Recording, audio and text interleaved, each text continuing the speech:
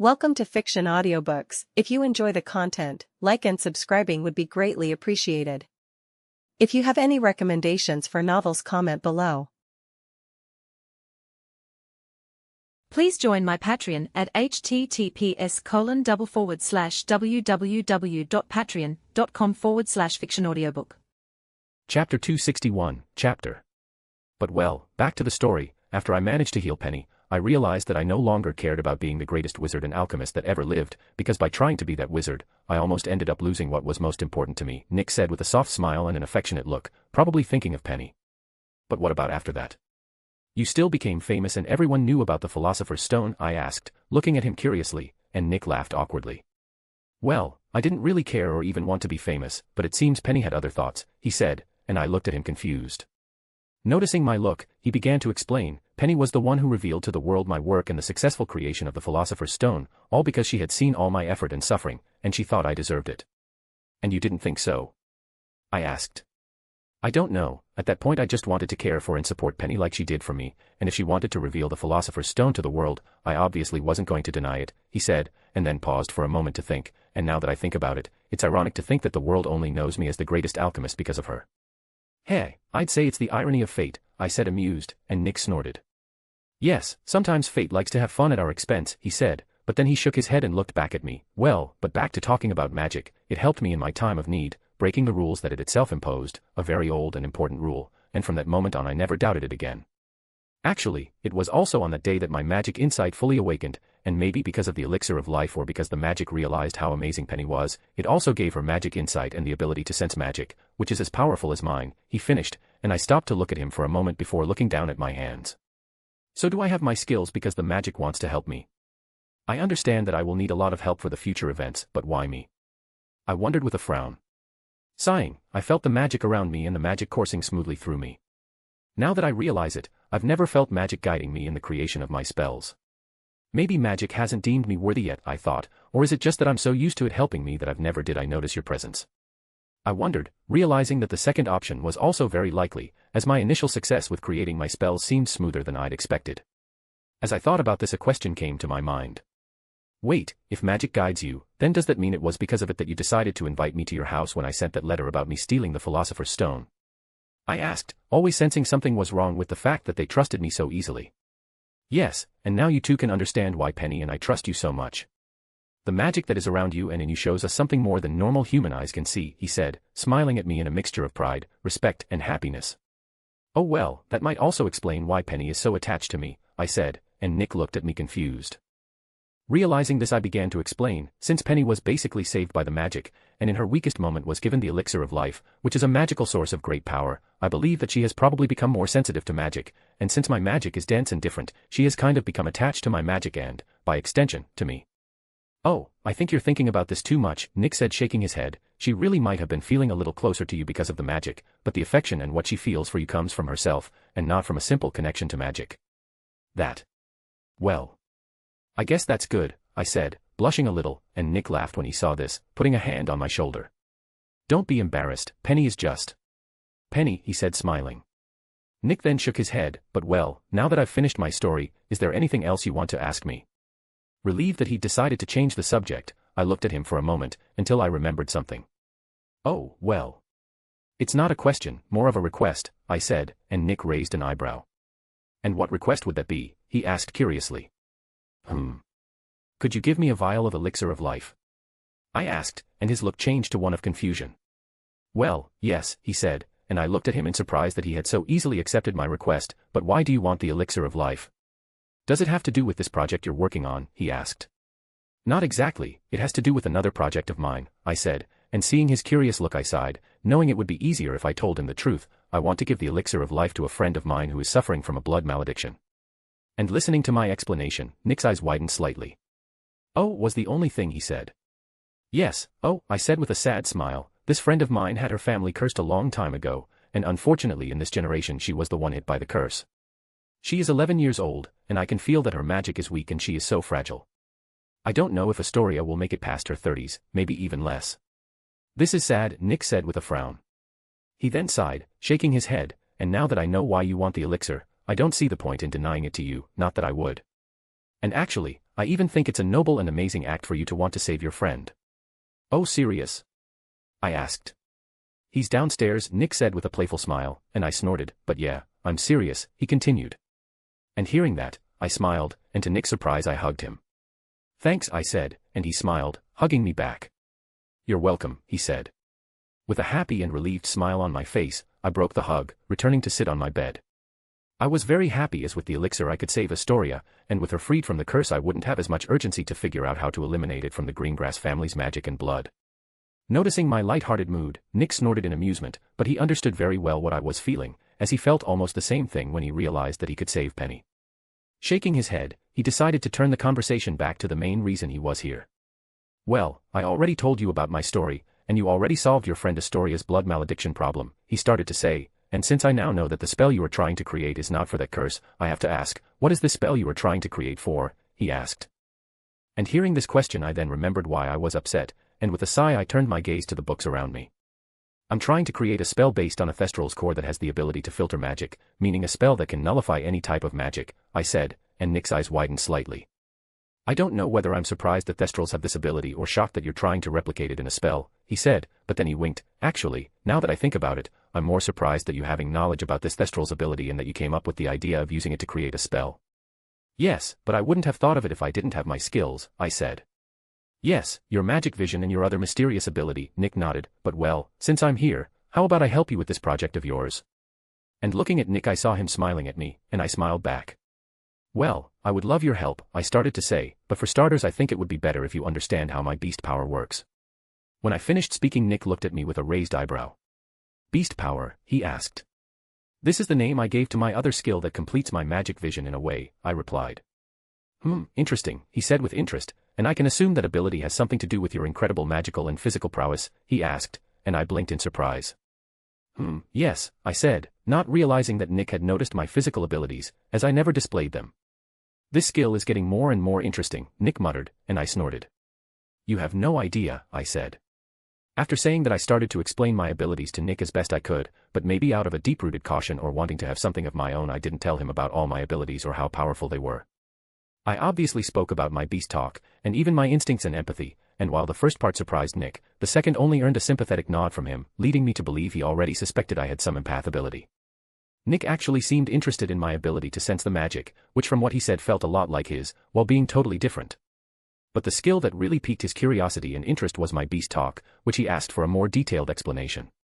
Finishing the explanation, Nick nodded, and I could feel that even with his calm face he was still shocked and even excited. I don't think I've ever met someone who has these skills, at least not at this level, Nick said, and that's surprising. And a little worrying, he thought, not wanting to say it aloud lest I worry. Well, I think surprising, amazing and wonderful describe me pretty well, I said with a smug smile, and Nick chuckled. Yes, I think that might be true, he said. Nick then put his hand on his chin, reflecting on something. I think with this explanation I have more or less a good idea about how your abilities work. That's good, I said, but well, now putting my skills aside, I guess I have to explain to you about the magic nullifying spell I want to create. I agree, he said, and after that I started talking about the Thestrals and their magic filtering core. And as I talked about my research, Nick watched me closely, not wanting to miss any information. Today is going to be a very long day, I thought. Chapter 262, Chapter. Just as Nick had promised me, he spent the rest of the vacation helping me when he wasn't busy with his part of the plan to exonerate Sirius. We didn't do much other than supplement my research with information and data that Nick had from some of his old research. However, this small advance was still more than I achieved in 4 months on my own, so I was not discouraged. Between spending time with my family, researching the meaning of my dreams with Grandma Penny, trying to create the magic nullifying spell with Nick, and monitoring and organizing the Sirius case, I had little time to really rest, not that it bothered me. Usually I would already spend my vacation busy with my projects, only this time it went much smoother and better as all my projects were showing progress, some more than others. But with all these projects, studies and research, the holidays quickly came to an end, and now it was time for me to go back to Hogwarts for the second term of my 3rd year. Hogwarts Express, January 7th, Friday morning. After saying goodbye to my parents and Seal who were the only ones to accompany me to the platform, I boarded the big red steam train that was at the station. Only my parents and Seal came because they were the only ones not busy, and even if the others could come, they knew it wouldn't be wise. Sirius couldn't come for an obvious reason, and Penny and Nick knew that the chances of them being recognized by someone from one of the wizarding families was high, and that could bring unwanted attention to me. Obviously they could use a little transfiguration to change their appearances, but they decided this was supposed to be a moment between my family and me, and that their presence wasn't necessary, even though my parents and I felt otherwise. But that aside, after boarding the train I went to the compartment of one of the last carriage, knowing that my friends would easily find me there. And it wasn't long before one of them appeared, opening the compartment door to look inside. "Hi Ethan, did you have a good Christmas?" Stephen asked me, being the one who arrived. "Yes, the best and most exciting one I've ever had," I said with an amused smile. "I don't know whether to be worried or curious," Stephen said, taking the seat across from me. "If a simple Christmas made Ethan, Trollslayer, Knight say it was the most exciting he's ever had, then I can assume you've done something phenomenally stupid and dangerous." "Maybe," I huffed, and Stephen stopped, eyeing me warily. "Yeah, I don't want to know," he said, leaning back in his seat. "Oh, so you're here," Anthony, who had just arrived at the compartment door, said. He then turned, looking down the corridor, and yelled, "Hey, I found them," and then entered the share. He then sat up, taking off his coat, and turned to Stephen. "Oh, thanks for the crystal ball, Stephen. Now I can practice my divination at home," Anthony said, and I looked at Stephen with a strange look, who just shrugged. "What?" "This was the perfect gift for him," he said, and I snorted. "The perfect gift for who?" Terry asked, arriving at the share, with Michael behind him scowling as usual. "Oh, they're talking about the gift Stephen gave me," Anthony replied. "Ugh, the crystal ball," Terry moaned. "How do you know the gift is a crystal ball?" I asked, and Terry rolled his eyes. "Because this insufferable badger wouldn't stop talking about this damn gift at the Christmas ball our families were invited to," he said, and Anthony had the decency to look embarrassed. "Wait, weren't you kidding when you said you were going to get him a crystal ball?" Michael asked Stephen with a surprised look. "Why are you so surprised?" "It's just a crystal ball," Stephen defended himself. "What's just a crystal ball?" Lisa, who arrived along with the other girls, asked. "It's just that Stephen gave one of them as a gift to Anthony," Terry replied. "Did you get him a crystal ball for Christmas?" Sue asked Stephen, sitting down next to me. "Ugh. What's the matter with the crystal balls?" he asked in exasperation. And those of us in the compartment looked at each other before turning to him and shrugging. "Nothing," we said, and Stephen groaned again, slumping in his seat in defeat. Deciding to ignore Stephen, who was mumbling something about dumb friends and trauma with gifts, we all sat down in the compartment augmented by expansion spells. With everyone settled in, we then started talking about how our vacation was, also talking about the gifts we got. "Oh, and thanks for the scarf, Ethan," Terry said, showing the scarf he was wearing. "I don't know what enchantments it has, but it's softer, more comfortable, and much warmer than the imported clothes my mother purchased." Really?" I asked, and he nodded. "Maybe I should start selling enchanted clothes then. I'll probably even use some fashion ideas from the Muggle world for these clothes. No offense intended, but Wizarding World clothes are horrible." And listening to this, those who were born into the Wizarding World just shrugged, having already seen what Muggle clothes looked like on our visit to my hometown shopping center over the holidays. Terry then started to open his mouth to say something else, but then we heard someone knock on the door, and feeling this person's magic I smiled. "Oh, it's Luna," Anthony said, and Padma looked at him strangely. "How do you know?" "You haven't even opened the door yet," she asked. "Well, Ethan has that silly smile that only comes when she's around, and he usually always knows when and who's around." He shrugged, and then everyone turned to me.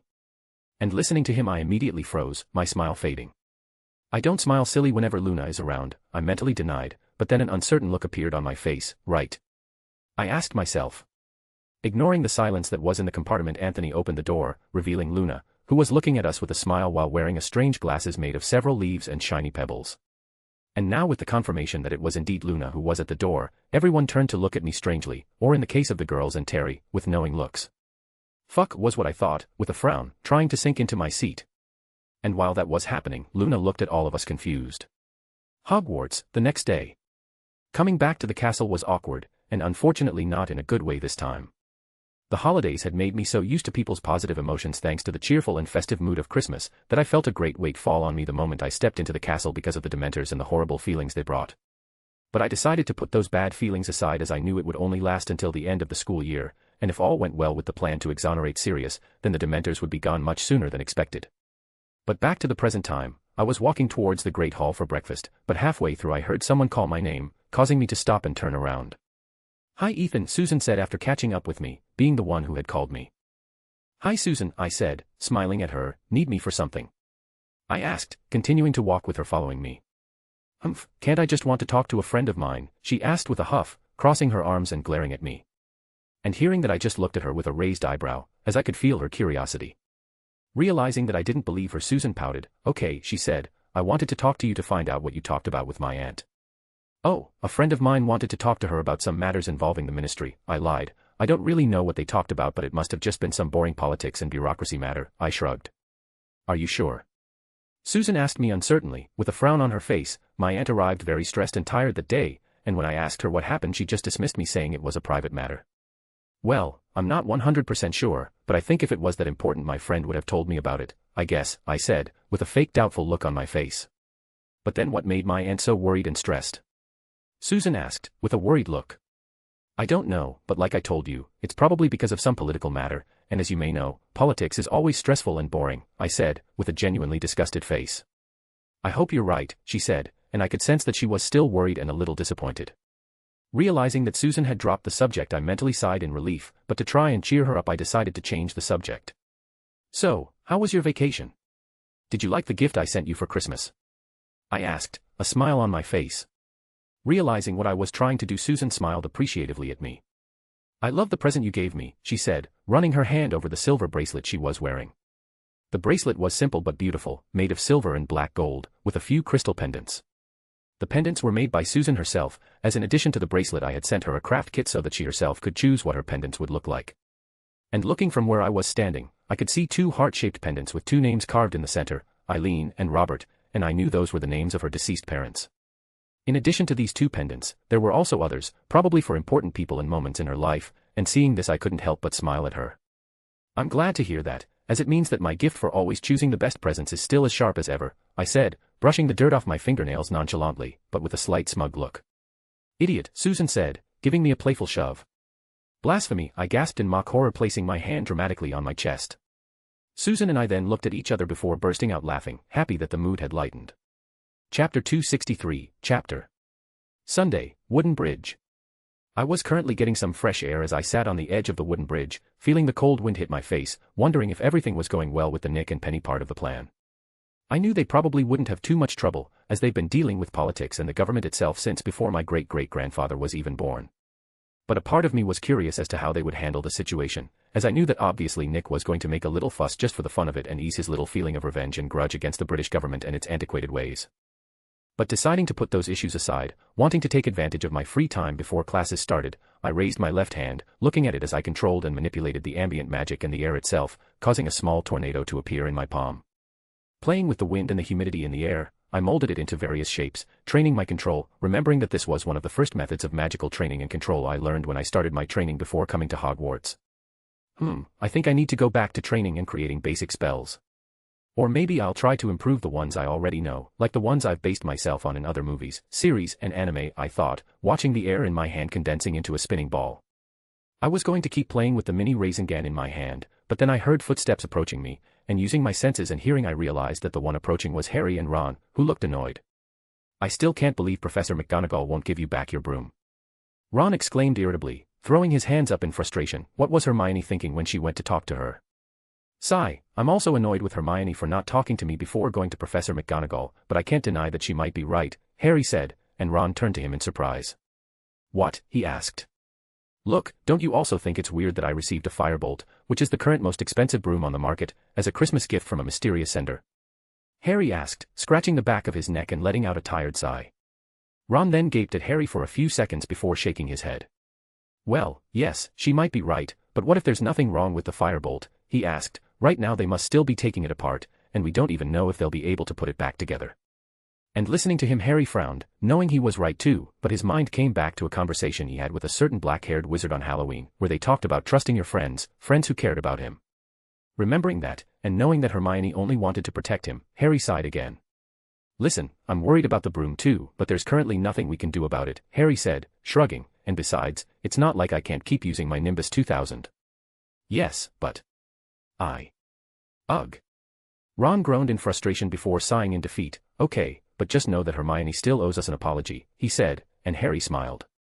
Yes, Harry said, rolling his eyes good-naturedly. With their conversation finally coming to an end, the two also ended up catching up with me, and upon seeing me they stopped. Oh hey Ethan, Ron said, and I raised my hand in greeting to him. Hey, I said, and then turned to Harry, nodding at him as well, who responded with a nod. What were you two talking about? I asked, even though I already knew the answer. Oh, nothing special, Ron replied quickly, we were just talking about the next Care of Magical Creatures class. Really? I asked, this time looking at Harry. Yes, we're curious about what the next creature Hagrid introduces us to is going to be, he replied, and I had to say, they're terrible liars. Interesting, I said, with a bored look, while still staring at them. You already know about the firebolt, don't you? Harry asked, sighing helplessly, and I just smiled at him. How? Ron asked. I have my means, I said, shrugging. Ugh, one day I'm going to figure out how you do it, Ron said, pointing at me, and I smiled innocently. Ethan's mysteries aside, I think we should hurry. Hagrid is probably waiting for us, Harry said. Oh, it's true, Ron blinked in realization. He then turned to me, well, we'll be going then, he said, and I waved at him.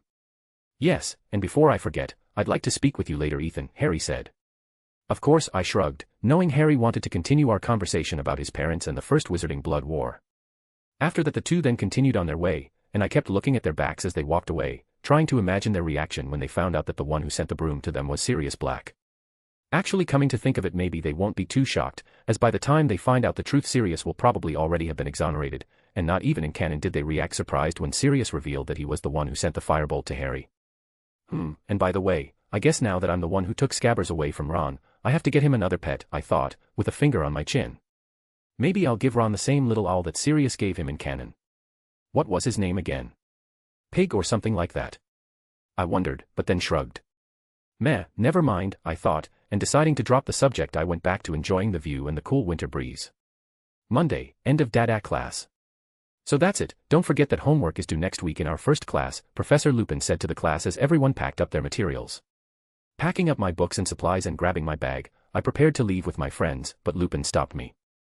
Oh, Ethan, please stay, I have something I'd like to talk to you about, Professor Lupin said, and I looked at him curiously. Shrugging, I put my bag back on my desk, and turning to Anthony and Terry who were waiting for me at the door, I waved at them, and they understood I meant that they could go to lunch without me. After Terry and Anthony left, I turned back to Professor Lupin, who was looking at me lost in thought. I sat down on my desk, waiting for him to collect his thoughts and speak, and after a few seconds he opened his mouth. Harry came to talk to me at Christmas, Lupin said, and that made me raise an eyebrow. Well, that's interesting and all, but what does that have to do with me? I asked, curious. He told me about a very illuminating conversation you had with him on Halloween, Professor Lupin replied. Yes, and what about it? I asked. Hearing this, Professor Lupin sighed, realizing that I wasn't going to give him the answers he wanted so easily. Realizing this, Professor Lupin then decided that it would be best if he got straight to the point. What I'm wondering is, how do you know all this? He asked, with a serious look. Staring at him for a few seconds, I debated whether I should answer him, but realizing he would only need to ask Harry to know the answer, I decided it wouldn't hurt to answer him. I don't know if you know, but there are hundreds of portraits and dozens of ghosts here at Hogwarts, and they all have great memories, remembering things that happened dozens and hundreds of years ago, I said, and Professor Lupin seemed to understand what I was implying, as he just nodded his head in understanding. I see, he said. Professor Lupin then looked at me carefully. I was quite surprised that you knew so much about my old group. Ghosts really like to talk and gossip, I said, shrugging. Yes, he said.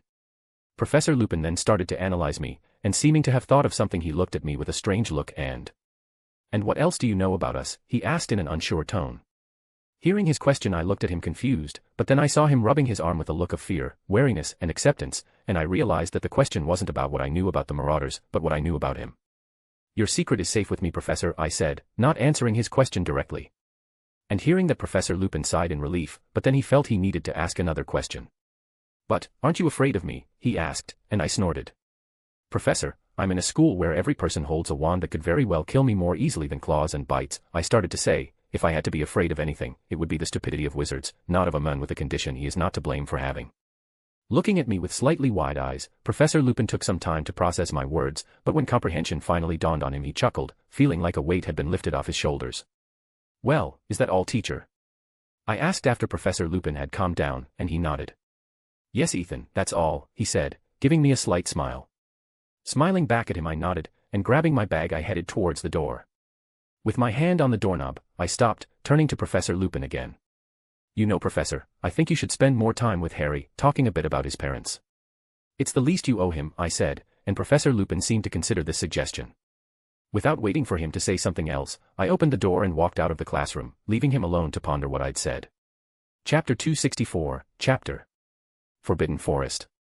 I was sitting against a tree in the clearing of the Forbidden Forest, petting the little unicorn foal I had met my first year.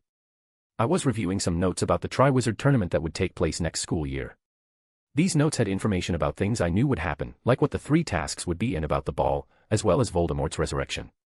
But in addition to those notes, there was also some information I got from the Triwizard Tournament rulebook, which even though it didn't seem like something important, could still help me, as I planned to enter the tournament. But as I read these notes, the little foal that had its head in my lap snorted in satisfaction, making me look up at him.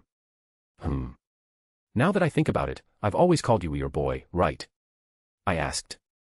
I then put a finger to my chin in reflection, with the little foal who wasn't so little anymore looking at me confused. You know, I think I should name you, I continued. But what should I call you? I asked myself, looking at the little foal, trying to think of a name that would suit him. Neighing at me, the little foal got up, and started trotting around me happily, and I smiled at that. I think I already know the perfect name for you, I said, smiling. From now on I'll call you Agnos, from the Greek, which means, he who is pure. And just as I said that, the little foal stopped walking and stood in front of me, cocking its head to the side as if it was thinking about something. He then whinnied and snorted as he trotted along happily, and from his emotions I could tell he was happy. You seem to like the name, I said to Agnos, who walked over to me and placed his head in my hand, careful not to hurt me with his horn. You know, I know some people who would love to play with you, I said to him, thinking of my sister Seal and Lily, and also wondering if Astoria liked magical creatures. Nay, was Agnos' reply, who looked confused but excited, making me wonder if he understood what I said. Maybe I'll bring the girls here in the Forbidden Forest to see you, and what about Seal? Well, I think I can find a way to get you to her without the others noticing, I thought, already rubbing my chin as I made plans in my mind involving the vanishing cabinet, some fireworks, and a hedgehog. Back to the castle. After relaxing a bit in the Forbidden Forest, the lunch bell rang, and I went back to the castle. Now I was walking towards the kitchens, wanting to spend some time with my elf friends when I saw Malfoy, who was reading a book, coming towards me. From his feelings of contempt and malice, and realizing that he was coming straight for me, I could tell that he meant to bump into me, but I didn't try to dodge. Malfoy and I kept walking until we bumped into each other and our shoulders bumped, with Malfoy jerking back from the impact, with me not even moving from my place. After realizing that the one who ended up being pushed was him and not me, Malfoy grimaced, and then looked at me with a disdainful look.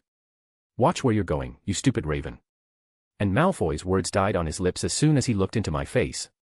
Night, he squealed, and I realized that he hadn't seen that it was me, and that he had only seen that there was a Ravenclaw student in front of him. Malfoy, how long? I said with a big smile, which disappeared as soon as I saw him hastily reaching into the pocket of his robes for his wand. Reacting faster than he could realize, I pulled out my wand and cast a hex at Malfoy, pinning him to the wall 50 centimeters above the floor.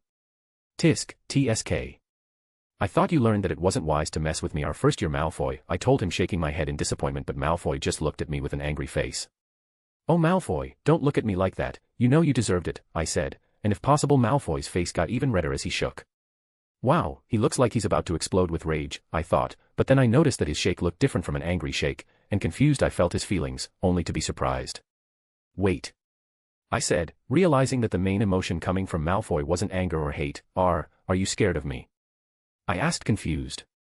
And in response to that question Malfoy looked away, trying not to look me in the eye, and that confirmed what I already knew, which was that Malfoy was scared of me. And knowing that, I started to wonder why he was afraid of me. Being pinned to the wall probably isn't comfortable or cool, but that shouldn't be enough to make him scared of me, so he must be scared of me for some other reason. And thinking about it, I remembered that the last time I interacted directly with Malfoy was in first year just before Christmas. I knew I scared Malfoy the day he made fun of Hagrid and I threatened and humiliated him in front of several students, but I thought he would be over it by now.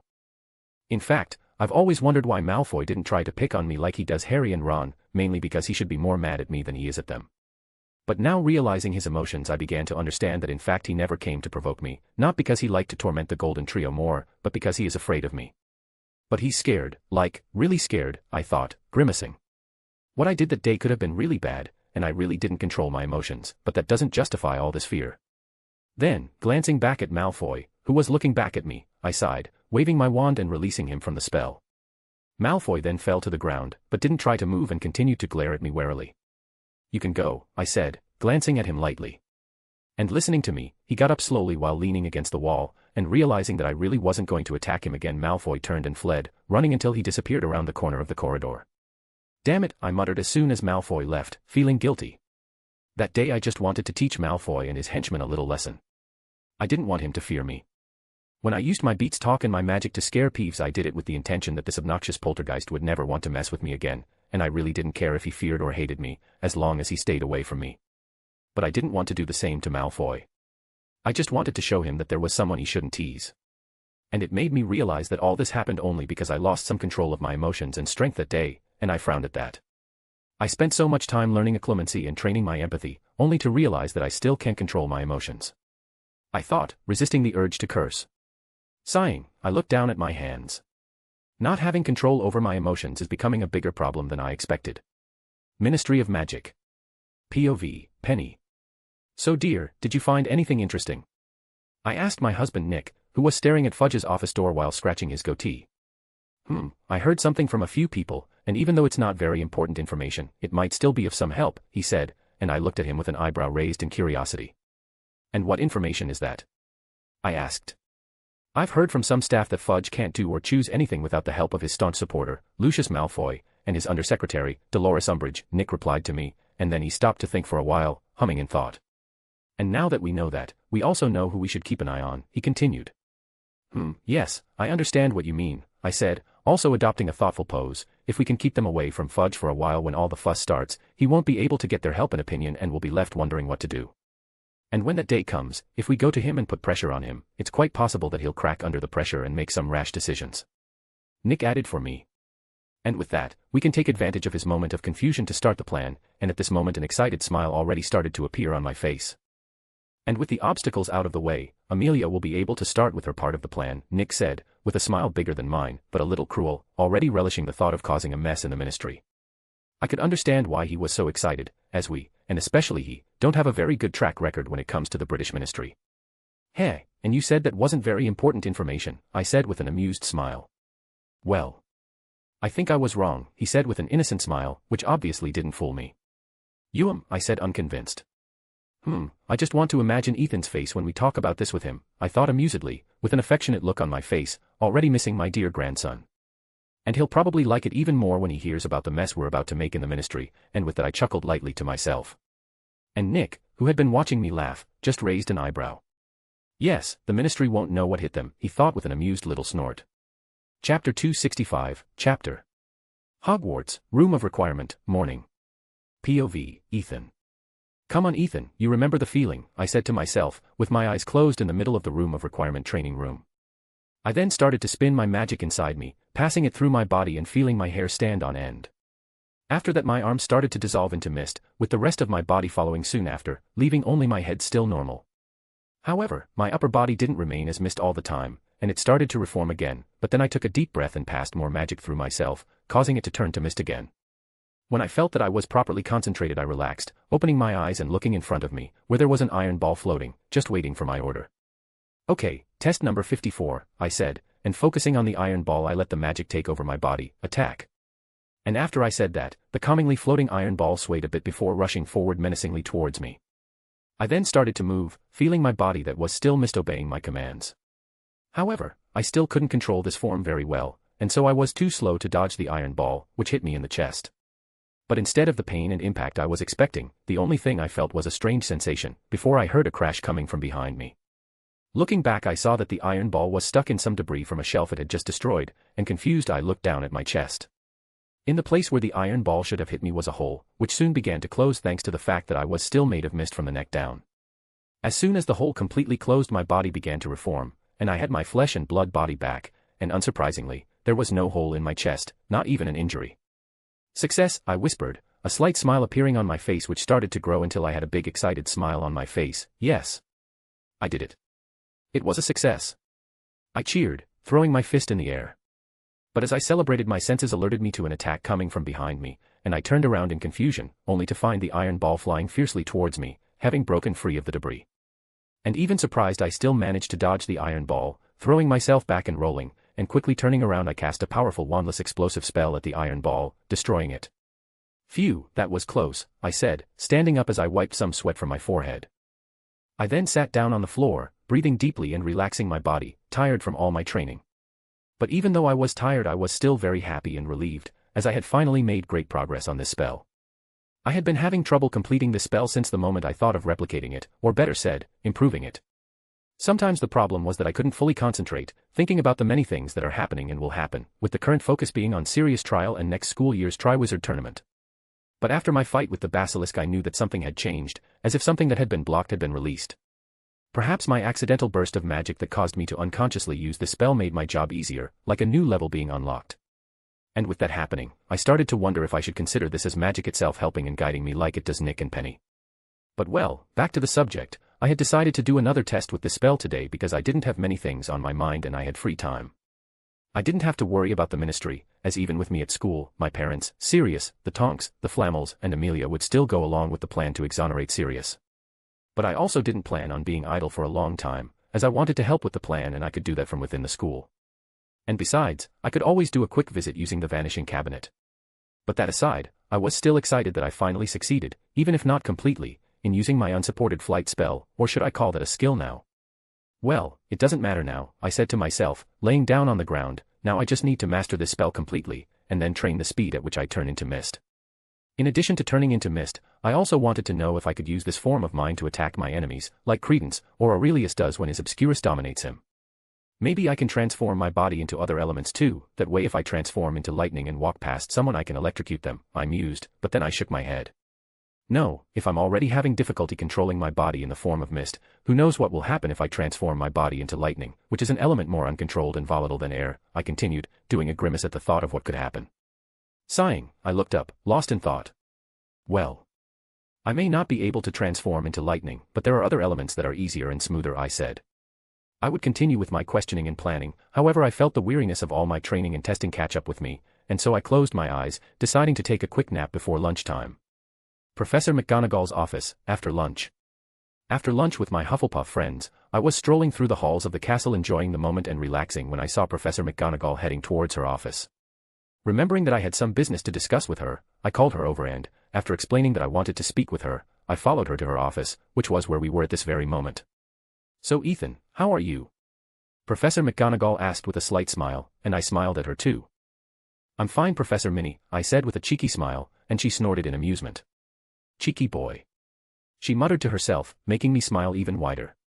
Professor McGonagall then shook her head slightly, but then, "What would you like to talk to me about?" she asked. "Well, I heard you confiscated a broom that Harry got as a gift. Is that true?" I asked, and hearing this Professor McGonagall's smile faded a little and she sighed. "Let me guess, you're here at Mr. Potter's request to try to get me to return the broom to him, right?" she asked wearily, and I realized that I probably wasn't the first person to come up to her about the broom. And thinking about it, Wood's name quickly came to mind, and I snorted, knowing how insistent he is. "Yes, I'm here to ask you to return the broom to him, but he didn't ask me to do that," I said. "Actually, he probably doesn't even know I'm here," I shrugged.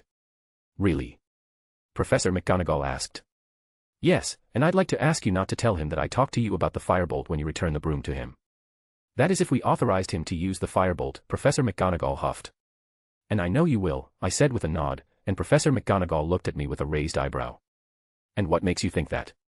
"We're still doing a full check on the broom," she said, and after seeing me start to open my mouth to say something else she held up her hand to silence me, "And before you complain about us dismantling a firebolt, please know that this is for Mr. Potter's safety. We don't know why or who sent this broom to him, and with the events of this year it's best to take all necessary precautions." Once Professor McGonagall finished speaking, I looked at her with a wry smile, confusing her a bit. "Professor Minnie, who do you think has enough money to give someone a firebolt as a gift?" I asked, and Professor McGonagall continued to stare at me blankly for a few seconds before her eyes widened. "Wait. So you're the one who sent him the broom?" she asked in surprise. "Actually, it was a friend of mine, who for certain reasons I can't say who he is, but I helped him in a way," I said with a shrug. "Well, I let him use Hermes to deliver the present, so I helped, right?" I wondered. "Oh," was the only thing Professor McGonagall said, realizing that it was probably all a misunderstanding and that confiscating Harry's broom might not have been necessary. But come to think of it, it's funny that actually Hermione and Professor McGonagall were right too, since it was actually Sirius who sent Harry the broom. "So, are you going to give him the broom back?" I asked a little hopeful. Professor McGonagall then started to look at me with an uncertain look, and I could feel a debate going on in her mind before she sighed. "Okay, since I now know you were the one who sent him the broom, I have no reason to keep it confiscated," she said, and I smiled. "That's good," I said. "Yes. But I hope you know that now that Mr. Potter has a firebolt that Ravenclaw's chances of winning the Quidditch Cup have decreased," Professor McGonagall said with a defiant and rather cheeky smile. "Professor, You and I both know this is unlikely to happen, I snorted, looking at her challengingly as well, wringing a slight smile from her stern lips. That's what we'll see, Ethan, she said. Chapter 266, Chapter Gryffindor Common Room, with the Golden Trio. Harry and Ron had gone to Professor McGonagall's office, where she had returned Harry's broom saying that he had too good a friend for him to have given him such a gift. She also apologized for confiscating his broom, but she also said that he should agree that he got a very expensive gift at a very bad time, since Black was still on the loose. She then said that they should have thought logically before they decided to just fly on a broom that they didn't even know if it was cursed or not, which was very likely, and that as the head of Gryffindor she had to take care of everyone, and that it included preventing them from killing each other over a cursed item. After the little lecture and scolding they received from Professor McGonagall, they walked back to the Gryffindor Common Room, and the whole way through they thought about what Professor McGonagall had said. Well, Harry was thinking about it. Ron was most excited about the broom and the thought of flying on it. After arriving in the common room all the Gryffindors immediately noticed the broom in Harry's hands, and after Harry showed the broom to everyone, who celebrated the fact that their best player now had the best broom, he went up to the boys' dormitories to store the firebolt. Harry and Ron had just walked down the stairs from the boys' dormitories, with Ron going on and on about the quality of the firebolt, but Harry wasn't paying attention to him. The only thing on Harry's mind was what Professor McGonagall had told them, and he realized that she was right, and by extension, that Hermione was right too, even if she had tried to resolve things the wrong way by reporting the broom without even talking to him. But she tried to warn me about the danger of the broomstick, Harry thought bitterly. I still can't believe Professor McGonagall actually gave you the firebolt back, Ron said excitedly to Harry, getting his attention. Huh, oh yeah, Harry said, still feeling a little guilty, but Ron didn't notice. The two then walked over to one of the unoccupied couches in the common room and sat down. Well, unfortunately it's raining so we won't be able to test the broom today, Ron said, and without waiting for Harry to answer he took a miniature wizarding chess from his pocket, placing it on the table in front of him. He then tapped the chessboard with his wand and it grew to the size of a normal chessboard. I love shrinking spells, Ron said, looking happily at the present Ethan had given him for Christmas. He then turned to Harry, so, do you want to play a match of chess, he asked. Harry looked at Ron with a blank stare, who was staring back at him hopefully, and just as he was about to accept the game since he had nothing else to do he saw Hermione entering the common room. Maybe another time, Harry said, getting up, and to stop Ron from insisting he pulled Dean who was passing by and sat him down opposite Ron, why don't you play with Dean in the meantime? And without waiting for them to say something he walked towards Hermione who had sat down at one of the tables in the corner to read a book, leaving a very confused Dean behind, who turned around only to find Ron looking at him with a smirk that gave him chills. So, let's play, Dean. Ron asked, already arranging the pieces. Damn Harry, Dean thought, swallowing hard. Hey, Harry said stopping in front of Hermione, with a small smile. Hey, she replied with a strained smile. Realizing this Harry felt a twinge of guilt in his chest, and taking a deep breath he began to speak. I'm sorry Hermione, you were right about the broomstick, Harry said, looking down in embarrassment, and I understand you're mad at me, and I'm really sorry for the way I've treated you these past few days. Hermione was a faithful friend, who never abandoned him and always helped him, and because of a broom he got upset with her, and thinking about it Harry felt like an idiot and a bad friend. Listening to Harry, Hermione looked at him in surprise for a moment before shaking her head with a wry smile. I'm not mad at you Harry, Hermione said with a soft smile, which made Harry feel something rise in his chest. I was sad that you were upset with me, but you were still trying to talk to me.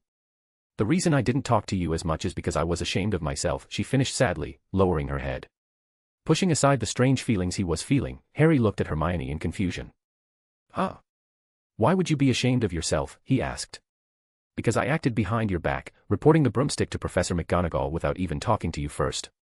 I betray your trust in me, Hermione said, with a guilty look and crestfallen eyes, so I guess I'm the one who should apologize to you, she finished. Oh. Well.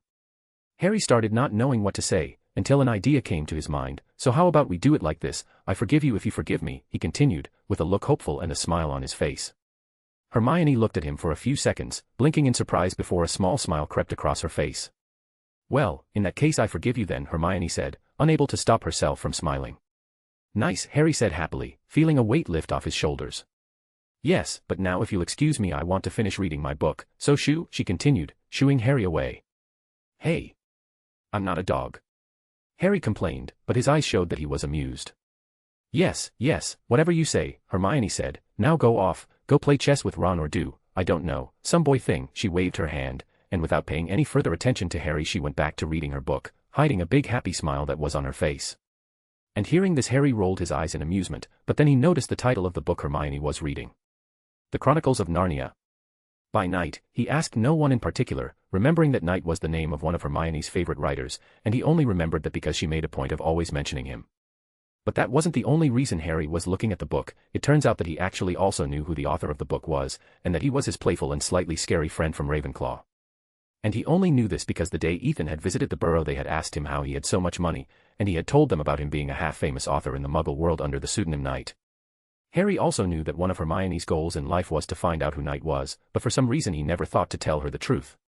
Shaking his head, Harry left Hermione to continue reading his book, and returning to Ron's side he sat down, looking with a strange face at Hermione, or more specifically, at the expression she wore as she read the book in her hands.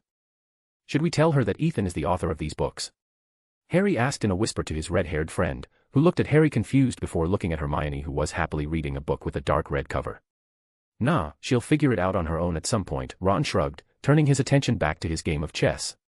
And listening to Ron, Harry glanced at Hermione, wondering how she was likely to react when she learned the truth, but then a grimace came over his face as he thought of what she would do to them when she found out that they had known all along that Ethan was the author of your favorite books, second only to Hogwarts, a history. Looking back at Ron, Harry realized that perhaps his friend hadn't remembered the punishments he'd taken when he'd pissed off Hermione the last few times. Okay, if by any chance she finds out that we knew the truth, and she will, I'll tell her it was all your idea, Harry thought, and for some reason Ron felt a premonition that something bad was going to happen to him. Strange, Ron muttered under his breath, looking around warily, not noticing the glint coming from the look Harry was giving him. Ministry of Magic, Minister's Office. In the Minister's office, Fudge was sitting in his chair reading some parchments that were on his desk with a half-bored and half-annoyed face. Creation of a new educational system, unnecessary, Fudge said, taking the parchment he had in his hand and tossing it aside on a pile of parchments. Approval for a law to prevent accidents with hair removal spells, denied. Invitation to opening of hair salon in Diagon Alley, ignored. Birthday party for the eldest son of the Talbot family. They are not among my staunchest supporters, so denied.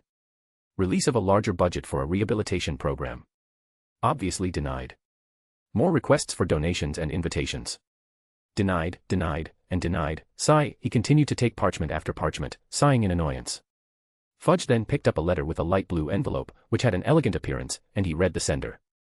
A letter from the French ministry, irrelevant, Fudge began, preparing to throw another letter onto the pile of useless parchments before his eyes widened. Quickly stopping his action, he went back to reading the sender of the letter, being surprised to see that not only was the letter from the French ministry, but it was also written by the French Minister of Magic himself. Very surprised as he hadn't expected the French minister to send him a letter, Fudge quickly opened the envelope and took out the parchment inside, reading the contents. Dear Mr. Minister Fudge, I'd like to know how your ministry's search for the convicted fugitive Sirius Black is going. As you well know, we've had our share of dark wizards terrorizing the cities of my country, France, and we'd like to prevent another accident like this from happening again, and the best way for that to happen would be if Black was captured. Everyone knows how terrible and cruel he can be, having acted as you-know-who's right-hand man, which is why we fear he'll decide to follow in his master's footsteps by becoming the new Dark Lord, and with the history of the Black family, this is very likely. And it is common knowledge that the Black family has some French background, and I fear that if Sirius Black cannot gather strength in his country, he will come to ours. So, to end this letter, I would like to know how close you are to capturing him, and if possible, I would like to be informed about the case. Signed, Remy Dupere, French Minister of Magic. As soon as Fudge finished reading the letter, his hands started to shake as he broke out in a cold sweat. Damn, was all Fudge could say. Chapter 267, Chapter. Ravenclaw vs. Slytherin. And Ravenclaw scores another goal. Lee exclaimed excitedly into his microphone, his voice echoing across the pitch and making the blue and bronze crowd cheer and clap. Now the Slytherins are on the attack. Montague has the quaffle, he passes it to Flint who quickly throws it to Montague again. Lee narrated, but then had to hold on to the table in front of him as he almost fell backwards when he was surprised by Cho and Malfoy, who flew past in front of the bleachers he was in. By Merlin, he exclaimed, Malfoy and Chong are in a tense pursuit, with Malfoy in the lead, but I don't see any snitch, he said after recovering, narrowing his eyes as he tried to look for the tiny flying golden ball. I, who was flying directly towards Warrington who was in possession of the quaffle, heard what Lee said, and quickly sweeping my gaze across the pitch I saw the golden snitch flying close to the grass, away from the two seekers, and I realized that Malfoy was deceiving Cho. But putting that aside, since I knew she would realize she was being tricked at some point, I turned my attention back to the player in front of me, who was preparing to pass the quaffle again. I tilted the broom slightly upwards, making it slow down, and taking advantage of Warrington's moment of confusion, I turned quickly to the left, advancing on Flint who had his hands outstretched to catch the quaffle that was thrown by Warrington. Flint, who had just caught the quaffle, noticed my movement, and without wasting time he shot towards our goal, but he didn't expect the sudden appearance of Jeremy, the substitute chaser who was in Isabel's place, because she can't play because of some female issues. Flint was so focused on avoiding me that he didn't even notice when Jeremy took the quaffle out of his arms, and blinking confusedly he watched as Jeremy passed the ball to Roger, who was advancing towards the Slytherin goals. Seeing that, Flint turned to order his beaters to take down Roger, but he had to quickly dodge a bludger sent by Christie, who, even though he didn't look like it, had enormous strength in his arms. Damn, Flint cursed as he saw Roger score another goal. Great, our lead is now 130 points, Roger said as he flew to my side as Flint paused the match. Now even if Slytherin takes the snitch we would still take first place on the sum total of points. Yes, but are you really going to accept it if we lose this game? I asked with a raised eyebrow, and Roger took a moment to think before sighing and shaking his head. No, I really don't want to end our winning streak, especially when this is my second game as captain, he said with a grimace, and I snorted. Well, be happy to know that I neither want nor intend to lose this match. I have a reputation to uphold, I said, and Roger turned to me. Reputation, he asked. Yeah, as the best player this school has ever seen, I can't have a loss on my perfect record, right? I asked with a cocky face, and Roger couldn't tell if I was joking or not. Deciding that refraining from talking was the best option, Roger just shook his head with a wry smile. He then turned to Jeremy, who arrived beside him, a little out of breath. Jeremy was an Australian boy with brown skin, he had short black hair and green eyes, he was short but agile, and that made him a fast flyer. Phew. Now I understand what you meant when you said that a real match and a friendly match were different, he said tiredly. You get used to it, I shrugged. Jeremy was going to respond, but Cho arrived at that exact moment, and I could feel his frustration. How's the search going? I asked her. I haven't seen any sign of the snitch yet, but on the bright side Malfoy hasn't either, she said, but then Cho sighed, but it's getting hard to outmaneuver and outweed him, his nimbus is way better than my broomstick. Don't worry about it, his broom is better, but you're a better seeker, Roger reassured her. I could agree that Cho was an excellent seeker and that she was a very good flyer, but Malfoy was also a very good flyer, and that wasn't even because of his expensive broomsticks. However, knowing Cho needed a little more confidence, I nodded at Roger's words, and she looked at us with a smile, which only made her prettier. However, her beauty didn't affect me or Roger, but the same could not be said about Jeremy, who looked at her in amazement, almost drooling. Deciding to ignore the horny hormonal teenager next to us, Roger started to speak. But we can't let you continue this game of cat and mouse, he said to Cho. He then turned to me. Ethan, can you locate the snitch? He asked with a serious look, and I answered him almost immediately.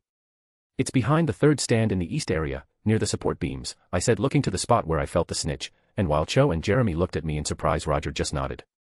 Fine, he said, then turned to Cho, now that you know where to look for the snitch, we'll try to give you an opening so you can go get it without Malfoy on your heels. And after saying that, Roger started to quickly explain the strategy we would use, realizing that the break time was almost over. When Roger's explanation ended, Madame Hooch whistled to let them know that the break was over, and with that the two teams returned to their positions. Whistle. As soon as Madame Hooch blew her whistle again, Jeremy and I immediately charged at Malfoy, with me quickly passing in front of him, preventing him from going to tag Cho. Flint, who had the quaffle in hand, looked at the scene confused, but then he noticed the gasp coming from the stands, and looking down he saw Cho flying with his arm outstretched, and understanding what was happening his confusion turned to anger. You idiots. Take her down, he yelled at his two beaters, who nodded before flying towards the bludgers. However, Roger didn't stand still watching this, and flying towards Flint he tried to remove the quaffle from his arms, but Flint managed to dodge him. Flying to keep his distance from Roger, Flint soared high into the sky, nearly getting hit by a bludger. Damn it. What are you guys doing? Didn't I tell you to take that girl down, he yelled angrily after narrowly dodging the bludger, turning towards his beaters, only to find them in a dispute with the Ravenclaw beaters. Realizing the dire situation his team was in, Flint began to grind his teeth. He then snarled and held tight to Quaffle, looking at the Ravenclaw goals with a frown, deciding that if he was going to lose, he would at least lose by scoring more goals. Only he hadn't counted on me charging at him faster than he could react, stealing the Quaffle that was in his arms. Startled by this development, Flint blinked before looking up, realizing that Roger was now helping Jeremy mark Malfoy in my place. And looking back, he could only watch helplessly as I dodged his chasers and scored another goal for Ravenclaw. And just when he thought it couldn't get any worse, the situation did, because just as Malfoy finally managed to escape Jeremy and Roger's marking, Madame Hooch blew her whistle, and looking down we saw Cho with her arm raised and a small golden ball in your hands. And Chong catches the snitch. Lee exclaimed, almost as excited as the Ravenclaw crowd itself, and I didn't know if it was because he was happy to see Slytherin being defeated or because he was still enchanted by Cho's appearance. And Ravenclaw wins. with a score of 330 to 60 for the Ravens, increasing even more the distance between them and the other houses in this Quidditch Cup, and here Lee's joy was fading, realizing how worrying this was result for the Lions. But ignoring the growing concern coming from the Gryffindors, my team and I had just landed on the field and quickly rushed into a group hug, with all of us congratulating Cho on his great catch, who blushed under our praise. And after lots of cheers, hugs, and whoops of joy, we left the pitch, prepared for yet another big celebration in the Ravenclaw common room. Great Hall, next day, breakfast. I had just come down to the Great Hall a little late due to the fact that I had slept a little too much, even missing my morning training, thanks to going to bed very late because of yesterday's celebration. I had just sat down, reaching for some bacon, when I noticed that the Great Hall was eerily silent. I was tired, but I noticed this tense silence, and using my empathy I could feel many emotions coming from everyone, such as confusion, sadness, worry, and anger. And confused by these feelings I raised my head, noticing that all the students and even the teachers, without exception, were holding a copy of the Daily Prophet and looking at it with various looks of disbelief. What is happening? I asked myself with a strange face, and turning around I saw Sue beside me reading the newspaper, and curiously I looked at the article she was reading over her shoulder. Reading the beginning of the article I blinked in surprise, until at the end I was staring at the paper with my eyes wide open, shocked just like the others but for a different reason. The article was talking about the Sirius trial, or rather, about the fact that the trial never happened. But that alone would not have been enough to shock everyone. What was actually written in the article that was causing all this fuss was a large section describing exactly what happened on Halloween night in 1981. The article talked about choosing a guardian for the secret of the Fidelius charm that hid the Potter's house, and how the one who kept the secret was Pettigrew, not Sirius. It also talked about how Sirius flew his magic motorcycle to the Potter's house when he realized something was wrong, only to find them dead and their son crying with a lightning bolt scar on his forehead. Furthermore, the article talked about how Sirius had handed Harry over to a faithful friend of Dumbledore's, and that if he had really been evil he would have killed the boy then and there, and not given him to someone he certainly knew would protect Harry. And the article ended by saying how he sought out Pettigrew for revenge, because he knew that he was the one who really betrayed the Potters, but that in the end, in a moment of confusion and blindness, the Ministry ended up arresting him, throwing him in Azkaban without a trial that would have revealed the truth about all history. Some of the things said in the article were obviously made up, such as the fact that witnesses saw Pettigrew leaving the Potter's house before Sirius arrived. That night Pettigrew had actually been to the Potter's house before Sirius arrived, and he even took his master's wand before running away, but only 2 people knew about it, me and Pettigrew himself. And so I came to the conclusion that Andromeda made up that part to add more doubt to people's minds that maybe it wasn't Sirius who betrayed the Potters, but I had to say, she was pretty much right about what happened, and she got the reaction she wanted. Okay, I have no doubt that Andy is very pleased with this article, I thought, feeling a touch of vengeful black in this article. I knew it was Andy who got this article published, as that was part of her plan. I then looked around again, analyzing everyone's reaction, and seeing how everyone was more than shocked I realized that Andy had achieved her goal with this article, and that's just talking about the people who were at Hogwarts. The reaction was probably being much more vocal in the rest of the British wizarding community. Yes, Andy really screwed up the Ministry this time, I thought with a mental snort, but then I shuddered, and now I know it would be wise never to tease her. Chapter 268, Chapter Hogwarts, Great Hall, Staff Table. This can't be true, Professor Lupin said, having a shocked and pained look on his face. He, as well as every Hogwarts professor, had read the article in the Daily Prophet, and if his expression was any indication, he was seriously stunned. He can't be innocent. There's no way this is possible. Sirius is a murderer, everyone said so, Professor Lupin muttered, having trouble breathing, feeling like something was squeezing his heart inside his chest. The other teachers were also reacting strongly to the article, but none of them were as bad as Lupin, who looked like he was having a panic attack. However, no one could blame him for reacting like this, since of all the people sitting at the staff table, he was the closest to Sirius and James, being best friends, almost brothers in everything but blood. Lupin was confused, not knowing whether to believe the things said in the article or not, but the more he thought about it, the more he realized that Sirius couldn't have betrayed James and Lily, or put his godson in danger. He knew that Sirius was different from everyone else in his family, and that's why he was in Gryffindor. He also knew how faithful and protective Sirius was to his friends, to the point of transforming himself into an animagus, something very dangerous to do without supervision, just to keep him company on full moon nights. Even though he didn't want to, the thought that Sirius might be innocent crossed Professor Lupin's mind, and he began to imagine how much Sirius had suffered in Azkaban for a crime he possibly didn't even commit. Of course, everything written in the article could be a lie, but the description of the events of that night were so detailed that Lupin really couldn't imagine that a journalist had actually made it all up. And Professor Lupin wasn't the only one who thought the same, and so many of the teachers who were in some close relationship with the Potters and Sirius at the time wore expressions of doubt and dismay. Professor McGonagall was looking down at the table in front of her with her lips pressed together in a thin line, and from the slight trembling of her hands and the frown of her brows it was clear that she wasn't really well, but that she was in control of her emotions. If anyone asked she would deny it, but she really missed the troubled little group that were the marauders and the enthusiastic, kind Lily, and she had a great fondness for them, even if at times they almost made her wish for an early retirement. Professor Flitwick didn't know whether to swoon or curse, but he decided the better choice was to squirm in his seat while muttering under his breath. Hagrid wasn't present at the staff table today, which turned out to be a good thing as nobody knew how he would react to the article, being one of the most emotional people in school, especially when it came to something involving his friends.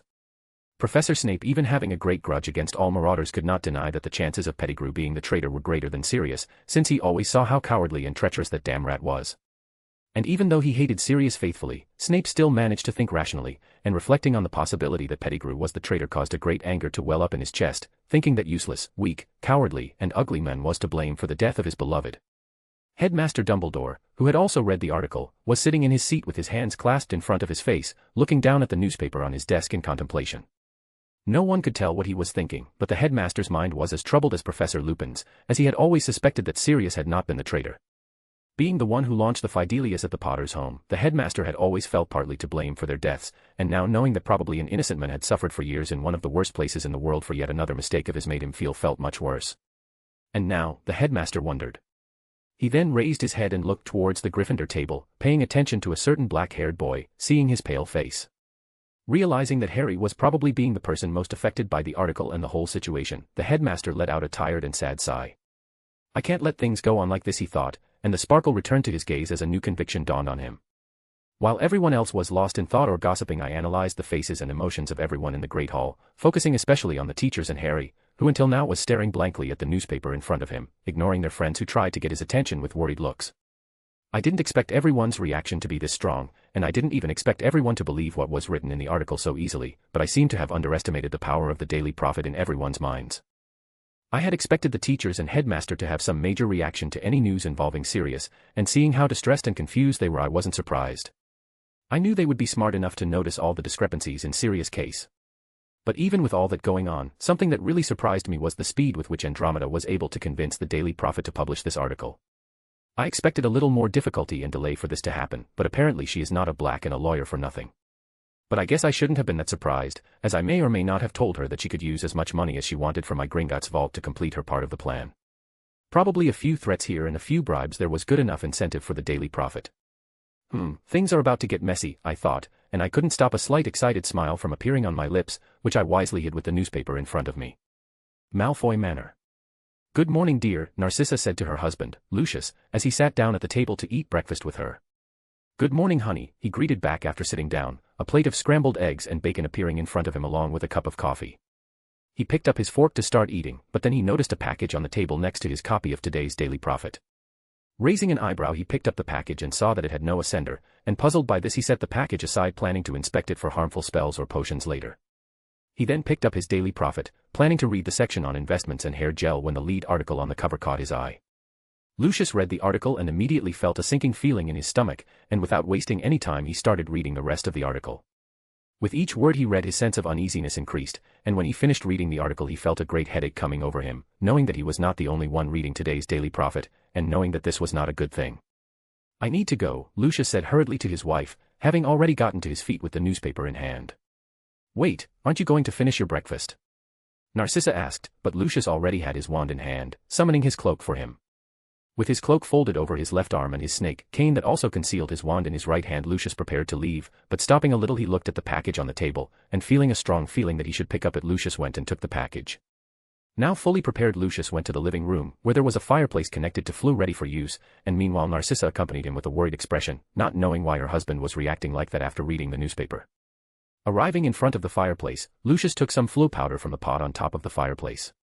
Taking the flue powder he threw it into the fireplace, causing the red and orange flames to turn an emerald green. Straightening up his coat, Lucius prepared to go to the ministry, and as soon as he put his first foot into the emerald flame fireplace, the package in his hands shook. He looked at the package in confusion, and he didn't even have time to react when the package exploded, causing a small but concentrated burst of blue light. Narcissa, who was looking at her husband, had to cover her eyes because of the light, but as soon as it ceased she could open her eyes again, and the first thing she saw was her husband, who was lying motionless on the floor. Lucius! Narcissa screamed, running hurriedly to her husband. Arriving beside him and kneeling down, Narcissa noticed that he had no injuries but that he was still unconscious, and she began to get worried. She then started to get up to go ask for help, but before that she saw the newspaper lying on the floor beside her, and out of reflex and curiosity she read the title of the main article that was on the cover. Is Sirius Black innocent? The truth behind the events of Halloween 81 inch she read, her eyes widening and her mouth falling open in shock in an unbecoming way for a pure-blood lady. Merlin's beard, she said, now understanding the reason for her husband's overreaction, that she forgot was still lying unconscious on the floor. Chapter 269, Chapter. Back to Hogwarts. After the initial shock over the article in the Daily Prophet wore off, everyone in the Great Hall began talking and whispering, having found a new source of gossip and news. But while all this was going on I was looking at Harry who stood up with an empty look, and ignoring the call of his friends I saw him leave the Great Hall. I wasn't the only one to notice this, as I also noticed the look the headmaster was giving the closed doors of the Great Hall. I then felt the headmaster's gaze fall on me, and turning to him I saw him look at me with a solemn look, but behind that look I could see his request almost begging me to do something. And nodding, I got up, at the same time as Ron and Hermione. And without paying attention to those around them and the conversations, the two left the Great Hall, with me following them, knowing that if there was anyone besides me who could find Harry in this great castle, it was them. I started to follow Hermione and Ron without them noticing as they walked hurriedly looking for Harry. I then used my senses, managing to catch the scent of Harry and his magic, which told me he had left the castle. And unsurprisingly, his two friends knew he wasn't in the castle, probably realizing that at a time like this he would like some fresh air, away from the whispers and glares of the other students. Once outside the castle we headed towards the stone courtyard, and seeing someone with black hair bent over one of the marble benches in the courtyard Hermione and Ron immediately ran towards him. Seeing this, I decided to stay behind, hiding behind a tree, listening to their conversation and seeing if the two of them would be able to help Harry or if I needed to interfere. "Harry mate, are you all right?" Ron asked with a worried look, stepping in front of Harry, only to receive no response. "Harry, please talk to us," Hermione begged, kneeling down in front of him, and looking up at his face she saw that Harry had a blank look on his face. "Harry. I know it must have been hard to read what was written in that article, but you can't let that get to you," Ron said, also kneeling down. "Yes, we know you're strong, so please talk to us," Hermione said, taking one of Harry's hands in her own. And to Ron and Hermione's delight, for the first time since they arrived Harry showed another reaction, lifting his head to look at them, but that joy turned to concern when they noticed the tears in his friend's eyes. I don't know what is true or not anymore," Harry said, bending over as he placed his free hand on his head, gripping his hair. "Harry," Hermione tried to call out to him, but he continued as if he hadn't heard her. "He didn't betray my parents," he said, "he wasn't the cause of their deaths. He might not even have killed all those 12 muggles." "We don't know that, the Daily Prophet could be lying," Hermione said. "But what if they aren't lying? What if Black really is innocent?" Harry screamed with a face of anguish, and taking a deep breath he continued, "He spent 12 years in prison. 12 years where I could have had a real family. 12 years I thought those who were supposed to love and care for me had abandoned me with my relatives," he said, spitting out the word relatives with extreme disgust and contempt. Harry then put his hand on his chest, with a pained face, "But actually someone who could be taking care of me, not abusing me, someone who could be my family, has been locked up in the worst place in the world all this time. I could have had a real family," Harry finished, looking at Ron and Hermione with such pain and suffering that they didn't know how to react. And finishing saying that Harry broke down, not being able to control his emotions anymore, crying and clinging to Hermione who was in front of him. "Oh Harry," Hermione said, not knowing how to comfort her friend, which is why the only thing she decided to do was hug him, feeling her own tears running down her cheeks. And Ron, who was worse than Hermione when it came to feelings, just put a supportive hand on Harry's shoulder, but his gaze was solemn, as the only thing he could think about was the things Harry had said to him the day he found out that Sirius was his godfather. Remembering how devastated his friend was, and how he said he felt unwanted and that he didn't think he was someone worth loving, Ron felt a tightness in his chest, and for the second time since meeting Harry and became his friend he realized that being the boy who lived wasn't such a good thing. And I, who was seeing and hearing everything, also felt a wave of sadness hit me, realizing that Harry was just a boy who dreamed of having a family. And not wanting to let him drown any more in his negative and depressive feelings I walked out from behind the tree. Walking towards the golden trio the three heard the sound of my footsteps, but only two of them reacted, turning to me. "Ethan?" Hermione asked, using the free hand she wasn't holding Harry's hand to wipe away her tears. "What are you doing here?" Ron asked, and all I could do was nod at Harry. "Harry, look at me," I said, and he turned to me, and I tried to ignore the guilty feeling that surged through me at the lost look in his eyes. I knew that not telling him the whole truth that day would only result in more confusion, but in my mind I thought he wasn't ready to know everything. And thinking about it, I realized that I ended up acting like the headmaster, hiding information that was important from other people just because I thought I knew better. With a fresh wave of guilt flooding through me I sighed, but a determined look came over my face, and so I decided I was going to tell Harry the truth. "I heard what you said, and you don't have to worry about it anymore," I said, "and Sirius being innocent or not doesn't change the fact that there are people who truly love you." "But what if he really is innocent?" "What does that mean to me?" he asked, and I reached down to place a hand on his shoulder. "It just means you'll have a new chance to start over with the family you've wanted so much," and hearing this Harry just looked at the floor, but then he seemed to realize something, because he looked at me again with a slightly wide-eyed look. "You know," Harry said, not a question but a statement, and I remained silent. "He knows what?" Ron asked confused, and before Harry could say anything I answered for him.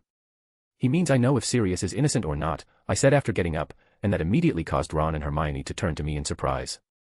"Do you know?" they asked, but I didn't answer them and just continued to stare at Harry, who held his gaze, and I could feel the sadness and anger coming off of him. "You know, I think you're wrong," I said to him. "No, I'm not wrong, I'm sure you know the truth," and Harry started to say, but I cut him off. "I'm not talking about that," I said, and Harry stopped, looking at me confused. Noticing his confusion I sighed, "Harry, I meant that I think you're wrong about not having a real family. You might not have noticed it yet, but like I said that day, there are a lot of people around you who care, worry. I looked at Ron, and even love you, and I finished looking at Hermione, who blushed a little, but she looked sideways at Harry and at their hands that were still clasped together, and I could see her back straighten and I saw her look of conviction. Smiling slightly at that I looked back at Harry and continued. You have many friends, many admirers, and many people who respect and care for you, even if you never realized it. And it's not just them, your parents. My parents are dead. Harry cut me off, getting to his feet. And that doesn't change the fact that they are your parents and that they loved you, I continued, and Harry couldn't deny it. And even though your parents died, you still have a little bit of them in you, and I'm not just talking about looks and personality, I'm talking about it. I then pointed to his chest where his heart was. Your parents gave their lives for you to live, in one of the greatest demonstrations of love, and now whenever you cry, laugh, smile, or feel any other emotion, know that you can feel it because you are alive, and living is what makes the sacrifice of your parents important. But I still wish they were alive, Harry mumbled, and I sighed sadly. Yes, I can understand you, I said with a hint of longing, thinking of my own parents from my first life, since in a way it was death that separated us. The trio upon hearing my tone looked at me confused, and realizing this I decided to get back to the point before they asked questions I didn't want or could answer. But now you have so many other reasons to live, reasons to keep moving forward, reasons to smile.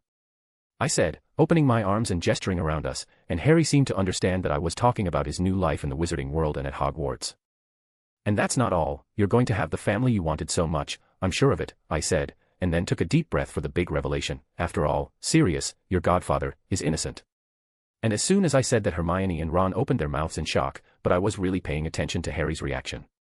Harry, upon hearing the confirmation that Sirius was innocent, felt as if a weight had been lifted from his shoulders, and he fell to his knees, crying again, only this time with relief and happiness. And seeing Harry like this, Ron and Hermione recovered from their shock, kneeling down to see if Harry was all right, only to find the big smile on his tearful face. Seeing their friend so happy, Ron and Hermione looked at each other before letting small relief but happy smiles appear on their faces. And feeling the negative emotions disappear at the same time as the positive ones emerged, I gave a small smile, realizing that I had made the right choice. Chapter 270, Chapter Ministry of Magic, Atrium. After the delivery of today's Daily Prophet, the Ministry Atrium was a mess, with owls, letters, and howlers flying everywhere, with angry, worried or confused wizards appearing through the flow, wanting answers to what they just read in the paper. And in the middle of the atrium, being surrounded by various people and journalists, was the minister himself, Cornelius Fudge, who desperately wanted to find a way to escape from all these people to get back to his office, where he could think of a solution to this problem. At this time he would normally already be in his office, but today he arrived late at the ministry because his flu wasn't working, and he really wasn't one of the best when it came to using the apparition, and so he had to walk to the ministry. But as soon as he arrived at the ministry he noticed that everyone was looking at him, mumbling and whispering, yet there were some people who actually came to him to ask if what was written in the Daily Prophet was true. He was confused at first, realizing belatedly that he strangely hadn't received his edition of the Daily Prophet for today. But deciding to put that aside, he picked up a copy of the newspaper that was on the reception desk and found out why everyone looked at him like that. And before he could go to his office the confusion started, with the journalists appearing first, followed quickly by the owls with letters and howlers. Damn it, where is Dolores? He asked himself, knowing that if there was anyone who could remedy the situation it would be his undersecretary. Minister, is it true that Sirius Black never had a trial? One of the journalists asked, with a quill and parchment in hand. Mr. Minister, how do you feel knowing that a possibly innocent man spent years in Azkaban? Another journalist asked. Should Sirius Black's illegal arrest have other people worried, as we don't know if the same could happen to us, and this question was asked by a bespectacled blonde woman wearing green leather clothes, who looked friendly at the minister while holding a notepad and a strange quill. And this woman was obviously Britain's most dishonest and venomous journalist, Rita Skeeter. Realizing who he was dealing with, the minister broke into a sweat, wishing Umbridge or Lucius, his loyal supporter, were there to help him. If anyone had looked at the fountain of magical brethren that stood in the middle of the atrium, they would have noticed two people, a man and a woman, who were sitting relaxed on the edge of the fountain while watching everything, enjoying the confusion that was going on around them. Those two people were Nick and Penny, who were happy that everything was going according to their plan. It was relatively easy for Nick and Penny to get to Pear, the French minister, to send a letter to Fudge. In fact, the minister was more than willing to write the letter because it was Nicholas Flamel himself who made this request to him, and he knew that if he pleased Nick, maybe he would have the support of the two super-influential immortals in the next elections. But well, the reason they asked him to send that letter was because it would put pressure on Fudge to act faster, wanting to quickly resolve the whole situation, and the more desperate he was to get it over with, the easier and more likely it would be for him to simply accept a trial. Besides, it was all too easy for the two of them to take Lucius and Umbridge out of the picture. And sabotaging Fudge's flu and mail was child's play for two experienced 600-year-old wizards. "It's almost time," Nick said to Penny, who looked at her watch and nodded. "Yes," she said, and hearing the sound of footsteps she looked back, seeing some Aurors and a familiar person walking towards the minister. "Look, the Amelia part is about to start," Penny said excitedly, nudging her husband who rolled his eyes fun, but he still paid attention to the scene. "Oh, thank Merlin you're here, Amelia. I need you to help me sort out this whole mess," Fudge said, managing to break free of the journalists to approach Amelia. The journalists and the curious wizards thought of approaching them to question them, but the serious and threatening looks they were getting from the surrounding Aurors made them rethink that. Hearing Fudge's request, Amelia had to resist the urge to smirk. "Well, I think I can help you, Minister," she said, and Fudge looked at her hopefully. "Really? This is great," he said, and Amelia nodded. "Yes, as we managed to capture the traitor of the Potters," Amelia said, shocking everyone in the atrium who heard her. "What?" Fudge exclaimed, "Did you catch him?" "Where is he?" he asked. And hearing his question, Amelia just turned and waved at two Aurors who were behind the group, who charged forward, with the other Aurors moving out of their way. And as they reached Amelia's side, everyone could see that they were carrying a short, pudgy, rat-faced man who was missing a finger of his hand. "Here is the real traitor, Minister. Peter Pettigrew, alive and well." "I mean, not exactly," Amelia said, gesturing to Pettigrew. And when she finished speaking, everyone, including the journalists and Fudge, stopped what they were doing and looked at Pettigrew in shock. "What the fuck?" "Hogwarts, outside, near the Forbidden Forest. After the breakfast mess the headmaster allowed the students to skip the first class of the morning, but I was sure he only did that for Harry's sake, not that it wasn't a good thing. But after things calmed down, classes started again, and now it was time for the second class in the morning. And right now all the students who chose the Care of Magical Creatures elective were waiting for Hagrid in the magical creatures enclosure that the headmaster, Professor Lupin, and Hagrid had built over Christmas for his classes. And just when I thought this school couldn't get any worse in quality, they go and let that giant ball of beard be a teacher, Malfoy complained to his Slytherin friends, who laughed in amusement at the offensive nickname. Well, Parkinson, Goyle and Crabbe laughed. Of the other Slytherins present only Millicent showed any amusement with a slight snort. But well, you might be wondering why Malfoy is present at this class, and not stuck somewhere or in the hospital wing thanks to an unfortunate accident. In fact, after our last interaction where I realized that Malfoy feared me, I felt very guilty, and decided I wasn't going to pull any more pranks on him unless he did something to deserve it. And then there was the fact that now that I knew he feared me, I would only need to remind him of my presence so he wouldn't cause trouble in Hagrid's class. And while all the students were talking, wondering which creature Hagrid would introduce us to, the kind and cheerful half-giant arrived, carrying a large wooden box. "Well, here they are," Hagrid said, opening the box and showing that inside were several sealed glass jars. "In this class you will learn about spling slugs." He then took the jars and started giving one to each student, and while he finished distributing them I looked amused at the small, slimy creature inside my jar. "What kind of creature is this?" Terry asked with a disgusted face as he looked at the spling slug inside his jar, and if I didn't like animals I'd be making the same face as him too. "Oh, I'm glad you asked," Hagrid said happily after distributing all the jars. He then came to Terry's front, taking the jar from his hand and opening it. Spling slugs are a type of magical slug that has a healing slime, which is often used in potions to treat burns. Hagrid then took the spling slug that was inside the jar, showing it to everyone before placing it in Terry's hand, who looked between the creature and Hagrid with a mortified look of disgust. Nodding in satisfaction, Hagrid walked back to where the box was, not noticing Terry's gaze, who started to shake his hand to get rid of the spling slug as soon as Hagrid turned away, only to realize that the creature had stuck to his palm. "And today I'm going to teach you all about the best ways to collect the slime from this cute little creature," Hagrid said to all of us, smiling friendly. Cute, was the bewildered thought of almost every student. Some time later, end of class. Finishing helping Hagrid put the last few splink-slugs back in the jar, I started to make my way to the castle. I was walking calmly, but halfway there I heard the sound of wings approaching me, and turning and looking up I saw Hermes, who was carrying a letter in his claws. I stopped, waiting for Hermes to arrive, and when he was close to me I held out my arm for him to land. As soon as he landed on my arm I gave him a little petting under his wing, which is where he liked to be petted, before picking up the letter. Hermes then jumped onto my shoulder, allowing me to open and read the letter. The letter was sent by my mom and was short, but after reading its contents I couldn't help but get excited. I think I'm going to have to pay a little visit to my family today, I mumbled, smiling slightly after I finished reading the letter. In the letter my mother had let me know that Amelia wanted a meeting with all of us today, and I already had an idea of what she wanted to talk to us about. Chapter 271, Chapter Knight's House, at Night.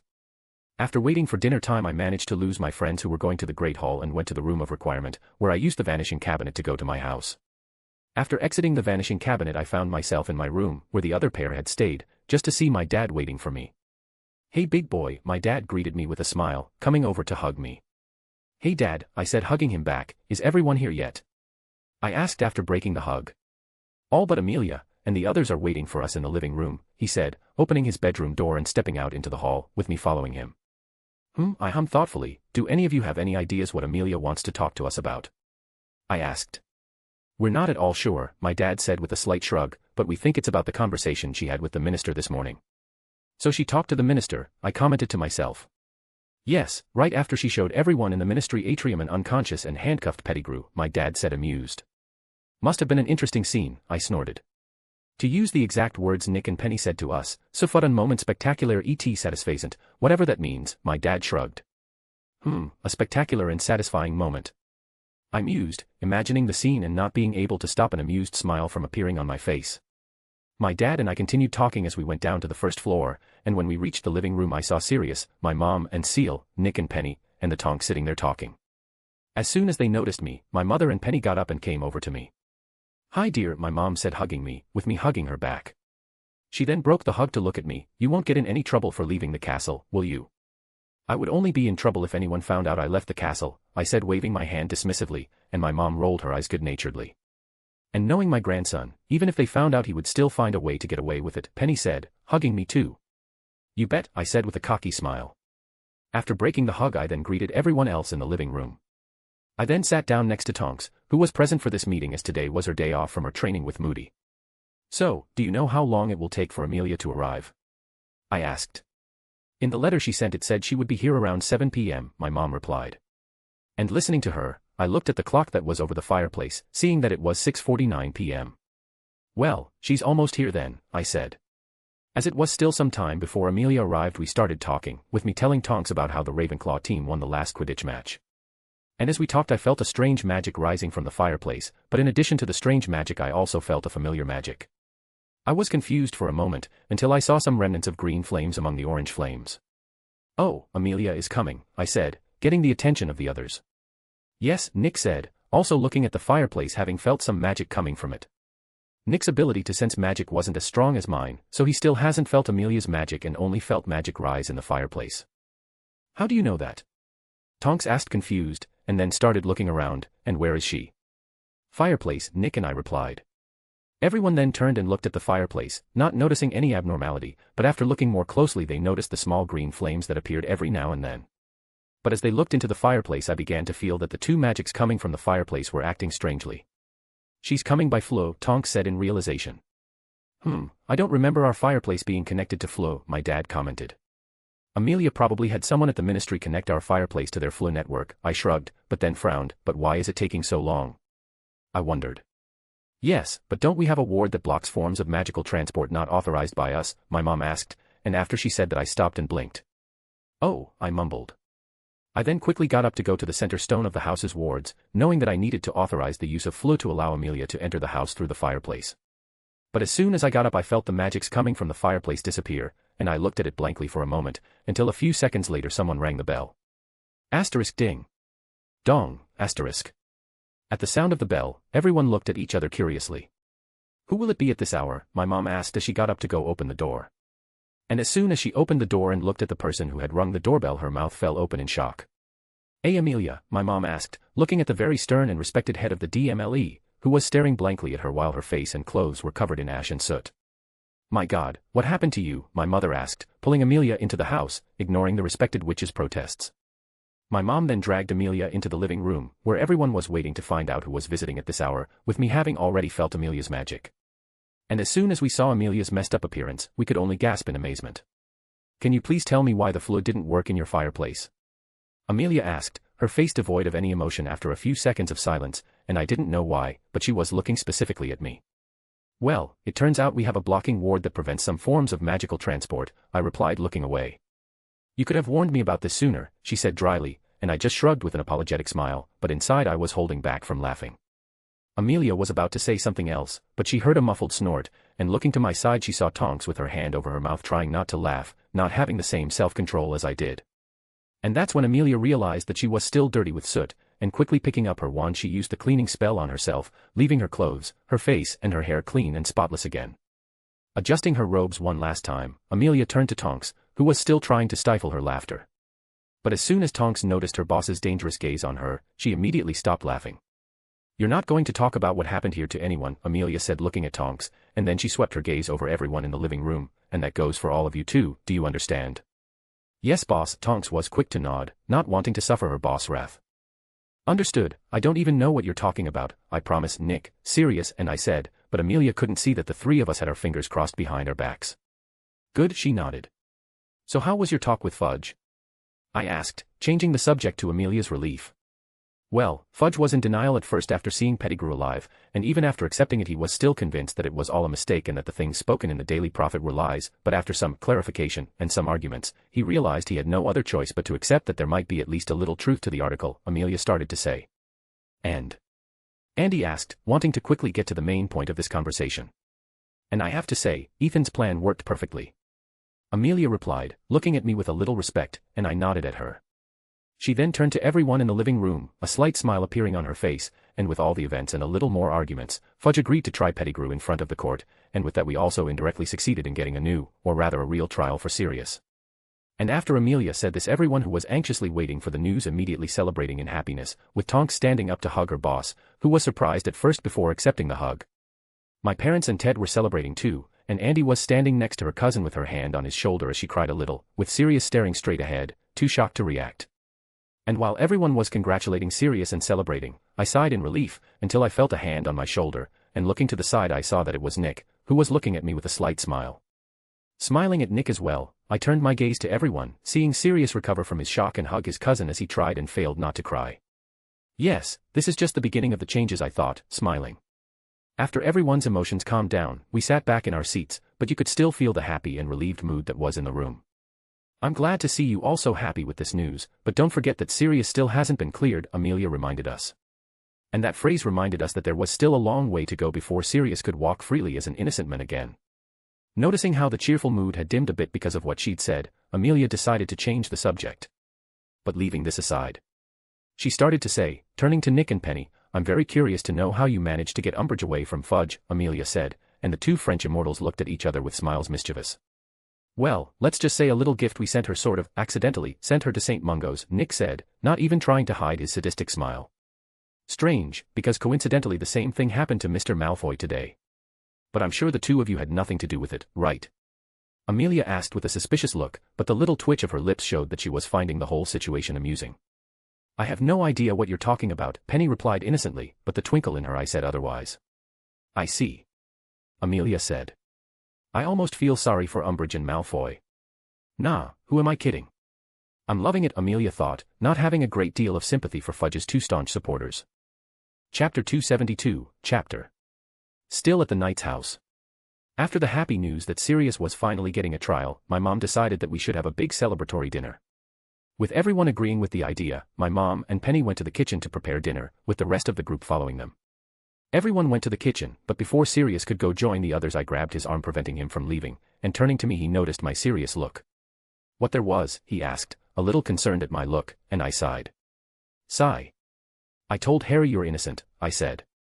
"Oh well, and why do you say that like it's something worrisome or bad?" Sirius asked me confused. "Sirius, I didn't say I think you're innocent, I said I'm pretty sure you're innocent, and if Harry thinks about it he'll realize that I basically stated that I know you, I replied, and hearing this Sirius got serious too. Oh, he said. Yes, oh, I said too. Sirius then sighed as he ran a hand through his hair. Well, it's not like he won't figure it out anyway when I'm cleared, he said. I didn't comment on the fact that Sirius already believed with certainty that he would be cleared. Yes, but I'm sure that when he realizes I know you, he'll talk to Hermione, and with that brilliant mind of hers she'll eventually notice the coincidences that surround your trial and our meeting, I said, and that made Sirius stop for a bit. This Hermione. Sirius started to say in a serious tone, and I looked at him with a raised eyebrow curiously, is she Harry's girlfriend? Is that really what you want to know? I asked dryly, feeling my right eye twitch. What? I can't be curious about my godson's girlfriend. Sirius asked me. And who said she's his girlfriend? I asked. Well, you already told me that he had romantic feelings for a certain friend of his, and that they were possibly reciprocated, so if she isn't already his girlfriend, at some point she will be. Sirius shrugged, and I couldn't say he was wrong. You. I started to say but then I just sighed as I shook my head, you know what, forget it. I then turned and started walking towards the kitchen, with Sirius looking at my back in confusion. Noticing that he was still standing in the middle of the living room, I turned to face him. You do not come? I asked. Huh? Oh. Yeah, I'm on my way, he said, and then came to my side. What are they cooking? I'm starving. And listening to him I rolled my eyes good-naturedly. You'll end up a fat dog that way, I said, and Sirius looked mildly offended, before starting to feel his own stomach. Me. Fat. As if, he sneered, but inside a little concern about his beautiful and dignified appearance surfaced. And I again rolled my eyes. Trial day. Hogwarts, Friday afternoon. Today was the long-awaited trial day that would decide Sirius's future, and probably Harry's as well. But in addition to changing their future, today's trial could also be the first big change I make in this world, and it could alter future events I knew, for better or for worse. I knew from a letter sent by Sirius that the trial would start at 8 a.m., which meant that either the trial was ending or it had already ended. I spent the whole day thinking about the trial, but not because I was worried about the outcome of it and whether Sirius would be cleared or not, but because after the trial I would have to do something very risky. Well, I say I would have to do something very risky, but in fact I could already be doing it. Yes, I know what I said is confusing, as there's no way I'm doing anything when I'm still at Hogwarts, but I can explain it in one simple word. Time. Yes, I'm talking about going back in time so that while I'm here in school, I'm also in the ministry. And for that, I would need a time turner, since as far as I know there is still no spell that allows the caster to travel in time. But back to the time turner, I needed to get this magical object today, and preferably this very moment, and so I was walking around the school with my senses on full blast, looking for a certain person. And walking through the corridors near the library it didn't take long for me to find the person I was looking for. Hermione, I called, seeing the golden trio mind walking alongside Lavender and Parvati with some books in her arms, probably having just left the library. Hermione, hearing someone call, stopped and turned around, blinking in surprise to see that I was the one who called her. Catching up with her I stopped beside her, nodding slightly to Lavender and Parvati, with Lavender blushing slightly as she twirled a lock of hair around her finger, and I resisted the urge to scowl at that. Shaking my head and deciding to ignore the gossiping hormonal girl, I turned to Hermione. Hi Ethan, Hermione greeted me, and then tilted her head to the side. Do you need me for something? She asked. Well, actually yes, but I'd like to talk about it privately, I said, glancing at the girls behind her. And Hermione understood that what I wanted to talk about with her had to be important and maybe even a secret, and that it wasn't the wisest choice to talk about it around the two most gossip people in school. Oh, well, I know where we can talk privately, she said, and turning around she gave a slight nod to the girls, who were disappointed faces that they couldn't hear our conversation. And I obviously ignored Lavender's jealous glare directed at Hermione. Hermione then grabbed the sleeve of my shirt and started leading me through the corridors, and after walking a little we arrived in front of an abandoned classroom. Entering the room, Hermione closed the door, turning towards me only to see me casting some spells around the room. What are you doing? She asked confused.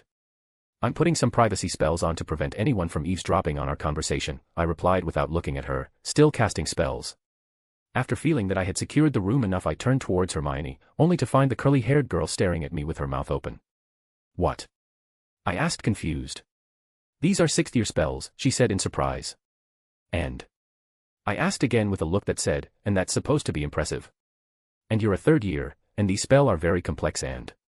Hermione started to say, but she noticed my blank look, and then she remembered it was me she was talking about. Oh, never mind. Shrugging I decided to talk about why I wanted to talk to her alone. Well, I'll get straight to the point, I said looking at her. The reason I wanted to talk to you is because I actually want to make a request of you. A request? Hermione asked, now curious. Yes, I said, and then took a deep breath. I was wondering if you could lend me your time turner for a day. And as soon as I said that, Hermione looked at me in surprise, and I could see the shock flash through her eyes before she tried to hide it, taking on a confused expression. Time turner? What is it? She asked, but I could feel the nervousness coming from her. Hermione, do you want me to believe that you, the girl who has probably read half the books in the Hogwarts library, don't know what a time turner is? I asked, rolling my eyes. Hermione then stopped, blinking before realizing her mistake. Seeing that she was still a little hesitant to talk about the time turner she had with her at this very moment, I figured I had to take a different approach to convince her to trust me with this secret. Look, Hermione, I know you have a time turner with you, and I know Professor McGonagall gave you it to help you with your classes, I started to say, and Hermione opened her mouth to say something, but I stopped her, and I know that because Professor McGonagall had also offered me a time turner at the beginning of the school year, but I turned it down. And when I said that, I could see Hermione blink in surprise, before thinking about it and realizing that it actually made sense for Professor McGonagall to offer me a time turner too, since I was a model student myself, and besides, everyone knew I was her favorite student. Well, if you turned down the time turner, why do you want it now? She asked me. It's just that I need to finish some homework that I haven't finished yet, and I wanted to use it for a day to have more time to finish them, I replied, lying for an obvious reason. You haven't finished all your homework yet? Hermione asked, looking even more shocked than when I revealed that I knew she had an item that allowed her to back in time. Yes, I said with a strange look. But, that. Hermione stammered, but I just looked at her with a raised eyebrow. Noticing my look, Hermione clamped her mouth shut, realizing that her outburst was a bit over the top. Leaving aside the discovery that Ravenclaw's Silver Star hadn't finished all of his homework, Hermione started thinking about my request, weighing the pros and cons. Sigh. Fine, I'll lend you the time turner, Hermione said after thinking for a while, but I want a deal. A deal? I asked with interest. Yes, I'll lend you the time turner, but for that you'll owe me one, she replied, a sly twinkle in her eye. Torn between feeling impressed and amused, I shrugged. Well, as long as it's not something too extreme or weird, I'll take it, I said. Nice, Hermione said with a smile. After I accepted the deal, Hermione took the time turner that was attached to a gold chain that was around her neck, hidden inside her blouse. She then offered the time turner to me and I held out my hand to take it, but she pulled it back to her, and I looked at her in confusion. But remember, I'm loaning you the time turner for one day only, and I'm going to have to tell Professor McGonagall about this, Hermione said, and I nodded. Seeing that I had understood, Hermione then handed me the time turner, and when I took the magic item in my hand I could feel its magic, which acted in a confused and agitated way. Now I just need to get to the final part of the plan, I thought with a determined look. Chapter 273, Chapter Room of Requirement. After my conversation with Hermione. With the time turner in my possession, I said goodbye to Hermione and left for the Room of Requirement, knowing that this was the only place I would be safe and have the privacy to go back in time. Already in the Room of Requirement I looked at the vanishing cabinet that was in a corner of the room, with me having left it there in the morning. Looking at my atlas I saw that it was almost 4 p.m., and then I started to feel the magic of the vanishing cabinet being activated. Feeling a very familiar magic rising from the vanishing cabinet and knowing what it meant, I went behind the cabinet. And right after I hid myself, the doors of the vanishing cabinet opened, and I could feel my instincts and my beast talk connecting with my future self. I could feel a connection that I had never felt before established between my other self, a connection that I had not felt with any other living being. But with that connection I was able to sense the conflicted and sad feelings coming from my other self, and I immediately started to wonder if I had failed in my mission. But just when I started to get worried I heard my future self speak. Go, you can't be late, my other self said, and if I could have seen him I would have seen that he was looking down at the floor with a frown. Listening to my future self I looked at the glass hourglass with golden sands of the time turner that was now in my hands, and taking a deep breath I turned the hourglass 8 times. After I finished giving the hourglass the 8th turn I could see it start to turn by itself, and then the time turner started to glow. And while I was concentrating on the device in my hands, my future self had his fists clenched tightly, with angry feelings coming from him. Not knowing what was going through my other self's head and feeling the time turner's magic activate, I started to look around, seeing how the world around me seemed to regress in time, with only me still continuing at normal speed. After a few seconds in which I was feeling all the magic around me flow in a strange and disorderly way, but still smoothly, time stopped regressing, with the time turner stopping to glow. Feeling a slight uneasy feeling from time travel I shook my head. After I recovered I took a deep breath, looking around and not noticing much change in the Room of Requirement, and to confirm if I really went back in time I cast a Tempest, which revealed to me that it was 8 a.m. I did it, I said to myself, smiling. But leaving my happiness of being able to travel in time aside, I went to the vanishing cabinet and entered it, activating it and teleporting myself to its pair. After exiting the other vanishing cabinet I looked around my room, seeing that everything was just as I had left it. Using my senses I could feel that my parents were on the first floor, with my father being in the garage and my mother in the living room, and I could feel that they were worried but that they were trying not to think about the trial. Extending the range of my senses further I felt no one else at home or nearby, and I sighed in relief. Apparently Nick and Penny accompanied Sirius to the ministry, I realized. That's good, since if Nick or Penny were here I think it would be a lot harder to escape without them noticing. I sighed in relief but then returned my focus to why I was here. Knowing I was supposed to be discreet when infiltrating the ministry, I quickly changed into the same outfit I had worn when I faced the Quirrell in the Forbidden Forest my first year. I still wore the same mask, but just in case I used a spell on my hood that left my face covered in shadows. I could have just used this spell without needing the mask, but if the hood fell off, the spell would also be cancelled. But back to the subject, after putting all the necessary items for this mission in my jacket pockets, I opened my bedroom window slowly, taking care not to alert my parents. With the window open, I leaned on it before jumping, managing to land softly and almost silently on the lawn, thanking my high physical attributes, because without them I would probably have hurt myself in the fall. Okay, that was the easy part, now I just hope the rest of my mission goes as well as I thought, taking a deep breath and trying to quell my concern. Shaking my head, knowing these thoughts weren't going to help me at all, I returned my focus to the mission. And with that I cast a powerful disillusionment charm and a silent spell on myself, and after checking and seeing that I was invisible to everyone I started running towards the address where I knew one of the entrances to the British Ministry was. Ministry of Magic, just before the trial begins. It wasn't too difficult to infiltrate the ministry, as once I arrived at the address where the ministry's visitors' entrance was, I only had to wait for a random wizard. When this wizard who was a middle-aged man with a bored look appeared, I just followed him to a broken red telephone box, which served as a secret passage. Still under the disillusionment charm I entered the box with the Witcher, taking care not to bump into him, even using compulsion spells to keep him away from me, and after the process of dialing the password on the telephone set and informing what business he wanted to deal with the ministry, the telephone box began to descend underground like an elevator. From the moment the telephone box started to descend I could feel us pass through a magical barrier, probably one of the hundreds of wards that protected the ministry, and I immediately became concerned, wondering if these wards had even noticed me. But I shook my head, reminding myself that if the wards couldn't even notice that several Azkaban escapees were in the ministry in the 5th book, why would they notice me? But while I was thinking about it the telephone box finally arrived on the main floor of the ministry, the atrium. The wizard who was with me got out of the box as soon as the doors opened, not even noticing that I was beside him. Coming out of the telephone box too, I stood still, looking around as it was the first time I had set foot in the British ministry. And I wasn't too surprised, as he was almost exactly like the ministry described in the movies and books. Well, I don't have time to think about it, I told myself, and then I got a serious look of total concentration. Now I just need to wait to truly start the plan, and then I can help Pettigrew escape, I thought, and then I left towards the 10th floor, which was where the courtrooms were. Courtroom 10, Wisingamot. POV, Amelia. The day finally arrived, and I was currently sitting in the front row seats looking out over everyone in the courtroom. Courtroom 10 is the ministry's main court, where major criminals were tried. This is also where the Death Eaters were tried and accused after the downfall of their master, you-know-who, and ironically after Southwest many years this place will be used to judge another of their followers while at the same time clearing the one that everyone thought was his right hand. The courtroom did not have a very welcoming appearance, quite the contrary. The walls, floor, and ceiling were of dark stone, and the room was lit by 4 large stone bowls with strong flames supported by pilasters that stood at the 4 corners of the room. Around the courtroom were several seats rising in levels along the walls, and at the very top of the room in the right corner were dark chairs with red accents that were for the main members of the Council of Magical Laws and the Wisingamot. In addition to these seats there were also 2 raised thrones, the larger being for the chief warlock and the smaller being for the judge, with a small table and chair at the side for the clerk. In the front row were some seats prepared for the witnesses, the aurors, the prosecutor, the lawyer, and the victim if there were any. In the center of the room was a large space with an iron chair for the defendant to sit in, and on the arms of the chair were iron chains, making it very uncomfortable for anyone to sit there. And currently, sitting in that chair unconscious was Peter Pettigrew, in his human form.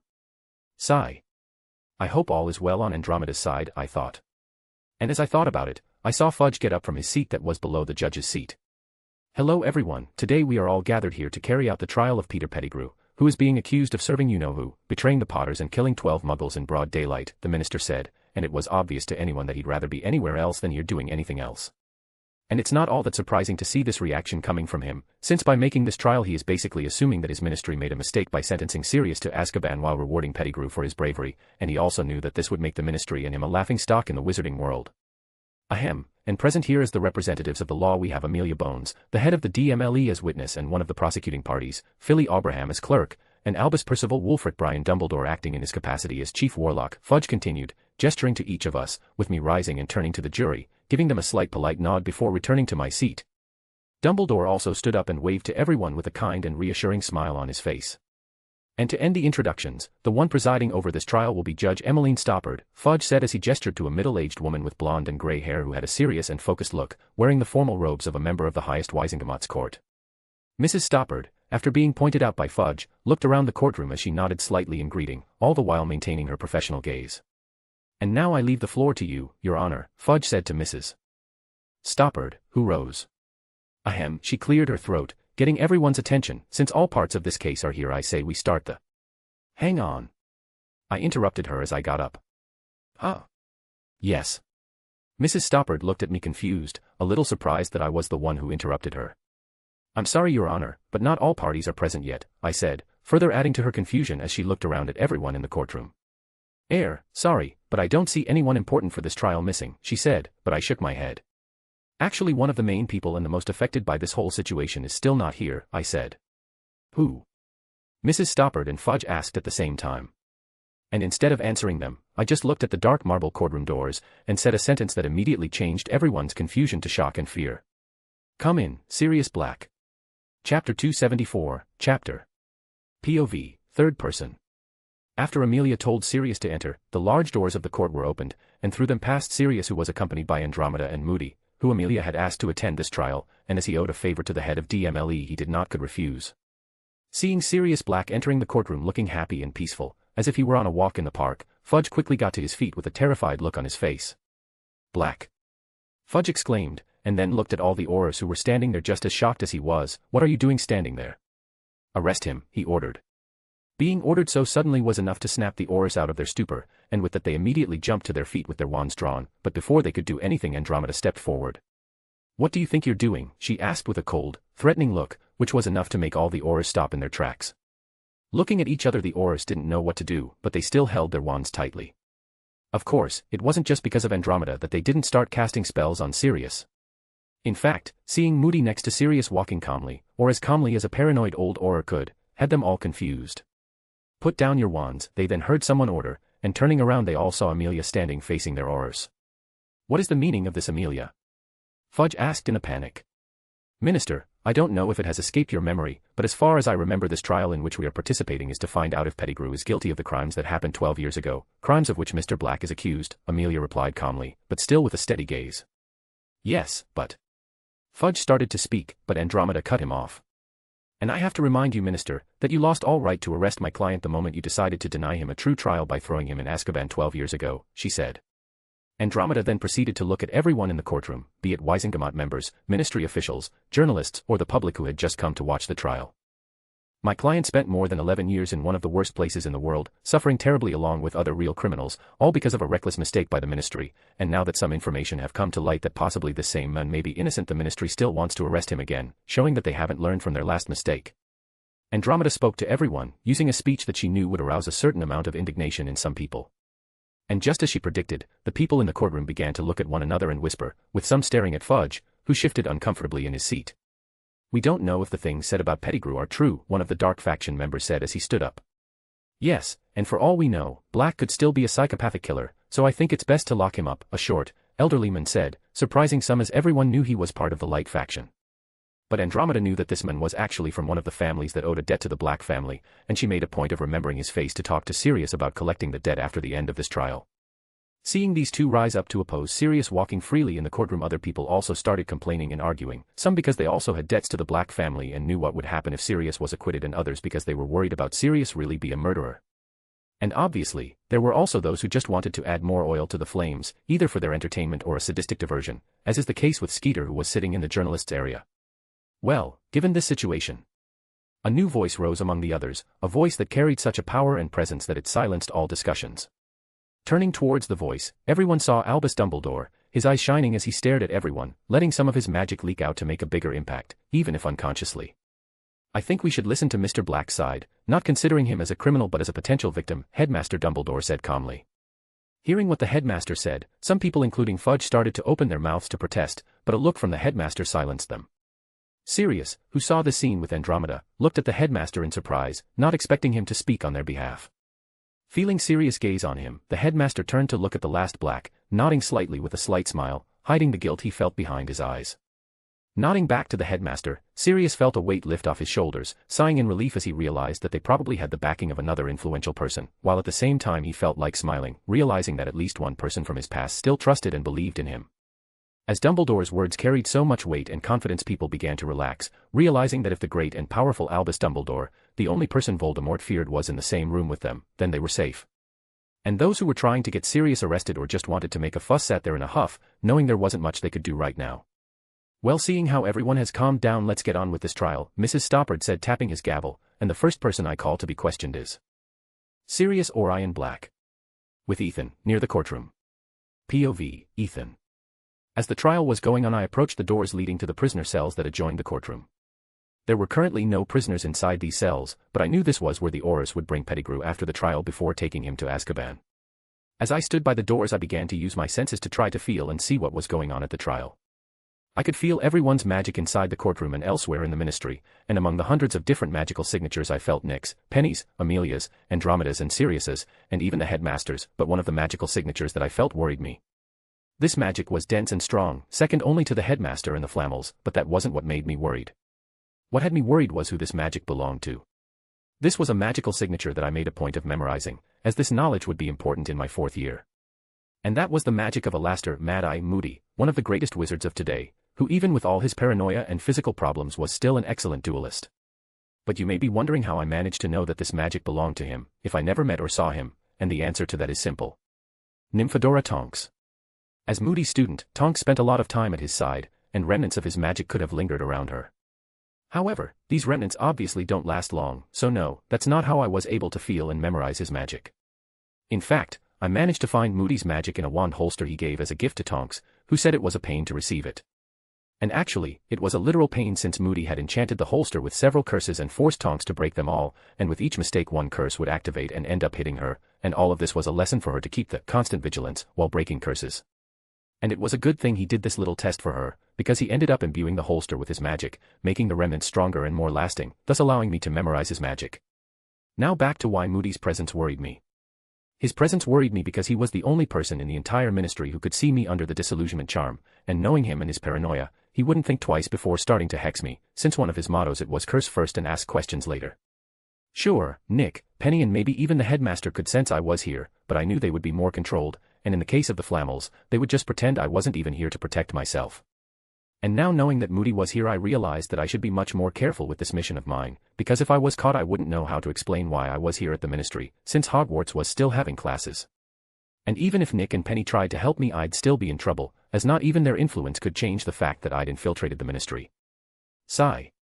And to think that my biggest problem here would be the presence of a paranoid and crazy old man. I thought with a sarcastic smile. Chapter 275, Chapter. Back to Courtroom 10. POV, third person. After Judge Mrs. Stoppard calling Sirius' name, he blinked in surprise for a moment before looking at Andromeda, who simply nodded at him. Getting up, he then went to the middle of the courtroom, where a new chair appeared for him next to Pettigrew's, but a little farther away for Sirius' safety. But knowing Sirius, that distance was more for Pettigrew's safety. Sitting down in the chair, Sirius turned to Mrs. Stoppard as Andromeda stood beside him. "Well, before starting the questioning, I would like to ask someone to wake up Mr. Pettigrew," she said, and one of the Aurors in attendance then went to him and cancelled the spell that left him unconscious. Pettigrew woke up slowly, confused for a moment, before blinking and looking down at himself, realizing he was in his human form and chained to a chair. Lifting his eyes, he looked around, noticing that he wasn't alone, and that he was actually in a large room with many pairs of eyes staring at him, immediately startling him. Pettigrew then heard a snarl of rage from beside him, and turning mechanically he saw Sirius staring at him with a murderous glare, and immediately realization hit him and he tried to get up and shift. Emphasis on the tried, because the only thing that happened was the handcuff squeezing him even more. Realizing the situation he was in, Pettigrew immediately began to act like a victim. Where am I?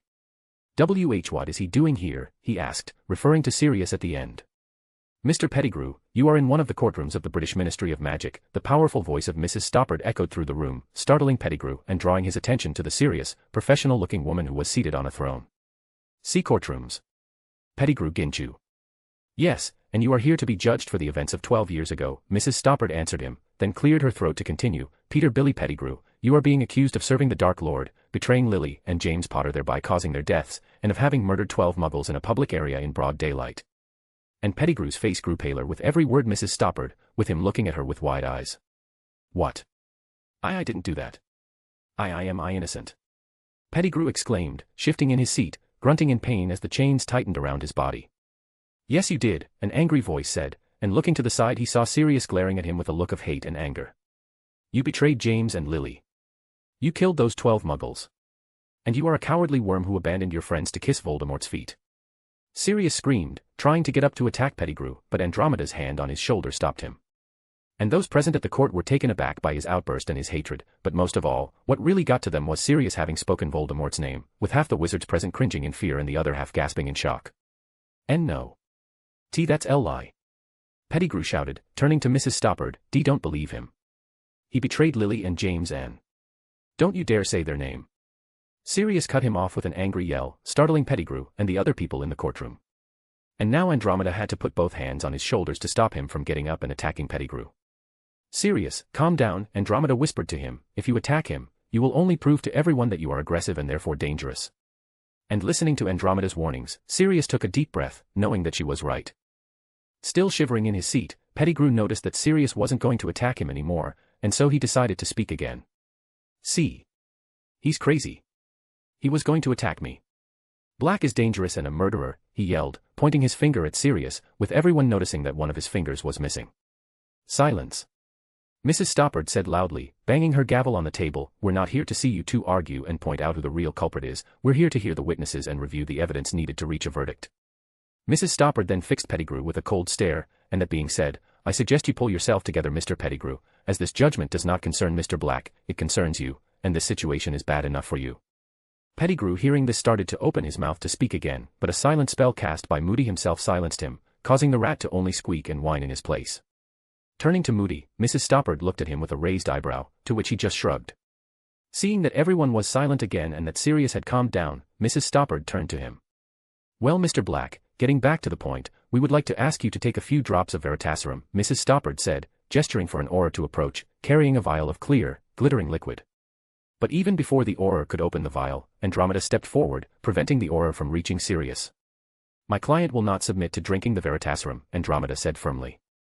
Mrs. Tonks, we know your capabilities and I know you are a great lawyer, but you have no right to deny the use of Veritaserum on Mr. Black, Mrs. Stoppard said with a frown. The use of Veritaserum is one of the only ways to discover the truth with 100% certainty, and if Mr. Black has nothing to hide he shouldn't be afraid to take just a few drops of the potion. Mrs. Stoppard, I hope you understand that my client doesn't trust the ministry enough to take Veritaserum and be questioned by one of you, especially when we remember the effects of this potion. Andromeda explained, and besides also, if taking the potion is that important, why in the trials 12 years ago did some defendants not take the potion? As far as I remember just claiming to be under the Imperius was enough for them. Mrs. Tonks, I know that you. What are you implying? Fudge asked as he stood up, cutting off Mrs. Stoppard, these people are honest and innocent members of this wizarding community, and I don't want to hear any slurs about. Minister, Mrs. Stoppard interrupted him in a strong voice, I am the judge of this trial, and I know how to run it. After she said that, Fudge looked at her in surprise for a moment before sitting up quickly, turning a little red, but no one knew if it was out of embarrassment or anger. Turning her attention to Andromeda, Mrs. Stoppard motioned for her to continue talking. After all the bad things my client has gone through, I think he has the right to refuse to be subjected to a potion prepared by the same ministry that made him suffer so much, Andromeda said, but then she looked at Sirius who nodded, but he agrees to make a magical oath to prove the truth of his words, which is already more than enough. Hearing Andromeda's words, Mrs. Stoppard reflected for a moment before turning to the Wisengamot's court. With Judge Stoppard's gaze upon them, the members of the Wisengamot turned and began to whisper to one another, and after a few seconds of consideration one of the senior members got up. After a moment's consideration, the court has decided to accept Mr. Black's magical oath, this member said, returning to his seat shortly thereafter. Well, as the court has decided, Mr. Black will not need to take the Veritaserum and we will continue the questioning after he takes a magical oath swearing that whatever he speaks in this trial will be the truth and nothing but the truth, Mrs. Stoppard said, and Andromeda nodded. She then turned to Sirius, who stared at her for a moment before nodding and extending his hand to her. Andromeda seeing this took her wand and handed it to Sirius, who held it in his hand for a moment, feeling his magic connect with the wand. Well, it's not as good as mine but it will do, he thought, raising his wand and pointing it upwards. I, Sirius Orion Black II, swear by my magic that while I stand in this courtroom I will speak the truth and only the truth to the questions put to me by the judge and my attorney, Sirius said in a loud and clear tone. As soon as Sirius finished taking the magical oath the tip of the wand glowed and a golden line appeared from the top of it, tangling tightly around his wrist until it disappeared into his body, showing that the oath was effective.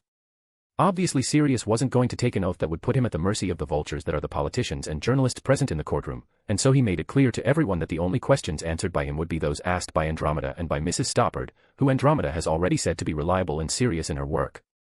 A few people grimaced at Sirius' oath, but they couldn't say anything as the terms of the oath were still within acceptable range. Well, as Mr. Black has already taken the oath, we can proceed, without further interruption, I hope, Mrs. Stoppard said, looking lightly at everyone present. Chapter 276, Chapter. I'll start with a simple question, but the main one everyone wants to know, Mrs. Stoppard began to say. Sirius Black, are you or were you ever a follower of you-know-who, she asked. And upon hearing this question, everyone leaned forward anxiously and nervously waiting for Sirius' answer. No, I'm not, never was and never even thought of being a follower of Voldemort, Sirius said, causing almost everyone to gasp in surprise as much at his answer as at him saying the so forbidden name again. And in the next instant, with euphoric and excited looks, the journalists took their quills and began to write. I see. And you were the real keeper of the Potter's secret? Mrs. Stoppard asked again. No, the real secret keeper was Pettigrew, Sirius replied, spitting out the bloody rat's name, but he quickly calmed down. I had Lily change the keeper at the last moment because I thought it would be the best option and because I thought that way we could play the biggest prank of our lives. And how could changing the keeper result in the biggest prank of your lives? Mrs. Stoppard asked, confused. I knew that everyone would think I was the keeper of the secret, and so I also knew that Voldemort would send his followers after me, and my plan was that even if I got caught I wouldn't spill the beans because I wasn't the one who guarded it, and with that we would have fooled even the greatest Dark Lord of all time, Sirius said with a bitter smile on his face, which soon changed to a hateful look, only it was all for naught in the end, for the one we chose to be the keeper was a traitor. And no one but you, the Potters and Pettigrew knew about the secret keeper change? Mrs. Stoppard asked, and Sirius nodded. Yes, only the four of us knew about the change. Mrs. Stoppard hummed thoughtfully, and according to those responses of yours coupled with Pettigrew being alive, I'm right in assuming you didn't kill those 12 muggles either, right? Yes, I didn't kill those muggles, they were killed by Pettigrew, who blew up the street and used the explosion as a cover to cut off his own finger and escape in his animagus form, which is a rat, Sirius replied, and turning around he stood pleased to see Pettigrew's pale complexion. Pettigrew wanted to open his mouth to deny Sirius' words, but the stares he was getting from the Aurors made him chicken out. But Pettigrew wasn't the only one pale at Sirius' words. In fact, Fudge was just as bad as he was, and the look in his eyes made him look like he'd just been punched in the stomach by a troll after being forced to eat hippogriff feces. Well, your answers were illuminating, Mrs. Stoppard said, not really having expected things to turn out this way when she agreed to be the judge in Pettigrew's trial. Yes, Emmeline, except being the judge, what bad or strange can happen? It's not like Sirius Black is going to walk into Courtroom and reveal some truths that will shake the wizarding world, Mrs. Stoppard thought with a weary sigh, wanting to rub her temples. But all her inner debate about her choices in life has been interrupted by someone. How did you escape Azkaban? A journalist asked, causing many people and even Mrs. Stoppard to turn to him, before turning to Sirius. And Sirius looked at them and kept silent, not wanting to reveal that he was an illegal animagus. I think it would be best if Mr. Black answered the question at another time, and in private, Dumbledore said, folding his hands in front of his face, with this being the first thing he had said since the questioning began. I agree, Amelia stood up and said. But everyone would like to know how someone managed to escape Azkaban, another scowling journalist said. I'm sorry, but this matter concerns the public safety of the British wizarding community, and it would be better if it wasn't written about in every newspaper in the world, Amelia said, staring coldly at all the journalists who were in the courtroom. And being stared at by the head of DMLE herself was enough to make these journalists go quiet. But Skeeter, who was excitedly watching the trial, was no ordinary journalist, and she prepared to launch her barrage of venomous questions, but for some reason she couldn't open her mouth. Panicking, she started to raise her hand to see what was wrong, but she couldn't even move. Being frozen in place, Skeeter desperately tried to break the spell or curse someone had cast on her, but the only thing she could do was breathe and move her eyes. And a few seats away were Nick and Penny, trying not to be noticed by anyone, with Penny looking up at Skeeter's desperate gaze with a satisfied smile. And Nick, who was beside her, wisely decided not to ask the reason for her happy look. Ahem, Mrs. Stoppard cleared her throat to get everyone's attention, seeing as there's no reason for us to question Mr. Black about his breakout from Azkaban, at least not right now. She said, looking at Sirius, implying that this matter would be resolved at another time in a more private place, with Sirius nodding grudgingly. Satisfied with that, she continued, I think we can turn the floor over to his lawyer, that is, if she wants to ask any questions relevant to the case. She looked at Andromeda. Andromeda considered for a moment, before looking at Sirius and seeing that he was uncomfortable being in front of so many people talking about events that brought back such painful memories. Looking at everyone in the courtroom again and seeing that most were no longer looking at Sirius with fear or anger, but rather shock, sympathy, or pity, Andromeda came to the conclusion that she didn't need to ask anything to help prove Sirius' innocence, since that they already got the reaction they wanted.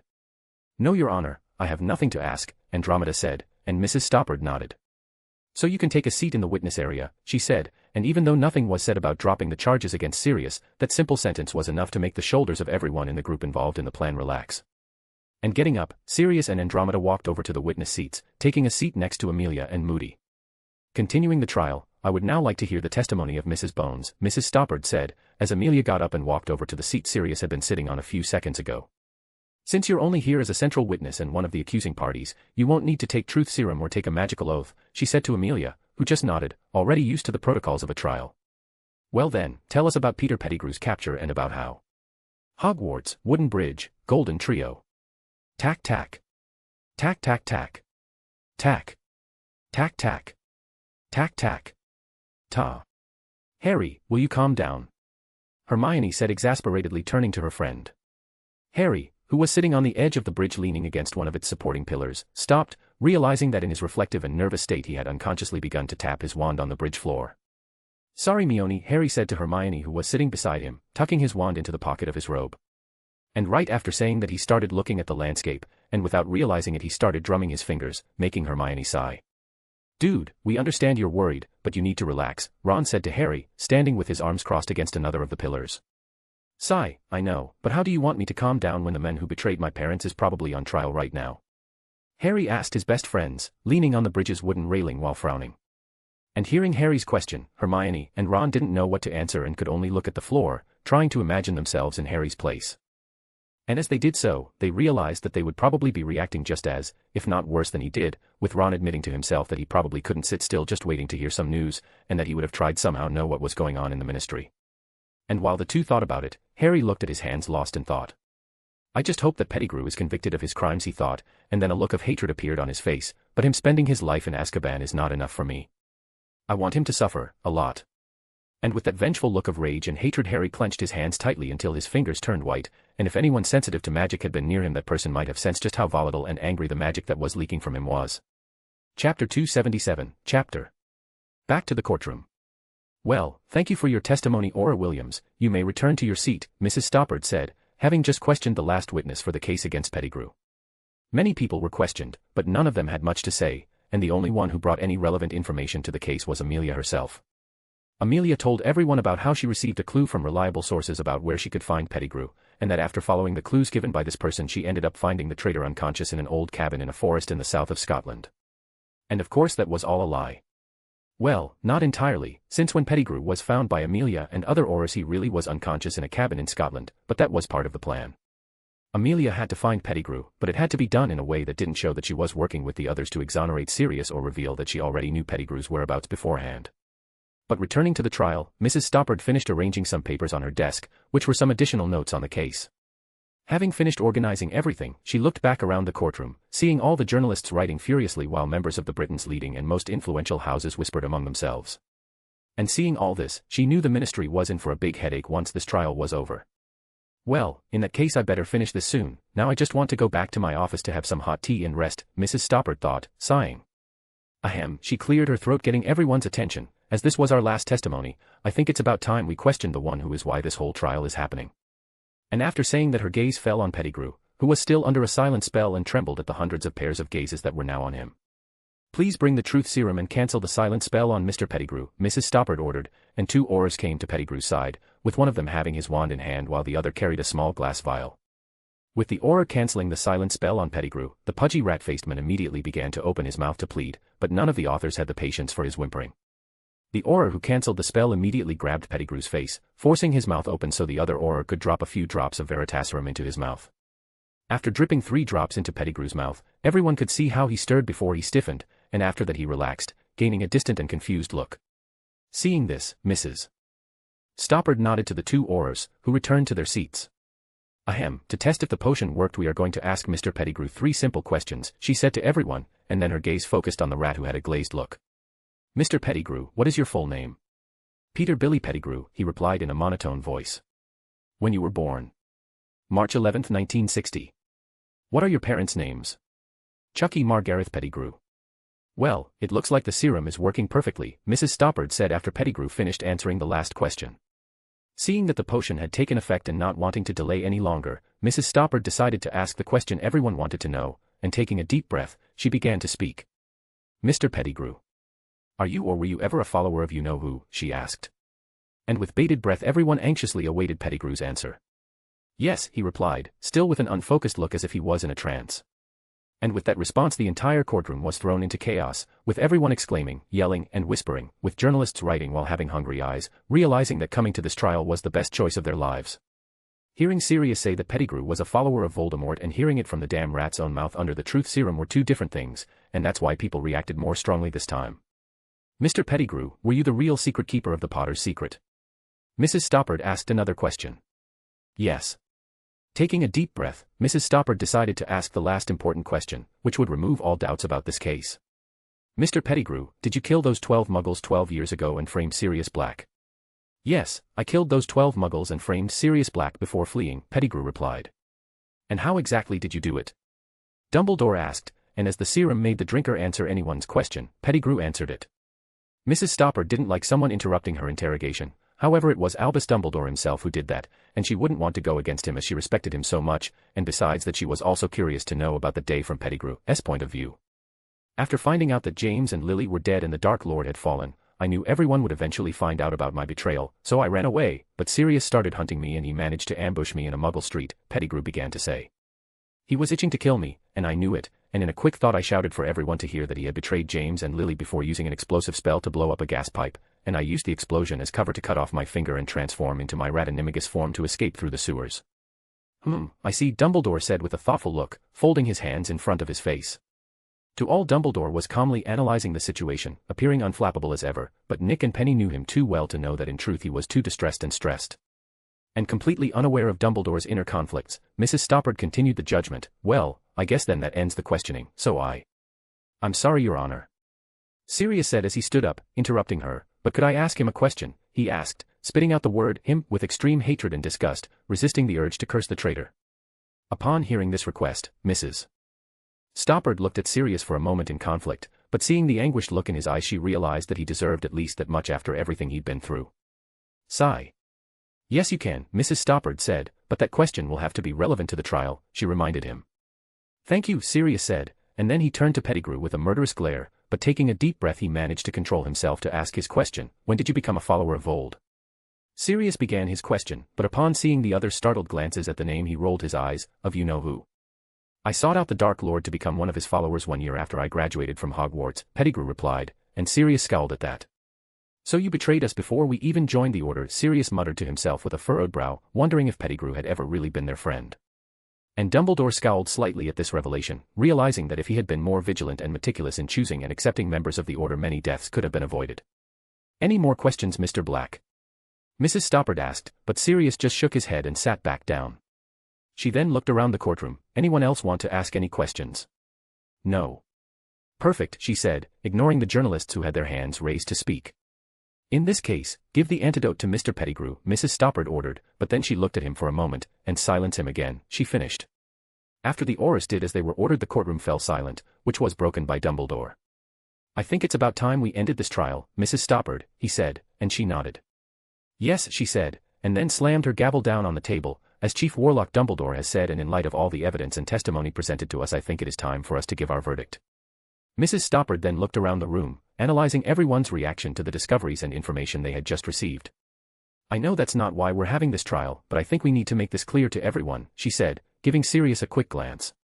Anyone who still thinks Sirius Black is a criminal and should be arrested, raise your wand, Mrs. Stoppard said in a loud and clear tone, and after a few seconds of hesitation 9 wands were raised with their tips glowing red, and it was no surprise to see that the people who raised their wands were from the dark faction. Obviously there were people from the neutral and light faction who still wanted Sirius arrested, but given all the evidence and Sirius' own testimony under the magical oath they realized that it wouldn't be good for their reputation to vote against Sirius. Seeing the small number of wands raised caused a small, almost imperceptible smile to appear on Mrs. Stoppard's face, for she knew what this meant. And anyone who thinks Sirius Black is innocent and therefore a free man, raise your wand, Mrs. Stoppard said, and almost immediately a sea of green dots emerged, with almost everyone in the courtroom raising their wands, with the exception of the 9 who voted against and a few other wizards who chose to abstain from voting. Well, seeing the results of the vote, and with the legislative power in my hands, I declare Sirius Black innocent of all charges against him. Mrs. Stoppard said loudly, slamming her gavel on her desk, putting an end to Sirius' case.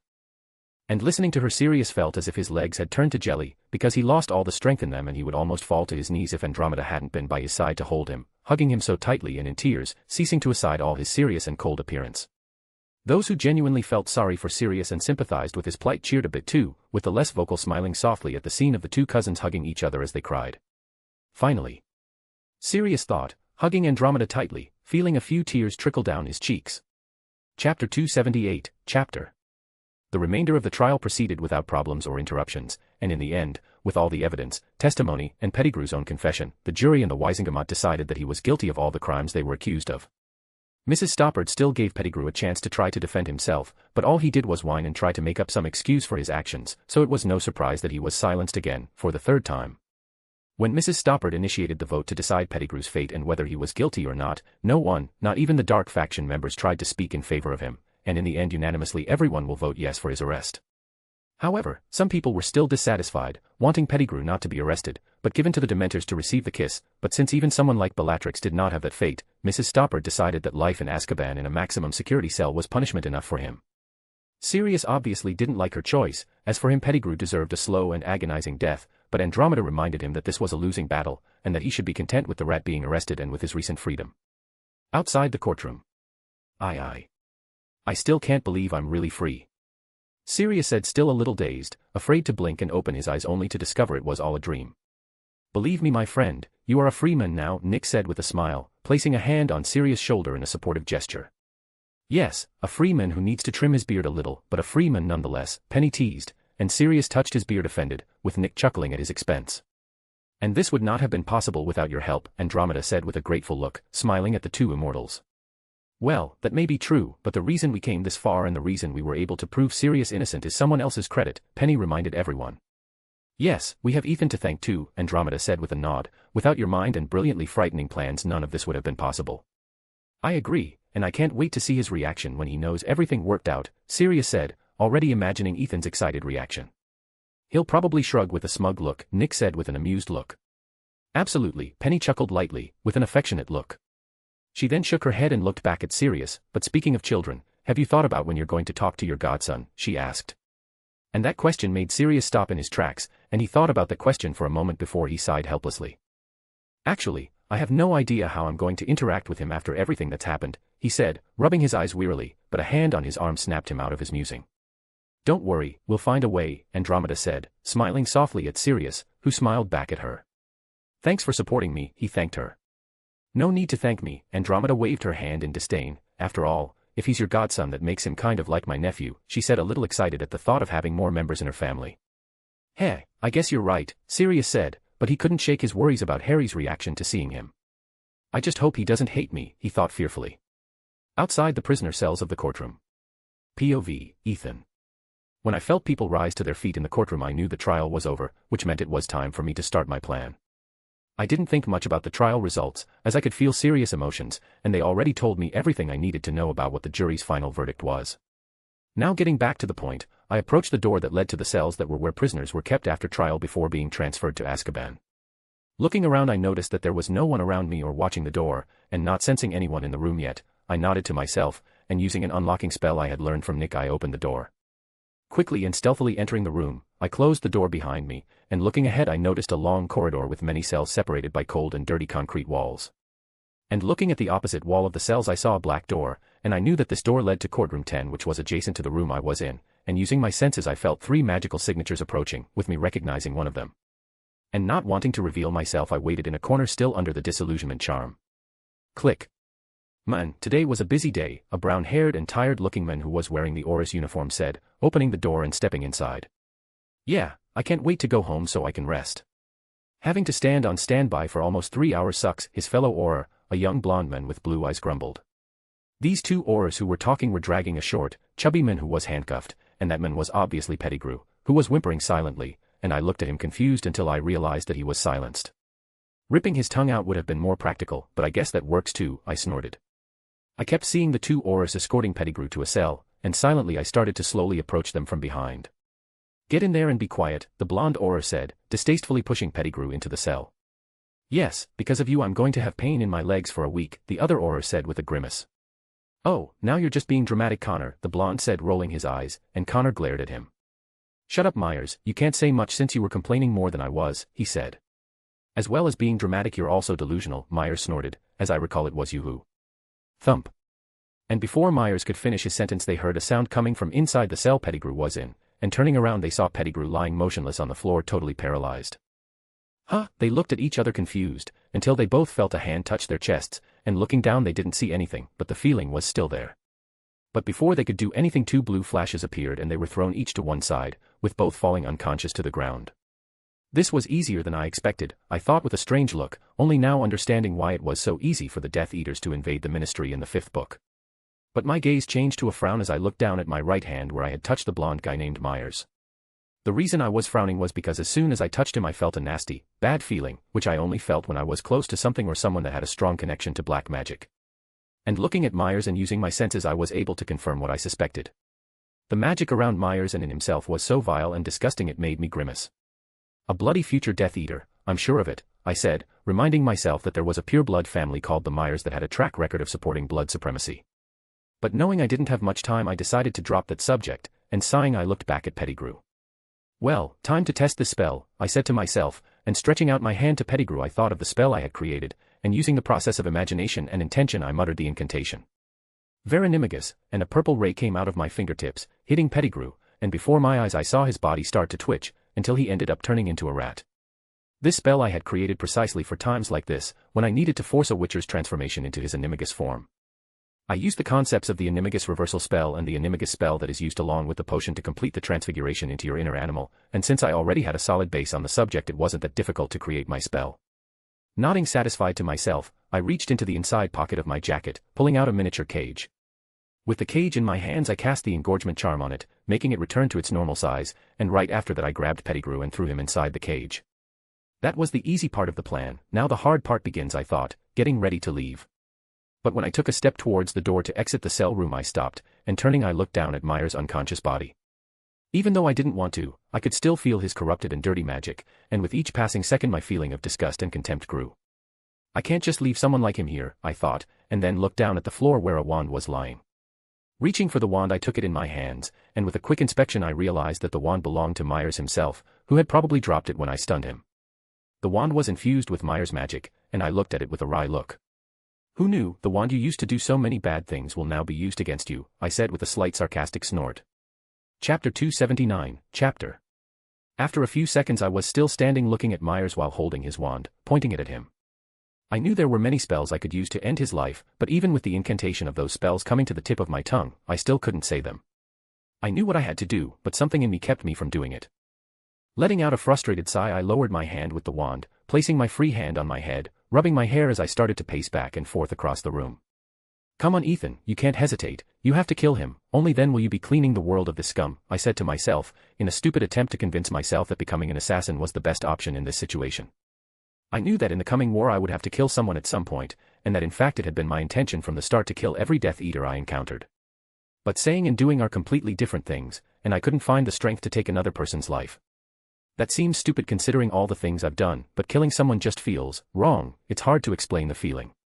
You've crippled several wizards before, and that's far worse than death, so why would you? Why am I hesitating? I wondered, sighing once more. Shaking my head, I looked down until my gaze landed on the wand in my hand before I turned and looked at Myers. "Maybe I just need some motivation," I mumbled, and then I walked over to Myers, kneeling down in front of him and placing my hand on his head. "This is going to suck," I said with a grimace, "legilimens." And with that, I managed to force my way into Myers' mind, where I began searching his memories for every moment in his life that he did something evil and despicable.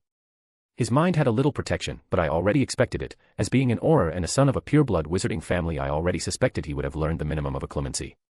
But because he was unconscious and because my legilimency was powerful, I tore his barriers like paper, glimpsing all his intimate moments and secrets. As I searched his mind, flashes and flashes of memories flashed before my eyes, and with each memory my contempt, anger, and disgust for Myers grew. I saw him torturing magical creatures that his father bought illegally on the black market. I saw him and his friends who were almost as despicable as him playing with a homeless man, testing their new spells on him. I saw him abuse a muggle-born witch and then erase her memory. And I saw him and his father torturing and experimenting on a house elf in the most cruel ways possible. And not even Marcel, who is a true dark wizard, tortured the creatures in his experiments like that. Nauseated and not wanting to see these things anymore, I pulled out of Myers' mind, and returning to the normal world, I felt my knees go weak before I sat down on the floor. I was staring at the floor with a pale face, feeling the bile rise in my throat, but I held it down and closed my eyes, taking deep breaths to try to calm down. But as I tried to calm down, I felt something run down my cheek, and running my hand over it, I realized I was crying, both from anger and sadness. And closing my hand tightly, I looked back at Myers, only this time I was staring at him with an immense hatred, and this hatred was so great that my magic was getting out of control, but I didn't care about that, and even less about my eyes that started to shine with the pupils becoming slit-shaped. Getting up slowly, I took a deep breath, this time not letting my fear and guilt show, but only anger and hatred. And I raised my hand that held the wand, squeezing it tightly. "Trash like you don't deserve any second chances, and don't even deserve to breathe the same air as me," I said coldly, and strangely, and suddenly I felt a cold calm pass through my body, calming all my emotions. Straightening my body, and feeling the magic around me embrace me, as if trying to calm me down, I sighed. After that I held the wand firmly, only this time I was looking at Myers with a face devoid of any emotion, be it rancor or hatred. "I hope you suffer and rot in the depths of hell," I said aloud. And after I said that, from the tip of the wand, sparks and little emerald green rays that looked familiar started to come out, and then the cell's room was illuminated by a light. Ministry Atrium. POV, third person. Sirius and the others had just exited the elevators, arriving in the atrium. They were on this floor as they were going to wait for Amelia, who wanted to talk to them about the last details of Sirius' release, but as soon as they stepped into the atrium they were surrounded by a group of journalists. "Mr. Black, how do you feel now that you are a free man? Mr. Black, what do you intend to do now? Is it true that you're moving to Alaska?" And just as one would expect from them, the journalists immediately started with a barrage of questions, giving Sirius, Andromeda, Nick and Penny no space or time to breathe or respond. Moody, who was accompanying them, was looking at all the journalists with his magical eye, and noticing their approach he started to frown, and snarling he walked forward, preparing to use some educational magic to drive these journalists away. But that wasn't necessary, as Nick raised his wand, producing a great high-pitched crack, silencing everyone and drawing their attention to him. "Good afternoon, ladies and gentlemen, we have an important matter to deal with and you are blocking our way, so would you excuse us?" Nick said with a polite smile, however those more experienced and more observant could see the power that was leaking from him. "Air. Who are you?" a young journalist asked, confused. "Oh, me. I'm nobody important," Nick replied as he waved his hand dismissively. The young journalist was looking at Nick strangely, but obviously some people recognized Nick. "You are Nicholas Flamel," one of the journalists, who was an old man with a big mustache, gasped in shock. "Nicholas Flamel? As in the greatest alchemist in the world?" a woman asked in surprise. "The creator of the Philosopher's Stone," a young woman, who had probably just graduated from Hogwarts, asked with an admiring look. And realizing that his appearance only made the journalists even more excited, Nick turned with an embarrassed look at Penny and the others, noticing his wife staring at him with her arms crossed and one eyebrow raised. Sigh. "This is going to take longer than I expected," Andromeda thought, torn between wanting to palm her forehead and jinx the journalists. Amelia's office, head of DMLE. Amelia was in her office archiving the notes and depositions from the Pettigrew case, satisfied and relieved that the plan had worked, getting a criminal put behind bars. She was also thinking about the conversation she would have with the minister about the compensation Sirius would receive for all the years he spent in prison, knowing that this would be a boring conversation, but she managed to settle for knowing that it would be much worse for Fudge. Amelia was finishing putting away the last parchment, but she was interrupted by a young Auror rudely opening the door to her office. Frowning, she turned to this Auror with a stern look, but he didn't give her time to say anything before he began to speak. "Boss, Pettigrew has escaped," the young Auror said breathlessly, panic and worry in his voice. "What?" Amelia exclaimed, standing up in shock. "Pettigrew escaped, he's not in his cell and the Aurors couldn't find him anywhere else," the Auror said. "What happened to Aurors Myers and Connor?" "They were supposed to be watching Pettigrew," Amelia asked with a frown, putting on her cloak and picking up her wand. "We found Connor unconscious inside one of the cells, but Myers. He was killed." "Killed by the killing curse," this Auror said, clenching his fists and looking away. Myers might not be the friendliest Auror in the department, but he was still one of them, and now knowing that he was killed, and probably by Pettigrew or an associate, made him angry. And Amelia, upon hearing Myers's cause of death, paused, frowning, realizing that the situation was worse than she'd expected. And saying no more, she left her office, passing the young Auror who started to follow her. And all the way across, Amelia could only stare ahead worriedly, realizing that things weren't over yet. But as she thought about that, something else came to her mind, making her want to sigh in frustration. "I don't even want to imagine Sirius' reaction when he hears about this," she thought. Chapter 280, Chapter. After I killed Myers with the killing curse, I again turned invisible with the disillusionment charm, and discreetly and silently left the cell's room. I was trying not to think about the fact that I had killed someone, but when I didn't think about it my mind would fill with bad thoughts, with anger and cruelty, and it didn't take me long to realize that this was the effect of me casting an unforgivable curse. I confess that I didn't imagine that just casting an unforgivable would mess with my mind and my magic so much, since I really didn't think that any of the 3 curses had any harmful or evil effect on the caster. I knew that there were many spells that corrupted the caster, and that using the unforgivable ones for a long time could cause this, but from what I researched and analyzed, this was not because of these 3 curses, but because the witch or wizard who was casting the spell was showing signs of being evil and dark. Logically, it wasn't the curses that corrupted these warlocks, but these warlocks who turned evil and began to abuse the dark arts. It's like the chicken and the egg situation, only in this case, the person becoming a dark wizard came before he started using any of the unforgivables without remorse. And with all these facts, I started to wonder if maybe this theory of mine was wrong and the magic of the spell really started to cause me some negative effect. And if that's not the case, what is causing this stir in my magic and in my mind? Why did I have to use an unforgivable? I asked myself, frowning before sighing helplessly. Shaking my head, I went back to focusing on my current mission. Passing several Aurors and other ministry employees, I made my way to the elevators, and entering one of them I stunned the attendant who was operating the elevator, using the disillusionment charm to hide him from Pettigrew's eyes. After that I pulled the lever on the elevator controller, and the doors closed, with the elevator rising to take us to the atrium floor. I also used a spell to lock the doors so other people couldn't get in or call the elevator so there wouldn't be any interruptions. After doing that I took the cage in which I kept Pettigrew and took him out of it, putting him on the ground and reverting him to his human form, seeing that he was still unconscious. I then used a bit of transfiguration to change my appearance and clothes, making me look like an ordinary Auror, and to help me with the next part of the plan I created an illusion, making it look like another Auror. Giving one last check on myself and the illusion I nodded satisfied to myself, and with that I grabbed one of Pettigrew's arms and woke him up, still leaving the silencing spell active. And feeling Pettigrew wake up, I started my act. "You know, I heard something weird the other day," I said in a normal conversational tone. "What weird thing?" my illusion asked. The guys and I had gone out drinking at a pub after our office hour was over, and I heard Jorkins talking to a friend of hers. "Jorkins? As in Bertha Jorkins the crazy one," the illusion asked with a grimace. "You know she usually just says weird things, right?" "Yes, I know, but this time the conversation was more awkward than usual," I said. "She was talking about some strange dreams she had about Mr. Crouch and..." "Wow. You can stop there. I don't want to hear about Jorkins' perverted dreams of Mr. Crouch," my illusion said with a grimace, and I rolled my eyes. "Shut up and listen," I said, and clearing my throat I continued. "As I was saying, she said that in those dreams she went to Mr. Crouch's house, and that instead of finding him she found his elf domestic talking to someone. And what's weird about that?"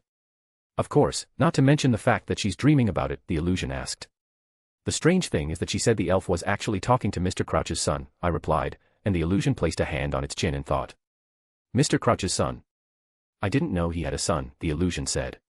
"Me neither, but when I told the other guys about it Jack said that Mr. Crouch really had a son," I said. "Serious?" "Yes, and I did some research on him, and found that Mr. Crouch's sons died in Azkaban." "Azkaban? Why would his son be in that disgusting place?" "Because he was a Death Eater, and was condemned along with the Lestranges for torturing the Longbottoms." "Holy crap," the illusion exclaimed in a shocked whisper. "Yeah, holy crap," I nodded, "and besides, Jorkins said she didn't remember much about the dreams, but some words she did remember were Polyjuice, Escape and Imperious." "Now I understand why you said it was an awkward conversation," the illusion said, and I nodded in agreement with a frown. "But well, that just proves what we all know," the illusion said, and I looked at it with a raised eyebrow. "And this is? Bertha Jorkins is crazy." "That I can't disagree with," I said. And while my illusion and I talked, Pettigrew looked at us a little dazedly, seeing everything blurry but still able to hear what we were talking about. And knowing that he didn't have much to do, he simply decided to stay put, pretending he was still unconscious to listen to our conversation, since he had learned that for someone as cowardly as he was, information would always be his best weapon. Of course, in addition to the bits of information that my illusion and I were accidentally leaking to Pettigrew, I was also using my magic to manipulate his mind. I wasn't doing much, but my wandless magic and mind tricks worked a lot better if I was touching my target, and now I was making Pettigrew more focused on my conversation. Also, I was also bringing up some key words for your mind, thanks to the fact that Pettigrew didn't have any occlumency shields. The key words would help Pettigrew not forget them once he reached his master, and with those words always appearing in his mind he would find it necessary to mention them to Voldemort. And it's impossible to deny that Voldemort is someone very cunning and intelligent, so it won't take long for him to connect the dots and discover that Crouch Jr. is alive and with his father, and after that it won't take long for him to create and implement his resurrection plan. But changing the subject, did you hear the new news? I asked my illusion, wanting to end the conversation as I knew the elevator was almost reaching the atrium floor. New news, my illusion asked. Yes, about the event happening at the end of this year, I said. No, I don't know what you're talking about, the illusion said, confused but with a curious look. Oh, really? This event is the most talked about thing in the ministry these days, I said, and then turned with a smug look at my delusion, but don't worry, I, as a good friend, will tell you everything what I know. Yes, the illusion rolled its eyes, but you could see that it was impatient to know about the event. Well, the event hasn't been officially confirmed, but I know that the minister already had a meeting with the ministers of magic from France and Bulgaria, I started to say, and that meeting was to talk about reviving the great and dangerous tournament Triwizard. You have got to be kidding, the illusion said in shock. Are they going to revive the Triwizard tournament? But wasn't it cancelled because of the amount of deaths? Well, yes. But from what I hear they're going to change the rules and tasks a bit to be less dangerous, at least for the public, I said with a shrug. Amazing, the illusion said in wonder, but then it shook its head and narrowed its eyes at me. But wait, which school is hosting this tournament? It asked, and my smile grew. Hogwarts, I replied, and I could see my illusion's eyes widen. And looking slightly at Pettigrew, I could see his eyes widen slightly before he went back to pretending he was still unconscious. And seeing that I let a slight smile appear on my face, realizing that my plan was working. Chapter 281, Chapter Cell's Room. POV, third person. After exiting her office, Amelia hurriedly made her way to the cells in the room adjacent to Courtroom 10, and upon arriving there she saw a pair of auras in front of the door guarding the room. Arriving in front of them, Amelia passed without saying anything, with both auras nodding at her before returning to their work. Entering the room, Amelia saw a group of 5 auras walking and looking for clues while waving their wands, and walking a little further she saw the aura Connor sitting in a chair inside one of the cells with an ice pack on his head while he had a vial of potion in his hand, grimacing in pain. Beside Connor was another aura, who had a parchment in one hand and a quill in the other, asking questions and writing down Connor's answers. Looking at Connor, Amelia decided that she would ask him some questions as well, but up ahead she saw 2 auras in front of another aura who was sprawled on the ground, and it didn't take Amelia much thought to realize that that was probably Myers. Walking over to them, Amelia got a good look at Myers, noting his pale, breathless face, also noting that he had his eyes closed, which meant he was still unconscious when he was killed. Report, Amelia said in a commanding tone, and the aura at her side saluted before starting to speak. Only 1 dead and 1 missing. According to Aura Connor's statement, he and Myers were escorting Pettigrew to his cell, when suddenly Pettigrew fell to the floor, and shortly thereafter they were stunned, the aura said, and then he looked at the body at his feet. When Aura Clinton came to check on the prisoner, he found Aura Connor inside one of the cells locked and unconscious, while Myers was here, dead, and after some analysis and using the detection spells we discovered that the cause of death was the killing curse. Any information on who killed him or where Pettigrew is? Amelia asked, and this time the other aura stepped forward and began to speak. No boss, we've looked for any sign of magic signatures, and other than Myers and Connor we haven't found any others, which is strange since we detect a small amount of magic in the surroundings, and it doesn't come from the wards or from some witch or wizard, he said with a furrowed brow. We haven't found any traces leading us to Pettigrew either, but the other auras are still looking for him. No magic signature. Amelia muttered to herself with a frown. Usually all witches and wizards left some magic signature when they used magic, and this signature could be detected by some detection spells. However, having no magical signatures is not strange in itself, as the witch or wizard might just not have cast any spells, or might not even have been a wizard at all. What was really strange about this whole situation was the fact that there was unusual magic in the place. As far as Amelia knew, only magic items made by magic itself, animals, and some magical plants leaked magic but left no magic signature. And with those facts, Amelia came to the conclusion that either the killer and trespasser had somehow managed to clean up his tracks, or he was an animal, sentient plant, or magical item. But that doesn't make sense. What does a magical animal or plant have to do with Pettigrew's escape? Amelia wondered, but then she stopped and began to ponder, did the killer use any of these things to break into the room without using a spell? But if that's the case, he still used the killing curse, and that curse should have left some magical signature. Amelia continued to think about it for a moment, but then she shook her head. This is not the time for this, Amelia told herself, and then turned to the auras who were silent as they awaited her next orders. Continue with your investigation in this room, and take Aura Myers' body to St. Mungo's and contact his family, Amelia said, and the 2 auras nodded. Amelia then turned and started towards the door, knowing that she needed to inform Sirius and the others of what was going on. As she passed the cell in which Aura Connor was giving his statement, she turned to him. Aura Connor, go to the infirmary, and when you're better I'll wait for you in my office, she said, and then turned to the aura who was accompanying him, and you will accompany him, he needs protection, just for precaution. And finishing saying that, she continued to walk. Things are worse than I thought. And this wasn't a simple escape. She thought. Atrium, with Nick and the others. After journalists found out that the one in front of them was the most famous alchemist in the world, they started asking questions, as it wasn't always that you could interview the famous 600-year-old magician. "Mr. Flammel, what are you doing accompanying Mr. Black?" a journalist asked. "Oh, I'm his friend, so I've come to offer my support to him in this trial," Nick replied, and hearing his response the journalists widened their eyes, looking between Nick and Sirius in surprise. And hearing this, Andromeda resisted the urge to smile, as she knew Nick had done it on purpose to leverage Sirius' fame and influence. "When did you become friends? And how?" "Well, I met Sirius after he broke out of Azkaban, and coincidentally I was spending my holidays here in England," Nick said. "I didn't want to get involved in the official affairs of your ministry, but something in me told me that Sirius was not a crazy murderer, so I talked to him, and after that I found out the truth about the whole story. And my husband, being a good-hearted person, decided he would help Sirius," Penny said, moving closer to Nick and hugging his arm. Nick even got the French minister to agree to give Sirius a trial, even offering to him French citizenship so he wouldn't have to keep running forever here in Great Britain. "That is a very kind and honorable act, Mr. Flammel," one of the more honest journalists said, smiling softly at Nick, who shrugged with a small smile. "I didn't do much," Nick said, and Penny patted his arm. "Just take the compliment," she said. And while the two played like a real old couple, one of the young journalists turned to his co-worker. Who is she?" he asked in a whisper. "I haven't the slightest idea," his companion replied. "She is Perenelle Flammel, the wife of Mr. Flammel. It is said that she is as good as he is in alchemy, and she is a master of runes and spells. In fact, at least 30% of the wards used across the wizarding world were created by her," one of the older journalists, a pot-bellied man, replied, having overheard their conversation. "Oh. That." The young journalist stammered in surprise, with his companion just gaping at the two immortals. "Haha, yes, this was also my reaction when I realized it was them," the older journalist said, patting the young man on the shoulder before turning his attention back to the Flammel's answers. And as the journalists continued to interview Nick and Penny, Sirius sighed in relief, glad that the attention was no longer on him. He then proceeded to look around, until his gaze landed on Amelia, who was walking hurriedly towards them with a worried frown. "Amelia?" Sirius called, confused. "I need to talk to you." "Urgently," she said as soon as she was in front of him, and without waiting for Sirius to say something she grabbed one of his arms and started pulling him, trying to get away from the journalists. Seeing Amelia's concerned look, Sirius let himself be led by her, with Andromeda following, a little confused but also curious. Nick and Penny were also paying attention to Amelia from the moment she arrived, and they turned to follow her, trying to get away from the journalists. But the journalists were insistent, and didn't want to let Nick and Penny out, and Nick really started to get irritated, feeling his hand twitch and wanting to reach for his wand, and Amelia realized this and quickly spoke, not wanting Nick to hex they. "Listen, it's about time you guys left, so stop bothering Mr. and Mrs. Flammel," Amelia said, giving the journalists a stern look, with some actually taking a step back, not wanting to piss off the head of DMLE.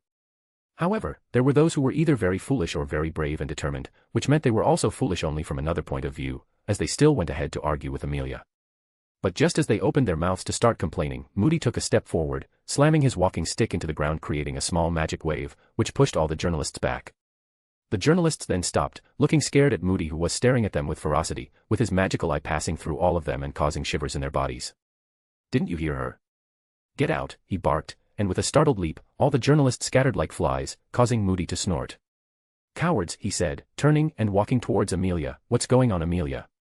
I haven't seen you worried and stressed like this since this idiot's escape here," he pointed at Sirius, who looked at him offended but wisely kept his mouth shut. And everyone waited for Amelia's answer, but she just looked at Moody with a strange face, causing him to raise an eyebrow. "What?" Moody asked. And shaking her head with a sigh, Amelia swept her gaze over everyone, knowing it would be difficult for some of them to hear her next words, especially Sirius. "Sigh. I'm here because Pettigrew escaped," she said. "What?" Chapter 282, Chapter POV, Ethan. "I guess I have to thank some deity, as it would have been hard to get past Sirius and the others if they weren't busy with the journalists.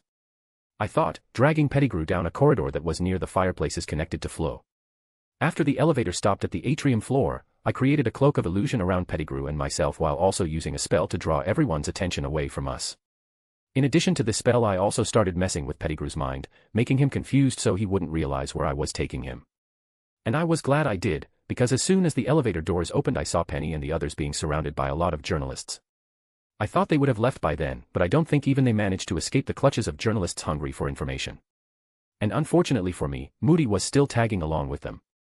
Except I think he was so vigilant and aware of the journalists that he didn't even pay attention to the elevators, and it's ironic that this should happen to him, the Sir Alastair, constant vigilance, Moody. But back to the current moment. After getting past them all, I started dragging Pettigrew down this corridor, having separated from my aura partner as soon as we exited the elevator, with me dispelling the illusion subtly. And now I was waiting for the right moment to let my guard down to allow Pettigrew to get away. I was dragging him along while leaving my wand, which was actually still Myers's wand, in my pocket where Pettigrew could easily get to it. And I knew Pettigrew saw it, because I could still read his thoughts. I then used my magic sensor, sensing that Moody, Sirius and the others had left the atrium, and I smiled, realizing it was time. I then accidentally dropped a galleon that was in my pocket, and I bent down to pick it up. And in that moment of inattention, Pettigrew rose wide awake, and reached into my pocket, pulling out my wand. He then pushed me away, and I fell to the floor, turning to him with a panicked look. Hee, idiot, Pettigrew thought victoriously. And looking at me with a smirk, Pettigrew started to transform, throwing Myers's wand away from me. And in front of me I saw the chubby, ugly-faced man turning into a rat, who wasted no time, and turning around he broke into a run, starting his escape. No. Wait. I yelled in a panic, scrambled to my feet. But I wasn't fast enough, and Pettigrew rounded the corner in the corridor, disappearing from my sight. As soon as Pettigrew was gone, my panicked look disappeared, and I stood up with a calm gaze, sensing with my magic that Pettigrew was heading for the Flowhearths. I continued using my sensor until I felt Pettigrew enter one of the fireplaces, disappearing and escaping. Sigh. Mission complete, I said to myself, feeling my shoulders relax. Now I just have to hope that my manipulation has worked and that worm will go find its master in Albania. I then went to the wand that was lying on the floor, and taking it in my hand I studied it, and unconsciously I remembered the feeling of it when I used the killing curse, frowning. Shaking my head, knowing I still had to leave the ministry, I grabbed Myers's wand in both hands and broke it. And throwing the wand to the floor again, I cancelled the illusion and transfiguration spells on me, returning to my normal appearance with my combat and infiltration clothes. And with one last breath, I cast the disillusionment charm on myself, and with that I headed out of the ministry, ready to head back to Hogwarts and finish this mission. After Pettigrew's escape. After leaving the ministry I started to go home, walking slowly while lost in thought. Everything I did, from my staging to the mind manipulation in Pettigrew, was so that in the end Bertha Jorkins would survive. I could have let fate take its course, but if everything happened just like canon, she would have ended up having her mind ravaged by Voldemort after breaking Crouch Sr.'s memory spell. And with her mind destroyed, she would be of no further use, and for that Voldemort would kill her, and I wanted to prevent that. I'm not a good Samaritan, but if I could stop a death, I would. Of course, the main reason I wanted to stop Bertha's death was because I freed Pettigrew, and if for some reason he still ended up finding her, her death would be my fault. I'm not an Albus Dumbledore who can happily accept a few deaths as long as it's for the greater good, and I probably don't even have the conviction and strength to accept all the pain of knowing that I'm to blame for those deaths. But that was the crux of the matter. Helping Pettigrew escape could result in a lot of deaths, deaths caused by the wretched rat, and no matter how much I try to deny it, those deaths will be my fault. And at the end of the day, I ended up being no better than the headmaster, as I agreed to sacrifice a few people by freeing Pettigrew just to keep the plot going and know when and where Voldemort will return. Sigh. For the greater good, I thought on a sneer. I then looked around, realizing that I had arrived home without realizing it. I walked over to one of the windows and saw Seal in the living room with Mum, playing and having fun, and using my senses I felt my dad in the kitchen getting a cup of coffee. But in addition to my father, I also felt the magic of Ted and Dora in the kitchen, who had probably come to wait for the others to arrive from the ministry with the results of the trial.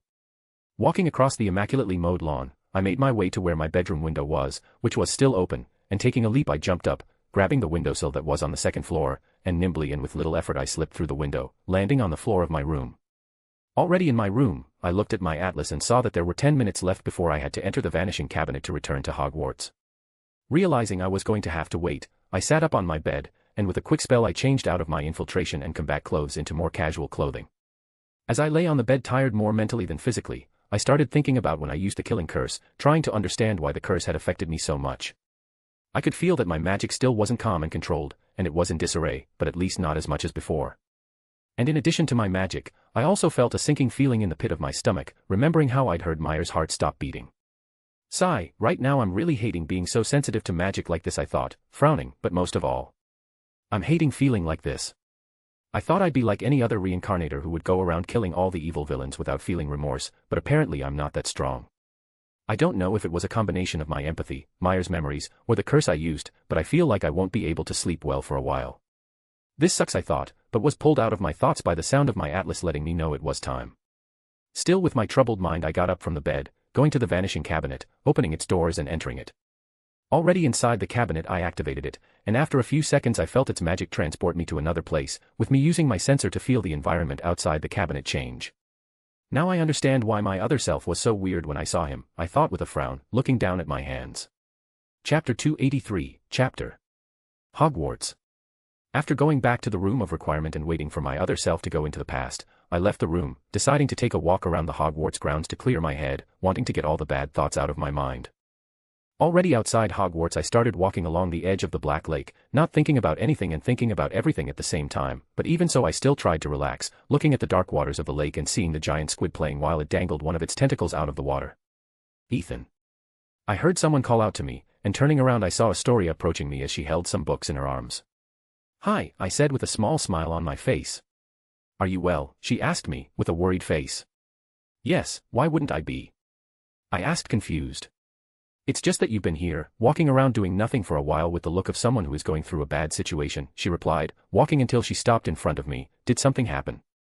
And seeing her, someone I haven't known for a long time but who turned out to be very kind, looking at me with such concern made me smile warmly at her.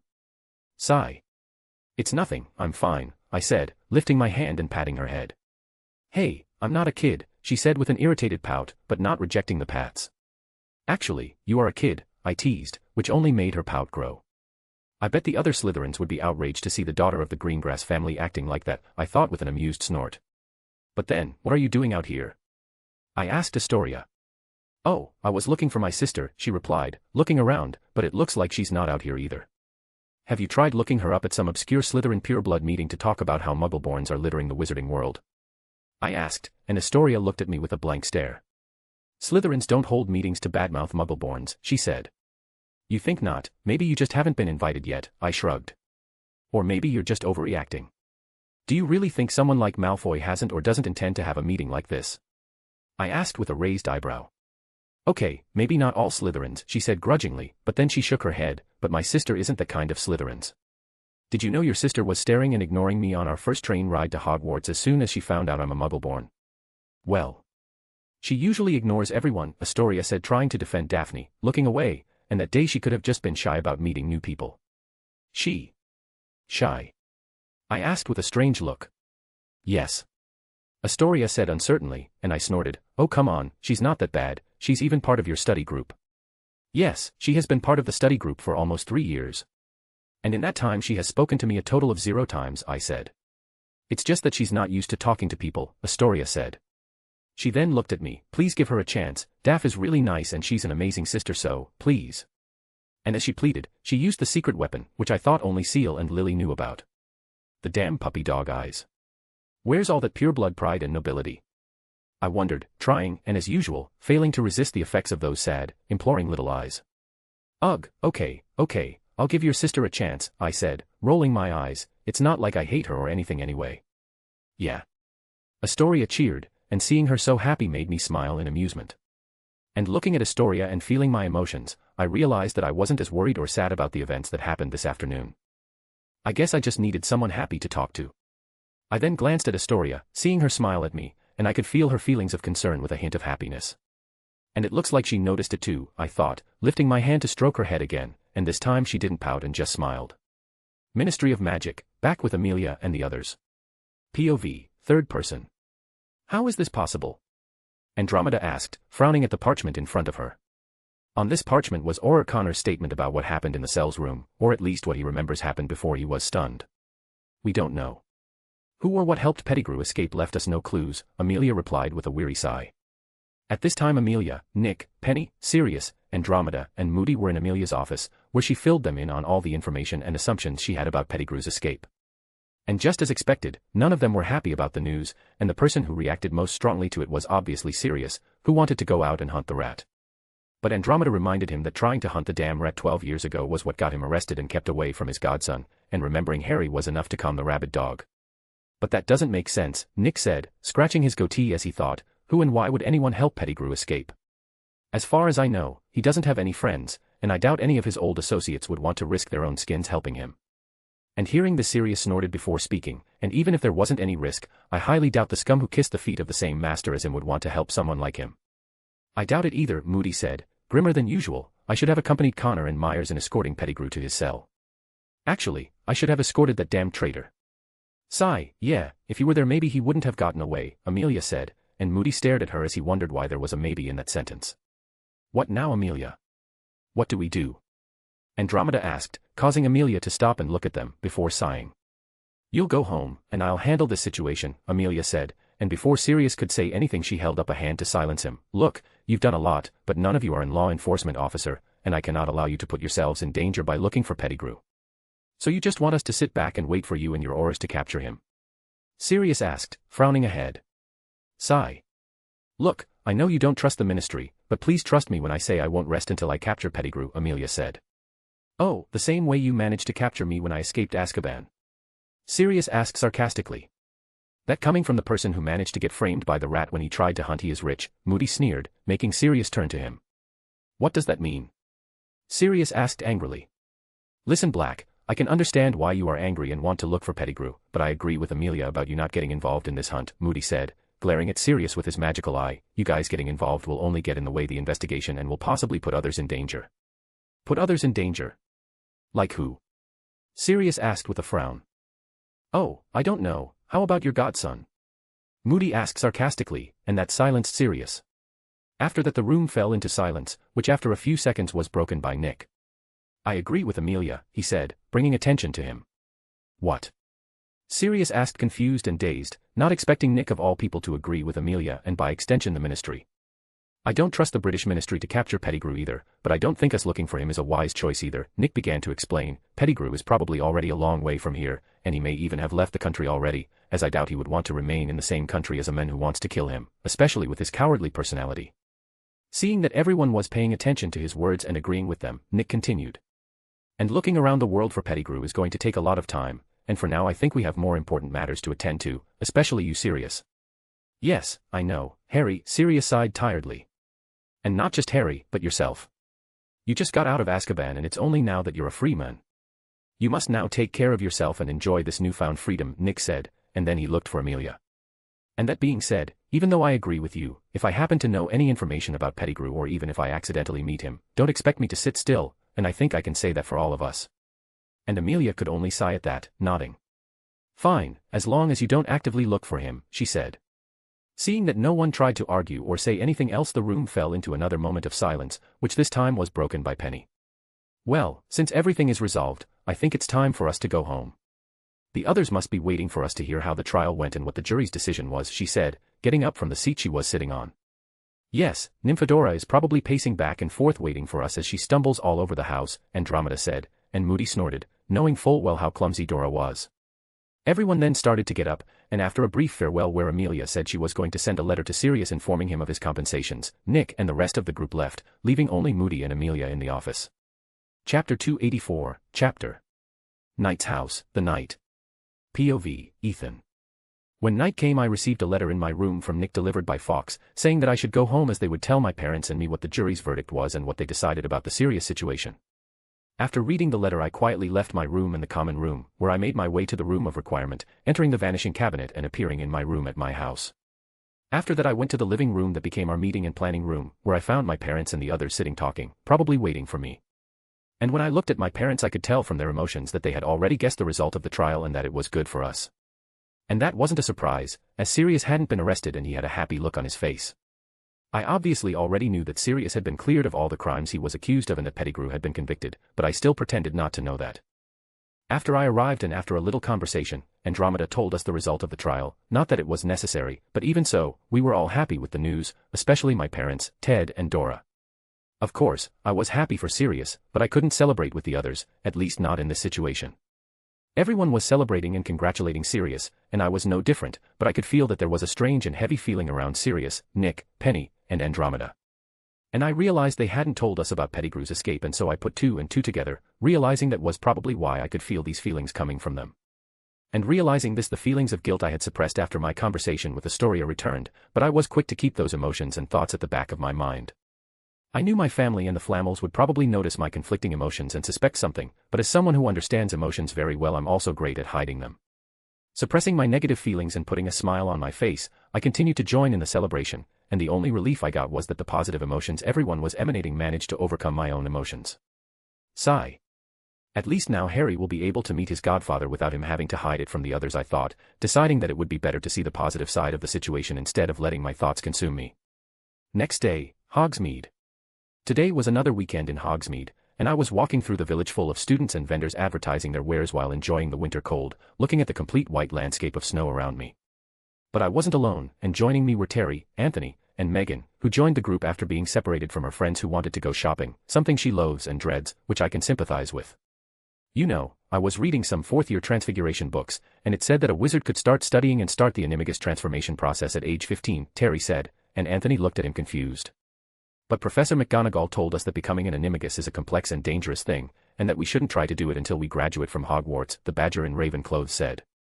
Yes, but that might just be her professional opinion. Other transfiguration masters might think we don't have to wait that long, Terry said with a shrug. Huh, why so much interest in animagus now, Terry? I asked. Well, it's just that I was researching my family tree a bit and I found out that one of my ancestors was an animagus, and I've always been interested in that subject, so I thought, if he can become an animagus, I can too, Terry answered me. Oh, and what animal was your ancestor? Megan asked excitedly, and she was confused to see Terry remain silent as looked away. Not having her answer and seeing Terry act like this, Megan turned to me. Did I say something wrong? She asked worriedly. No, you didn't say anything wrong, I huffed. Terry is probably too embarrassed to talk about his ancestor's animagus because it wasn't such a nice animal. Hey, that's not true. Terry exclaimed, looking at me with a frown. Oh. Really?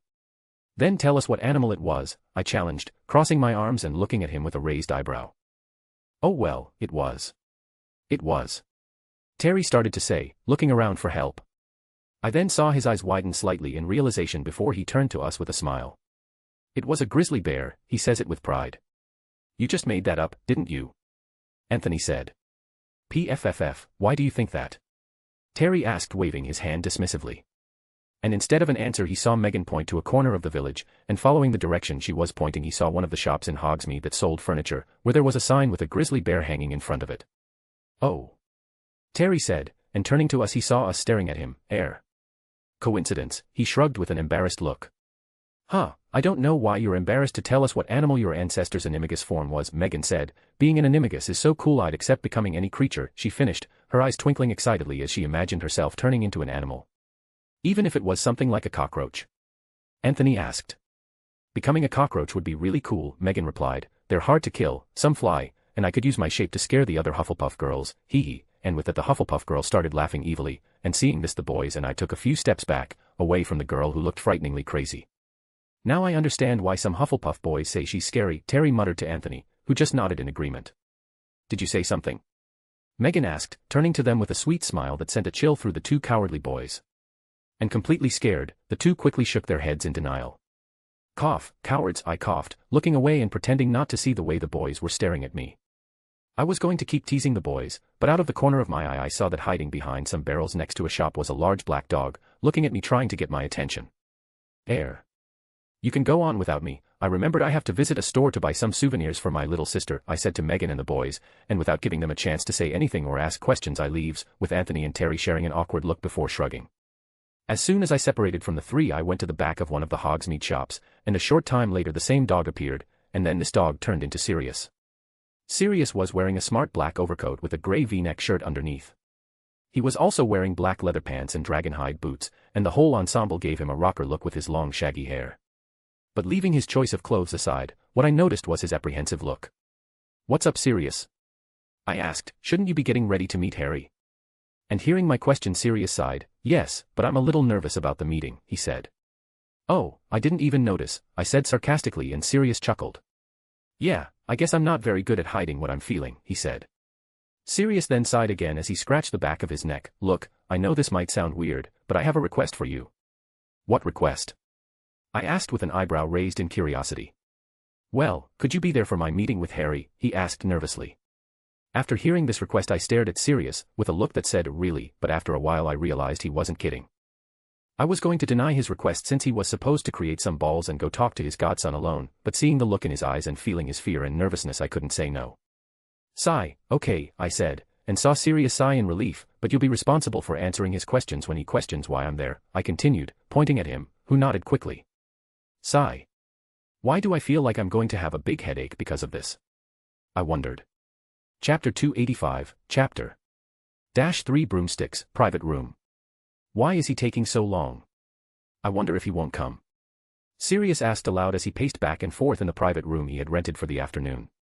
Maybe he doesn't want anything to do with me, and I can understand that. I'm a stranger to him And as Sirius continued mumbling, I was sitting on a chair in the corner of the room next to a window, rolling my eyes.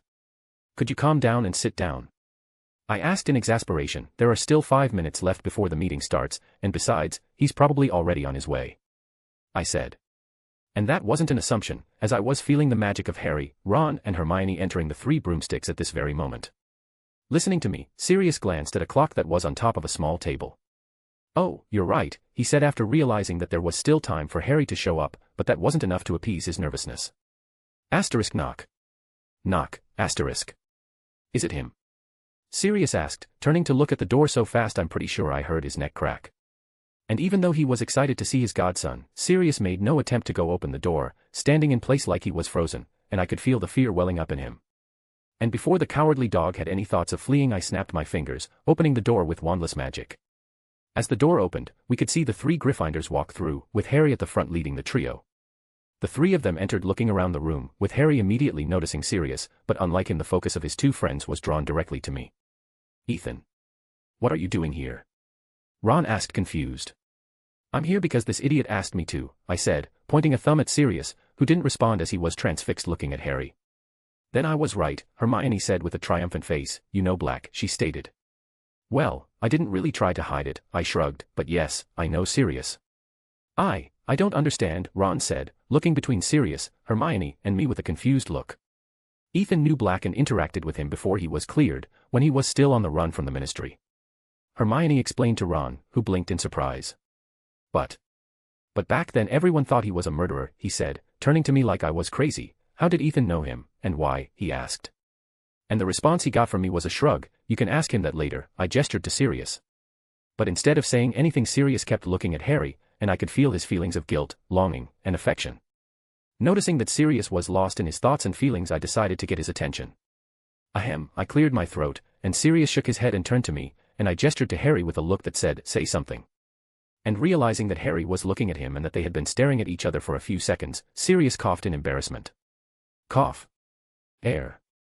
Well, Sirius started to say, breaking the silence and starting the conversation. Hello Harry, I'm Sirius Black, and I don't know if you've been told, but I'm yours. You're my godfather. Harry cut him off, looking at Sirius with a blank face. Blinking a little in surprise, Sirius nodded slowly. Yes, I'm your godfather. Sirius then lifted his hand and started rubbing his neck with a nervous look, before sighing. Look. I know I haven't been a good godfather these past 12 years and that I should have thought of you before I went hunting the damn rat, and I don't blame you for not wanting anything to do with me, and I actually understand you, but and before Sirius could continue with his speech he was interrupted by something hitting his body. Holding steady so he wouldn't fall, Sirius looked down, blinking in surprise to see that what hit into his body was Harry, who was hugging him with his face buried in his chest. Harry? Sirius asked confused and a little worried. I'm so glad you're free, Harry said in a muffled voice, but Sirius still heard him. I thought I'd never get to meet you. Looking at Harry, Sirius realized that he was just as looking forward to this meeting as he was, and it made him smile happily, feeling a few tears well up in his eyes. Don't worry pup, I'm here, he said, wrapping his arms around Harry. Seeing the two hugging and feeling his feelings, I smiled softly, and I didn't even need to look at Ron and Hermione to know they were smiling too. Nodding satisfied to myself, I got up and started walking towards the door, and stopping in front of the brown-haired girl and the red-haired boy I started pushing them towards the door as well. Hey! Why are you pushing me? Shoo. You don't want to disturb their moment, do you? I asked, nodding at the godfather and godson. And looking back at Sirius and Harry, the two saw that they had broken the hug and were now talking to each other quietly. And seeing this scene, Hermione let a small smile appear on her face before shaking her head. No, I don't, she replied. Yes. I think they need some time alone, Ron said. And now, without needing me to do or say anything else, the two of them turned and started to leave, with me taking one last look at Sirius and Harry before following them. Apparently my presence wasn't necessary here, I thought with a slight smile. Outside the private room. Do you think they'll be okay? Hermione asked, a little worried about her friend. And hearing his question I snorted. The worst that can happen is Sirius tries to corrupt and turn Harry into a big prankster just like him, I said. A prankster? Sirius Black? Ron asked with a strange face. You'd be surprised to know that in Sirius school days he and Harry's father were the biggest pranksters at Hogwarts, I said. Of course, that title belongs to other people now, I said with a cocky smile. And in the private room, still talking to Harry, Sirius felt that someone had challenged him. Wow, Ron said in surprise, I didn't know he and Harry's dad were pranksters like Fred and George. There are a lot of things about Harry's father and Black that you probably don't know, things that Ethan seems to know about, Hermione said, looking at me accusingly and with a bit of suspicion, and I just held up my hands in surrender. A lot of the things I know I found out by doing some research and investigation on my own, I said, but Hermione's gaze stayed on me, sigh. Okay, some of the things I know were because Sirius told me. And what is your relationship with Black? She asked me, moving closer to me while looking at me with narrowed eyes, ironically reminding me of Professor McGonagall. Well, I'd say we're friends, I said with a shrug. And how did you become friends with him? She continued with her questioning, and I sighed. Look, Hermione, I could spend all afternoon answering your questions, but I think Harry would like to hear these answers too, I started to say, putting my hands on Hermione's shoulders and looking into her eyes, and since I don't want to have to repeat them twice, it's easier for us to wait for Harry to finish talking to his godfather, so Sirius and I can answer your questions. And listening to my answer and explanation, Hermione stared at me for a few seconds before sighing. Okay, she said, but then she looked at me sternly, but you're going to have to answer all my questions. Well, I can't guarantee that, but I'll try, I said with a slight shrug, and hearing this Hermione snorted but didn't say anything, making me smile in amusement. Chapter 286, Chapter. Back in the room, a few minutes later. After spending some time in the Three Broomsticks pub drinking a large mug of butterbeer, waiting for Harry's conversation with Sirius to end, Hermione, Ron and I returned to the private room. Once in the room, I sat down in the same chair as before by the window, while Ron and Hermione pulled out 2 chairs to sit opposite Harry and Sirius, who were sitting next to each other, with a table between the 4 of them. From Sirius and Harry's happy looks, I assumed their conversation went well, which was a relief, even though it was something I'd hoped for. So how did you two meet? Hermione was the one who asked the first question, looking back at me and turning to look at Sirius. Well, it's a funny story, Sirius said with a slight amused smile, and I snorted in my corner, looking out the window. Funny and a little humiliating, at least for you, I commented, and Sirius's smile changed to a grimace, which I pretended not to see. Looking back at the trio, he noticed that the 3 of them were looking at him confused and curious, and he decided to explain. Long story short. He captured me, he said, and Ron and Harry's eyes widened before they turned to me, and I looked at them and shrugged. It was surprisingly easy, I said. Did he capture you? Hermione asked in mild surprise, how? Well. Sirius started to say, scratching the back of his neck, on Halloween night while you were in the Great Hall for the feast I broke into the castle to capture Pettigrew, and it turns out that Ethan found out I was in the castle and ambushed me, and I was so focused on my revenge that I didn't notice him and he stunned me.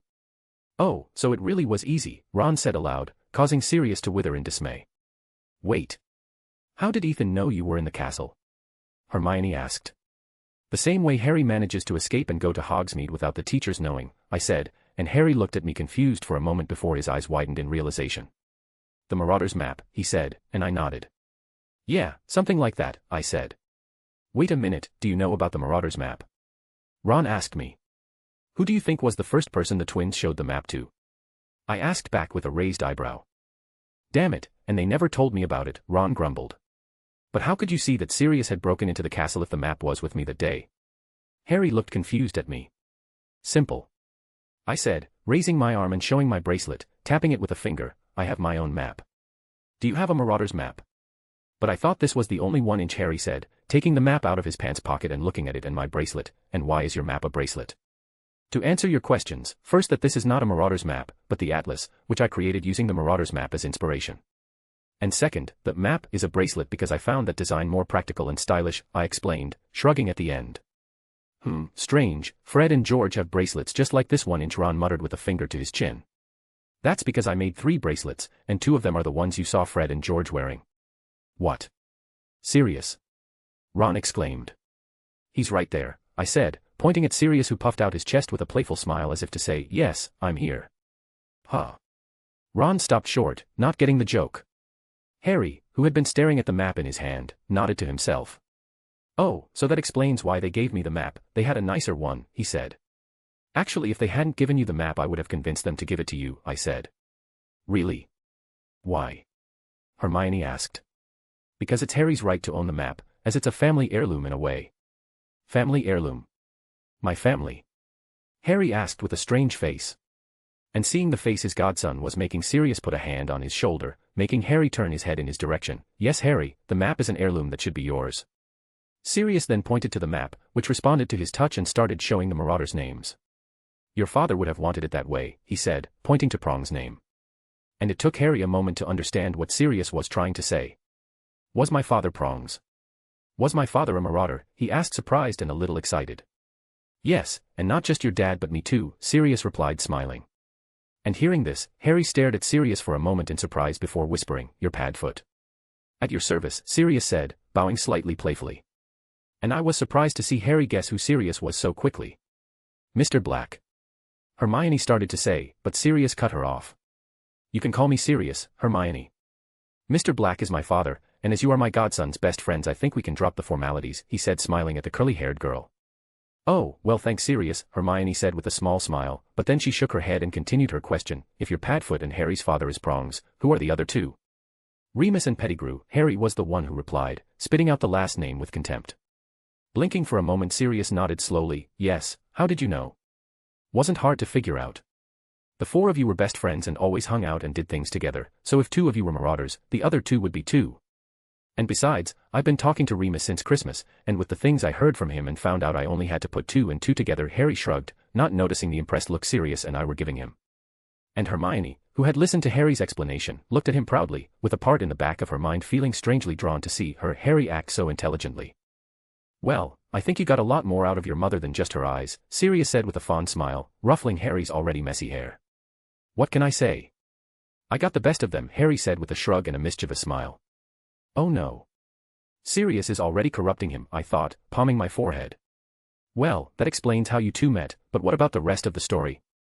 Ron asked, glancing at me slightly. I still don't know how you guys became friends, or why Ethan wanted to go after you, and besides, I may not know Ethan very well, but I know him well enough to know he had something to do with you being cleared. Yes, the coincidences are many, and now that we know how you two knew each other before the trial I'm 100% sure he's involved in this, Hermione said, frowning in thought, as if trying to solve a puzzle. And listening to them, Sirius and I looked at each other, with Sirius looking at me as if asking permission to tell the whole story, to which I shrugged. I didn't really mind that the three of them knew about everything, as at some point or another they would find out, and I think it would be better if it were now at a time when I'm around to talk about events from my point of view. When he saw that I shrugged, Sirius sighed, shifting in his seat, with the golden trio paying attention to him as I turned back to looking out the window. Well, you already know how he and I met, but to understand the whole story I need to talk about things that happened a long time ago, back when James and I were still students at Hogwarts. And with that, Sirius started talking about everything about his life and his time with Harry's father, enjoying this moment he was having with his godson, feeling that this day was finally worth all the waiting. Chapter 287, Chapter. A week had passed since the day Harry had met Sirius, the same day I had to answer questions from the Golden Trio. In the past week, nothing very interesting has happened, of course, not to mention the turmoil and panic in the wizarding world when the Ministry revealed that Pettigrew had escaped. But I guess Pettigrew escaping the Ministry wasn't as amazing compared to Sirius escaping Azkaban, because after only 3 days people stopped talking about it.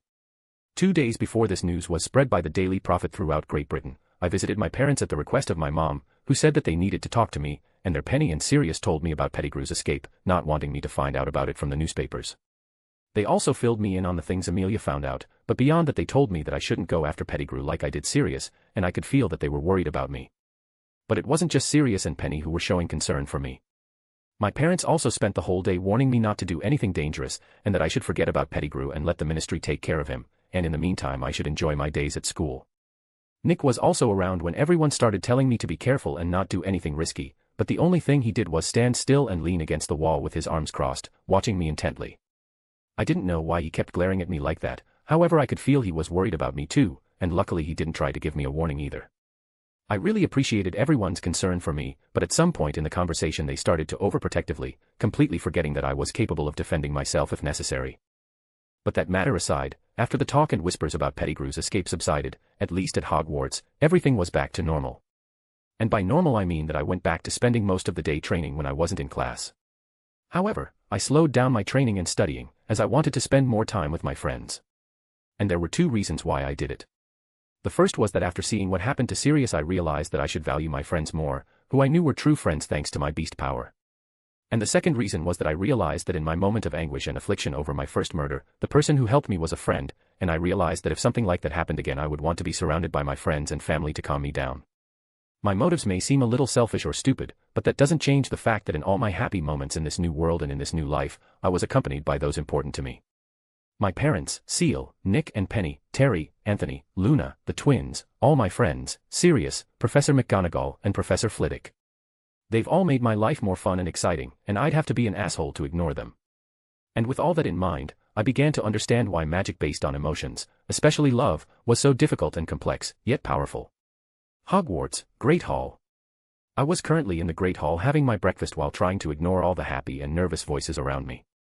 Dude, how can you eat with such a calm look on your face? Actually, how can you eat in that situation? Ray, one of the new reserve chasers asked, his face pale and sick. Simple, I'm hungry, I replied, going back to devouring my ham and cheese omelette. And listening to my answer, Ray blinked in surprise, and Roger, who was beside him, patted his shoulder. Don't bother trying to understand Ethan, I bet even he doesn't understand what goes on in that clever and treacherous mind of his, he said, and I looked up from my plate, fixing Roger with a dry look, not stopping to eat. What? Roger asked innocently, and I went back to ignoring him in favor of my food. Seeing this, Roger shook his head with an ironic smile, looking back at Ray. And you should eat some too, you don't want to go to the match hungry, Roger told him. Ugh, I don't know if I'm going to be able to eat anything, I'm so nervous, Ray said, this is going to be my first official match. What if I do something stupid, he asked fearfully. You're just worrying too much, Roger reassured him, and then pointed across the table at a girl with short black hair with freckles on her face who was eating as voraciously as I was, and look at Blair, today is also going to be her first official match and she's eating just like everyone else. And Blair, who found herself in the spotlight so suddenly stopped eating, lifting her face and gulping down her food. Actually, I eat when I'm nervous, she said, with an apprehensive look. Oh. Roger said, his hand slowly dropping. And seeing that, Ray started to shift in his seat, letting his nervousness and worry take over him. The reason everyone on the Quidditch team was gathered together and so nervous was because today was the day of the last Quidditch match of the season, which was Gryffindor versus Ravenclaw. The result of this match was already decided for many, with the victory going to Ravenclaw, but there were still those who held out hope that a miracle could happen and that Gryffindor could still end up lifting the cup this year.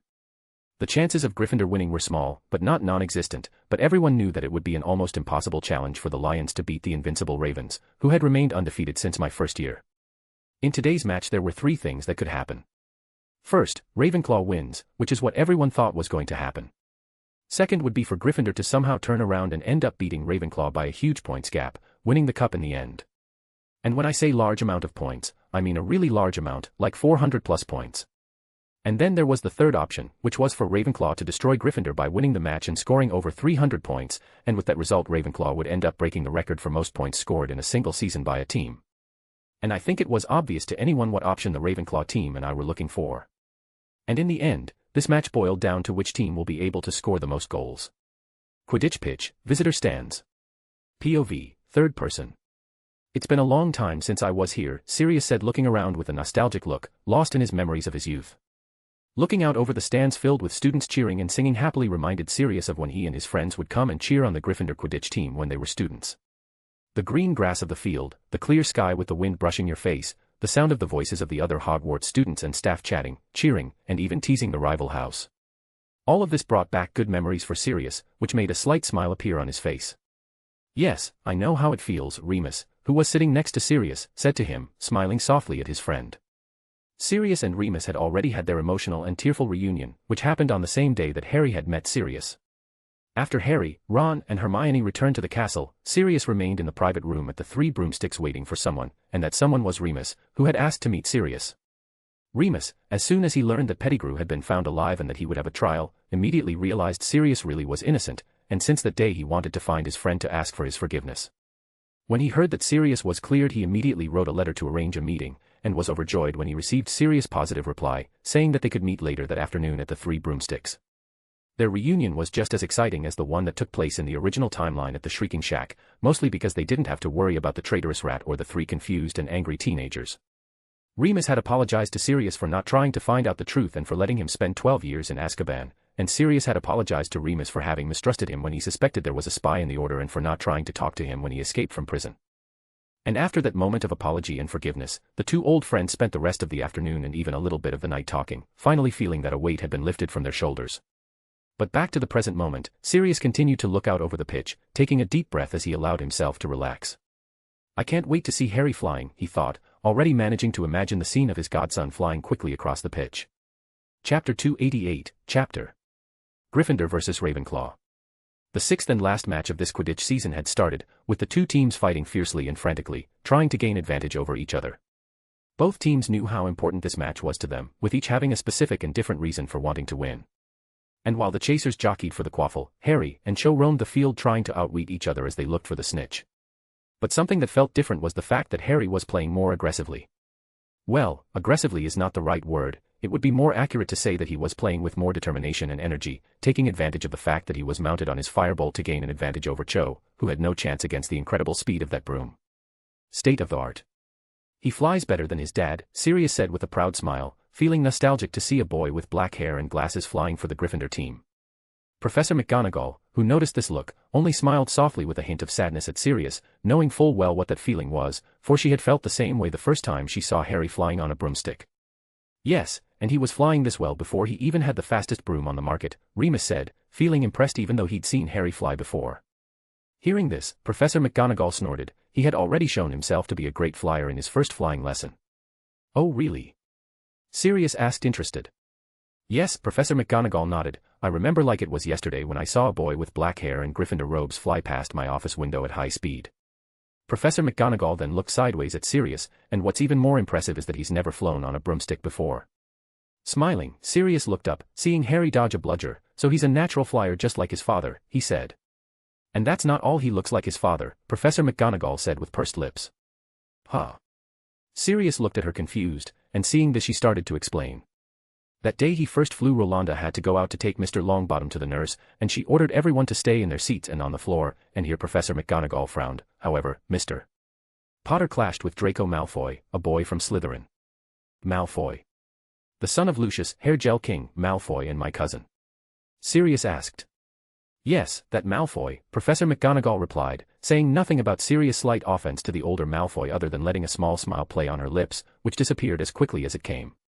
Professor McGonagall then shook her head and continued, well, that day Mr. Malfoy took Mr. Longbottom's Remembrall and took off, threatening to break it and taunting Mr. Potter in the meantime, and to prevent Mr. Malfoy from destroying his housemate's item, Mr. Potter got on his broom and started chasing him. Oh.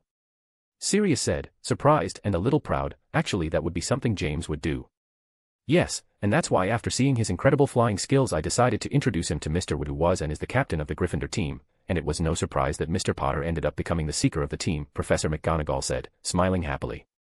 She still thinks it was a great choice to introduce Harry to Wood, even though Gryffindor has yet to win a Quidditch Cup.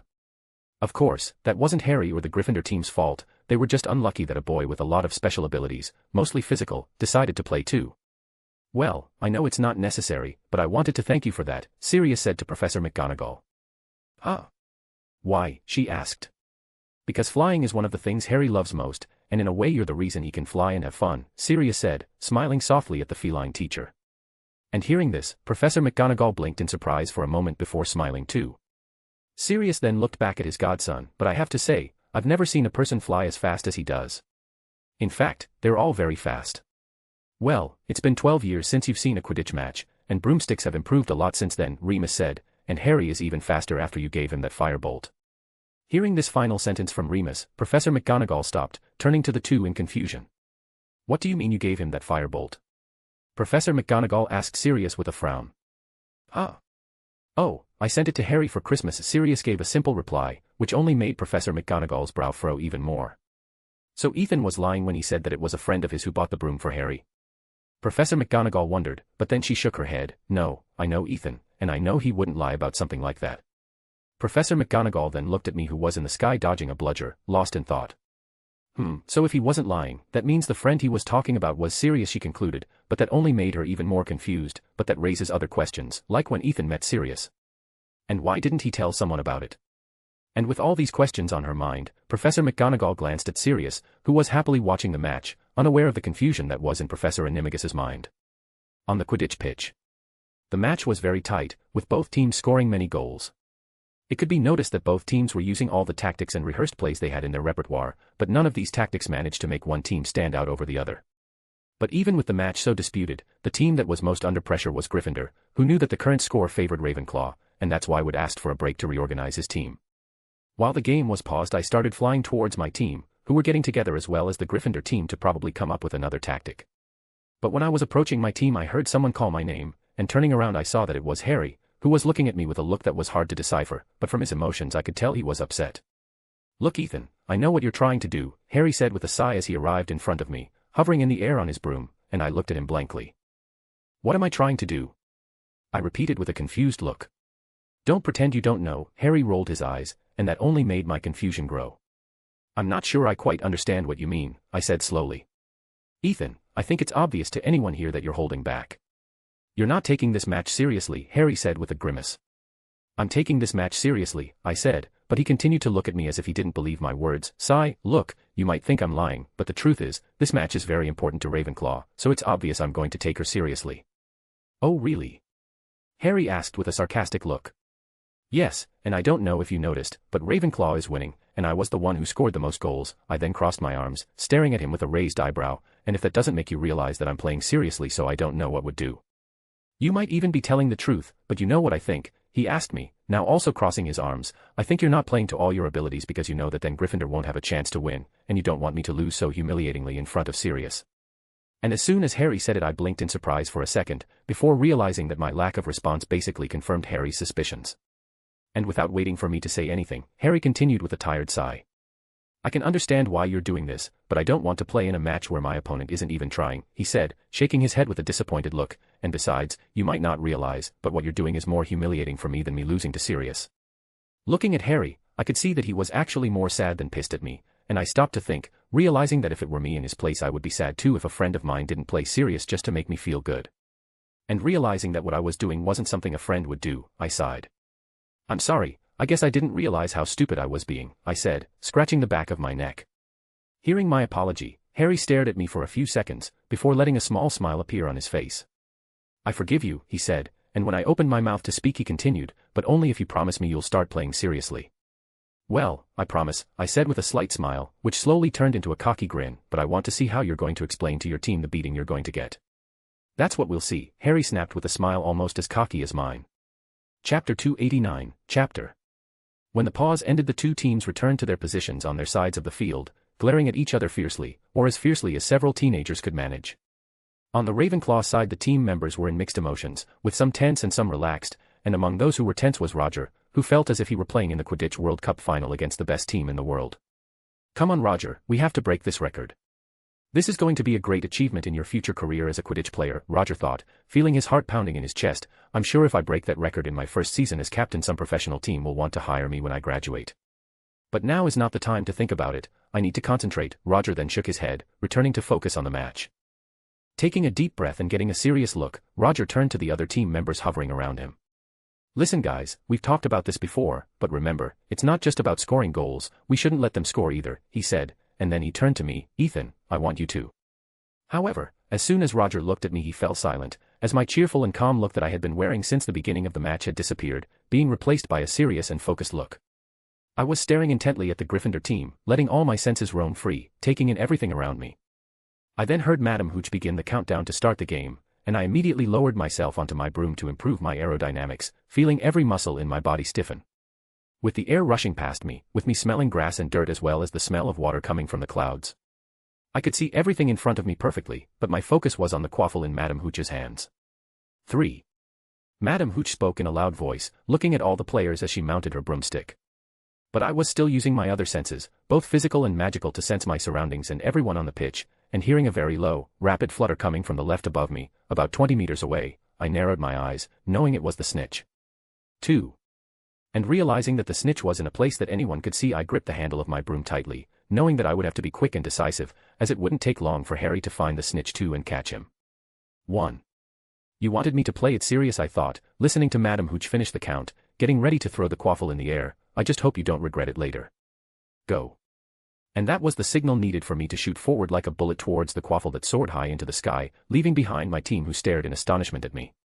And not a second later I got to the middle of the pitch and caught the quaffle, but I didn't stop for a second, and I continued advancing towards the Gryffindor goals, passing through the entire team of lions who only now started to move. And in front of the hoops and wood, I threw the quaffle hard at the center hoop, and the only thing Wood saw was a shadow passing beside him and entering the goal he was defending, with him looking straight ahead without reaction.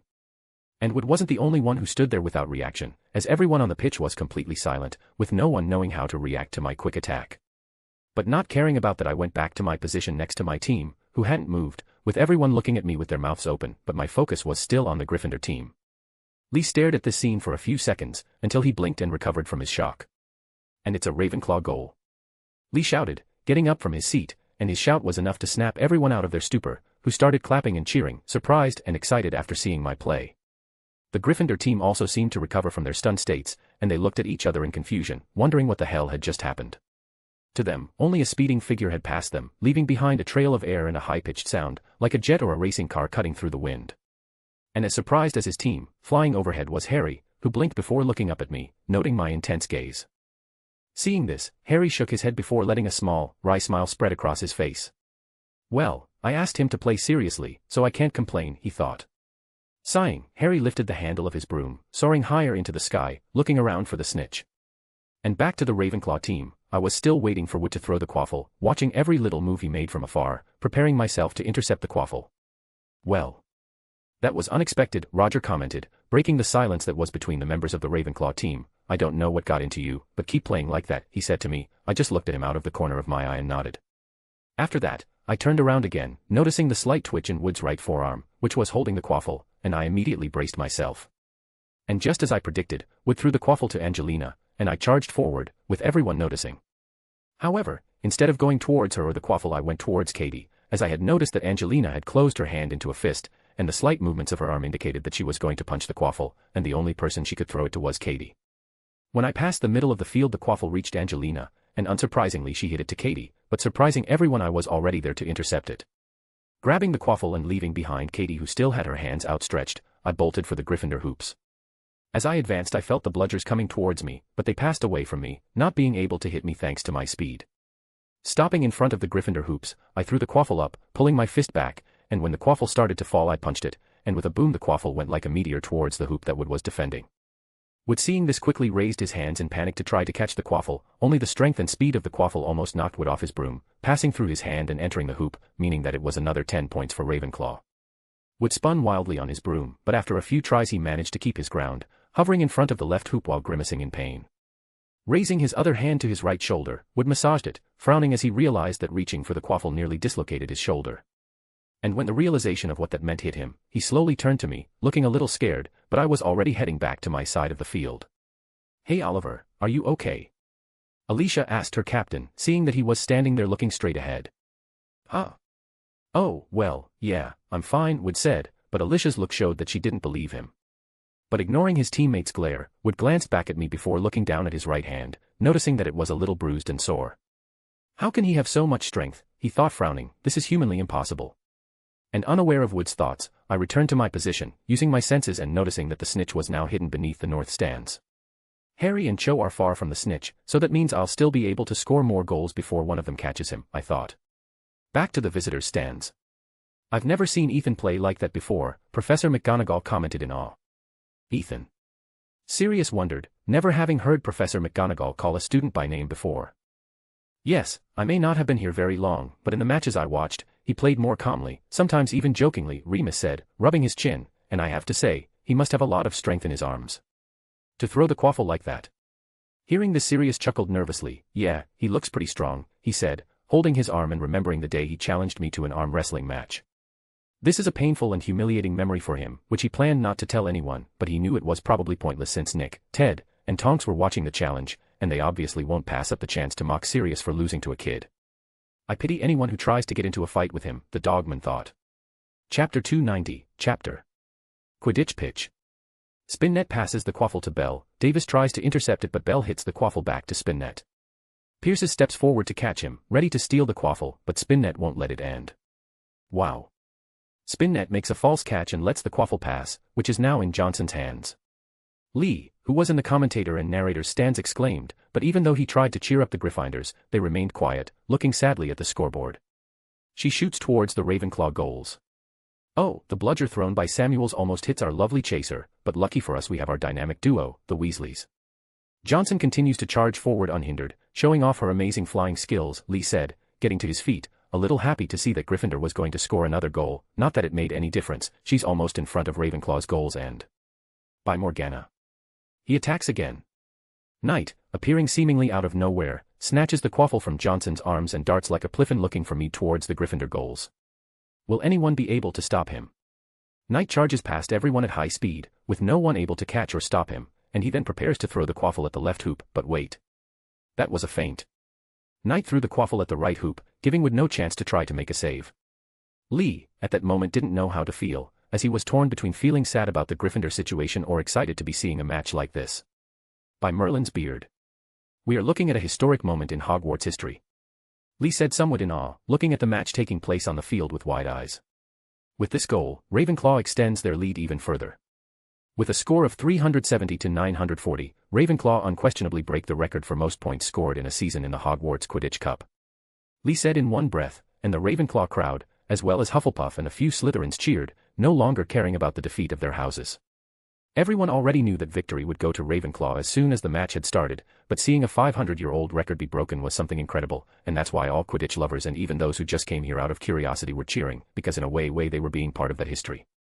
But not paying attention to the students around him, Lee continued, actually, the record was broken a long time ago, and now Ravenclaw is creating its own unbeatable record.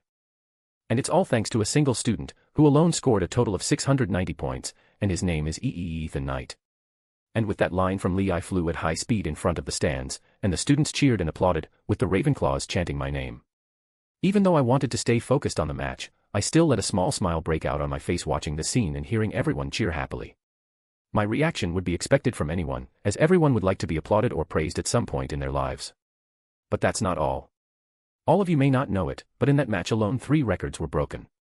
Yes, 3. Lee said, surprising everyone. He then picked up a parchment that was in front of him and started reading it, with everyone paying attention to his next words. In addition to the record for the most points scored in a season, Ravenclaw also broke the record for the biggest point difference between one house and the others, and this caused the Ravenclaws to cheer, with the others nodding their heads as something like this was to be expected. But wait, it's not over yet. The next record was broken not by a house, but by a person. Lee said mysteriously, the last record was set 700 years ago in one of the most historic matches at this amazing school. And who broke the record for most points scored by a single player in a season with 10 points scored was Ravenclaw's Silver Star. Ethan Knight.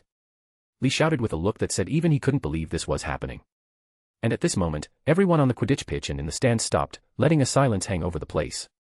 And I, who was flying, also stopped, blinking in surprise, being surprised by this information just like everyone else. What? I wondered, and I could feel that slowly everyone was turning their faces to look at me. Be it students, teachers, school staff, and even guests, everyone looked at me with wide eyes, not knowing how to react. But this lack of reaction didn't last long, because someone started cheering and applauding, and I could hear that person's voice from afar, recognizing the dreamy voice of the blonde Ravenclaw who had a dream of finding a crumplehorned snorkack. And with Luna breaking the silence, the others soon joined in, and not a second later everyone was once again clapping and cheering excitedly. Well, I guess I have Harry to thank for that, I thought, glancing slightly at the Gryffindor seeker, who caught my gaze and just shrugged with a wry smile. After that the match continued, with me continuing my continued attack on Gryffindor's goals, and meanwhile Cho hovered around the pitch looking around, trying to find the snitch. Harry wasn't idle either, and continued looking for the snitch. But unlike before he wasn't so worried about the results of the match anymore, as it was clear to everyone who would be the winner, and so he was enjoying his time in the air. Flying and maneuvering with his firebolt, Harry had a bright, adventurous smile on his face, and I could see it, feeling relieved that defeat wasn't getting to him. And in the visitors' stands, Professor McGonagall looked at the players while sighing. Well, I guess that means this is another year without Gryffindor winning the Quidditch Cup, she said. That's sad, but look on the bright side, Remus started to say, catching the cat teacher's attention, at least Slytherin won't win. Blinking at this, Professor McGonagall thought for a moment before realizing he was right. Remus, seeing that he managed to ease some of Professor McGonagall's sadness, smiled. He then turned to Sirius, noting that he was fully focused on the match. And don't worry Sirius, Harry is a strong boy, one defeat won't shake him, Remus said, making Sirius turn to him. Seeing Remus attempt to comfort him, Sirius chuckled lightly, looking back up at the sky, seeing Harry flying by with a gleeful gaze. You're right, Harry is a strong boy, he said with a soft and somewhat proud smile. Ravenclaw Common Room. Woo. We are the best. The best house at Hogwarts. Yes. No one can stop the Eagles. Ravens. Yes, Ravens, that's what I meant. After the match ended and Ravenclaw were declared champions of the 93/94 Quidditch Cup, the whole team gathered to receive the cup and medals, and in addition to that we also received a small award to congratulate us on breaking the records. And after a big group hug where all the Ravenclaws came from the stands to join us, all the Ravens went to the common room to celebrate. Everyone was happy and smiling, and we knew this was going to be the biggest celebration we've had so far. And I, as one of the main reasons for our victory, was being congratulated by everyone along the way, whether it was my housemates or my other friends. And speaking of my friends, they were here with me, celebrating and joking as they ate and drank the food that one of the older students smuggled out of Hogsmeade. And when I say my friends, I'm also talking about my friends from other houses, who I invited to join the party. Nobody tried to stop them from entering the common room, mainly because I was the one who invited them, and the other Ravens must have thought I deserved this free pass, not that I minded. Man, today was an exciting day, Stephen commented. Yes, Megan agreed. I don't think I've ever seen a Quidditch match as lively and exciting as that one, even though everyone already knew what the result of it would be. And I've been to a lot of Quidditch matches with my aunt. Yeah, I was excited too, and I don't even like Quidditch and I already knew Ravenclaw was going to win, Lily said. Actually I was still hoping that Gryffindor would win, Hannah, who had come to accompany Susan, said, making everyone stare at her. Having so many people stare intently at her made Hannah cringe in her seat. Did she just say that from inside the Ravenclaw common room? Justin asked in a whisper to Faye, who nodded, and I thought Gryffindors were the brave ones. And we are. Faye looked at him offended, with Justin raising his hands in surrender. Seeing everyone joking I let a smile show on my lips, taking a sip of my butterbeer. After taking a sip of my drink, I stopped to think about something that had been on my mind since the match ended. I just hope Harry isn't saddened by the loss, and I also hope no one blames him or the Gryffindor team for losing by a huge points gap. And speaking of Harry, I didn't think of this before, but now that Sirius is free, is the headmaster still going to send Harry to live with his aunt and uncle for the holidays? I wondered. Well, I'm sure Sirius won't allow it, and if I have anything to say about it, I won't either, I thought, already making some plans. Chapter 291, Chapter. February 14th, Valentine's Day. In the afternoon after morning classes my friends and I returned to our common room, where we started doing homework passed by Professor Sprout. Our intention was to study in a quiet and comfortable place, so that we could quickly finish our homework before the next class, but this did not happen, as every 2 minutes someone interrupted us. Well, it would be more accurate to say that someone interrupted me. And speaking of interruption, at this very moment, one of the reasons for my headache today was coming towards me. Hi Ethan, Cynthia Ausen, a red-haired fourth-year girl, said with an embarrassed look, "This is for you." She then handed me a box neatly wrapped in red paper. Taking the box with a slight strained smile, I started to open my mouth to thank her, but before I could say anything she turned and quickly left, her face completely red as she smirked. And seeing this scene I just sighed helplessly, and Padma and Sue, seeing my look, chuckled slightly, with Stephen giving me a sympathetic look while Michael rolled his eyes. And as I was still looking at Ausen's back I didn't notice that Luna, who had been quiet and acting strangely today, or more strangely than usual, was also looking at her back with narrowed eyes. With this one it's already 15, Terry said, drawing attention to him. I'd ask why you're counting, but I'll consider it another one of your oddities, I said, and Terry gave me a dry look. I then looked back at the box in my hand, smelling the familiar chocolate scent that would usually make me happy, as I have a sweet tooth. But smelling this candy today was already making me nauseous. Ugh, I moaned, throwing this little box into my bag, which was almost full of other chocolates and other Valentine's gifts I received. I really don't know what to do with all that chocolate and candy, I said, looking at the candy in my bag with a strange look. You could burn them all, Luna muttered under her breath, and Sue, who was the only one close enough to hear her, turned around and looked at the girl who was supposed to be sweet and kind with a strange and suspicious look. Man, I know Ethan is cool and fun when he's not being weird or scary, Anthony started to say, ignoring my glare at him, but why is he getting so much attention from girls today? I don't remember being like this last year.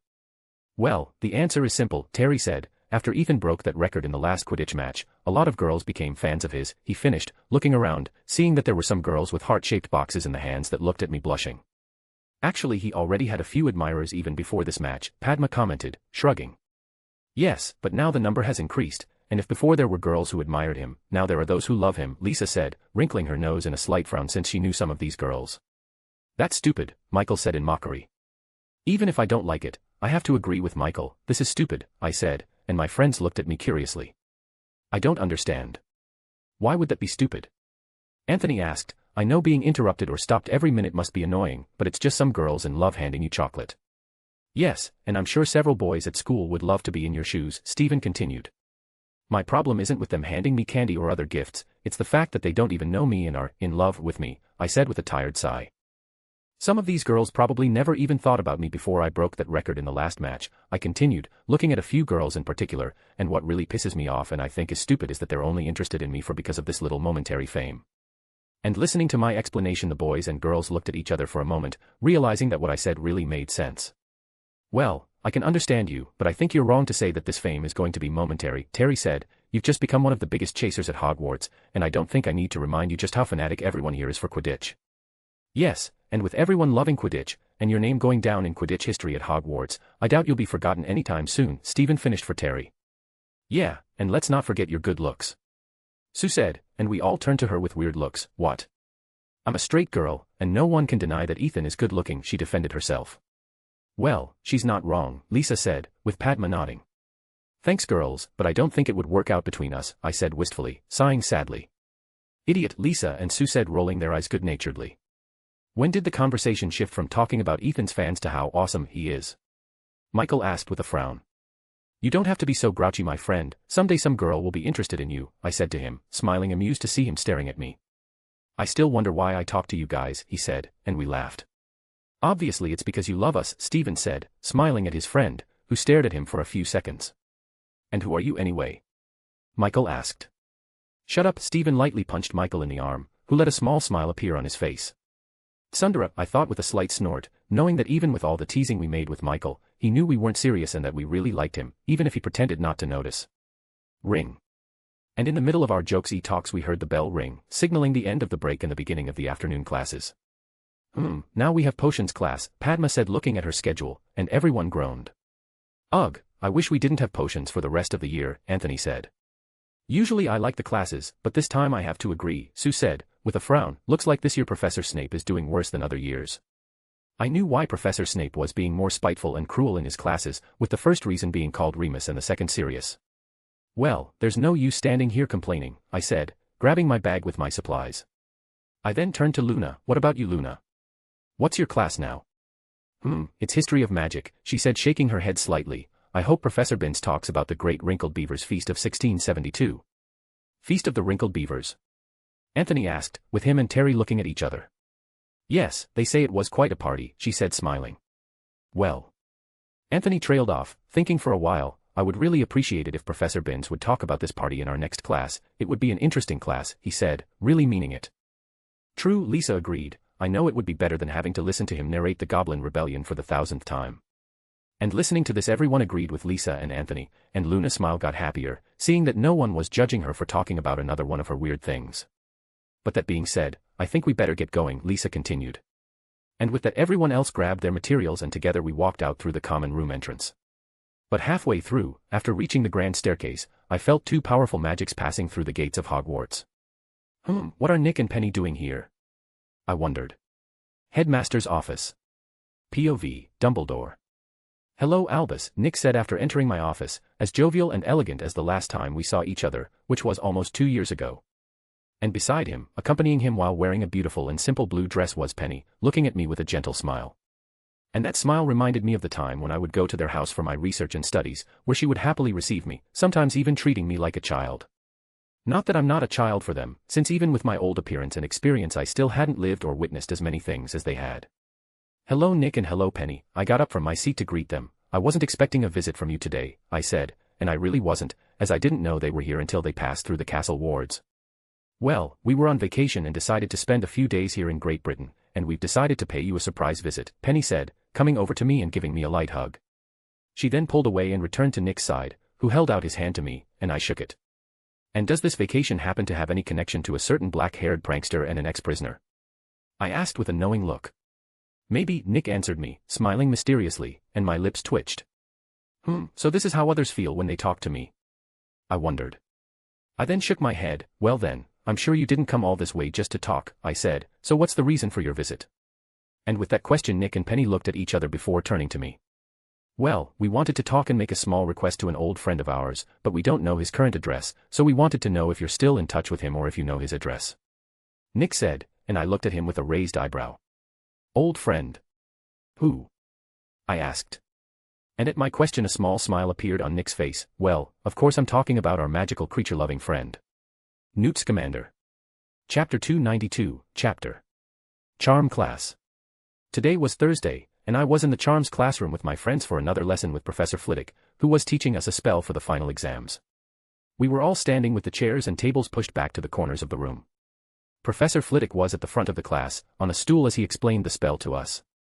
I, like the others, was in front of a training dummy, paying attention to everything he said, even though I already knew how to cast the spell. Now, ladies and gentlemen, you will wave your wands in one smooth motion, focusing on the wrist, like this, Professor Flitwick said, demonstrating with his own wand the correct movement of the spell he was teaching us. But this is just the initial movement. To finish it off you will have to slightly raise your wand before pointing it forward, he continued, with everyone in the classroom imitating him and repeating the wand movement. Now you say the enchantment. And remember, it's important to control the strength of the spell, as putting too much power into it can do more damage than necessary. Now repeat after me. Neriectro.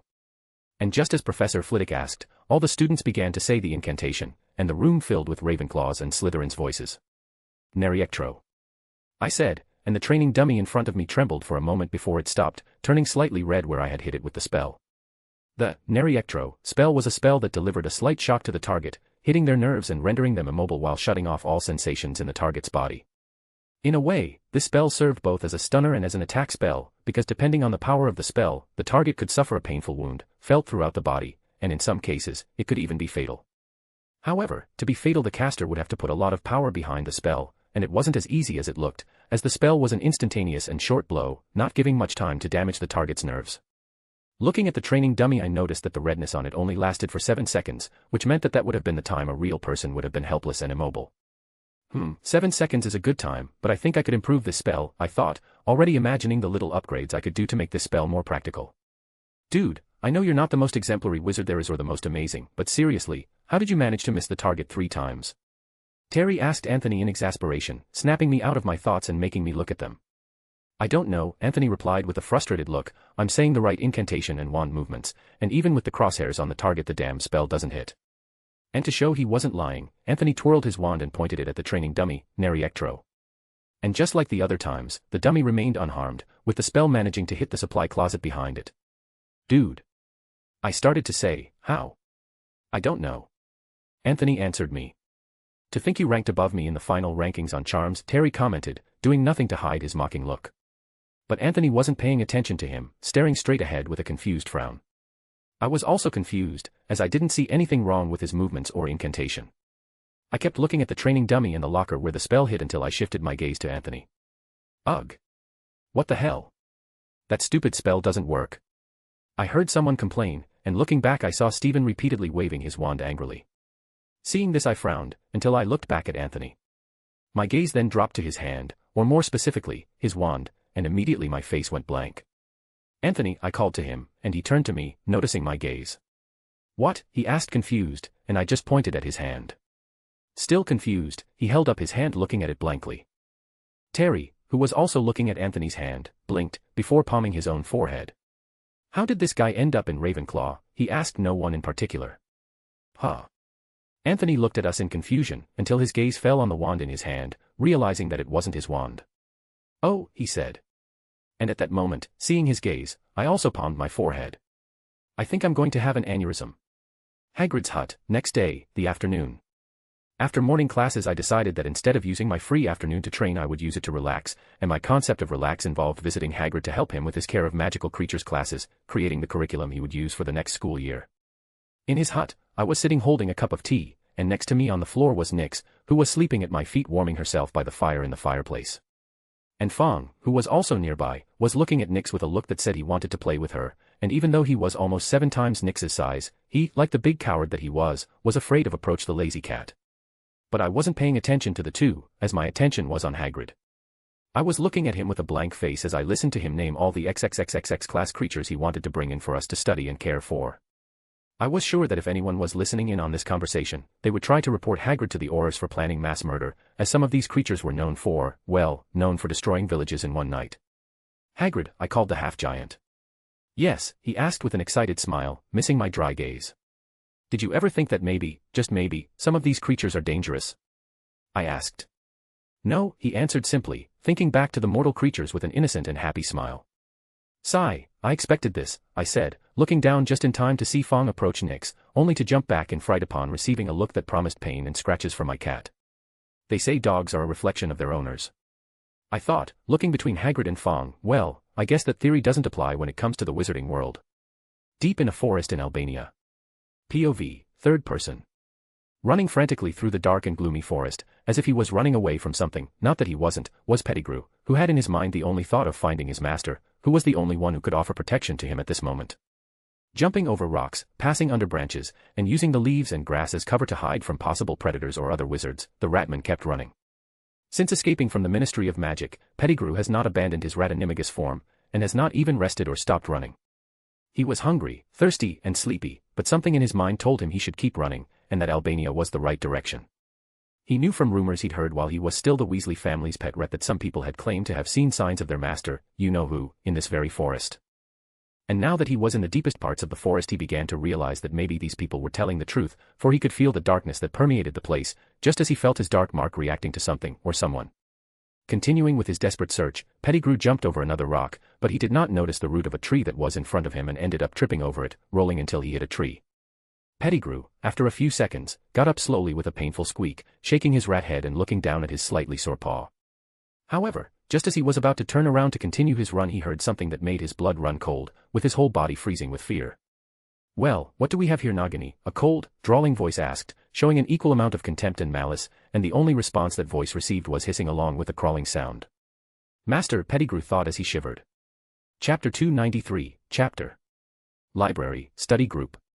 Today was the weekend, which meant we didn't have classes, not that it mattered as we were just as busy as any other day with homework assigned by all the teachers. As the final exams were coming up, all the teachers, without exception, decided to bog the students down with piles of homework and research. And because of that, and knowing that some students would have a hard time finishing these homework assignments, I sent a letter to all study group members letting them know that we would have a session today. And that's why after 9 a.m. all the members of the study group met in the library at a big table, with lots of books, parchments, and quills on top of it. Sigh. "Another homework done," I said, pushing the parchment and inkwell away from me as I relaxed into my chair. "Oh, so Ethan Knight can tire himself out with simple homework just like us mere mortals?" Sue asked with a playful look. "Yes, even I, the great and powerful wizard, the most beautiful, irresistible, and amazing Ethan Knight, can get bored after 2 hours of homework," I said with a cocky smile, winking at Sue, who maturely stuck his tongue out at me. "Huh? Has it been 2 hours?" Hermione asked in a bit of surprise, putting down her astrology book on constellations and looking up. "The question should be, has it been only 2 hours?" Stephen asked as he stopped writing, grimacing. "I feel like I've been writing for days," he said, shaking his aching hand. "Stop being dramatic, Sue," Michael and I said as we rolled our eyes. "I'm not being dramatic," he said offended, but we ignored him. I thought it was fun doing this homework," Luna said as she tapped her quill on her cheek, looking at us confused. "You only say that because you still don't have electives to receive more homework," Anthony muttered. And Luna just looked at him as she tilted her head to the side. And while Stephen and Anthony continued to complain, Davis leaned over to her friend. "Aren't Ravenclaws supposed to be the scholars who love to study and do homework?" she asked in a whisper. And Greengrass, hearing this, let out a slight snort, sweeping her gaze over us all. But as soon as her gaze landed on me, she narrowed her eyes. "Knight," she thought, a little irritated. And her being irritated with me was no surprise, since she'd disliked me since first year on the train ride, because of the whole pureblood and prejudice thing. And then there was also the fact that she didn't like to lose out in magic and studies to me, someone inferior to her. However, the reason for her upset look these past few days was another. "I still don't know why Astoria likes him so much," she thought, using what little clemency she knew to stop herself from frowning, not wanting to break her Ice Queen mask. And I, who had grabbed another parchment and my herbology book, paused, feeling a spike of jealousy come from Greengrass. And sensing this unexpected feeling from the cold and expressionless girl, I turned to look at her, and realizing that she was quick to look away. "Huh?" I looked at her confused, until I noticed that she had sat up straighter in her chair while maintaining a neutral expression. "Oh yes, the Ice Queen," I thought with a sarcastic snort, knowing how stupid this title was, mainly because I could feel all her emotions, which for the most part were the same as any other teenage girl's. But leaving your mask aside, why is she jealous of me? I asked myself. As far as I can remember, I didn't do anything to justify this feeling. At least not that I know of. And as I sifted through my memories for any time I interacted with Greengrass or did anything to make her jealous, the person in question glanced at me from the corner of her eye. "I'm still going to find out how you became friends with my sister and what you did for her to be so attached to you," Greengrass thought. Gryffindor common room, after dinner. POV, third person. "Well, I'm glad I dropped out of some electives at the start of the second term," Hermione said, taking a seat in front of her common room fireplace reading a book, with Crookshanks in her lap. I still don't know how you managed to attend all those classes, Ron said, as he looked at the chess game he was playing against Harry. Oh, I don't know what you're talking about, Hermione said as she looked away. However, she noticed Harry looking at her with a raised eyebrow, obviously knowing there was more to it. And noticing the look of her friend/crush, Hermione put her hand to her chest where the time turner was, which Ethan had returned to her the next day after she lent it to him, just as they had agreed. Seeing Hermione take her hand to her chest, Harry followed his actions with his eyes, but when he realized where he was looking he quickly looked away with a red face. And Hermione, who saw this, looked at him in confusion, until understanding hit her too, causing her to blush. And sensing the awkwardness in the air, Ron looked at his two friends, noting their red and embarrassed faces, completely oblivious to the situation. Huh, he blinked in confusion. Ahem, Hermione coughed to get rid of the embarrassment. Well, back to the point, I'm going to talk to Professor McGonagall to find out if next school year I can take the exams for the electives I'm not taking. And why would you do that? Ron asked, genuinely confused. I know you like to study, but there are some subjects that really aren't all that useful, like divination and Muggle studies. First, if divination is so useless, why did you choose it as one of your electives? Hermione asked, looking narrow-eyed at Ron, and not giving him a chance to reply she continued, and secondly, even though I don't find these subjects all that useful or necessary, especially divination. She continued saying, speaking divination with disdainfully, taking their exams and getting good grades might help me in the future when I want to get a job here in the wizarding world. And it would also show everyone how smart you are, Harry added with an amused smile, and Hermione blushed slightly. Well, I wouldn't put it that way, but... she said. Oh, why didn't you say that from the beginning? Ron said in realization, and Hermione turned to him in confusion. What? But. And catching Ron's look, and knowing her friend well, she knew there was no point in trying to explain, and so she sighed as she shook her head. You know what? Never mind, she said. And Ron looked at her blankly, then turned to Harry, who was smiling in amusement, looked back at her, and then shrugged, going back to concentrating on his chess game. And seeing this, Harry snorted, turning to Hermione, who smiled wryly, shaking her head. Ron being Ron, he thought, also looking back at the chess game. Checkmate, Ron said, causing Harry to stop in surprise. What? -12 Grimmauld Place. Well, this place is just as sinister and dark as I imagined, Remus said, looking around at the dusty, dirty, and falling apart house. If you're finding this place sinister, you should see what it was like when my family was together, Sirius said with a grimace, looking at the house with distaste, not knowing whether he wanted to leave the place or destroy it. It shouldn't have been that bad, Padfoot, Remus said, walking over and rubbing his nose, feeling the smell of damp and dust bothering his werewolf sense of smell. It was actually a lot worse, Sirius said, frowning. The two then continued walking through the place, looking around, until they passed the entrance hall, where Sirius tripped over an ornate vase, knocking it over and breaking it. And unfortunately the noise of the breaking vase woke the sleeping portrait of Walburga Black. Intruders, she yelled, startling Remus and Sirius, who quickly turned towards the portrait with wands in hand. Mom? Sirius asked in surprise, and his voice, instead of making Walburga calm down, only made her angrier. You traitorous scum. What are you doing in my house? Get out, you impure, she started screaming in a high-pitched voice. And Remus, hearing this, only blinked, with Sirius frowning at the portrait. But before they could say anything, a cracking sound was heard coming from the end of the hall, and the two quickly turned around and cast some spells in that direction. And with the sound of a falling body, the two stopped, until they noticed by the dim light emanating from a nearby lamp that the fallen body belonged to an ugly old house elf. And ignoring the screams of the late Lady Black, Sirius and Remus looked at each other. What in the name of Merlin's deflated balls did just happen? Remus asked, and Sirius just sighed. Well, welcome to Black Madness, he said. Chapter 294, Chapter Ancient Runes Classroom, Exam Day. Well, Ethan, it looks like you're the last student for today. Ready for your practical exam? Professor Babbling asked me with an excited smile that always seemed to be on her face when she talked about runes. Of course, I said, also smiling. Perfect, she nodded, going to a small wooden chest that was on top of her desk. Let's start with a simple lighting rune, she said, taking some items from inside the chest and placing it on top of a small table that was in front of me. The runes don't need to follow any rules or order, they just need to work together for this pearl to create some illumination, she continued, showing a beige pearl to me, and remember, I will be evaluating the usability and practicality of the runes, the strength of light, the amount of magic dispersed, and your creation time. Okay, got it, I said, nodding, but then I stopped and thought for a while before turning to her. You said that the runes don't have to follow any rules and that I just need to create light using this pearl, right? I asked. Yes, that's right, Professor Babbling nodded, somewhat confused by my question. Great, I said, smiling. Well, I'm glad to see you're excited, she said, and I just looked at her, still smiling. Shaking her head slightly with an amused smile she continued, "Well, let's not waste any more time as you still have other exams to do," she said, "and with that, you'll have 20 minutes to finish your rune work." And seeing me nodding, she went to her desk, where there was an hourglass, which she turned, causing the sand inside to start to fall out. "And start," she said, and I immediately set to work, with Professor Babbling paying full attention to my actions. I knew what I had to do, but as someone who had taken lessons from the greatest living rune master, and who had a knack for creating items, I wasn't going to settle for just a shiny pearl. And with that in mind, I let a defiant smile creep across my face, picking up the carving knife as I let my magic flow through it, looking at my pearl in full focus. After 7 minutes. "Are you sure you should be in 3rd year?" Professor Babbling asked me with a dazed, confused look. And the reason for her gaze was the 7 glowing little balls that floated and swirled around me, totally illuminating the room in a soft and beautiful glow. I was holding the pearl in my hand, which glowed faintly white with a few golden lines running through it, where the runes I carved were. And these runes, instead of making the pearl shine, created these 7 balls of light that responded to my command, as long as I had the pearl in hand. I could choose what color the lights would be, and I could also choose the intensity of their light, something very useful depending on the situation, and the most important thing of all, is that keeping the pearl runes active didn't require a lot of magic, so much so that it used ambient magic instead of the magic of the witch or wizard holding it. I don't think I've ever seen such detailed and advanced runes made by a student, not even a 7th year. Professor Babbling muttered, and her confusion started to fade away to be replaced by excitement. "This is amazing." I listened to that a lot, I shrugged, but Professor Babbling wasn't paying attention to me. She then took the pearl from my hands and carried it to her table.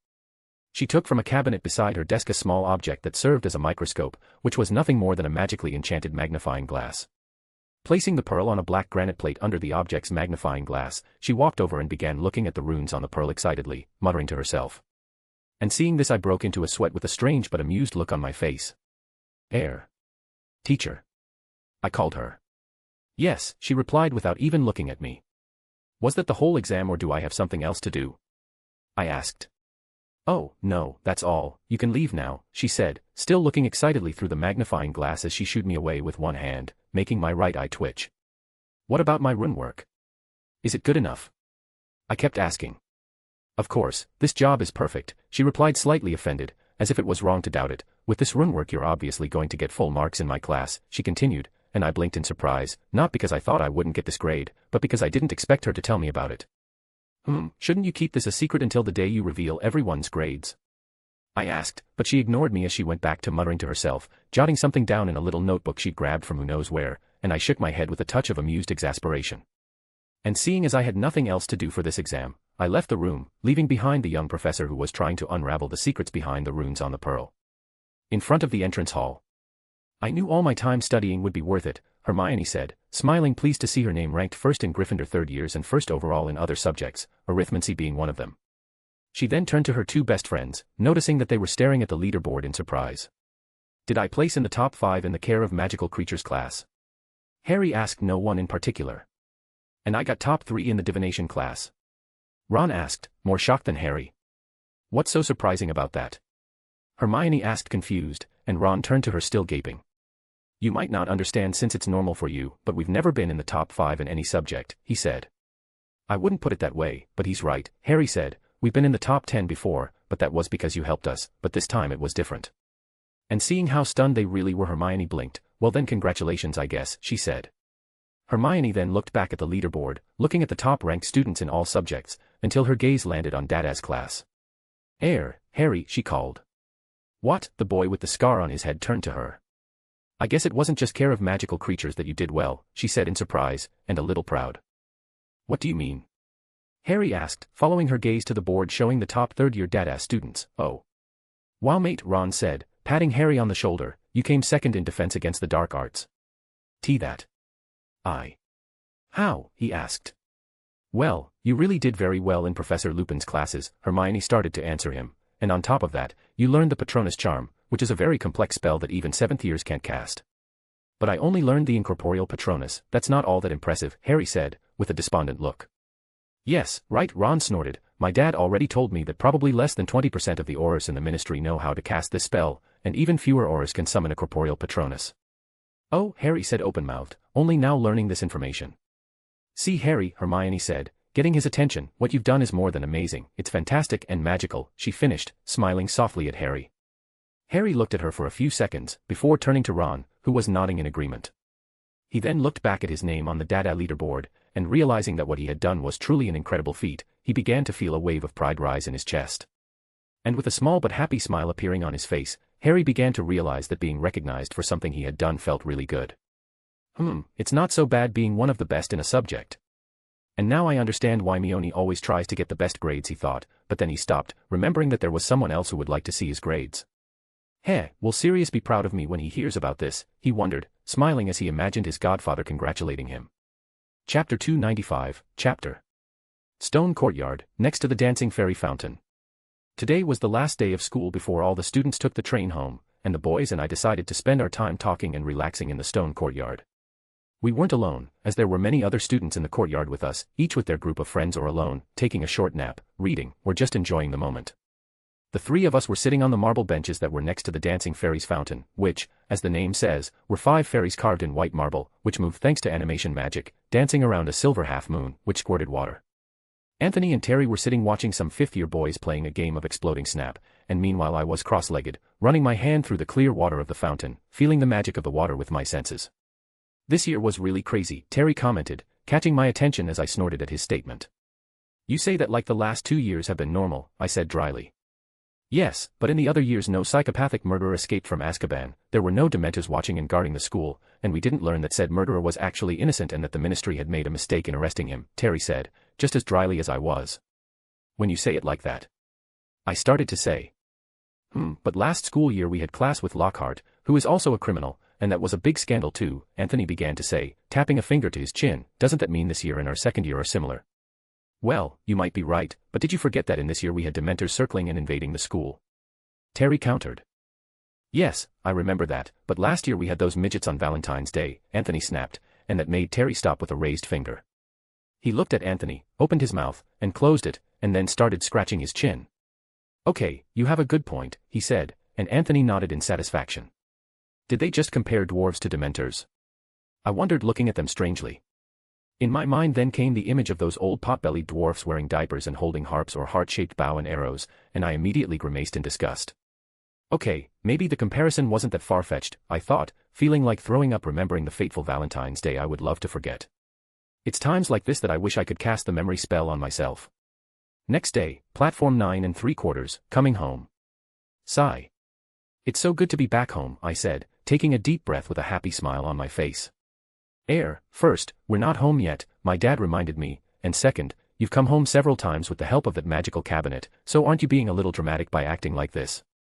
And listening to him I just looked at him with a blank face, with him shrugging my gaze. Oh dear, you know very well that our son has a gift for drama, my mom said, patting my dad on the arm with an amused smile, and I couldn't tell if she was defending me or mocking me. This he has, my dad huffed. And seeing them talking like that about me made my right eye twitch, until I sighed. Well, at least Seal understands me, I mumbled, looking over at the small girl who was happily playing with Nix in her cage. Huh. Seal, who heard her name being said, turned to me, blinking her big little eyes. And seeing this I smiled wryly, patting her on the head for the sweet little girl's delight. And as I played with my family, I also noticed that in the far corner of the platform were Harry and Sirius, who had come to get their godson, and that made me smile, because if Sirius was here, it meant the headmaster wouldn't stop him to take Harry to live with him. And it could just be my guess based on a few facts, but I also noticed how happy Harry was, like really happy and relieved, and he wouldn't be like that if he knew he was going back to his relatives. I just hope the headmaster doesn't at some point try to pull the "go back to your kin's house to recharge the blood wards" card, especially now that Sirius is Harry's legal guardian, I thought, looking sideways to the group surrounding Sirius, with the older man chatting happily with Hermione while Harry looked away and blushed. Knight's house, later. Welcome back, that's what I heard as soon as I walked through the front door to Penny, who was looking at me softly, smiling as she came over to hug me. You know I was here a few days ago, don't you? I asked, laughing, hugging her back. Oh, let me spoil my little grandson a little, she said, and I just rolled my eyes affectionately. You know, if I didn't know better I'd say she likes him more than me, Nick said to my parents approaching them. I don't know why you thought that, my dad said sarcastically, making Nick snort. After talking a bit more with Nick and Penny, I went to my room to pack my things, and after that I went down to the kitchen to have a great welcome home dinner with my family. And while I was enjoying the fact that I would now be spending time with my family, and probably learning more advanced magic from Nick and Penny, I found myself wondering how Harry and Sirius were coping with the fact that they were now a real family. Of course, they still needed to get to know each other better and create a stronger connection, but from what I could sense from the two of them, it wouldn't be that difficult. However, I was still curious as to whether Sirius would manage to corrupt poor Harry by the start of the next school year, which would be quite a challenge, but from what I knew of this playful man, he would not shy away from such an exciting challenge and fun like that. London, Walbert Clinton Hotel. POV, third person. Well, here we are, Sirius said, opening the door to the hotel suite he had rented for himself and Harry. Entering the suite, Harry looked around, seeing that it was like a small apartment only a little more luxurious. The suite had an open space with a small table in the middle and some armchairs, and to the left of this space were two dark wooden doors, which led to the rooms that Sirius and Harry would occupy. The suite also had a balcony, and from this balcony you could see the busy streets of London and even Big Ben, which was an incredible view. Well, I know it's not what you expected, but I'm still looking for a place for us to live together, Sirius said as he scratched the back of his neck, looking nervously at Harry. It's amazing here, Harry muttered. Really? Sirius asked confused, until he shook his head. I mean, yes, it's amazing here, he said smiling awkwardly.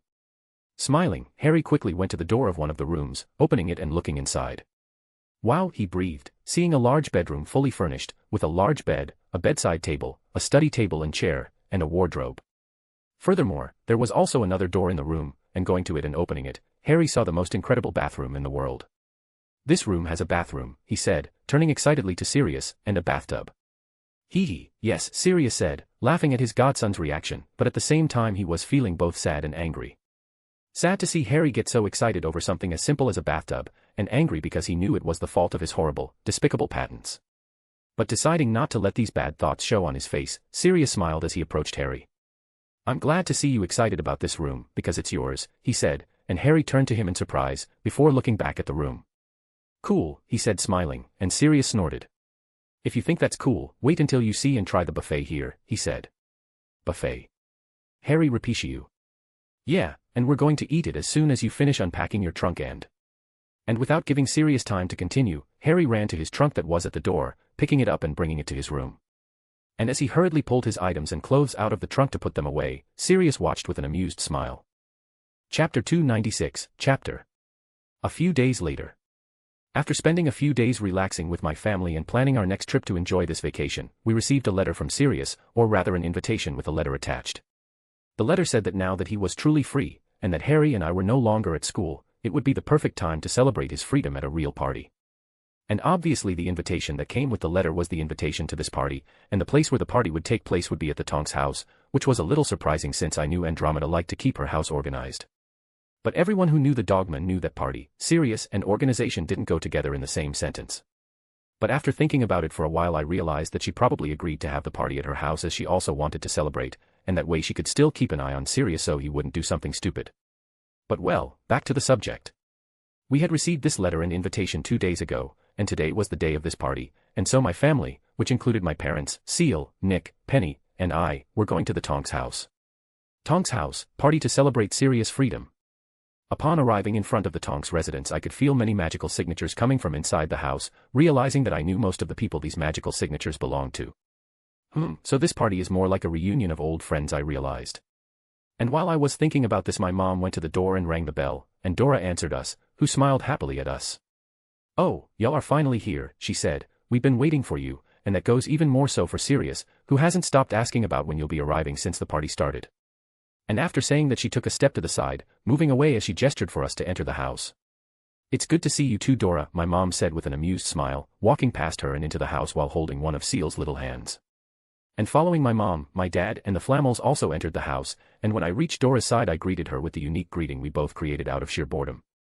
Watcher Dora, I said, finishing the greeting. Watcher Ethan, she said smiling. After that I also entered the house, with Dora closing the door behind me. Well, I'd love to stay and chat, but I still have to help my mom in the kitchen, she said with a slight grimace. And after saying that she left, leaving me alone. I thought about looking for my parents, but I saw that they were happily chatting with Professor Flitwick. Looking around I saw that Nick and Penny were talking to Poppy, the Hogwarts nurse, and from what I understood of their conversation, she had known them for a long time. Deciding not to interfere with their conversation I started walking towards the table where the drink sat, wanting to get something to drink. As I approached the table I saw Professor Lupin, who was getting himself some grape juice. Hi Professor Lupin, I said, getting his attention. Oh hello Ethan, he greeted me back, and please call me Remus, we're not at school, and I'm not your teacher anymore, he said with a rather sad smile. Yes, I heard you resigned, I said with a sympathetic look. I was excited to have you as my DADA teacher next school year too. Yes, I was also excited to teach you all for another year, but I knew I wouldn't be in this job for long, Remus said with an accepting look, but still, I'm sorry for letting you down. No, it's not your fault. If anyone deserves to be blamed it's Professor Snape, I said, making Remus blink in surprise for a few seconds. I then looked at him and let a playful smile spread across my face, and for what it's worth, just know that Professor Snape is a petty idiot. And hearing this, Remus once again looked at me in surprise, until he snorted in amusement, trying to hold in his laughter. Seeing that I managed to cheer up the werewolf in front of me, I sighed in relief.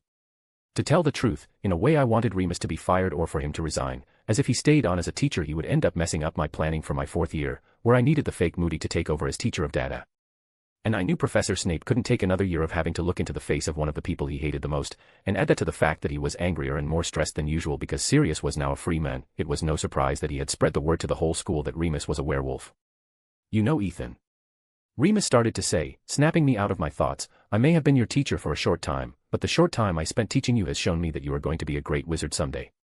And after saying that he smiled at me, patting my shoulder. I blinked in surprise for a moment, until I smiled and nodded at him. After that Remus gave me a slight nod and left, leaving me alone as I stared at the werewolf's back, having already made up my mind that I would help him with his job problem. Deciding to think about it another time, I continued to enjoy the party, looking around and seeing everyone interacting, with my parents now talking to Professor McGonagall and Hagrid, and the image of my dad looking up into Hagrid's face with a stunned look on his face was funny and somewhat comical. Shaking my head in amusement, I started walking, looking for something to do or someone to talk to, until my gaze landed on Sirius, who was alone picking up some snacks. Hey Sirius, I greeted him as I approached him, making him turn to me. Hey Ethan, how are you? He asked. I'm fine, I said, and then started looking around. I still can't believe Andromeda let you use her house to have this party. Well, Sirius started to say, scratching the back of his head in embarrassment, I would have done it at my place if I had one, but I'm still looking for a nice house to live in now that I'm free. Oh, doesn't your family have any homes you can live in for the time being? I asked, knowing of one house in particular, but I was really curious to know if the Black family owned other properties besides 12 Grimmauld Place. Well, I still have my family's house, only I'd rather not live there, let alone let Harry anywhere near that place, Sirius replied, frowning. And for what reason? I asked, and Sirius looked at me for a moment before sighing. I already told you about my family and what it was like to live with them when I was a child, right? He asked me, and I nodded. Well, then you should understand why I wouldn't want to live with Harry in such a dismal place that brings back so many bad memories. I see, I said, nodding in understanding. We were then silent for a while, with me staring at the floor lost in thought, until I turned and looked at him again.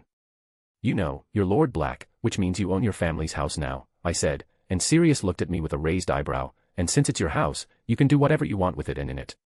Hearing this, Sirius continued to look at me blankly and I rolled my eyes, realizing I would have to explain to the dogmen.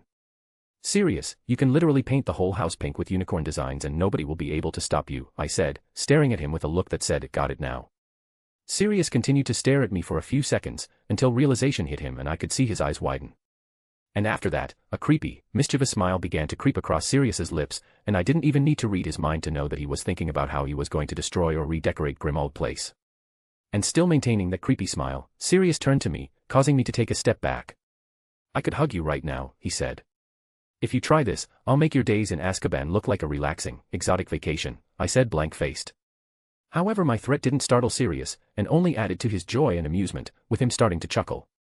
Ha ha ha, yeah, I knew you were going to say something like that, he said, wiping a tear from his eye. He then put his hand on my shoulder. Thank you, he said. What are you thanking me for? I asked, truly confused. For reminding me that I don't have to worry about my family anymore, and for the idea of redecorating my family's house, he said, smiling, and speaking of my family's house, just know that I would love it if you would help me give it a little more color. And finishing that sentence he began to smile a real Joker's smile, and I confess, the thought of decorating the Walburga portrait with purple and pink rabbits and dolphins seemed very attractive. Well, as a good friend I can't let you do everything alone, right? I asked, with a smile as mischievous and playful as his. Obviously, Sirius nodded, not losing his smile. And those around us who knew us couldn't help but fear as they saw the two madmen smiling eerily at each other. And the only thought on their minds was who would be the poor victim who would face the evil minds of Night and Black. Chapter 297, Chapter Night's House, 1 week later. In this past week, nothing interesting has happened, and my family and I have just enjoyed our time quietly, sometimes going out for picnics in the local park, or shopping at the city mall or diagonal alley. And when we weren't hanging out, we were at home, playing family games or watching movies together, from 60s classics to current ones. Well, current for them, since those movies were still old for me. Sirius wasn't living with us anymore and he didn't visit often either, mostly because he wanted to spend time alone with Harry, building a connection and rewarding the time he spent away from his godson. And then there was also the fact that he had to take care of his family's business now that he was Lord Black, something he loathed but knew could come in handy at some point, and Nick and Andromeda made sure to remind him of that. I still took time out of my day to train, and I was currently trying to make my mist form more efficient while improving my control over my body in that form. I was also studying Marcel's diary, which turned out to be the greatest source of information about dark magic I could find so far, mainly because I couldn't buy dark magic books in Diagon Alley or find them in the Hogwarts library. And even the books I bought in Nocturne Alley weren't as informative and detailed as Marcel's notes, and that helped me, because with what I started to learn from his notes and explanations, I was able to start creating counterspells for some existing curses. Of course, I could only do this because Marcel himself had dissected many dark curses and spells to create his own counter-curses, and I only completed the research with my knowledge and ability to sense magic. But let's put my studies and training aside. Today my family was all together, because today would be the day that Nick and Penny would return to their home in France, and we wanted to say goodbye to them. We knew that all it took was one portkey to see them again, but that still wasn't enough to ease our sadness at seeing them go. I was also a little sad, as I got used to their presence in the house. Penny's warmth and kindness, her affectionate looks, and her cheerful way of teaching me. Nick's wise look, his jokes, his stories of his great adventures. All of this was something I got used to as the days passed, and knowing that now I couldn't enjoy their presence as often saddened me. But deciding to put those thoughts aside, I shook my head and looked at the two, who were standing in front of the door, their luggage and bags at their feet. I could feel a great deal of magic coming from Nick, and I knew this magic didn't belong to him, but it had a strong connection to him. But upon further analysis I recognized this magic as the same magic I felt from the Philosopher's Stone, which confused me a bit. As far as I knew, the Philosopher's Stone was kept in a safe place in their house in France, and I was sure that it wasn't the stone because even with that magic being equal and also powerful, it wasn't as powerful as that of the said item.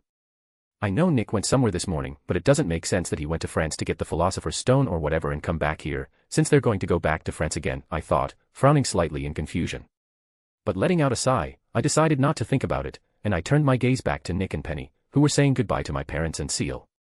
After my parents and Seal finished saying goodbye to them, I approached the two older wizards. "So are you guys leaving yet?" I asked, looking with a sad smile at Penny and Nick. "Yes, unfortunately we have some business to attend to back in France," Nick said, sighing. He then put his hand on my head, ruffling my hair, not that it isn't naturally messy already. "But don't be sad. After Penny and I settle our affairs we will visit you again. After all, we still have to give you your birthday present," he continued, smiling mysteriously. "Yes, and if all goes well, we'll see each other sooner than you expect," Penny said as she hugged me, winking slightly at me with a smile that said she knew something I didn't. "What's going on with these immortals and all their secrets?"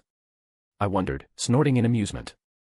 "Well, in that case, when we see each other again I'll have a surprise ready for you," I said. "Oh, a surprise?" Penny asked excitedly.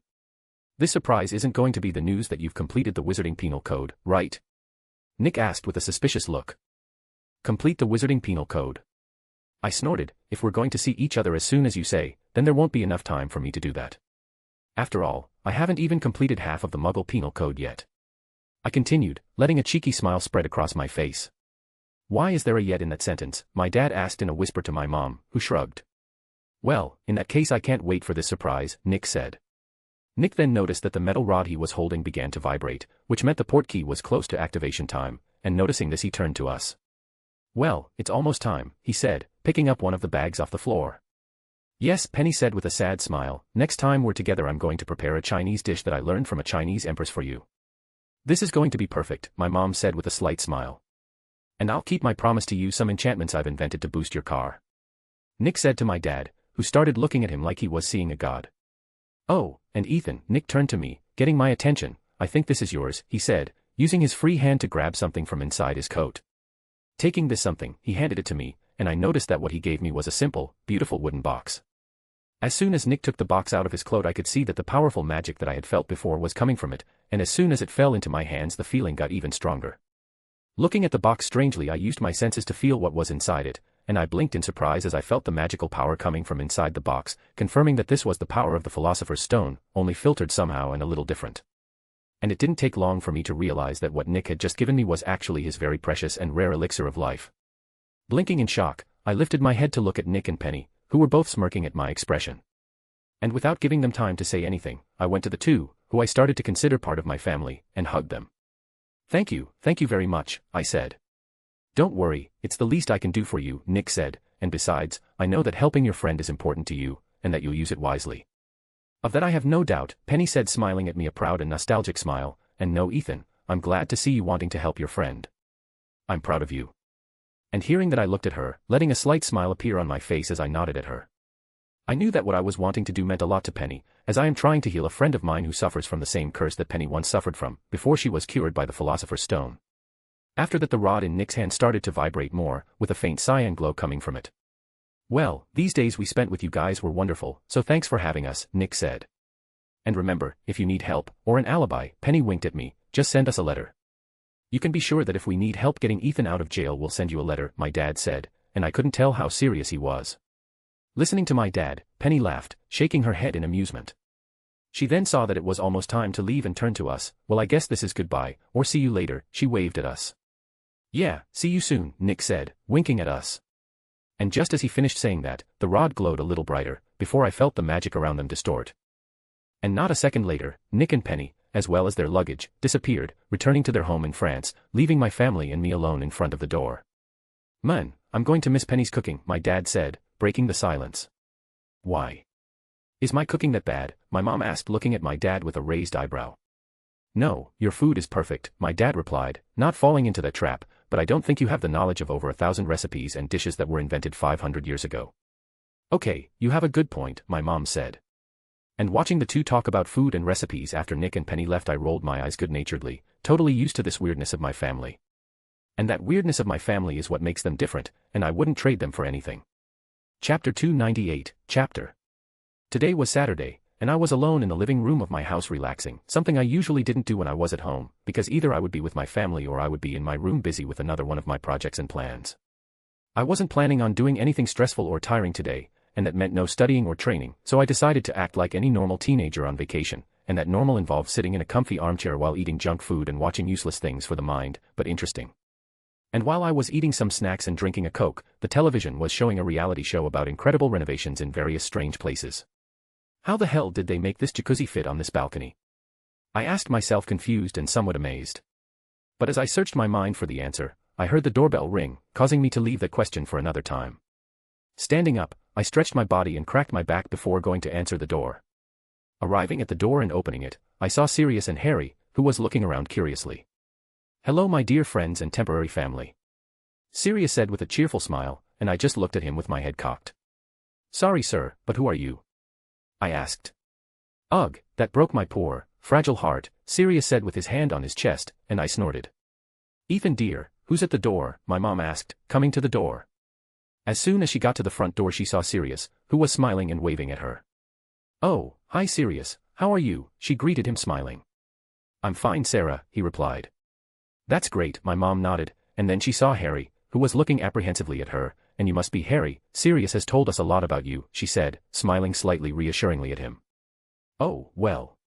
Yes, I'm Harry, and it's nice to meet you, Mrs. Knight, Harry said with a nervous smile. My mom noticed this too and smiled amusedly, before waving her hand towards the house. Well, don't just stand in front of the door, come on, come in, she said. Of course, Sirius said, and as he walked past me he looked at me with a smug smile on his face, and I rolled my eyes.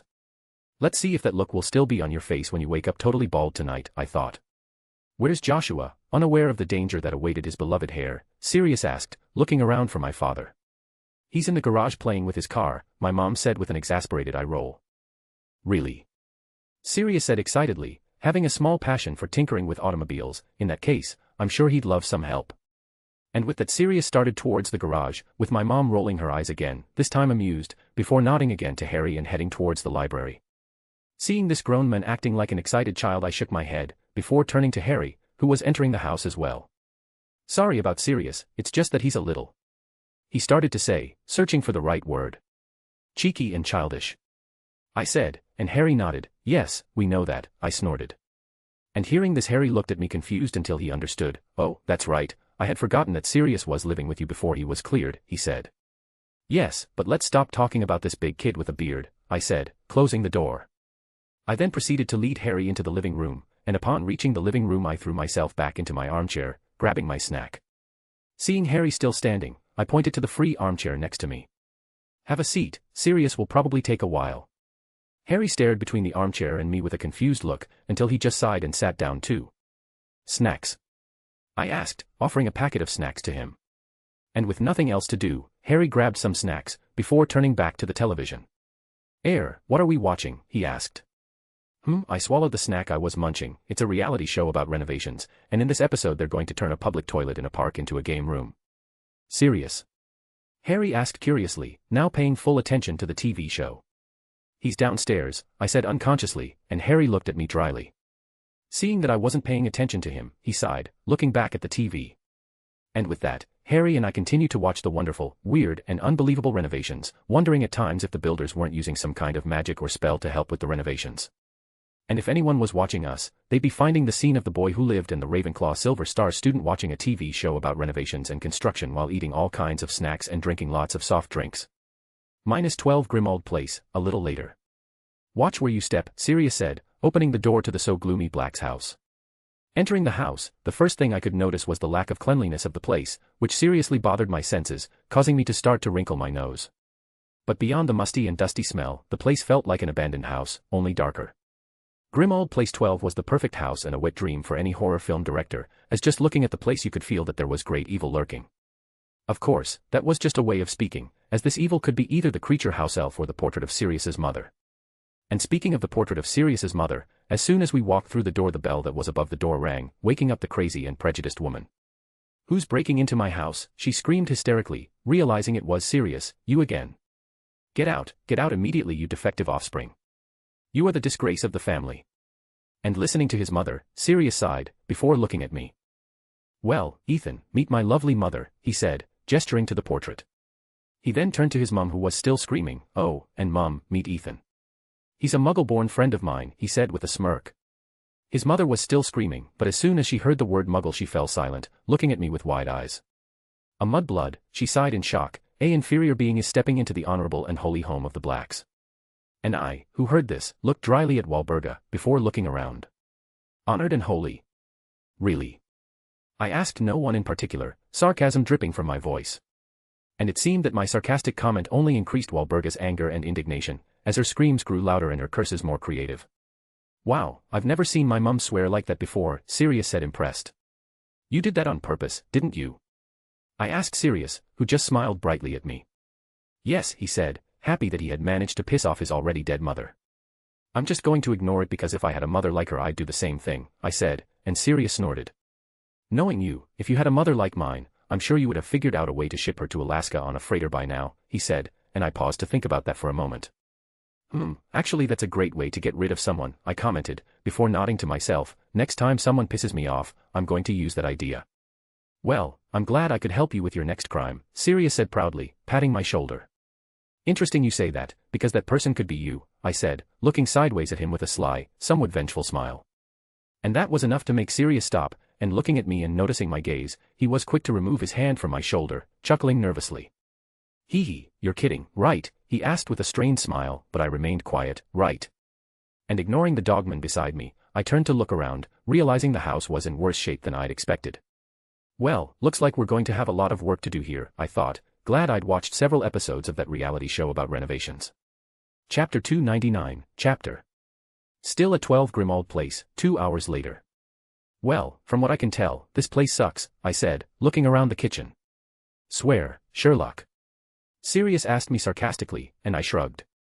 We spent those 2 hours walking around the house, analyzing every nook and cranny, trying to get an estimate of how much work it would take to renovate the place. And unsurprisingly, the house is going to need a complete renovation.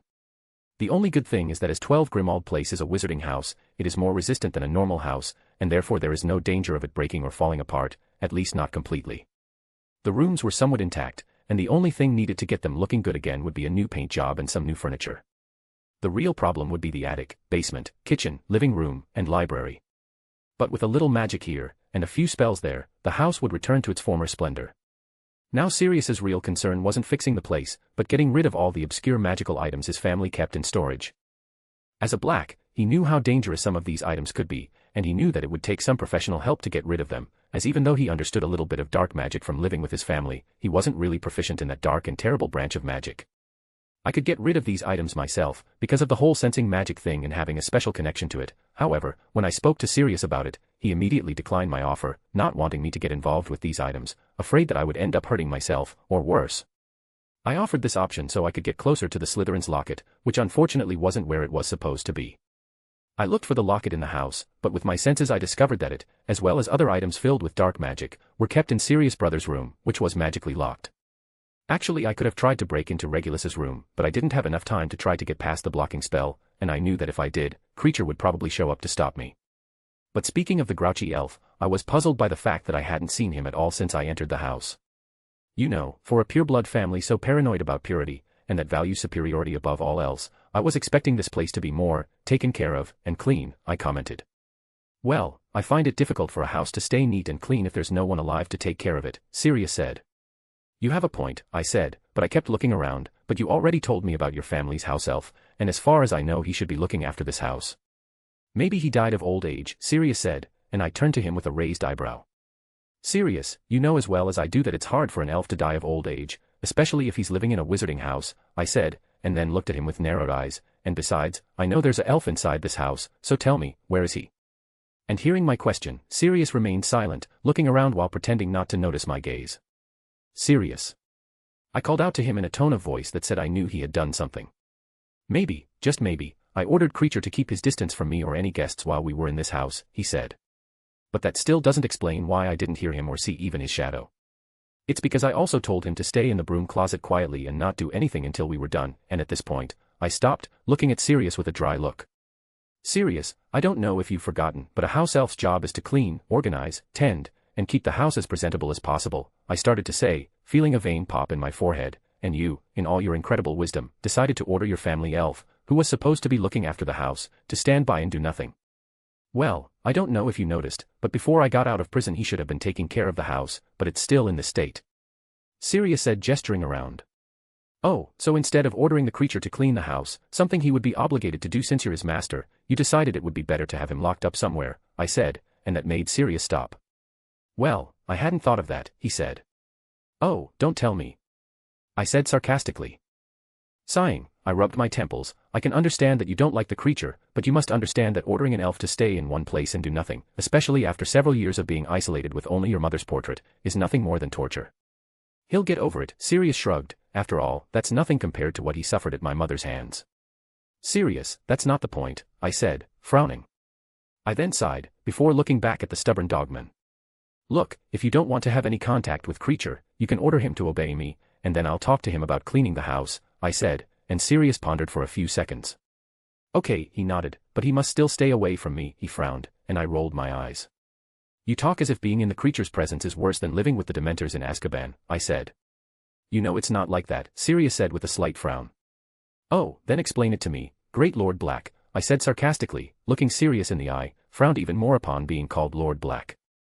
I knew the reasons why he didn't like Creature, but I knew the poor elf wasn't truly evil, and that coupled with the fact that I had a connection to magical creatures made me really upset with the way Sirius treated him. Sirius and I continued to stare at each other for a while, until we heard the front door open, and with my senses I could feel Remus' magic. Hello. Sirius. Remus called, looking for us, only he probably forgot that Walburga's portrait was in the hallway, as his voice woke her up. And just as expected, as soon as she saw that the one who woke her up was her son's werewolf friend, Walburga began her hysterical and rabid screaming. Damn, I forgot about you, I heard Remus say to Walburga. Realizing we had company, Sirius and I looked at each other one last time, meaning we'd finish our conversation some other time. We then went to the entrance hall to receive Remus, and arriving there we saw said werewolf frowning at Walburga's portrait. Remus didn't notice that we had arrived, as he was completely focused on the portrait, so focused that he even looked hypnotized. Seeing the werewolf stare at the portrait, I glanced at Sirius who also looked at me, confusion written all over our faces, before we turned to Remus, looking at him strangely. I didn't know you were interested in older women, especially ones who are your friends' mothers and are dead, Sirius said, and that snapped Remus out of his musing. Huh? What? Remus asked confused, before realizing what he was doing. No. That's disgusting, Padfoot, he said with a queasy face. Well, sorry, but that's what it looked like, Sirius shrugged. No, I was just wondering what spell was used to pin this portrait to the wall, Remus said, shaking his head. Oh, that makes more sense, Sirius nodded, before also looking at his mother, who was still screaming and cursing. Actually, I don't know what spell was used either. But I'm still going to find a way to rip this portrait off the wall, he said with determination. You know, instead of trying to take the portrait, you could just break the wall and then fix it, I said, and that made Sirius, Remus, and Walburga herself stop, with all three of them turning to me. That's a great idea, Sirius said excitedly. Why didn't I think of that? Remus wondered. And Walburga, realizing her fate was being sealed this very moment, turned to me, her face turning a startling shade of red. You damned mudblood, he said angrily, it's not enough that you desecrate the holy home of the Blacks with your presence, you still have the nerve to try to remove a portrait of a Lady Black from our own residence. Actually, I didn't try anything, I just said my idea, I said, but she wasn't listening. I don't know who you think you are, you inferior worm, but I curse you, you and your bitch mother for giving birth to a mudblood just like you, Walburga continued with her venomous slurs, utterly irritated by the thought of having his portrait removed from the Black's house. However, as soon as Walburga said that, Remus and Sirius knew something was wrong, as the air turned cold and a pressure appeared seemingly out of nowhere. And even Walburga, who was a mere portrait, seemed to sense it, for she, too, went still, and in the next instant 3 pairs of eyes turned to me. What did you say about my mother? I asked in a cold tone to Walburga, who was wide-eyed. Walburga, even though she was a portrait, could feel the magical pressure that was coming out of me, especially since she was a magical portrait, and that was enough to make her feel the air leave her chest. Her silence did nothing to assuage my anger, and Sirius seemed to sense it, but he remained quiet, impressed to see his mother get scared. And I was seriously annoyed that Walburga had managed to hit one of my weak spots, which was my family. Sirius, Remus, can you excuse me? I have something to talk to the Black Lady about, I said with an expressionless face. And Remus was about to say something, but Sirius, who knew me well, knew I was serious, and covered Remus' mouth with one hand. And ignoring his friend's protests, he dragged him into the kitchen, in a mixture of fear and anticipation, not knowing whether or not he wanted to watch what I would do to his dear mother. And as soon as they left I was alone with Walburga's portrait, and when I heard the sound of the kitchen door slamming, I turned to her. Well, let's talk then, I said, looking up at her with my amber eyes twinkling. Chapter 300, Chapter. A few minutes later, in the kitchen. Are you sure it was wise to leave him with your mother? Remus asked Sirius, occasionally glancing at the kitchen door with a worried look. Sirius huffed, the only thing I'm sure of is that I didn't want to be between him and my mother, not with me knowing he was pissed off. You sound like you're afraid of him, Remus said jokingly, but Sirius glared at him. Are you? He asked confused. You don't know how scary a fourth-year student can be, Sirius said in an empty voice, looking at his friend with eyes devoid of any emotion. Okay. Remus said slowly, looking at his friend with a strange look. But while the two friends were lost in thought, with each wondering what was going on in the entrance hall, the kitchen door opened and I walked through it with a calm expression on my face. So how did the talk with my lovely mom go? Sirius asked me with an expectant look as soon as he saw me. Let's just say that from now on you won't have to worry about her bothering you anymore, I said dryly. And in the entrance hall in her portrait, Walburga sat as she stared straight ahead with an astonished, frightened gaze, muttering something about a magically powerful demon and threats to live forever sunk in dragon dung. And back in the kitchen Sirius looked at me with a happy smile. Amazing, he said with a twinkle in his eye. I'm seriously starting to think there's something wrong with you too, Remus said as he shook his head. I don't know what made you think that, Sirius said with an innocent smile that didn't hide the mischievous glint in his eyes. Perhaps it's our lush, immense beauty, I said, also smiling at the studious man. Yeah, maybe that's it, Sirius nodded. Sigh, what was the universe thinking putting the two of you together? Remus asked no one in particular. That the world needed more fun. Sirius offered. And this fun involves teasing your mother, the werewolf asked Sirius dryly. Obvious, and he replied promptly with firmness. I don't even know why I try, Remus said. He then shook his head and decided to change the subject, for the sake of his sanity. But your oddities aside, do you have any idea how you're going to renovate this house? He asked. Well, I was thinking of some red and gold wallpaper and carpeting, Sirius said, scratching his beard in thought. Ugh, damn Gryffindor, I said with an eye roll. And listening to me, Sirius turned to me with a frown. Oh, do you have a problem with my choice of colors? He asked. Oh no, no problem, of course, other than the fact that anyone who enters this house will have their eyes burned out, I said in a mocking tone. What are you implying? The dog Animagus asked me with narrowed eyes. Nothing, I said dryly, it's just that I think this choice of colors would be more appropriate in, I don't know, in the house of a gold-obsessed blind Santa. You say that because you don't have good taste in decorations, you black-feathered chicken project, Sirius snapped. If you're referring to a crow, it's one of the coolest creatures ever, I said, and speaking of creatures, it's funny to think that Gryffindors are the same as the lions that represent their house. reckless, arrogant, and stinking. Gasp. You didn't say that. Sirius said as he looked at me, a shocked look on his face. Yes, I said. I nodded with a satisfied and challenging look. You nerd seagull. Sirius exclaimed, pointing at me. You mangy dog, I snapped back. Snotty brat. Flea factory. Troll head. Breath of Nundu. Bookworm. Dog but sniffer. Goblin bitch. Furry. I don't even know what this is. And yet you are one. And while the two of us traded insults, Remus watched with a blank stare. Sigh. Merlin have mercy on us all, he said, shaking his head in exasperation, but you could see an amused smile on his face. Diagon Alley, next day. Today my friends and I decided to meet in Diagon Alley for an afternoon of relaxation and fun, and after some shopping and visiting some of the shops in the alley, we headed to Florian Fortescue ice cream parlor. I've never tried that flavor of ice cream before, Stephen commented, looking curiously at his bright pink ice cream with bits of what looked like caramel. Oh, that's because this is a new flavor we've created, Florian Fortescue, the owner of the ice cream parlor who was serving our orders, said with a smile. Oh really? Stephen said, looking with renewed interest at his ice cream, before shrugging and licking it off, nodding satisfied at the taste. Yes, it's made with the blood and saliva of lizard moss chili and spicy blackberries, with pieces of caramel dipped in leprechaun sweat. Mr. Fortescue said, naming each ingredient as he held up his fingers. Hearing him, Stephen stopped midway to take another lick of his ice cream. He then pushed the ice cream away, looking at it with a queasy, sick look. So what do you think of this ice cream? We call it Lucky Secretion. Oh. Is. Amazing, Stephen said with his face turning a sickly shade of green, with him holding back the urge to throw up. Wonderful. Mr. Fortescue said happily, before placing a hand on Stephen's shoulder, as you were the first customer to try and review this flavor, please know that you will receive a free box of it as a gift. Why? Stephen asked, turning to him with a defeated look. But instead of answering him, Mr. Fortescue only patted him on the shoulder before going to serve his other customers.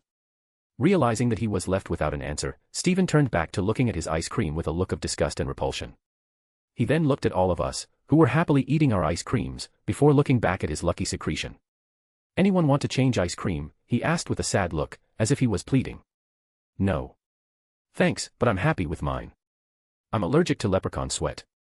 Sorry buddy, but there are things I wouldn't do even with a wand pointed at me. And realizing that he would have to continue with his ice cream that mixed all kinds of bodily fluids of a living being, Stephen banged his head on the table. Ugh, I shouldn't have asked him to give me any flavor of ice cream, Stephen said to himself. Look on the bright side, Anthony said to him, getting our friend's attention. And what would that bright side be? He asked. Huh? I said look on the bright side, I didn't say there was one. Anthony shrugged, and Stephen groaned, looking back down. And while this whole scene was going on I was calmly eating my vanilla orange ice cream. But as I ate my ice cream, I felt two familiar magics nearby, and those magical signatures belonged to the twins. Sensing that the twins were in Diagon Alley as well, I got up to go over to them, wanting to have a little chat with my two prankster friends. Where are you going, Ethan? Lisa asked me. Hey, I saw the twins over there, so I'm going to go say hello to them, I said, and she winked. Oh, in that case tell them I said hi, and that I'm still going to get back at them for that fraud prank, she said, a rather creepy smile on her face. Okay. I said slowly, pulling away from my friend who exuded an evil aura. And without waiting for her to say anything else, I left, heading in the direction I was feeling the twins.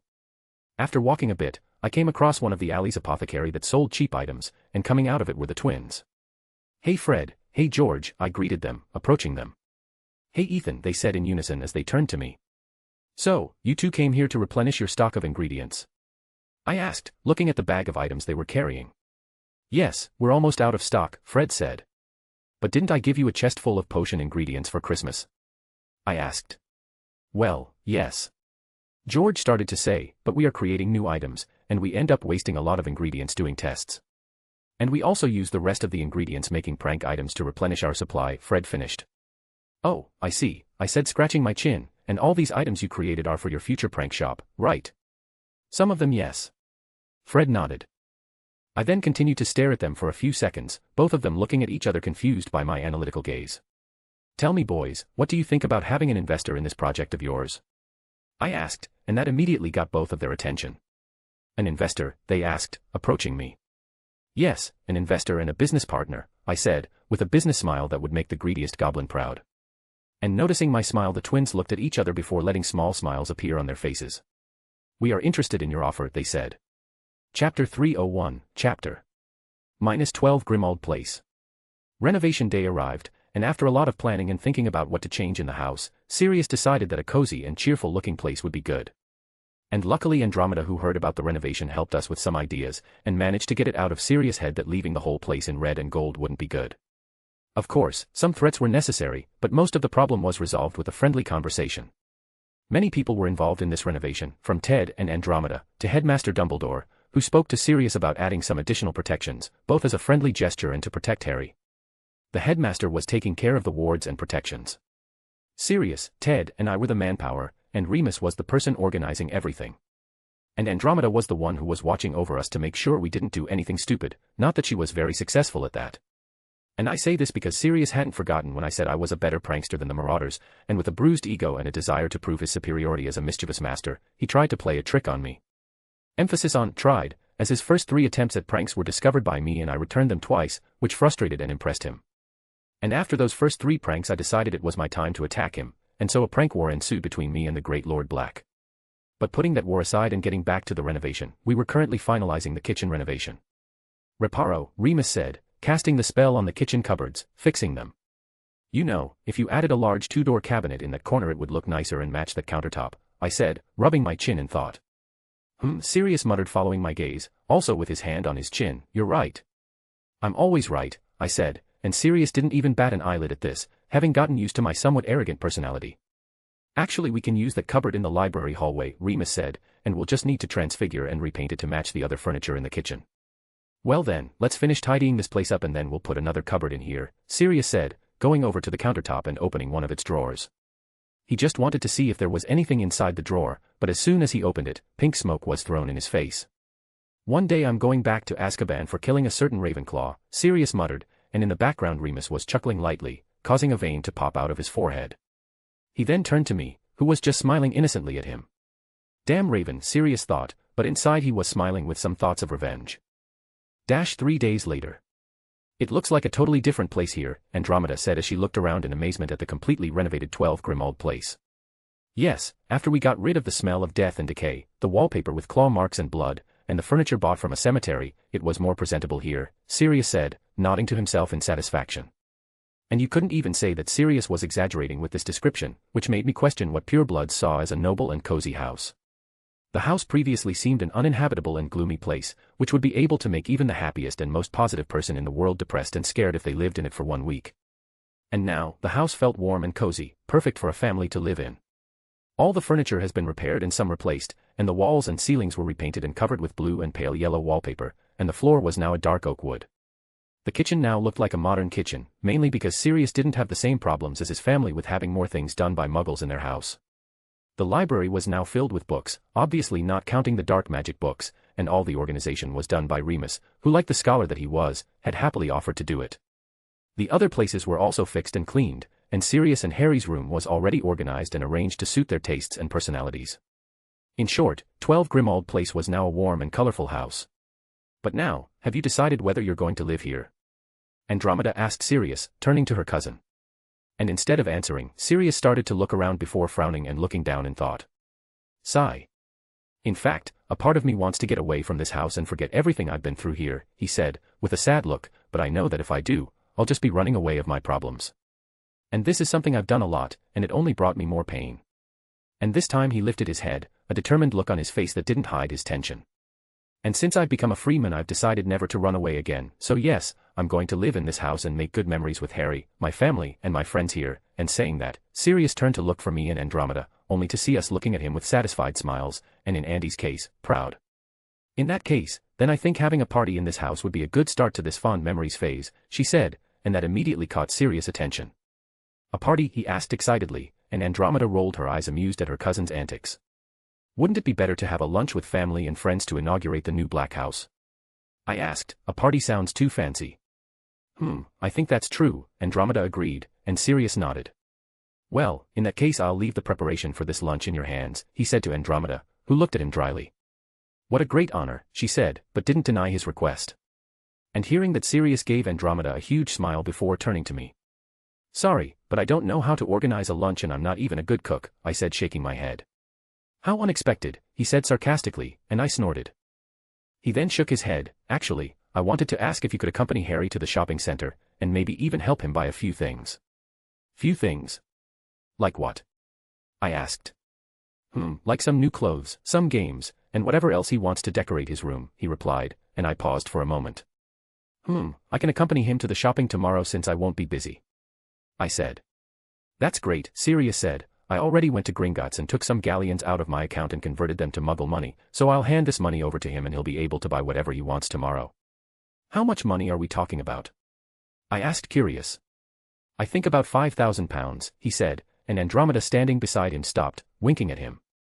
Oh, with that amount you can buy a few things, I nodded disinterestedly. What do you mean few things? Do you know how much 5,000 pounds is? Andromeda asked us with a stunned look. Sirius and I, listening to her question, looked at each other before turning back to her. 5,000 pounds, we said, and she just stared at us with her right eye twitching.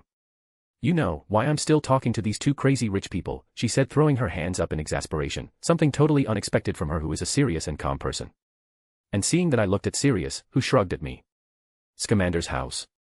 In a large house surrounded by trees and flowers, an elderly couple were sitting in the kitchen drinking tea. The man was writing in a diary while looking at a blue horned ant in a jar, and the woman was sewing a cloak as she hummed. Asterisk knock. Knock, asterisk.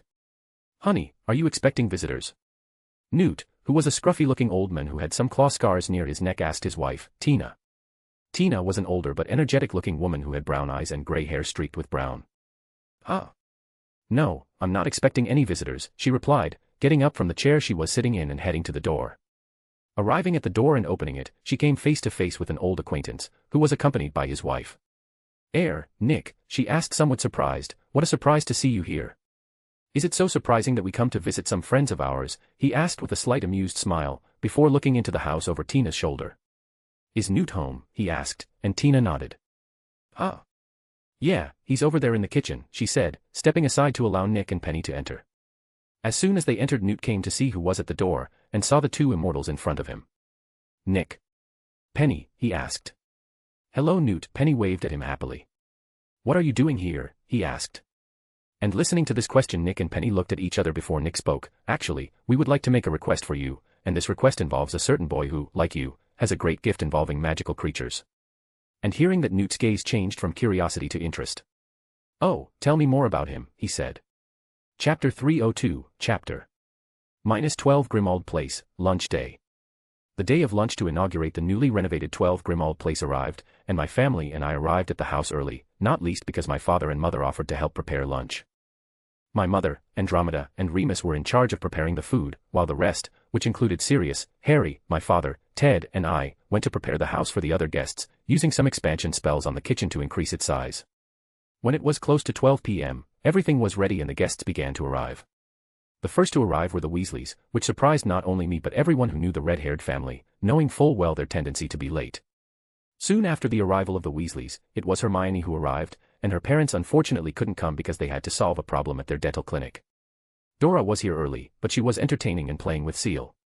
She thought she was doing my parents a favor, but it was Andromeda who asked her to do it because she was afraid of letting her clumsy daughter help organize lunch. Sirius wanted to invite the Longbottoms, but he heard about what happened to them. But even so, he invited Neville and his grandmother, remembering that the young son of his friends was Harry's friend and housemate, but Augusta said that they would be busy and that Neville could not come. Sirius thought about inviting other friends of his, but he thought this lunch was something more intimate and that it would be better to keep him among the family. But back to lunch, after all the guests arrived, everyone immediately went to the kitchen, where a table full of delicious food and drinks was waiting for us. So are you going to the Quidditch World Cup final? My dad asked Sirius after gulping down his food, and the dogman nodded. Yes, the minister offered me some VIP tickets as some sort of compensation, or a bribe, I don't know, Sirius shrugged, before turning to Harry who was talking to Hermione and Ron, and how do I know that Harry has never seen a professional Quidditch match? I decided to accept them to take him to see the final. And obviously your wanting to see the matches has no connection with that decision, right? Andromeda asked sarcastically. Obviously, Sirius nodded with an honest face. He then looked back at my dad, and actually I won 6 tickets and I was going to take Harry and Remus with me, but Arthur already invited Harry to go with his family to the cup final, he said looking to the head of the Weasley family. That's true. Ludo owed me a little favor and got me some tickets for this final, Mr. Weasley said, and Percy, who was sitting in the farthest corner, snorted at Bagman's name. Sirius nodded. Well, and since Harry is already going with the Weasleys, I still have 4 tickets left. And saying that, he started looking at my parents with a look that said, you understand what I'm implying, and really, it was clear to anyone that he was inviting my family to go to the Quidditch World Cup with he. Oh. My dad said, turning to my mom, who also had an odd look on her face. Are you inviting us to go with you to the cup final? My mother asked. Yes, Sirius said happily, with Remus nodding. And you're sure about that? It won't be a problem if we go. Because, well, Joshua and I are muggles, she said with a look of uncertainty. I'm sure no one will try to stop us or stop you, that is, not if they don't want to suffer the consequences of angering the Black Lord, Sirius said, this being the first time I'd seen him use his title of Lord without feeling disgust or contempt. Well, if you're sure. My mom started to say, looking sideways at my dad. Then we accept your invitation, my father said, and Sirius smiled brightly. That's great, he said, and then turned to me, who had been quietly watching them chat. So Ethan, are you excited to watch the Quidditch World Cup final? He asked me. Actually I'm not a huge Quidditch fan, I said, and Sirius gasped. I've never heard such heresy before, he said, looking at me as if I'd offended his mother. In fact, I already offended his mother and he just laughed with an almost maniacal happy look, so I take it back. I thought you liked Quidditch, Remus said confused. From what I heard from Professor McGonagall you love playing Quidditch, and it's one of your favorite things to do at school. Well that's true, I said nodding my head, but I like to play, not watch matches or follow professional teams and championships. Really? Ron, who had his mouth full of potatoes, asked me with a dazed look. Yes, I like the thrill of flying, the speed, the sense of adventure. I started to say.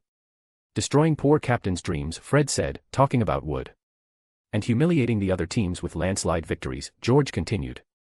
Yes, that too, I nodded, before turning to Harry, and I'm pretty sure Harry feels the same way, of course, not counting the part about destroying dreams and humiliating teams. And when I finished speaking, everyone turned to Harry, wanting to hear what he was going to say. Well, I can't say I don't like watching or talking about Quidditch, he started to say, nervous with so many eyes on him, but it's true, what I like about Quidditch is the thrill of flying at great speed in the sky. Oh, Ron said, looking at Harry as if he was only just meeting his friend. And Sirius, who listened to his godson, just smiled, already knowing his passion for flying. I wish I had that passion for flying that you have, Dora said with a sad look. What do you mean? Hermione asked. What does she mean? Ted started to answer before Dora could, is that she's just as clumsy in the sky as she is on the ground, he said, chuckling lightly. Hey. That's not true. Dora said, and her mother looked at her with a raised eyebrow. Oh seriously? Andromeda asked, glancing lightly at me and Sirius with a look that promised pain if we made the joke, because as I recall, on your 13th birthday when we went camping, someone decided to fly on the broom they got as a gift and ended up stuck in a tree 20 meters from the ground. Well, that's not weird at all. Trees are very dangerous and obstacles very difficult, Dora said defensively, crossing her arms. That's true, Andromeda nodded, but we were in an open field, and the nearest tree was 2 kilometers away. Oh, Dora said, uncrossing her arms as her hair turned pink from her embarrassment. And here I thought your greatest achievement was tripping over a chandelier, I said, nodding in wonder. Did she trip over a chandelier?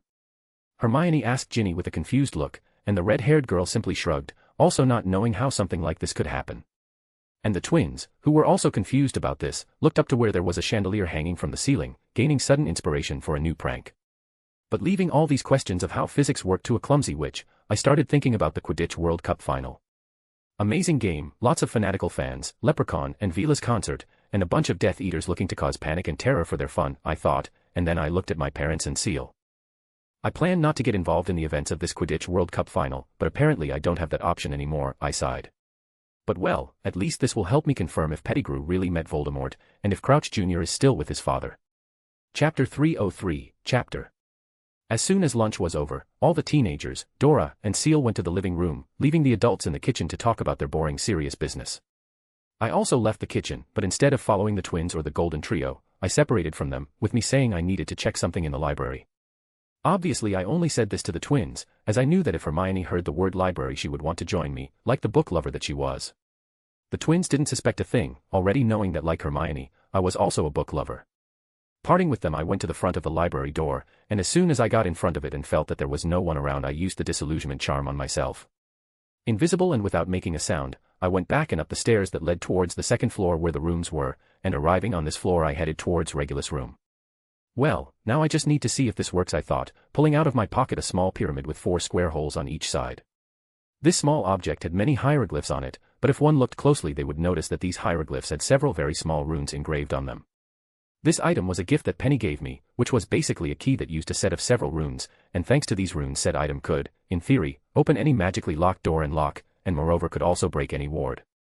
Penny had created this item specifically for me, knowing I had a tendency to invade places, and she named this ward-breaking key pyramid as Ethan's Happy. Obviously she's not very good when it comes to naming things, which is why I decided to call the item Elder Key. I hope you don't disappoint me, I thought, placing the Elder Key in front of the door of Regulus' room, pressing the top of it. The pyramid then shook a little, before its top opened, with several lines of light going up through it and heading towards the door.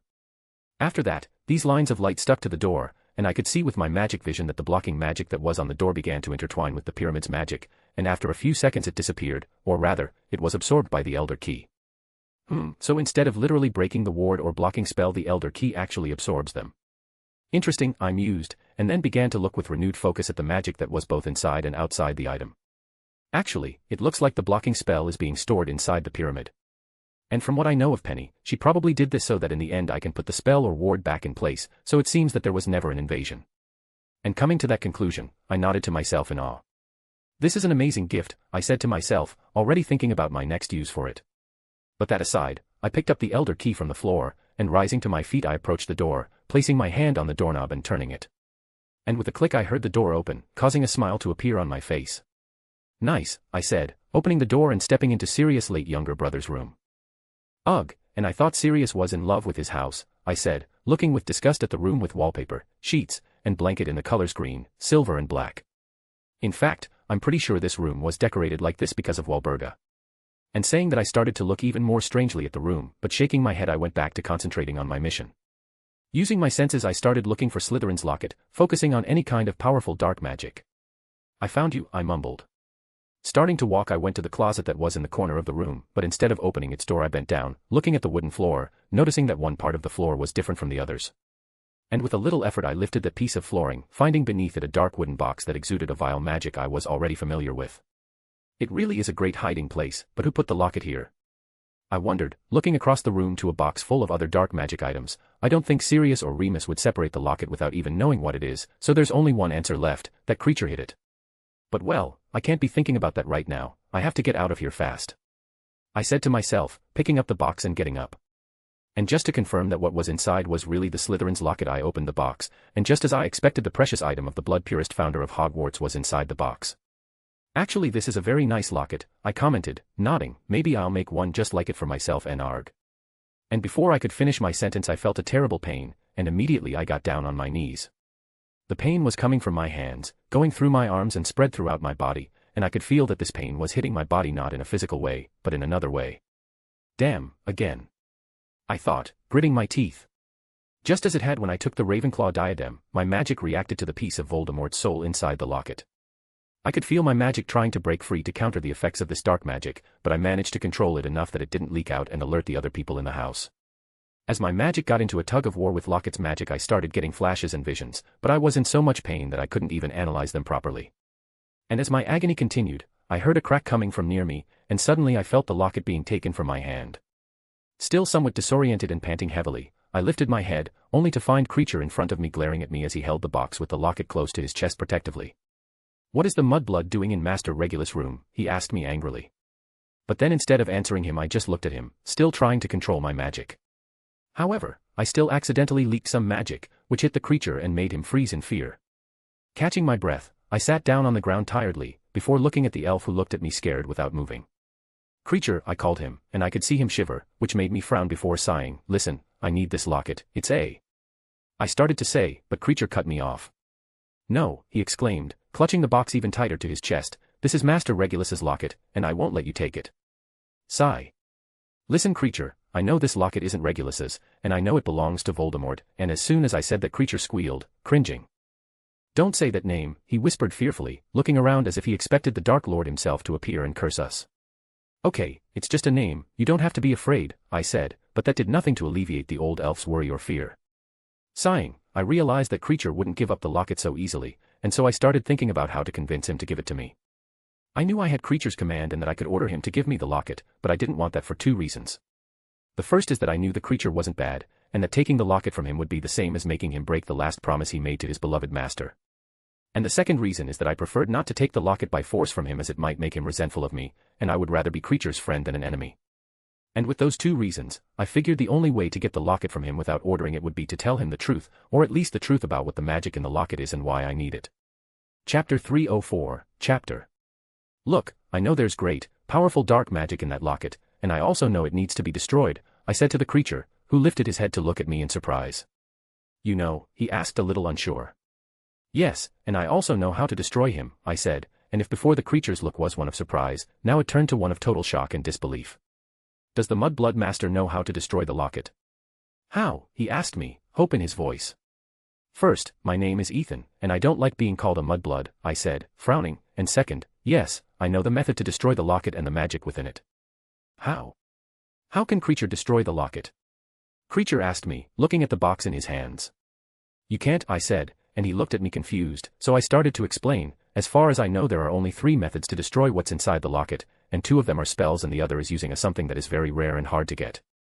And listening to me, the Creature's hopeful look changed to one of disappointment, and I could see his ears drooping sadly. Then it's impossible to destroy him, he muttered, but I shook my head.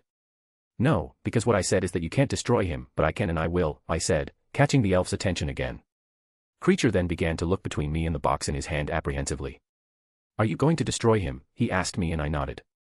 Yes, and that's why I came out here to get it, I said. And after I said, the Creature looked back at the box, and I could see that he was having an internal debate, probably wondering whether or not he should give me the locket. You. Master Ethan promises to destroy the locket? Creature asked, and I smiled to see that he'd changed the way he called me. Yes, I promise on my magic and life that I will destroy the locket, I said, raising my right hand. And from that hand a white line appeared, before attaching itself to my wrist and disappearing, showing that a magical oath had been taken.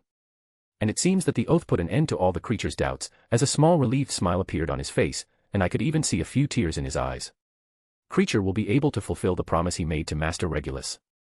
Master Regulus will be able to rest in peace, he said happily, looking like a totally different elf than I knew. I let Creature cry for a while, not wanting to interrupt the moment of happiness and relief for the little elf who had been suffering under the pressure of a promise to his former master. After almost a minute of the Creature crying and mumbling, the elf then stopped crying, turning to me. Thanks, he said, picking up the box with the Slytherin's locket and handing it to me. I looked at him for a moment, realizing it must have been a tough choice for him to hand me the locket. I then reached out my hand and carefully picked up the box while holding my breath, afraid of suffering another magical attack from the Horcrux's dark magic. And as soon as my hand touched the box, I felt nothing and I sighed in relief. Picking up the box, I stood up with it in hand, with Creature looking down at me. Don't worry, Creature, I'm going to destroy this locket, and then your Master Regulus' soul will finally be able to rest in peace knowing that his mission was accomplished, I said, and he nodded at me, and I could see how he straightened up, as if a weight had been lifted from his shoulders. Now I need to go back downstairs, but first I would like to ask you not to say anything about what happened here, or about the locket to anyone, not even the other members of the Black family, I said, with a serious look in the face. Creature will keep his mouth shut, not even the traitor and the mistress will know about the locket, the elf said, also with a serious look. Sigh, thanks, I said. Master Ethan doesn't need to thank me, he said, bowing slightly to me, and without waiting for me to say anything else he disappeared with another snap. Seeing this I could only shake my head ironically, but a little happily. I had gotten the Slytherin's locket and apparently the Creature's loyalty as well, which could help me in the future. Nodding to myself, I left Regulus' room, and outside I closed the door and took the Elder Key out of my pocket again, approaching the door and pressing the top of it. I could then see that just as I expected, the Elder Key's runes again covered the door, only this time it was carrying the very blocking spell it had stored with it, transferring it to the door and activating it. And not even 1 second later did I feel the door being magically locked, and looking closely at it I couldn't notice any difference that would reveal that someone had broken into the room. And seeing this I nodded in satisfaction. Really, Penny deserves to be called the greatest rune master alive, I thought. After I finished relocking Regulus's bedroom door, I took the Elder Key and went downstairs, having already hidden the box with the Slytherin's locket in my pocket. However, as soon as I got to the bottom of the stairs I came across Ginny, who was looking at me with a curious look, making me realize that I had forgotten an important detail. Damn, I forgot to disillusion myself, I thought, wanting to palm my forehead. Ethan. What were you doing up there? Ginny asked me, and I quickly started searching my mind for an answer. And as I thought of an answer, I heard the twins' voice laughing, and that gave me an idea. Well, don't tell Sirius, but I was setting a prank for him in his room, I said with a slight mischievous smile, winking at her. And listening to my response, Ginny continued to stare at me for a few seconds, with me still looking at her with a smile, until she shrugged. "Oh cool," she said, before turning to leave. Seeing that she bought into my lie, I sighed in relief, before following her. Following her, I walked past the living room, where I saw Dora telling the twins about one of her training adventures with Moody, with Seal in her lap. And on the other side, talking quietly, were the Golden Trio. I thought about joining them, but I decided to stop by the kitchen first to get something to drink, as I wanted something to refresh myself, as I was still feeling a slight pain in my body due to the effects of the locket on my magic.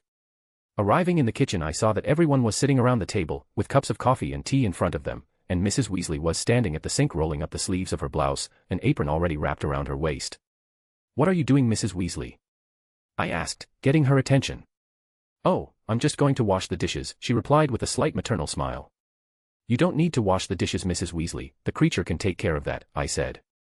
"Creature? Who is Creature?" she asked, confused. "He's my family's house elf," Sirius said in a snort, and Mrs. Weasley blinked in surprise. "Oh, there's no need for that, dear, I can do the dishes myself," she said to me, only I didn't pay attention to her. "Creature," I called him, and immediately a snap sounded, with the little elf appearing in front of me. "Did Master Ethan call me?" he asked respectfully. And not noticing Sirius and Andromeda's shocked looks, I spoke to him. "Yes, if you're not too busy, I'd like to ask you to do the lunch dishes, please." And listening to my request, the previously grumpy elf bowed slightly. "Don't worry, Master Ethan, Creature will wash the dishes," he said, and then he raised his hand, snapping his fingers, and after that all the plates, cutlery, and glasses that were in the sink started to clean themselves. Seeing this, I nodded to Creature with a grateful smile, receiving a nod back from the small elf. "How?" Andromeda asked, somewhat shocked and confused. "So that's the power of a Ravenclaw," Sirius muttered to himself, as if he had found the answer to everything. And no one but Remus and Ted understood why they were reacting like this, with everyone looking at each other in confusion, wondering what was so surprising about a house elf doing housework. And ignoring them and a Mrs. Weasley a little upset about not being able to keep house, I grabbed my glass of water and left the kitchen, leaving behind this group of adults plus a pompous Percy. Chapter 305, Chapter Knight's House, after lunch at Sirius' house. Sigh. "Home sweet home," my dad said after going through the door, wasting no time and going to his favorite armchair, throwing himself into it and relaxing contentedly. "We've only been gone for a few hours," my mom said with an eye roll, before feeling Seal tugging at the hem of her shirt. "Hi, honey. Can I get a cookie from the cookie jar?" she asked. "But honey, aren't you full?" my mom asked with a strange look. "It hasn't been 30 minutes since you had that pie at Sirius's." "Ah, but Mom's cookies are really good," she said, with a pleading pout that was destroying my mom's resistance. "Thanks, honey, but if you eat too much sweets you'll get a sore stomach," my mom tried to say, but Seal kept staring at her, with her eyes shining, making her even cuter. And I was pretty sure those puppy dog eyes were powered by the effect of Seal's accidental, or not so accidental, magic. Seeing that Seal wasn't going to give up, and feeling her heart soften, my mom sighed. "Okay," she said, and Seal broke into a huge smile as she bounced up and down in celebration. "But don't eat too much, otherwise you won't be able to eat dinner," my mom said, and Seal nodded quickly, before running to the kitchen excitedly. Sigh. "This girl," she said, shaking her head with an ironic but affectionate smile. "You spoil her a lot," I said, shaking my head in disappointment.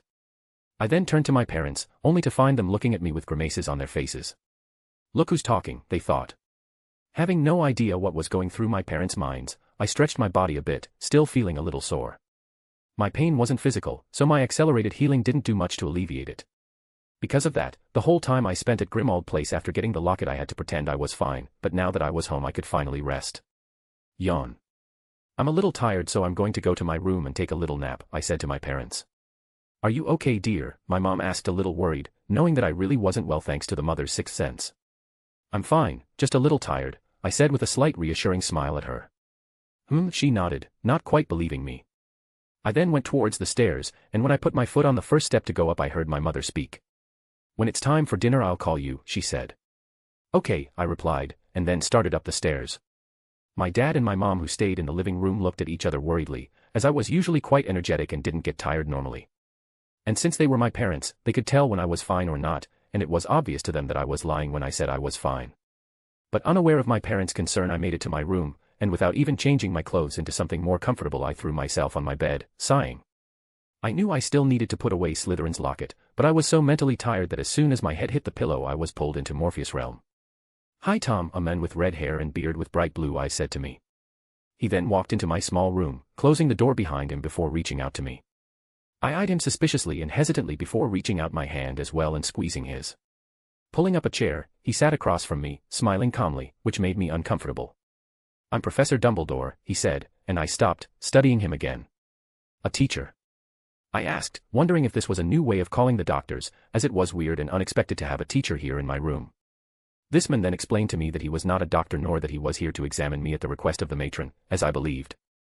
But even with that short explanation, I still didn't understand why he was here for me, and that only made me more cautious. "Who are you?" I asked, feeling a familiar feeling of coolness and protection wash over me and calm me down, something that always happened when my emotions started to get turbulent.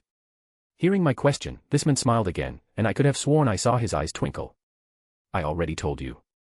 I'm Dumbledore, and I work at a school called Hogwarts. I have come to offer you a place at my school, your new school, if you would like to come." "I thought you was that muggle, my uncle," said in a whisper, looking me up and down. "You look mighty like that muggle." "What muggle?" I asked. "That muggle what my sister took a fancy to, that muggle what lives in the big house over the way. You look right like him." "Riddle," he replied, and hearing that name made my body stiffen and felt my brain shut down for a few seconds. But my uncle, this grotesque, dirty-looking man, seemed not to notice and went on talking. "But he's older now, isn't he? He's older than you now that I think about it. He came back not long ago, see. Section I want you to show all these Métis the power that runs in the Salazar's family blood section." I hissed at the magnificent creature in front of me, the animal, the weapon, the secret of Slytherin. The great basilisk of the Chamber of Secrets. "Section yes master section," it hissed back at me, before starting to crawl towards one of the dozens of pipes in the chamber. "I'm sorry Tom, but I can't give you the position of Professor of Defense against the Dark Arts, Dumbledore, now the headmaster of Hogwarts, said, and I clenched my fists angrily. "You know I'm the best choice for the job, Dumbledore." "So why?" I asked, looking intently at him. "Sigh. I heard some rumors about you and your actions after you graduated, Tom," he said, closing his eyes as he sighed. "So you're going to trust rumors that were made by people who are probably jealous of me?" I asked, feeling my magic begging to be released. "Unfortunately I'm led to believe some of these rumors," he said. I stared at him then, at the senile old man who was denying me a job that belonged to me, a job that would have brought me closer to having Hogwarts to myself. Greatness inspires envy, envy engenders spite, spite spawns lies. You must know this, Dumbledore. Look if it's not the weirdo, one of the kids from the orphanage who I didn't want to remember the name said, mocking as he walked with his group of friends. "Where are your friends, freak?" he asked, laughing. But instead of answering him I continued reading my book. And that seemed to piss him off, as he lunged at me, taking the book from my hands. "Hey, I'm talking to you," he screamed. Seeing my book in his hands and his angry look, I remained silent. Seems like they never learn, I thought, feeling my emotions and the feeling that came with them rise up inside me. And with intense focus I started looking at this despicable boy. "Huh? What are you looking at? Do you want that back?" he asked, waving the book in front of my face mockingly. "Oh, are you mad? What are you going to do? You're going to * crack," and before he could finish his sentence, a crack sounded, and he immediately fell to his knees screaming. "Ah. My arm. You broke my arm," he screamed in pain, tears streaming down his face. And her scream seemed to get everyone's attention, and not a second later one of the orphanage matrons came running towards us with a look of panic. Walking through the halls of Hogwarts, I felt anger and hatred rise in me, and wherever I walked the tapestries and armor trembled with my seeping angry magic. Rumors created by inferior and jealous people. Is that all it takes to blind you, Dumbledore? I thought, furrowing my brow. I then, after some walking, arrived in front of a wall, however I knew that there was more to this wall than it seemed. Looking at that wall, I felt in the inner pocket of my robe, feeling for the Ravenclaw diadem. Yes, nothing fairer than a piece of me always staying in this school, a place that should belong to me, I thought, my eyes glowing red. "I'm here to sell some items," a fat lady said, and I just looked at her with a disinterested but polite smile. "And what would those items be?" I asked, and she smirked before looking around, checking to see if anyone was spying on us, and I wanted to roll my eyes. She then took 2 items out of her bag, which were wrapped in some gray cloth. She placed these items on the table before taking the cloth off them, and as soon as she did I felt my heart stop. "Here it is, my ancestors' items," she said, showing me the items she brought, the Slytherin's locket and the Hufflepuff's cup. "How do you split your soul?" I asked, and Professor Slughorn eyed me carefully. "You must understand that the soul is supposed to remain intact and whole. Splitting it is an act of violation, and it goes against the laws of nature and magic," he said, but I persisted. "But how do you do it?" And at my question he looked at me for a while, and I could see hesitation and indecision on his face. He then stopped, turning to the flames in the fireplace before answering. By an act of evil, the supreme act of evil. By committing murder, he said, frowning, killing lacerates the soul. The mage intent on creating a Horcrux would use the damage to his advantage. He would encase the torn part and your worthless, wretched life will now be used for something truly meaningful. You will help me, in a grand act of magic, I mumbled, in the wet bathroom as I looked at the lifeless body of the Myrtle. You will be my first Horcrux. Blinking slightly, I started to get up groggy, confused by the things I'd just seen. My mind was fuzzy, and I didn't know why I experienced these memories, which obviously weren't mine. What the fuck just happened? I wondered. Chapter 306, Chapter. I was still confused by the things I had just seen, or rather, confused by the memories I had just experienced. I knew who these memories belonged to, and if the name Tom Riddle didn't make it clear, I witnessed some moments in the life of the current Dark Lord, and the reason for my confusion was why I had seen these memories. In fact, if I had only seen the memories I wouldn't have felt so strange, but I witnessed and lived these memories as Tom himself. How? I asked myself, reflecting as I tried to organize my mind. I could think of a few answers, and the one most likely to be correct was that I had only seen these memories because of the incident with Slytherin's locket. With the other Horcruxes strange things also happened, but nothing on this level. None of them did anything so abnormal. But deciding that thinking about why at this moment would only cause me more headache, I decided to use my clemency to review the flashes of memories I now had in my mind, and so I closed my eyes to concentrate. After a few minutes I finished organizing these memories, and they had a lot of information about Tom, but unfortunately they were not complete, but fragmented, and because of that I couldn't gather much important information. And another problem was that these memories didn't contain Voldemort's entire life. They only showed Tom's life up until the moment he split his soul to store it in the Slytherin's locket, which made sense. Probably the locket besides storing and containing Riddle's soul also stored some of his memories, just like the diary, and because of that they were limited until the day he killed Hepzibah Smith, when he was still working at Borgin and Burke's. Sigh. So now my head is full of unnecessary memories about the life of a self-centered and narcissistic teenager who was on his way to becoming one of the worst Dark Lords in the world. But everything I saw I already knew because of the books I thought, crossing my legs. And in this moment, when I crossed my legs, I noticed that I wasn't on my soft mattress. Huh. I looked down confused, seeing grass all around me. And not understanding what was happening I raised my head. Immediately as I raised my head I realized that I wasn't in my room, but in a clearing, surrounded by fog. Sigh, so I'm in another one of those dreams, I mumbled, too confused and tired to think about what this dream or vision meant.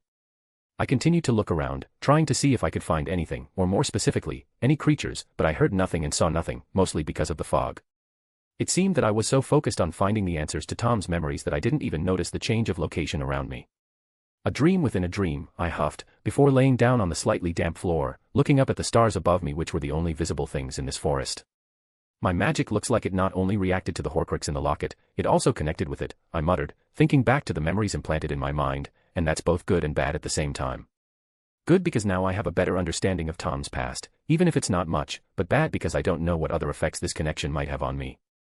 Raising my right hand I started to look at it, remembering that it was the one I was holding the locket box with.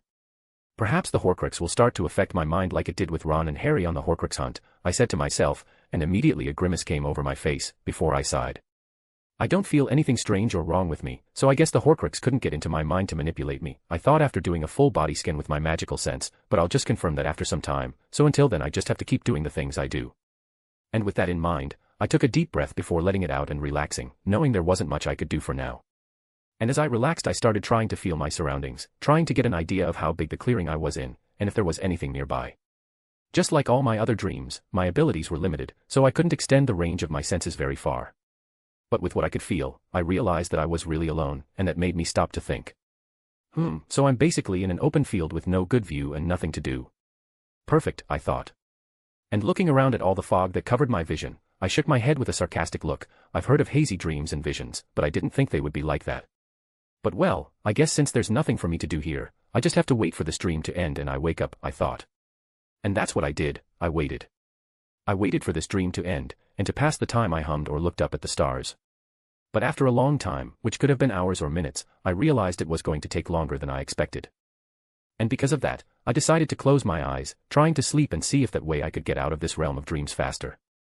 And trying is what I did, but it seemed that in this place it was impossible not to stay awake. With my eyes closed, and not knowing what to do, I started to play with my senses, feeling the grass below me, the humid wind passing through my body. But at a certain point I began to feel the fog surrounding me, feeling its coolness and dampness, realizing that it was like a cloud, the air, and the steam, but different too. And as I thought about that, unconsciously my magic started to release, as if something was pulling it out of me. When I realized that, I thought about suppressing my magic back, but whatever was controlling it had a gentle, familiar touch, and so I didn't stop it. Let it flow. I heard a female whisper, which spoke in a calm and loving tone, "Don't think about the mist, think about the feeling of being free. The feeling of magic." And for some reason I decided to listen to this mysterious voice, and just as it instructed, I let my magic out, not thinking about the mist but the feeling of being nothing but free. And after a few seconds I felt a lightness come over me, and the voice whispered again. "You did it, my child," she said with a touch of joy. "Now open your eyes. And be the mist." And as soon as that voice faded I opened my eyes, realizing that I was now on my feet. But even standing up I didn't feel like I was stepping on the ground, and because of that I looked down. Am I in mist form? I wondered, lifting my arm to see him. Looking at my arm I could see it kind of whole, like it was dissolving, but at the same time not. With a strange look I closed my hand, feeling it. I then used my other hand to feel that arm, and strangely I could touch it. So the transformation failed, I thought, stepping back. And the moment I did that I felt my body move in a way I wasn't used to. And because of that instead of taking a step back, I actually ended up flying. I exclaimed in surprise, managing to stop my body. And standing still, staring straight ahead in shock, I blinked. Wait. I just moved. In this form? I asked myself, before looking down at my body again.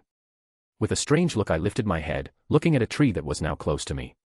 With a curious and confused look, I tried to walk, or better say, float to that tree, and very carefully not to go flying again I arrived in front of it. Looking at the tree I focused on my hand, wanting to touch it. And stretching out my hand I touched the tree, feeling its hard bark. Pulling my hand back, I looked at it before thinking about the feeling of lightness I felt through my body. And focusing on that sensation I slowly raised my hand to touch the tree again. And as soon as my hand got close to it, I could see it dissolve like mist. "Fuck" was the only thing I said. Chapter 307, Chapter. Looking down at my hand, I reformed it again, feeling the soft, light feeling that was in it disappear. Before, I had a hard time changing my body shape quickly, and that was bad because if I needed to get into direct combat I would have a hard time. And actually that was one of the things I was racking my brain trying to figure out how to solve. And this difficulty made me once again admit that Voldemort is a genius, since his unsupported flight was very practical and almost perfect.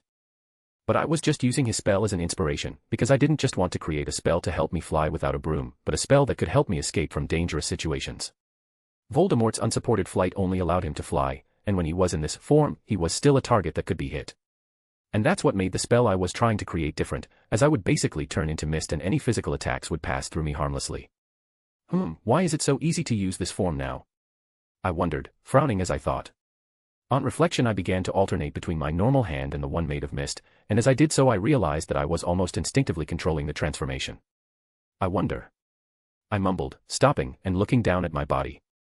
Well, it doesn't hurt to try, I said to myself, relaxing my body. I then tried to replicate the feeling of lightness I had felt before, letting my magic flow through my body. A cold sensation passed through my body, and when I looked down my body was shrouded in a dark haze. Now concentrating again, I thought of suppressing the mist that came out of me, and immediately in my mind came the moment when I had fought the basilisk in the secret chamber, where I escaped from it letting my magic control my body, unconscious turning my body into mist to avoid the big snake's attack. And with that memory, and a bit of concentration, I felt my body change, but still remaining with a certain feeling of lightness. And looking down I could see my reformed body, with no mist leaking out of me. Walking around a bit, I started to see if there was something wrong with my body, luckily finding nothing. "I don't feel any different," I commented, before looking around. And finding what I was looking for, I used my magic to levitate a small stone that was on the ground a little way away from me. Turning towards the stone, I relaxed my body, before using my telekinesis to throw the stone towards me. The stone then, at great speed, came towards me, and I could see that instead of hitting my body, the stone passed through me without causing damage, with the place it turning into mist and reforming soon after. "Okay, that was the first test," I mumbled, taking a deep breath. I then started walking, still keeping the stone under my control. Walking, I kept throwing the boulder towards me, and every time it hit me it passed harmlessly through me. I then started jumping, running, and sometimes even dodging, and every time I was hit the place where the stone passed turned into mist, thus not causing any damage to me. I was so excited and involved with this test that I didn't even realize that I had stopped focusing on keeping the fog in my body under control. After a few minutes I stopped, looking down at myself with an excited smile. Finally I did it, I said, feeling a sense of satisfaction after completing a difficult challenge. Finally I created my own form of unsupported flight, which can still be used in combat. Now I can cross one more thing off my to-do list. I then thought about continuing with my tests in this dream world, but as soon as I got ready to start I felt a touch on my body. Huh. I looked at my shoulder in confusion. And looking around, I could see that the forest around me started to shake, with the trees disintegrating and the sky cracking. This has never happened before, I mumbled, looking around in confusion, not knowing what was happening to the dream world around me. The world then began to fade, and I felt myself leaving this dream, with everything going dark. After everything went dark, I started to feel more taps on my shoulder, and frowning I started to open my eyes. Ethan's son, my mom, who was the one waking me up, called. "Are you okay?" she asked with concern. "Huh? Yeah, I'm fine," I said, sitting up in bed confused. So my dream ended that way because I was woken up by someone, unlike the other times I woke up naturally, I mused. "Are you sure?" my mom asked, snapping me out of my thoughts. "Were you mumbling and frowning in your sleep?" "It's okay, Mom, I was just having a weird dream," I said, which was true in many ways. My mom then started looking at me, trying to judge from my expression if I was telling the truth. And realizing I hadn't lied, she nodded to herself, sighing in relief, which made me smile at her concern for me. "Well, in that case I came here to wake you up because it's dinner time," she said, and I nodded. "Okay, I'm just going to change into some more comfortable clothes and I'll be right down," I said. "Great, then come soon because your dad and Seal are waiting for you," she said with a slight smile, leaving my room. As soon as she left my room, I took a deep breath, looking down at my hands. "Who knew one of my weird dreams would help me complete my spell?" I muttered. I then started to reflect on everything that happened in that dream, thinking about Riddle's memories and my spell, but there was a question that didn't leave my mind, which I couldn't find the answer to. Whose female voice was that? I wondered, remembering the voice that was gently guiding me through the steps to complete my spell. And why do I get the feeling I've heard her before? I frowned. The next morning. As soon as I woke up today, the first thing I did was go to the training room that was inside my suitcase, and in that training room I tested my mist form, happy that I could use it in the real world too. As I couldn't do a full test with this form in my dream, I decided to do it in my training room. I tried flying in this form, and surprisingly the flight was smoother than on a broomstick. Of course, I haven't tried flying at great heights or in bad weather, so I can't say for sure what the best way to fly is. I also tried to see if I could apparate while in this form, and the answer was yes. In fact, apparating in this form was quieter than a normal apparition, and that opened up a lot of possibilities for me. In addition to these tests, I also tried to analyze how many projectiles or blows I could take in the form of mist without taking damage, also seeing if a larger projectile or a more powerful attack could overcome the spell. From my tests I came to the conclusion that it didn't matter the amount or power of the attack, if it was physical I wouldn't be hit. However, this still needed to be tested against spells, as my original intention in creating this spell was to be able to fight warlocks and their curses. But then, changing the subject and putting the tests aside, I was glad to have a better grip on this new skill of mine, as my family and I received a letter from Sirius letting us know that we were going to the Quidditch World Cup in 2 days. Knowing the problems and dangers we would find there, I wanted to be as prepared as possible, because when the Death Eater's mutiny happens, I will be ready to start my hunt. End. Chapter 308, Chapter -12 Grimmauld Place.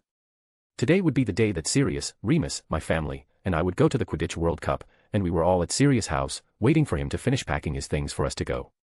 While we were waiting for him, we were sitting in the living room, having tea, or in my case a juice, prepared for us by Creature.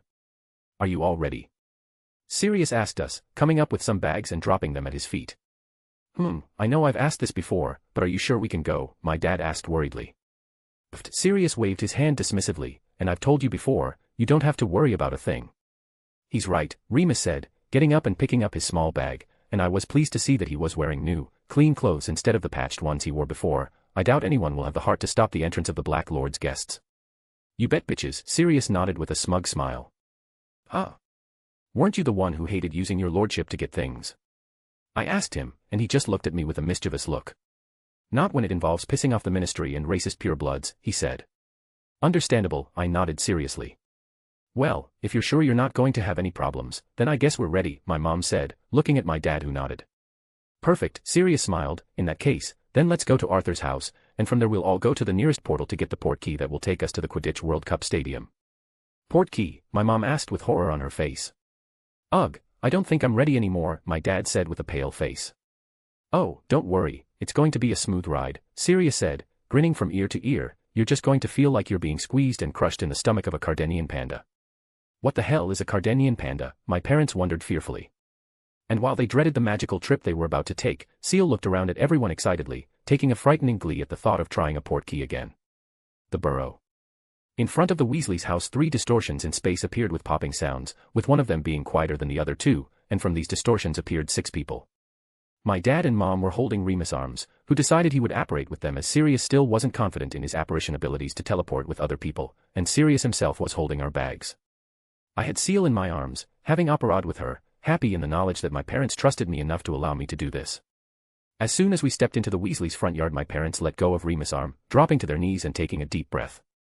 Why didn't you tell us we were going to come here through the apparition? My mom asked disoriented, before glaring at Sirius. Huh? Why didn't you ask? Sirius replied, but my mom's gaze only intensified and he held up his hands in surrender, laughing nervously. The next time we need to go somewhere, we'll take the car, my dad said, feeling his breakfast churn in his stomach. Fine with me as long as you let me drive, Sirius said, with a smile. And do you happen to have a driver's license? My dad asked, recovering. What is a driver's license? Sirius asked confused, and my dad started to stare at him with a blank stare. I'm just kidding. Sirius said after a few seconds. How do you think I got my motorcycle? He asked. I thought you stole it, my dad said honestly. And hearing that response, Sirius held up a finger to reply, but then thought well before lowering his hand. Okay, I'm not going to deny that this is a possibility, he said, remembering the stupid things he did when he was young. And watching these 2 grown men interact, Remus and my mom rolled their eyes. But all conversation ended as soon as we heard the door to the Weasley's house open, and out came Mr. Weasley. Oh, you're here, he said with an inviting smile, come on in. We were waiting for you to arrive. And saying this he walked into the house, with all of us looking at each other before following him. Entering the house we were greeted by the sound of several voices arguing in the kitchen. I already told you, I can't talk about the event happening this year, I heard Percy say. So you assume something will happen this year, one of the twins, who sounded like George from the tone of his voice, said smugly. I don't know what you're talking about, Percy said dodging the question, but he didn't fool anyone. It's no use lying, Charlie already told us that the Ministry is preparing something for this year, Ron said. And he shouldn't have done that, Percy huffed irritably. And with that sentence we entered the kitchen, seeing that all the remaining Weasleys plus Harry and Hermione were here. Besides them there were also 2 new faces, but from the red hair and freckles it was easy to tell they were Bill and Charlie. Bill was watching Percy's discussion with his brothers with amusement, and looking at his appearance you could see that he was as cool as described in the books, and if he wasn't a redhead and his magic wasn't so similar to Percy's Mr. Weasley I would suspect he was Sirius' lost son. Charlie had short hair unlike his brother, but he had a wild and adventurous look, which coupled with his scars gave him a dangerous appearance. However, contrary to his appearance he had a friendly aura, and you could tell he had humor, as he was looking at Percy with an innocent smile while Mr. Perfect was looking at him with judgment in his eyes. Oh, you're finally here, Mrs. Weasley, who was the first to notice us, said, drying her hand on her apron. She then came to us, hugging my mom and dad. How are you? Have you eaten yet? She asked, acting like a typical mother even to my parents, who looked at each other with amused looks. Mrs. Weasley also hugged Seal, squeezing my poor fluffy little sister, who instead of screaming for help for being squashed in that maternal embrace just giggled cutely. Hi Mrs. Weas. Wheels. Air.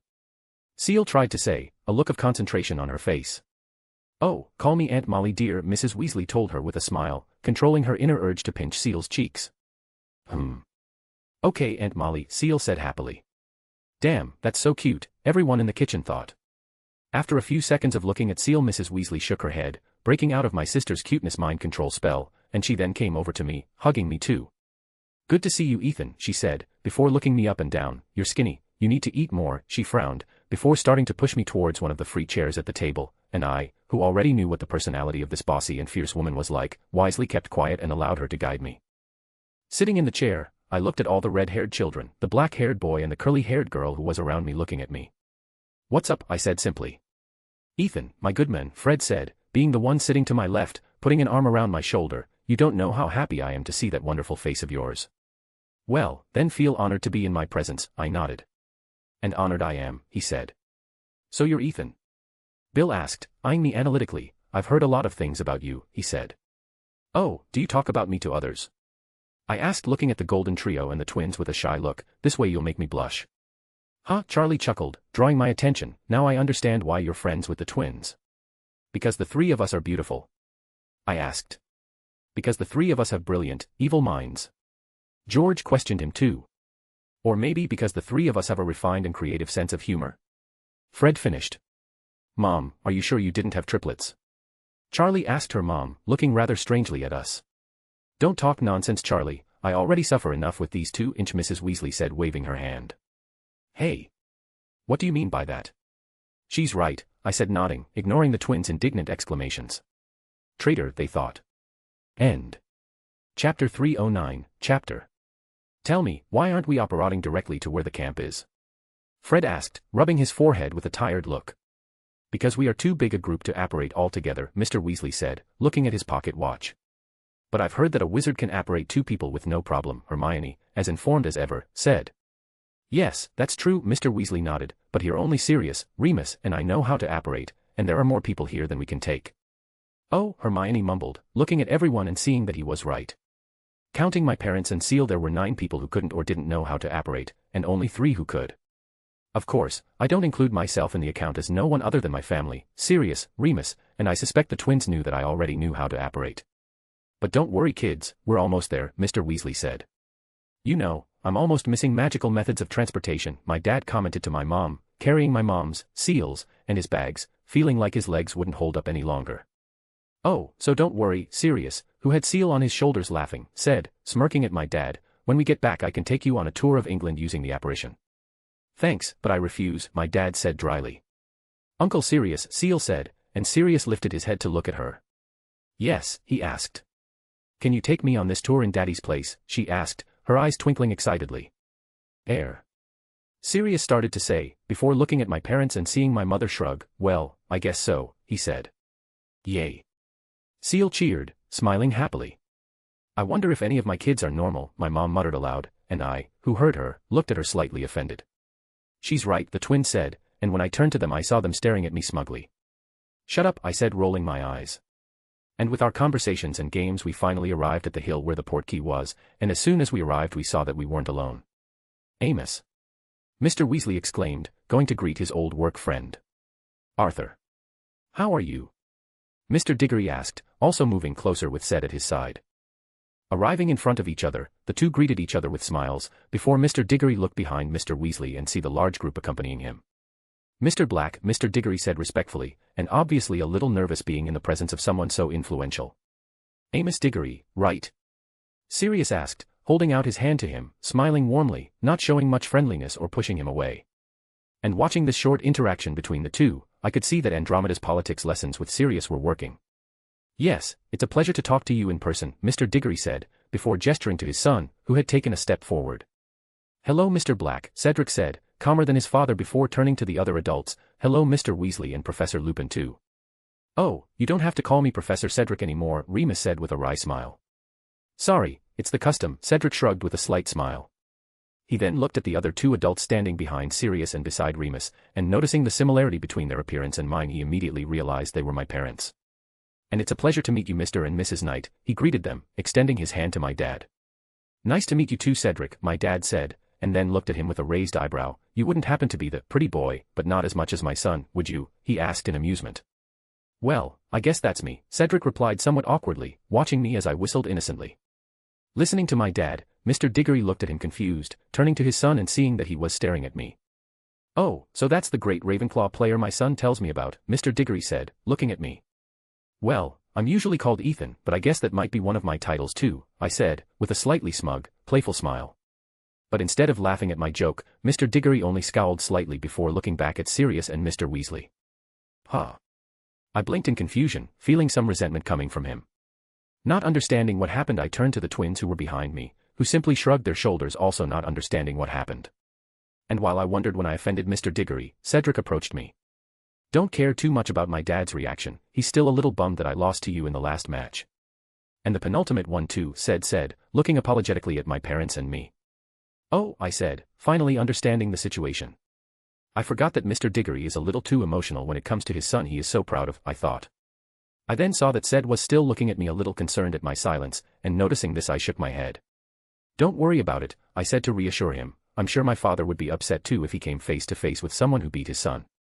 No, I wouldn't, my dad said, but I ignored him. I see, Ced said with a wry smile.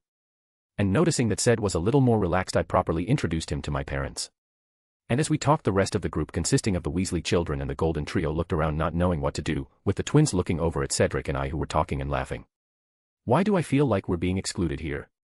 George asked his twin, who just shrugged. I guess that's what happens when you meet prettier friends, they forget their old friends, Fred said, and George turned to him. Did you just say that the Badger's favorite boy is better looking than us? He asked, frowning. No, I said he's better looking than you, Fred replied with a cocky smile on his face, and his brother looked darkly at him. And unaware of the conversation that was taking place behind us, Cedric continued to chat with my parents, until Mr. Weasley reminded us all that we were running out of time and that we had to find the port key. And it wasn't too difficult to find the port key, since I only had to look for a magically enchanted object on this hill with my senses. The port key was still a tattered old boot, and this large group crowded around it. No one was wearing that boot before, right? Hermione asked as she eyed the boot with slight disgust. Oh no, it's just an old boot that was stored in the Ministry's item storage, Mr. Weasley said, which reassured the curly-haired girl a bit. It's almost time, guys, Remus said after seeing the boot shake slightly on the ground. He's right, Mr. Weasley looking at his watch. He then turned to everyone, come on, everyone touch the boot, and kids, remember, don't let go. And in a melee we all managed to hold onto the boot, with those like Harry and Hermione who had never used a portkey before looking apprehensively at the item. When I heard a click coming from Mr. Weasley's watch, the boot began to shake even more, and feeling a pull on my navel I was pulled into a vortex towards the boot, feeling magic cover everyone who was with me. And in the next instant, I, as well as everyone else in the group, disappeared in a distortion along with the boot, leaving the field of the hill silent and empty. Chapter 310, Chapter. As soon as the portkey activated I saw the world around me spin, and soon after I felt the ground beneath me, and only thanks to my physical prowess and my familiarity with the portkeys did I manage to stay on my feet. Earth. Harry gasped, falling flat on his face, as did the Weasley children and Hermione. And looking around I saw that the rest of the group had managed to stay on their feet, with my parents grimacing. And even Seal, who liked to travel with portkeys, was frowning slightly. I don't think your ministry knows how to make portkeys, Arthur, my dad said, and Mr. Weasley looked at him confused. Actually almost all portkey trips are like this one, Sirius said to my parents, approaching them. Actually you're probably used to Nick and Penny's portkeys being smoother and quieter. Wait, so the portkeys we already used were supposed to have smooth trips, my mum asked shocked, before turning to my dad who was a mixture of surprised and scared. Yes, Sirius said, not trying to hide his amused smile. Just to be clear, when we get back to each I'll take a taxi, my dad said. And I think I'll accompany you, Mr. Knight, Harry said, standing up with a grimace, adjusting his glasses. Don't be dramatic, Harry, Hermione said, and Harry turned to give her a reply. Harry trailed off, looking at Hermione and seeing her messed up state. Hermione's hair was strewn and messy on her head, and there was grass and dirt in her hair, face and clothes, and putting it all together with her exasperated look at Harry made her a comical sight. PFFF, Harry put his hand over his mouth, trying to stifle his laughter. Why are you laughing? Hermione asked confused, until she heard Ginny calling her softly. Hey Hermione, Ginny said, also trying to hold in her laughter. What? Hermione asked, and the red-haired girl just pointed at her friend's hair. Looking up, Hermione didn't see anything wrong, but then she lifted her hand to her head and felt her hair messy and dirty. Eyes widening slightly, Hermione quickly, and with an embarrassed look, began to clean and fix her hair and robes, with her face red as she tried not to look at Harry. And seeing this, the boy with a scar on his forehead smiled affectionately at his friend. And on the other side, seeing his godson smile, Sirius began to smile knowingly, nudging Remus and gesturing to the two obviously smitten lovebirds. Yes, yes. You were right, Remus said with a roll of his eyes, rubbing his sore arm. After everyone had recovered from the trip and got organized, we looked around, seeing that we were in an open field in the middle of a forest. But we couldn't see much because a mist covered our vision, and with my senses I could see that the mist was magic, probably made in conjunction with a spell to confuse and ward off muggles. And looking at my parents, I was relieved to see that they weren't affected by the spell. 7, 5, and 3 from Stochad Hill have arrived, a new voice said, and looking in the direction it came from I could see two men who were strangely dressed in muggle clothes emerging from the mist. These two men were the wizards who were assigned to await the guests at the portkey arrival point, and from the tired look on their faces it was clear that they had been working for quite some time. After these two ministry officials spoke with Mr. Weasley, they asked us to accompany them. Walking a little further, we started to go deeper into the misty forest, and the deeper we went the more I could hear the sound of many voices singing, cheering and celebrating. Here we are, one of the wizards we followed said, and in front of us the mist disappeared, giving us a spectacular view. Hundreds of tents of various colors and sizes were set up in a large open field, surrounded by trees, with wizards and creatures of all sizes, appearances and nationalities roaming the grounds. And in addition to the tents, small magical performances were still happening all over the place, almost like a wizarding festival, with music, shows, spell demonstrations, games and food and souvenir sales. Just looking at people having fun, joking around with friends and family, or talking about their favorite teams and players was a feeling of happiness. Incredible, echoed my mom's amazed voice. Yes, but you haven't seen anything yet, Sirius said, enjoying the feeling of being in such a happy and fun place again. He then looked at Harry, seeing that he was gaping looking around. Well, I guess this is where we part, Mr. Diggory said, our tent is that way, and we've yet to set it up, so until the match, Arthur, Mr. Black. Oh yes, until the match then, Mr. Weasley said, with Sirius just nodding. Mr. Diggory then nodded to all of us as well, before turning and starting to leave. Bye everyone, we'll see you at some tent around or at the match, Cedric said with a slight smile, and we waved at him. Yeah, just don't get in any trouble, I said with a playful smile. I'm the one who should be telling you this, Cedric said in amusement, before turning and starting to follow his father. Well, we also have to go to our tent, Mr. Weasley said, starting to walk as we followed. We passed through many tents and people, and the deeper we went the more the magic appeared, and I couldn't help but admire the sensations and liveliness that came from the people and creatures around me. And even without feeling the same as I felt, everyone else in the group was also marveling at the beauty of the place, feeling like they were in the most magical and fun place in the wizarding world. But it wasn't just admiration and happiness they were feeling, and the children, for example, were also surprised and confused. I don't think I've ever seen so much magic and spells being used in one place, Ron said, looking at a performance involving fire and soap bubbles. And I don't think I've ever seen so many witches and wizards gathered together like this before, not even in Diagon Alley, Hermione said, before looking at a humanoid creature that had blue skin, long horns, and a beard almost as long as the headmaster's, and there are also many magical creatures here. Yes, the Quidditch World Cup is an event that accepts wizards, witches, and creatures from all peoples and countries, Remus said, which is why everyone always looks forward to the cup, as it is a time when all differences are put aside, as the only thing that matters is the match. That's really good, my mom said, smiling when she saw a little girl with pale skin and red eyes with sharp fangs playing with two other girls, where one had sheep's legs and the other looked like a normal little witch. But how did the Ministry manage to hide all this? Harry asked curiously. Oh well, Mr. Weasley started to reply, actually the Ministry has surrounded the place with lots of muggle-repelling charms, but even that can't hide all magic. Yes, and so there are also a lot of Aurors and other Ministry personnel around to keep muggles out, Sirius said, continuing his explanation, and among those Aurors are some Obliviators, who are on standby should a muggle accidentally pass through the wards and spells. Wait, so there are charms in here to repel muggles? Harry asked confused, before looking at my parents, and Sirius understood what he meant. Oh, well, the spell isn't as effective against muggles who are already used to magic, so Joshua and Sarah were able to get through them just like us, he said. I had felt something when we got to the forest, but I thought it was just me, my dad said. It was probably the spell trying to influence you, Remus said. Well, I didn't ask this before, but how did you manage to convince the Ministry to allow us in here, my mom asked Sirius, who looked at her confused. What do you mean, he asked. Well, how did you convince the Ministry and the Minister to let two muggles come see the Quidditch World Cup final, she asked again. Well, that's the interesting part, Sirius started to say as he looked away. And seeing this my mom realized that something was wrong and started looking at him with narrowed eyes. Sirius, my mom said in warning, and seeing this Sirius broke into a nervous sweat. Turns out I didn't tell the Ministry I was going to invite two muggles to come with me, Sirius said, scratching the back of his head. Wait, so nobody knows we're muggles, my dad asked. Well, yes, Sirius replied. Great, so we're doing something illegal, my dad said with a long sigh, not worried at all. Oh cool, I said with a nod, not the first time but at least this time I'm not doing this alone. What do you mean it's not the first time, my mom asked, and I started whistling innocently. Well then, we might as well cross becoming criminals off our list, Fred said, pulling out parchment and a quill from who knows where. Yes, and it happened sooner than I expected, George commented, nodding in satisfaction. Can you guys not be so happy about that? Hermione said to us, annoyed and a little worried.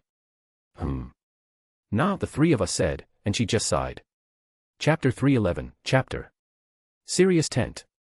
After walking a little we arrived in front of the tent that Mr. Weasley rented it, and so we parted ways. Who would stay in Mr. Weasley's tent would be him and his children, plus Harry and Hermione, and the rest of the group headed towards Sirius' tent. The reason why Harry didn't follow us to his godfather's tent was because Sirius thought it would be better if he stayed with his friends, as it would be more interesting and he could have more fun than if he stayed with an old man. My parents and Sirius also asked me if I wanted to stay in Mr. Weasley's tent, but I said no. I could meet with them or go to their tent at any time, and there was also the fact that I liked a little privacy, which I wouldn't get if I was with the other Weasley children. And the main reason I didn't want to stay with the other children was because I knew they would get in my way when the time came for the Death Eaters to mutiny. But leaving that matter aside, after walking a little further we arrived in an area where there were many large tents, and some of them even had coats of arms on their entrances. "Let me guess, this is where the tents of the lords of the big families are," I said. "I don't know how you found that out," Sirius said dryly, sneering at a few specific tents. And following his gaze I saw a large tent in green, black, and silver, with the same color coat of arms with snakes surrounding it and an M in its center. So that's the Malfoys' tent," I mumbled, and Sirius nodded. The two of us then continued to stare at the tent, until a thought crossed my mind and I turned to Sirius, only to see that he was looking at me too. The two of us then let a mischievous, Machiavellian smile spread across our faces. "Whatever you're planning, don't even think about it," my mom said in an authoritative voice. "Ah, Killjoy," we both said but didn't argue as we might be crazy but not stupid. And with that joke we continued walking a little longer, until we arrived in front of a tent almost as big as the Malfoys. The tent was black, red and also had a little gold, and the coat of arms I recognized as the same coat of arms I saw at 12 Grimmauld Place. "So this is where we're staying?" my dad asked, looking at the tent in front of us. "Yes," Sirius nodded. I thought the Black House tent would be a little more dark," I commented. "Well, it was, but I decided to change it up a bit to be more to my liking," Sirius said, and I nodded. "I understand. But well, let's not stay out here," Sirius said in a cheerful tone. He then walked over to the tent and placed his hand on it, and I could see the Lord ring that was on his finger glow for a moment before I felt the magic surrounding the tent change a bit. After he did that he opened the entrance to the tent, gesturing for us to enter. "Welcome to Sirius Black's tent," he said dramatically. And entering the tent, the first thing I noticed was that the size of the tent was completely different from what it looked like from the outside. "I really love expansion spells," my dad said as he looked around in wonder. "Yes, it looks like a mini portable mansion in here," my mom said, leaving Seal on the ground, who immediately started running around the place with a happy look. "If it's mini then it's not a mansion," I said looking around. "You understand what I mean," my mom grumbled.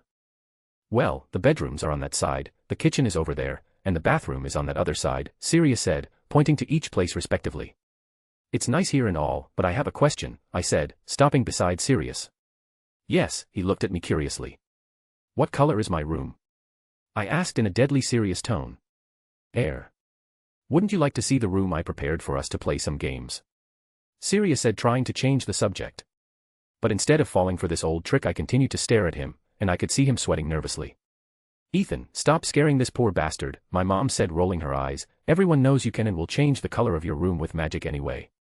And listening to my mom I stared at Sirius for a few more seconds before huffing and turning away. Lucky dog. Snotty brat. Sigh.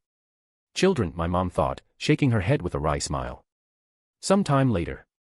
After I finished packing my things in the tent, I decided to head out for a walk around the camp, wanting to find something interesting to do to pass the time.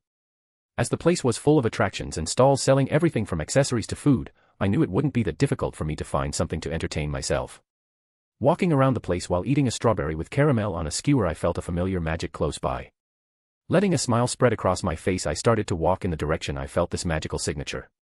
After walking a bit I saw a certain girl with familiar blonde hair, who was asking several questions to a wizard who clearly didn't speak our language and didn't even understand what Luna was asking. "Hi Luna," I greeted my strange friend with a smile, and hearing my voice she turned to me quickly.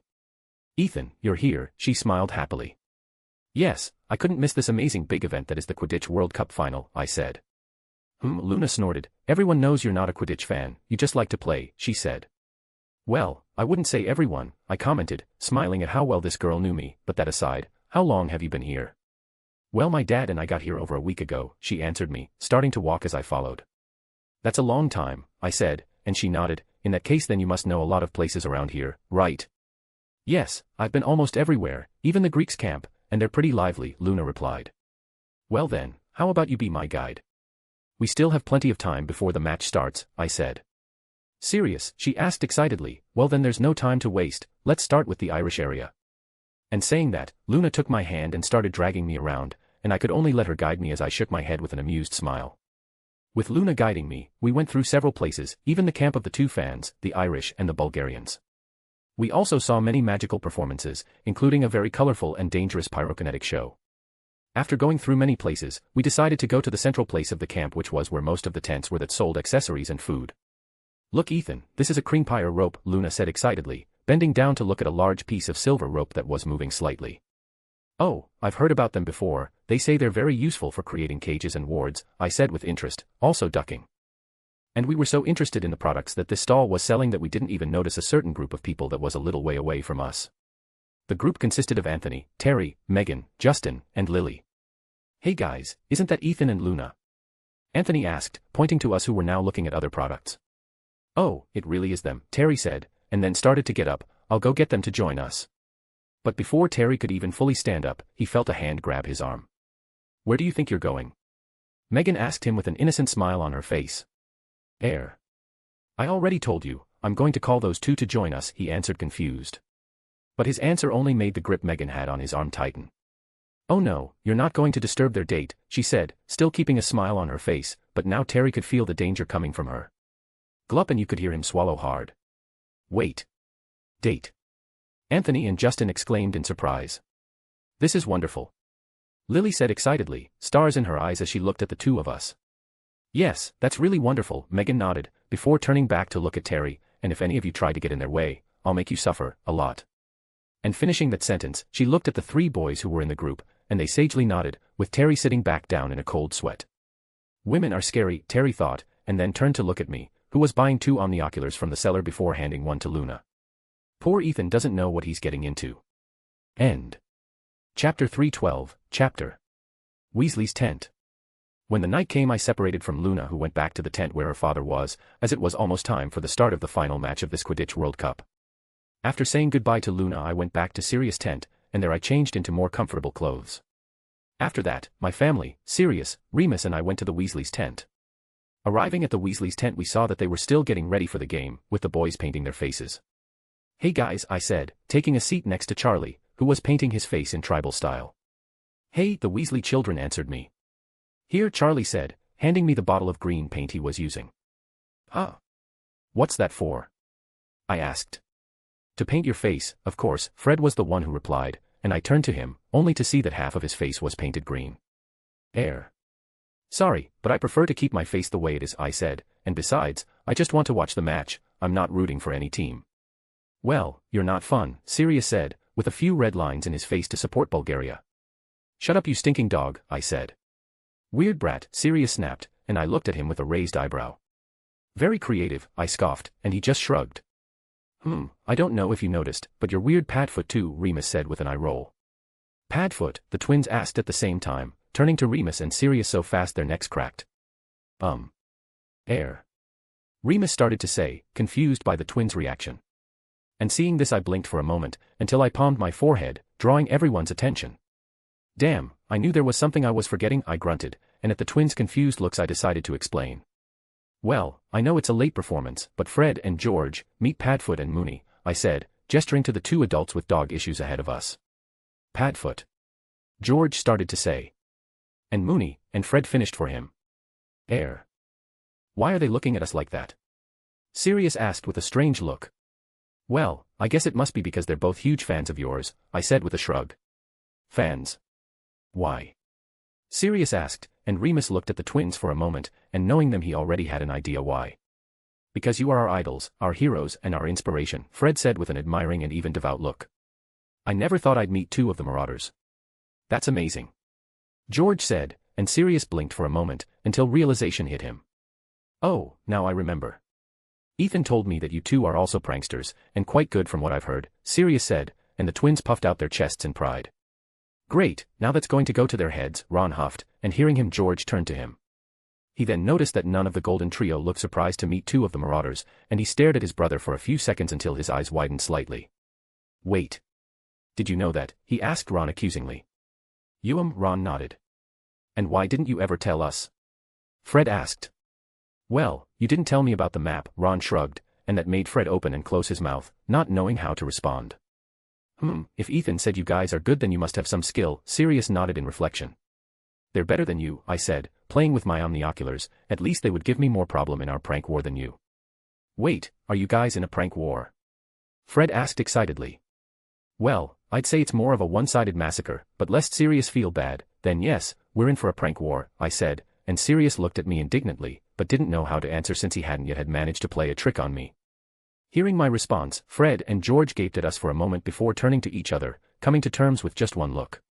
They then turned back to face us, serious looks on their faces. "We want to participate too," they said. Wow, calm down guys, this isn't just a game, this is a battle for honor, Sirius said raising his hands. Have you ever had honor? I asked him with a raised eyebrow, but he ignored me. Well, we know you're old. George started to say. And it's probably not as good as it was in your youth. Fred continued. But I didn't know you'd be so scared of 2/6 years, and with that final nail in the coffin, Sirius's teasing look faded, replaced by a scowl. Oh. I get it, he said, you thought this little mockery would get to me and that with that I would agree to start a prank war with you, right? Well, yes, George said looking at his brother, who shrugged. Well then, you got it right. Sirius then stood up, you wanted war, and now war is what you're going to get. That's right. Now things are going to get fun, the twins cheered. Yes, celebrate while you can, because afterwards you will suffer the pain and despair of the Marauders, Padfoot and Moony. Sirius exclaimed with conviction. Wait, who said I was going to be in on this? Remus asked in surprise. You don't have a choice. Sirius nodded as if that were fact. That's right, old man, we're going to wipe you out. Get ready to come running back with your tail between your legs. And hearing these declarations from the twins, Remus stopped, feeling a vein pop in his forehead before turning to his old friend. Padfoot, we're going to tear these kids apart, he said with a dark look. That's how you say it, Sirius said with a smile, patting Remus on the shoulder. Well, so does that mean this is going to be a three-way war? Interesting. I said. Wait, aren't you going to join us, Ethan? George asked. Yeah, I thought it was going to be the three of us against them because of the... Well, you know. The Three Musketeers, Fred said, whispering the last part, something totally unnecessary since almost everyone knew that this group of pranksters it was us. Well, that's true, I started to say, but if the three of us teamed up then they wouldn't stand a chance against us, and that would be kind of unfair. And with my answer the two stopped to think for a moment. You're right, it would be like an adult manticore teasing a baby puffskein, George said scratching his chin. Well, then it looks like in that case you're going to be our enemy too, Fred said to me, and I laughed. Oh, no, you're wrong, I said laughing, before stopping, with a dangerous look coming over my face, neither you nor they are my enemies. You all are my prey. And with that sentence of mine I looked at the four pranksters with the deadly glare of a true predator. And realizing this, the twins could be heard swallowing hard, with Sirius shuddering as he realized that maybe, just maybe, they had just messed with someone they shouldn't have. But all the tense moment ended as my mom walked over to me and patted me on the back of the head. Stop fooling around you five, she said, looking at us like we were naughty children. Yes ma'am, yes mom, we replied respectfully, knowing that now the true final boss had appeared. We then continued to joke and talk for a few minutes, until Mr. Weasley arrived. Are you all ready? He asked adjusting his coat. Seeing that we were all dressed up and ready to go, he nodded in satisfaction. Well, in that case, let's get going then. And with that sentence we all left the tent, following the rest of the crowd of fans and Quidditch fanatics as we made our way to the stadium. Chapter 313, Chapter. As soon as we arrived at the stadium, we showed our invitations to the ministry official who was at the entrance, and after she confirmed their authenticity, she let us through. Now we were going up towards the main box, which was at the highest point of the stadium and was also the best place to watch the match. That's a lot of stairs, my dad said after we'd gone up another floor, and unconsciously my mom and Hermione nodded. Yes, but the view is beautiful, my mom said, looking out over the field. And she really was right. All the grandeur of the stadium filled with fans, wizards, and witches shown in the film did not do justice to the view in front of me. So many colors, so much singing and people cheering in one place, so much magic, I had never seen anything like it, and feeling these people's emotions, their magic, made all the inexplicable feeling of joy rise many times over. Now it's official, I've never seen so many wizards. No, I've never seen so many people gathered in one place, Hermione said, looking at the stadium and the stands full of excited witches and wizards. Neither do I said, and I meant it, considering even my first life. Continuing up the stairs, we soon arrived in front of the cabin, which was decorated with purple carpet and 30 chairs of the same color with golden details. The place was basically empty, and there was only one place occupied by a small elf, Winky, Mr. Crouch's house elf, who hid her face in her hands afraid to look forward because of her fear of heights. Seeing this little elf I looked at the free seat beside her, and using my senses I could confirm that Barty Jr. was there hidden under an invisibility cloak. Dobby? Harry asked in surprise, looking at the small creature. You called me Dobby? Winky asked in a high-pitched voice, lifting her head and looking at him. Oh. Sorry, I mistook you for someone I know. Harry said, a little disappointed. I could have been paying attention to their conversation, but I decided to ignore them and went to sit with the others who weren't interested in the conversation either. Isn't Dobby the name of that weird elf friend of Ethan's? Sirius wondered, looking between me and Harry.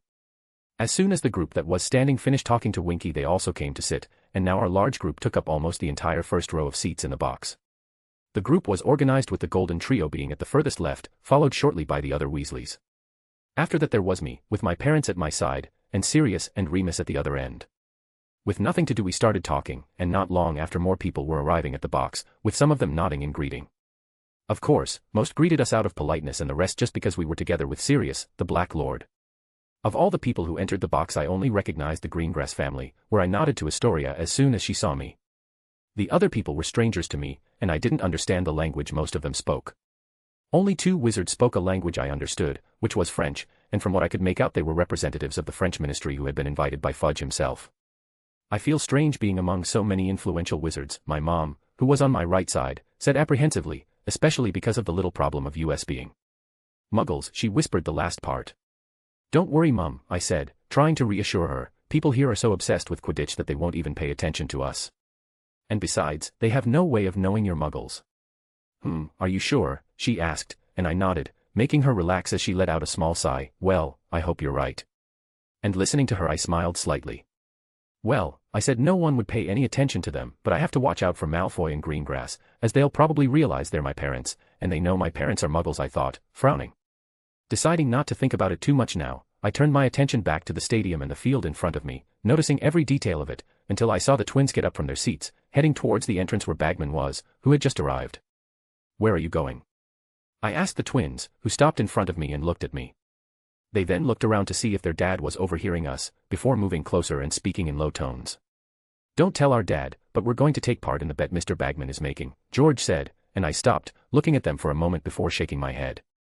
Look, I'm giving you some friendly advice, don't bet with Bagman, he can't be trusted, I said in a warning tone. He won't fool us, he knows our father and is an influential official in the ministry, Fred said, and I just looked at him dryly. Seriously, guys.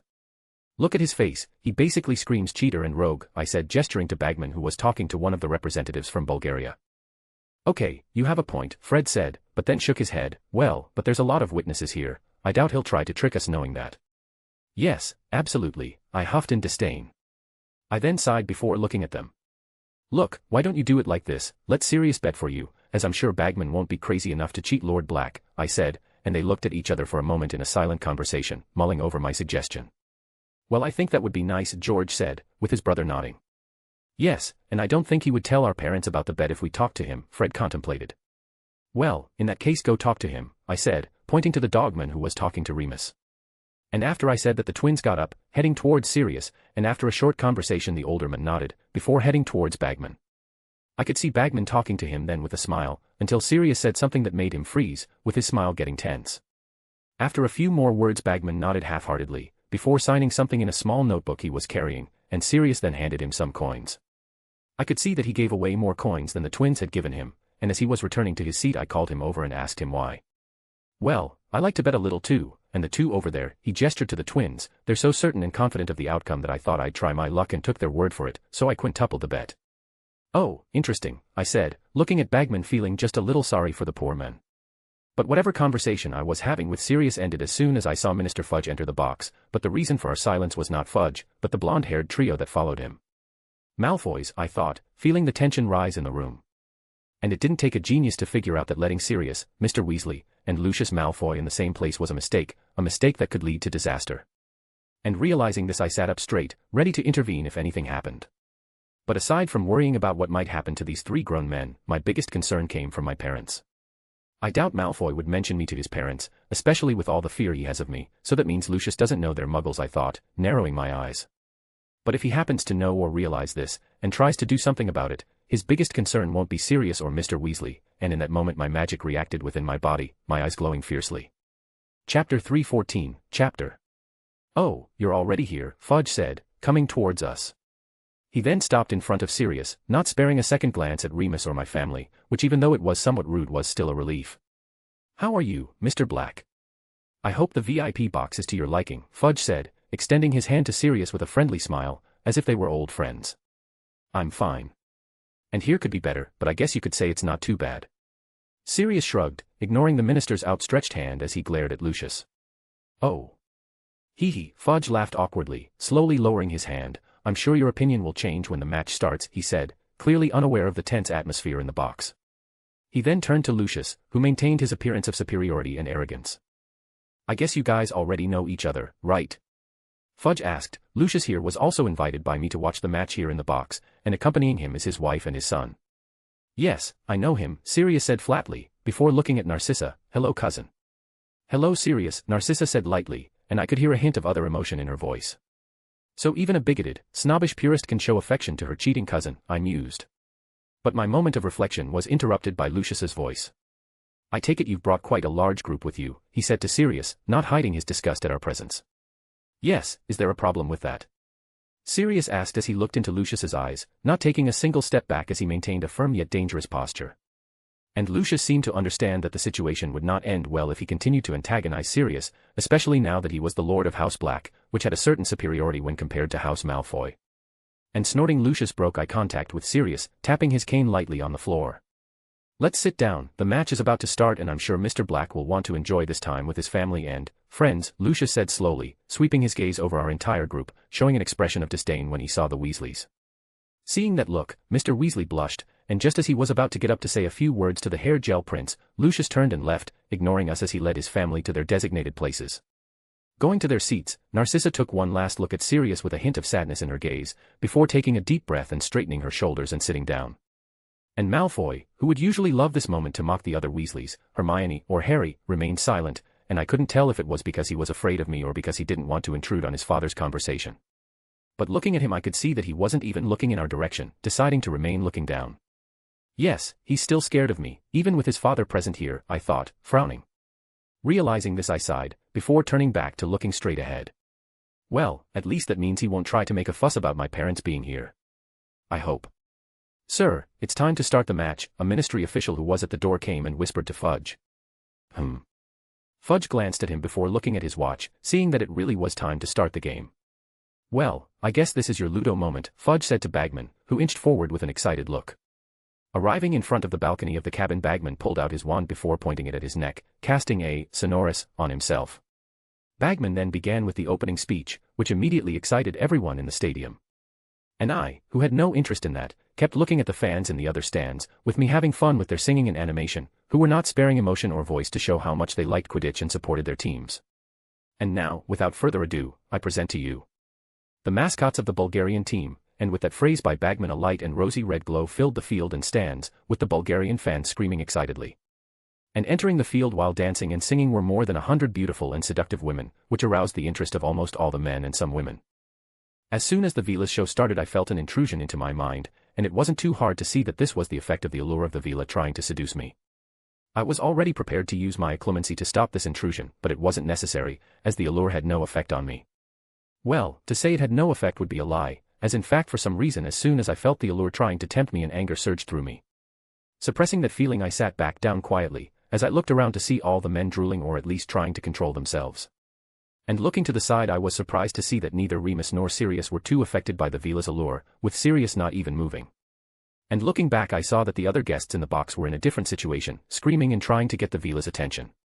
And as I ran my gaze over them I glanced at Astoria, who looked at me with a surprised look, before smiling satisfied and a little proud.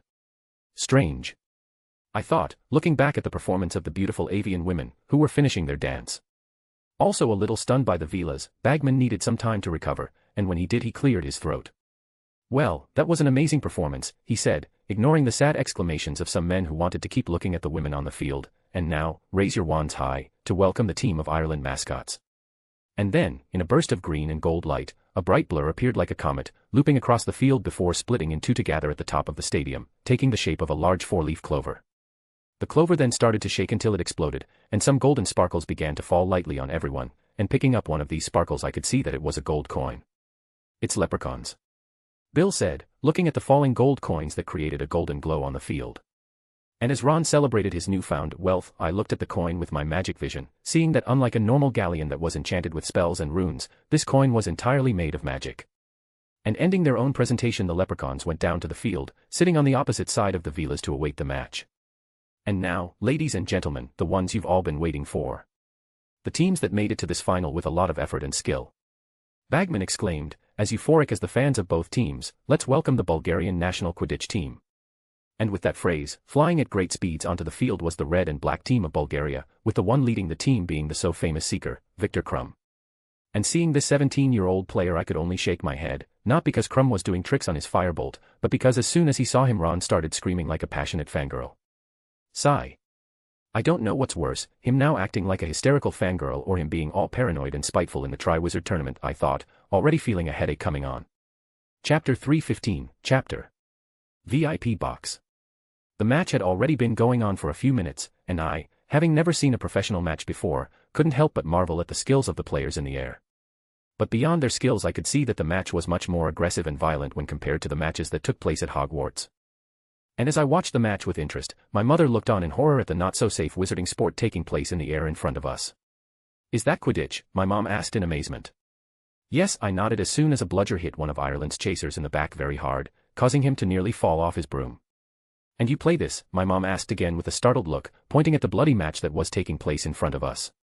"Well yeah," I replied, and seeing her pale complexion I continued, "But see, since I started playing I haven't been hit by any bludgers," I said proudly. "Was that to reassure me?" she asked. It's been a while since she acted so protective of me, I thought in reflection. And seeing this immediately on my mind the image of my mom from the first life overlapped with hers, with me remembering when she acted all overprotective when I got hurt in a football game as a kid. And looking at my mom I could only smile slightly, but Sirius' next sentence made me frown. Sigh. "I still remember my younger days when I played Quidditch too," Sirius sighed in nostalgia. "I think I've broken more than 7 bones in a single season," he said. 7 bones. My mom mumbled with a blank stare. "Sirius, you're not helping." I spoke with a frown to the dogman who just shrugged. Sighing at Sirius' attitude, I shook my head, until my mind finally grasped what he had said. "Wait. You ever played for the Gryffindor team?"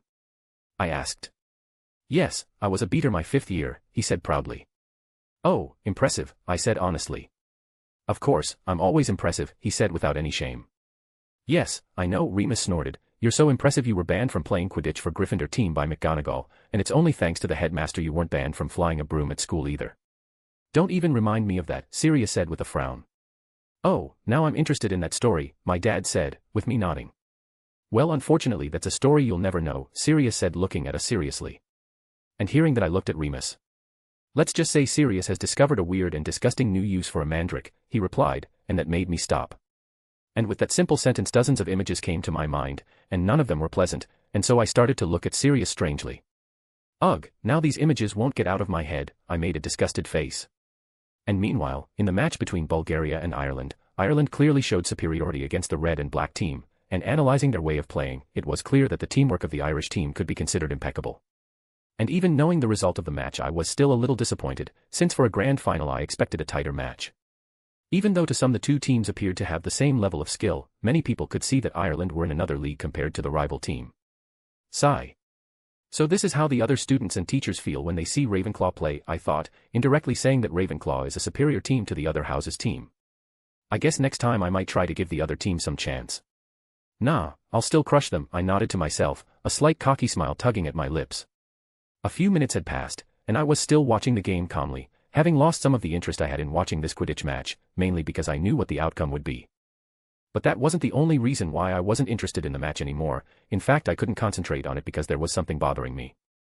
And that something was the gaze of a certain girl with blonde hair and a cold expression, who had not stopped staring at me since I arrived at the box. Turning slightly and out of the corner of my eye I saw the undisguised cold stare of Daphne Greengrass, and there wasn't even a need for me to use my empathy for me to realize that she was upset about something. "What's the matter with this girl?" I wondered. Sighing, I turned around, looking directly at Greengrass, and as soon as she saw I was looking at her looked away, pretending to be watching the match. Seeing this I rolled my eyes, before noticing that Astoria, who was sitting next to her, noticed my look and started smiling at me with an amused look, and I responded with a smile of my own and a nod. "Well, at least one of the sisters is normal and friendly," I huffed, turning back around as I watched the match, watching as Ireland scored yet another goal. "Hey Ethan," Charlie, who was sitting on my left side, whispered to me, and I turned to him. "Yes?" I asked. "Why was that girl in the back row staring at you?" he asked, and then a smirk crept across his face. "She wouldn't happen to be your girlfriend, would she?" "Humph, I would rather marry a chimera," I said with disgust. "Huh?" And listening to my answer Charlie looked at me confused, before looking back at Greengrass. "She doesn't look that bad," Charlie thought, frowning before looking back at me. "Now I'm confused." And unaware of Charlie's thoughts, I continued to watch the match, trying to ignore the intense look on the back of my neck. I knew Greengrass had a problem with me, but I didn't expect her to stare at me at the Quidditch World Cup. She had a match to watch and her family to talk to, but she decided that for some reason I can't understand, she'd be better off staring at me like the look in her eyes could kill me. Sigh. Girls are so confusing, I thought, deciding to let it go to prevent a possible headache. Hey Ethan. Charlie called me again. What? I sighed. Why is that girl's dad staring at you now? He asked with a strange look.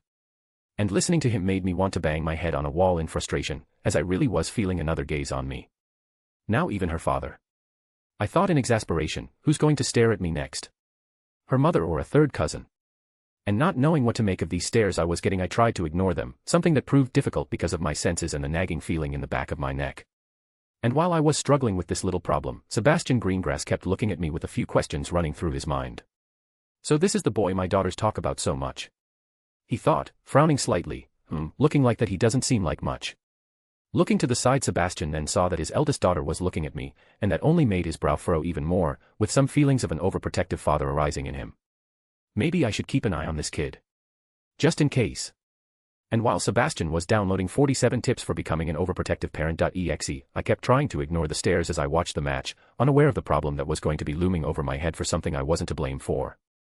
Chapter 316, Chapter. After end of match.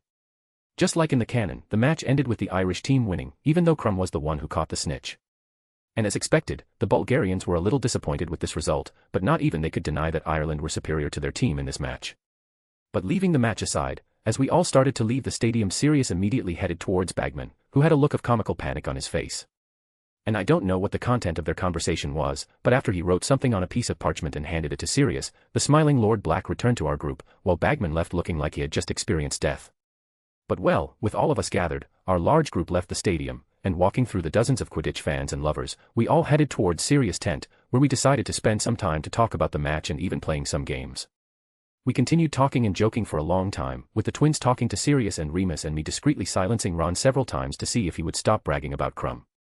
But after a few more minutes of revelry, Mr. Weasley decided it was getting late and it was time to call it a night, telling all the kids that it was time to head back to their tent. Once the kids and the senior Weasley got back to their tent, my parents also decided it was time for bed, with Seal already on her fifth sleep, having fallen asleep as soon as we arrived at the tent after leaving the stadium. My parents then went to their room, while Remus and Sirius decided to stay in the living room to talk some more. I also went to my room, but instead of going to bed I took out my suitcase that was on the chain around my neck, and increasing its size I took my combat and stealth clothes from inside it, dressing it quickly and using a little transfiguration to make it look like regular pajamas. Now wearing this outfit I sat cross-legged on my bed, obviously having no intention of sleeping as I knew the night wasn't going to end as peacefully as others had hoped. Taking a deep breath, I heightened my senses, sensing the magic of everyone around me and using my hearing to listen for any sound that would indicate that Death Eaters had appeared. I waited for a few minutes, not losing concentration, until in the distance I heard some screams of panic and fear, as well as a subtle fluctuation in magic around the camp. It started, I thought to myself, getting to my feet as I checked to see that I had my dagger and wand. Feeling both of them in their holsters on my wrist I relaxed, before pretending to leave my room with a tired yet alert look. As soon as I walked out of my room I saw that Sirius and Remus were sitting around a table, talking quietly. "Ethan?" Sirius asked, but instead of answering him I just stared at the entrance to the tent. "What there was?"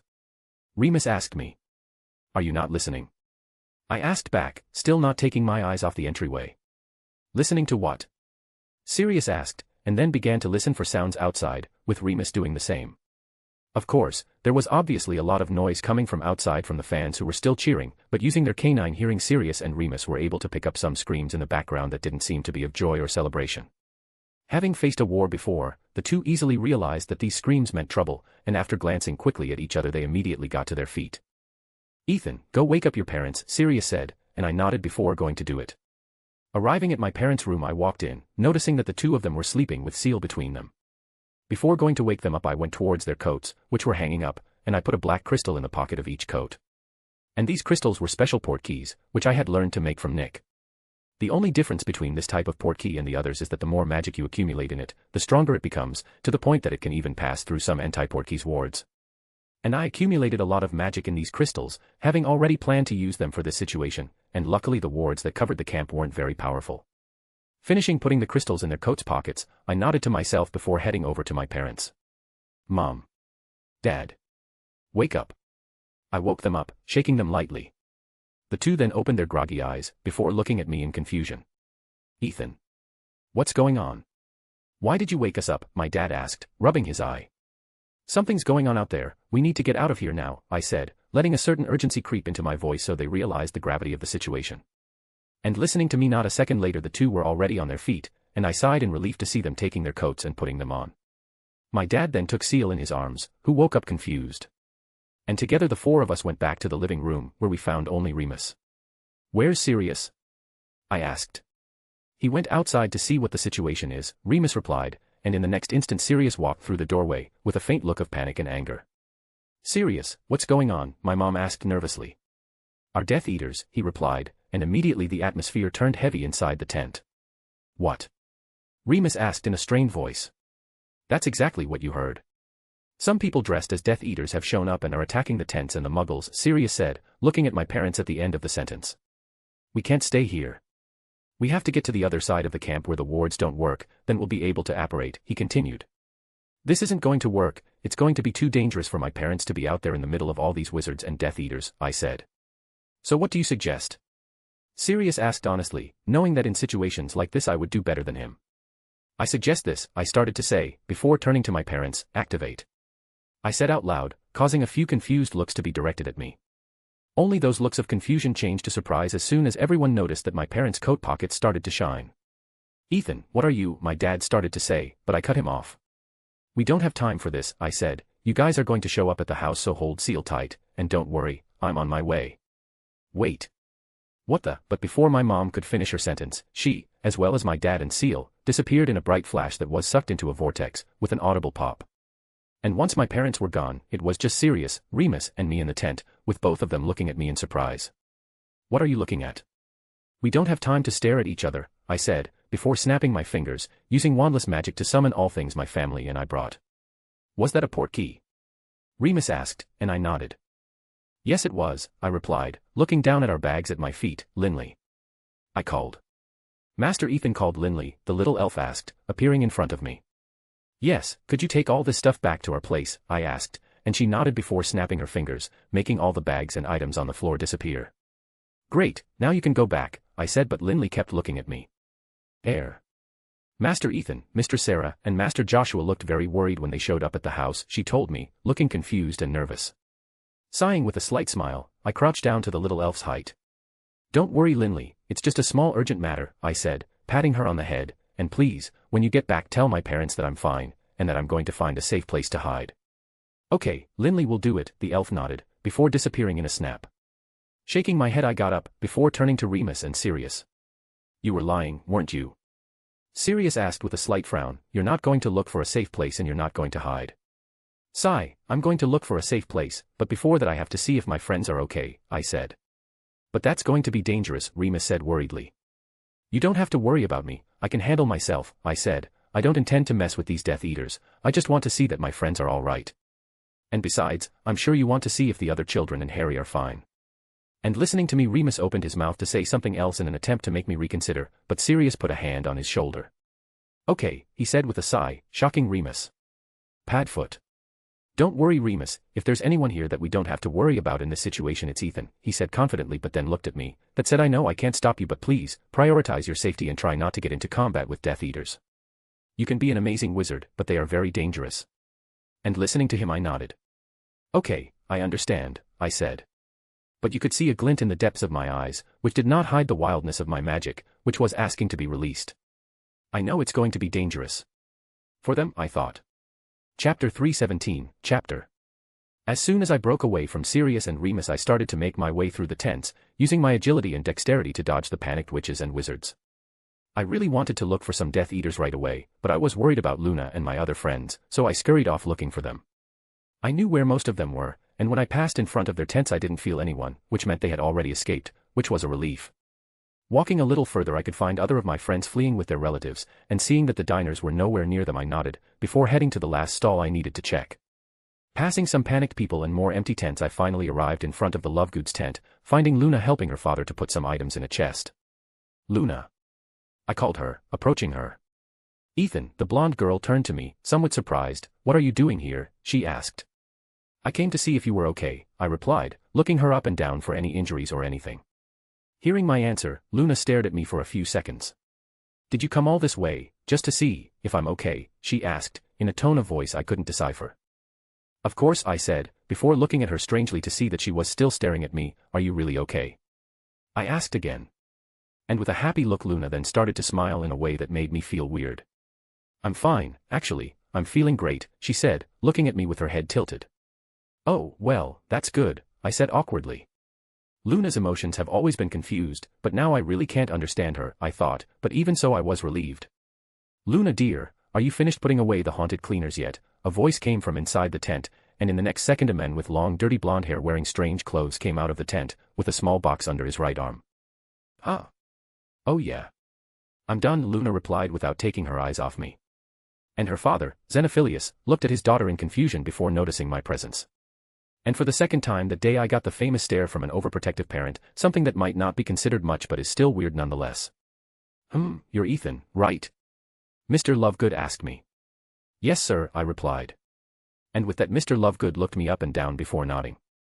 Luna dear, I'll put away the roasted willow sap and then we'll go. All right, he said, looking back at his daughter. Yes Dad, she replied, and Mr. Lovegood nodded before heading back to the tent, not before giving me one last look. As soon as he left I looked around, noticing that this part of the camp was almost empty, and using my senses I could feel the magic of the Death Eater spells, and noticing that they were a little way from this place I turned to Luna. As I saw that you're fine, I'll be on my way, I said starting to turn around to leave, but then I felt Luna holding my arm, and turning to her I saw her worried look. A look which showed that she knew very well what I was about to do. I don't know how, but Luna was one of the few people who could understand my actions and thoughts so easily. Smiling slightly I shook my head, before placing my hand on her head. Don't worry, I know what I'm doing, I said, but her grip on my arm only tightened. Placing my hand on top of her hand that was on my arm, I squeezed lightly. I don't promise I won't do something dangerous, but I'll try to stay safe, I said honestly, and after looking into my eyes for a few seconds she nodded, before letting go of my arm.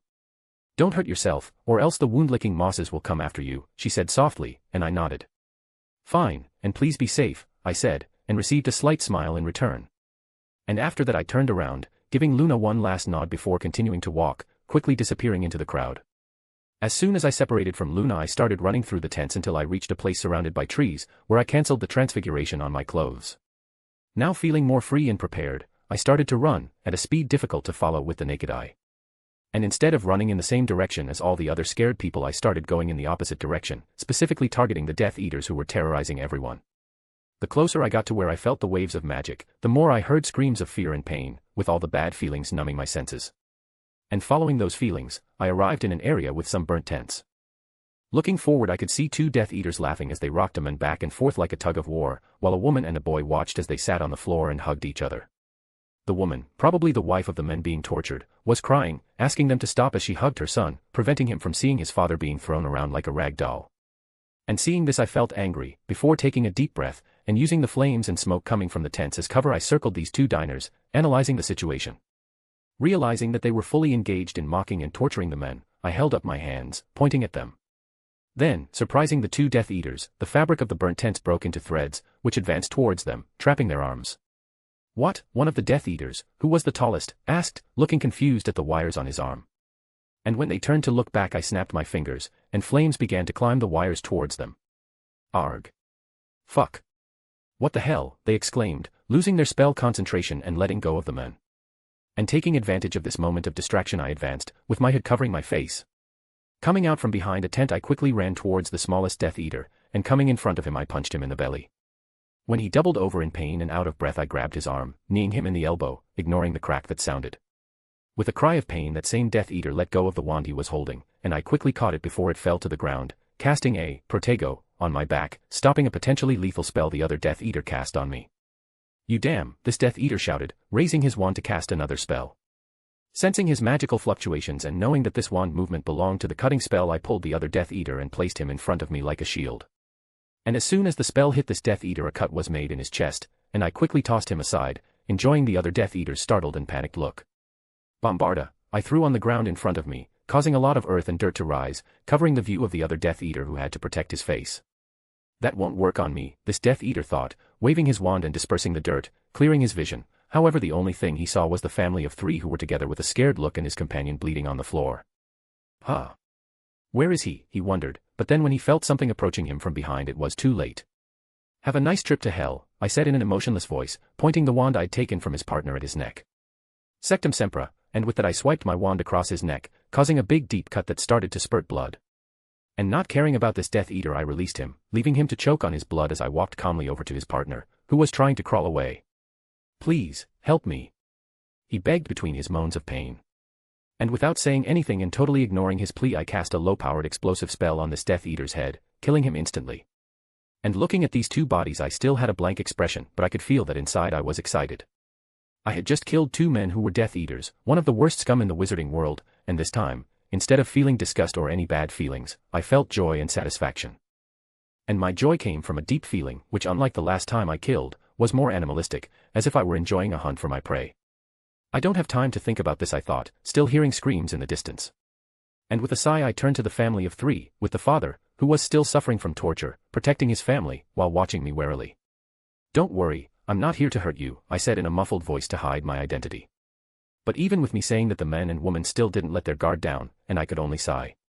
Shaking my head I cast a spell on the man to ease his pain, and ignoring his startled look or the woman's panicked look I turned away, heading off to find my next prey. Chapter 318, Chapter. After I got rid of those first 2 Death Eaters I found I continued my hunt, having no goal or intention other than to eliminate as many of these scum as possible. I spent a lot of time roaming the forest, following the sounds and feelings of agony, and in my relentless pursuit I found other small groups of Death Eaters, and I even found those who were confident or foolish enough to be alone. And those who were alone were my main targets, being easier to deal with, mainly because in this dark forest I decided to use the silent hunting strategy with ambushes. Of course, I also went after a few groups, with the focus being those who were terrorizing or torturing other wizards and muggles. In total I'm pretty sure I killed at least 13 Death Eaters, and yet the number of these vermin hadn't decreased, making me realize how rotten the wizarding world was to have so many evil people like that. Another thing I noticed was that with each murder of mine I became less tense. I expected to be indifferent to their deaths, but that's not what happened.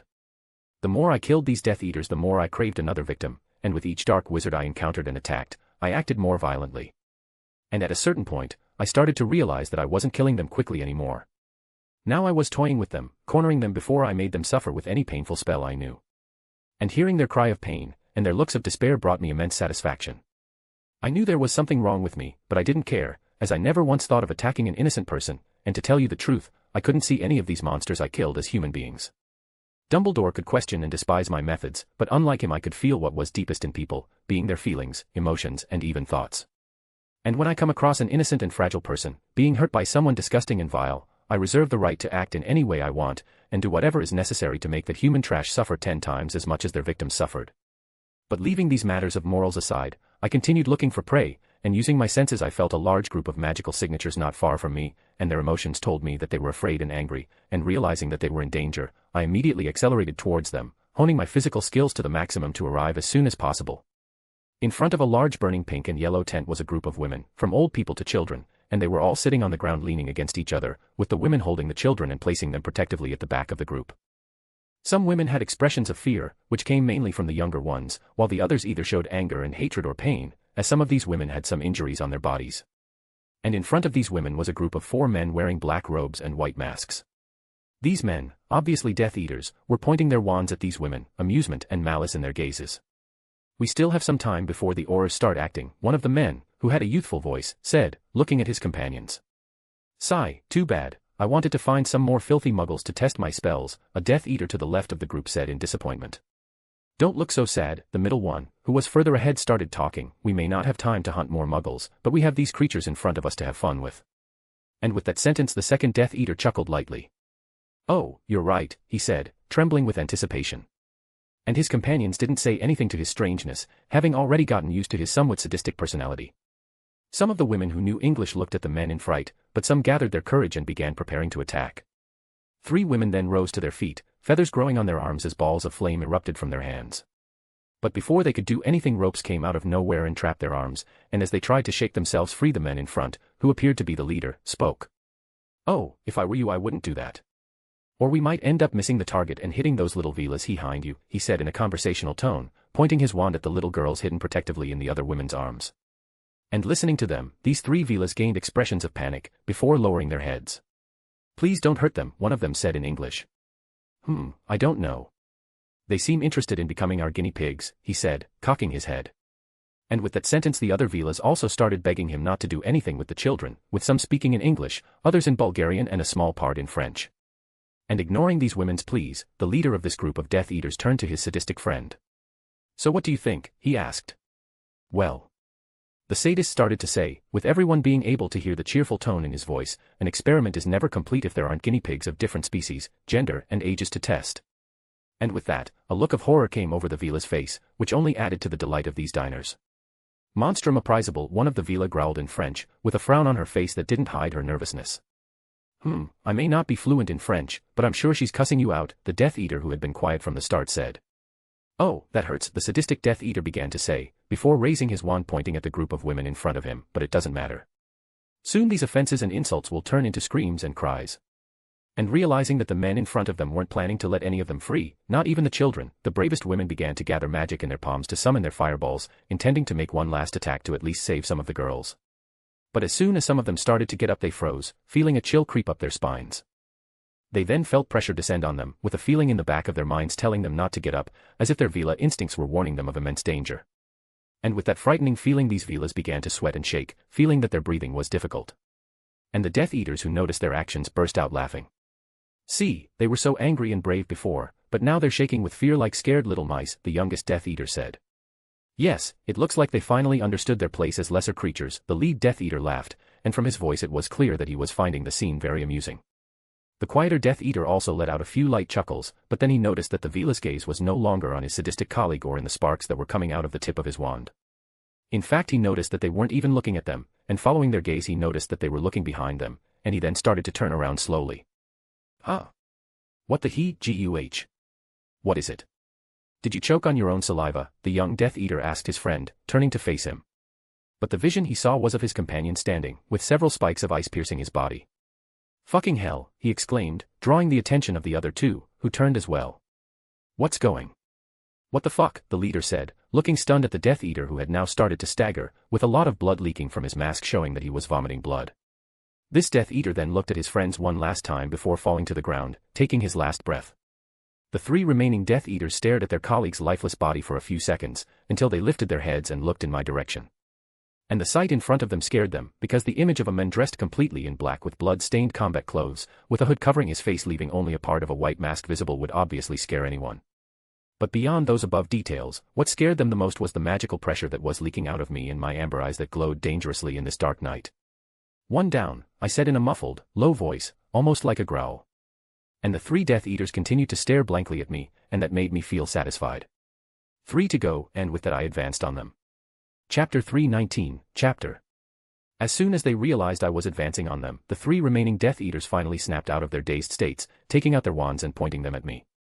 Knowing that I couldn't take advantage of the element of surprise any longer, I went for a swift attack, launching a powerful lightning at the middle Death Eater, who managed to erect a barrier before being hit. But the lightning, like an uncontrolled element, ended up spreading and hitting the youngest Death Eater, who was thrown away. "Kill this bastard," the leader shouted, canceling the barrier as soon as the lightnings were gone, throwing a yellow curse at me, which I calmly deflected. And as soon as I dodged the curse I had to duck and jump to the side, dodging an explosive spell cast by the sadistic Death Eater. I knew I couldn't just dodge and cast spells while they blocked, and unfortunately I knew I couldn't cast any very powerful spells as the women and children were still on the ground behind those Death Eaters. The only options left to me were to drive them away from the Velas or use a spell that bypassed their barrier. Dodging yet another spell, I began to scan my terrain, until an idea came to mind. Nullifying a disarming spell, I created a fiery whip, swinging it and slamming it into the sadistic Death Eater's thigh. "Arg! You son of a bitch," he yelled angrily, stepping back as he limped and clutched at his leg. Using a levitation spell, I lifted some sticks from the ground and transfigured them into thorns, throwing them at the injured Death Eater. But before it could hit him, his partner blasted them. "Focus on the battle," he said to his partner. And seizing that moment, I continued my attack, raising the wand in my hand.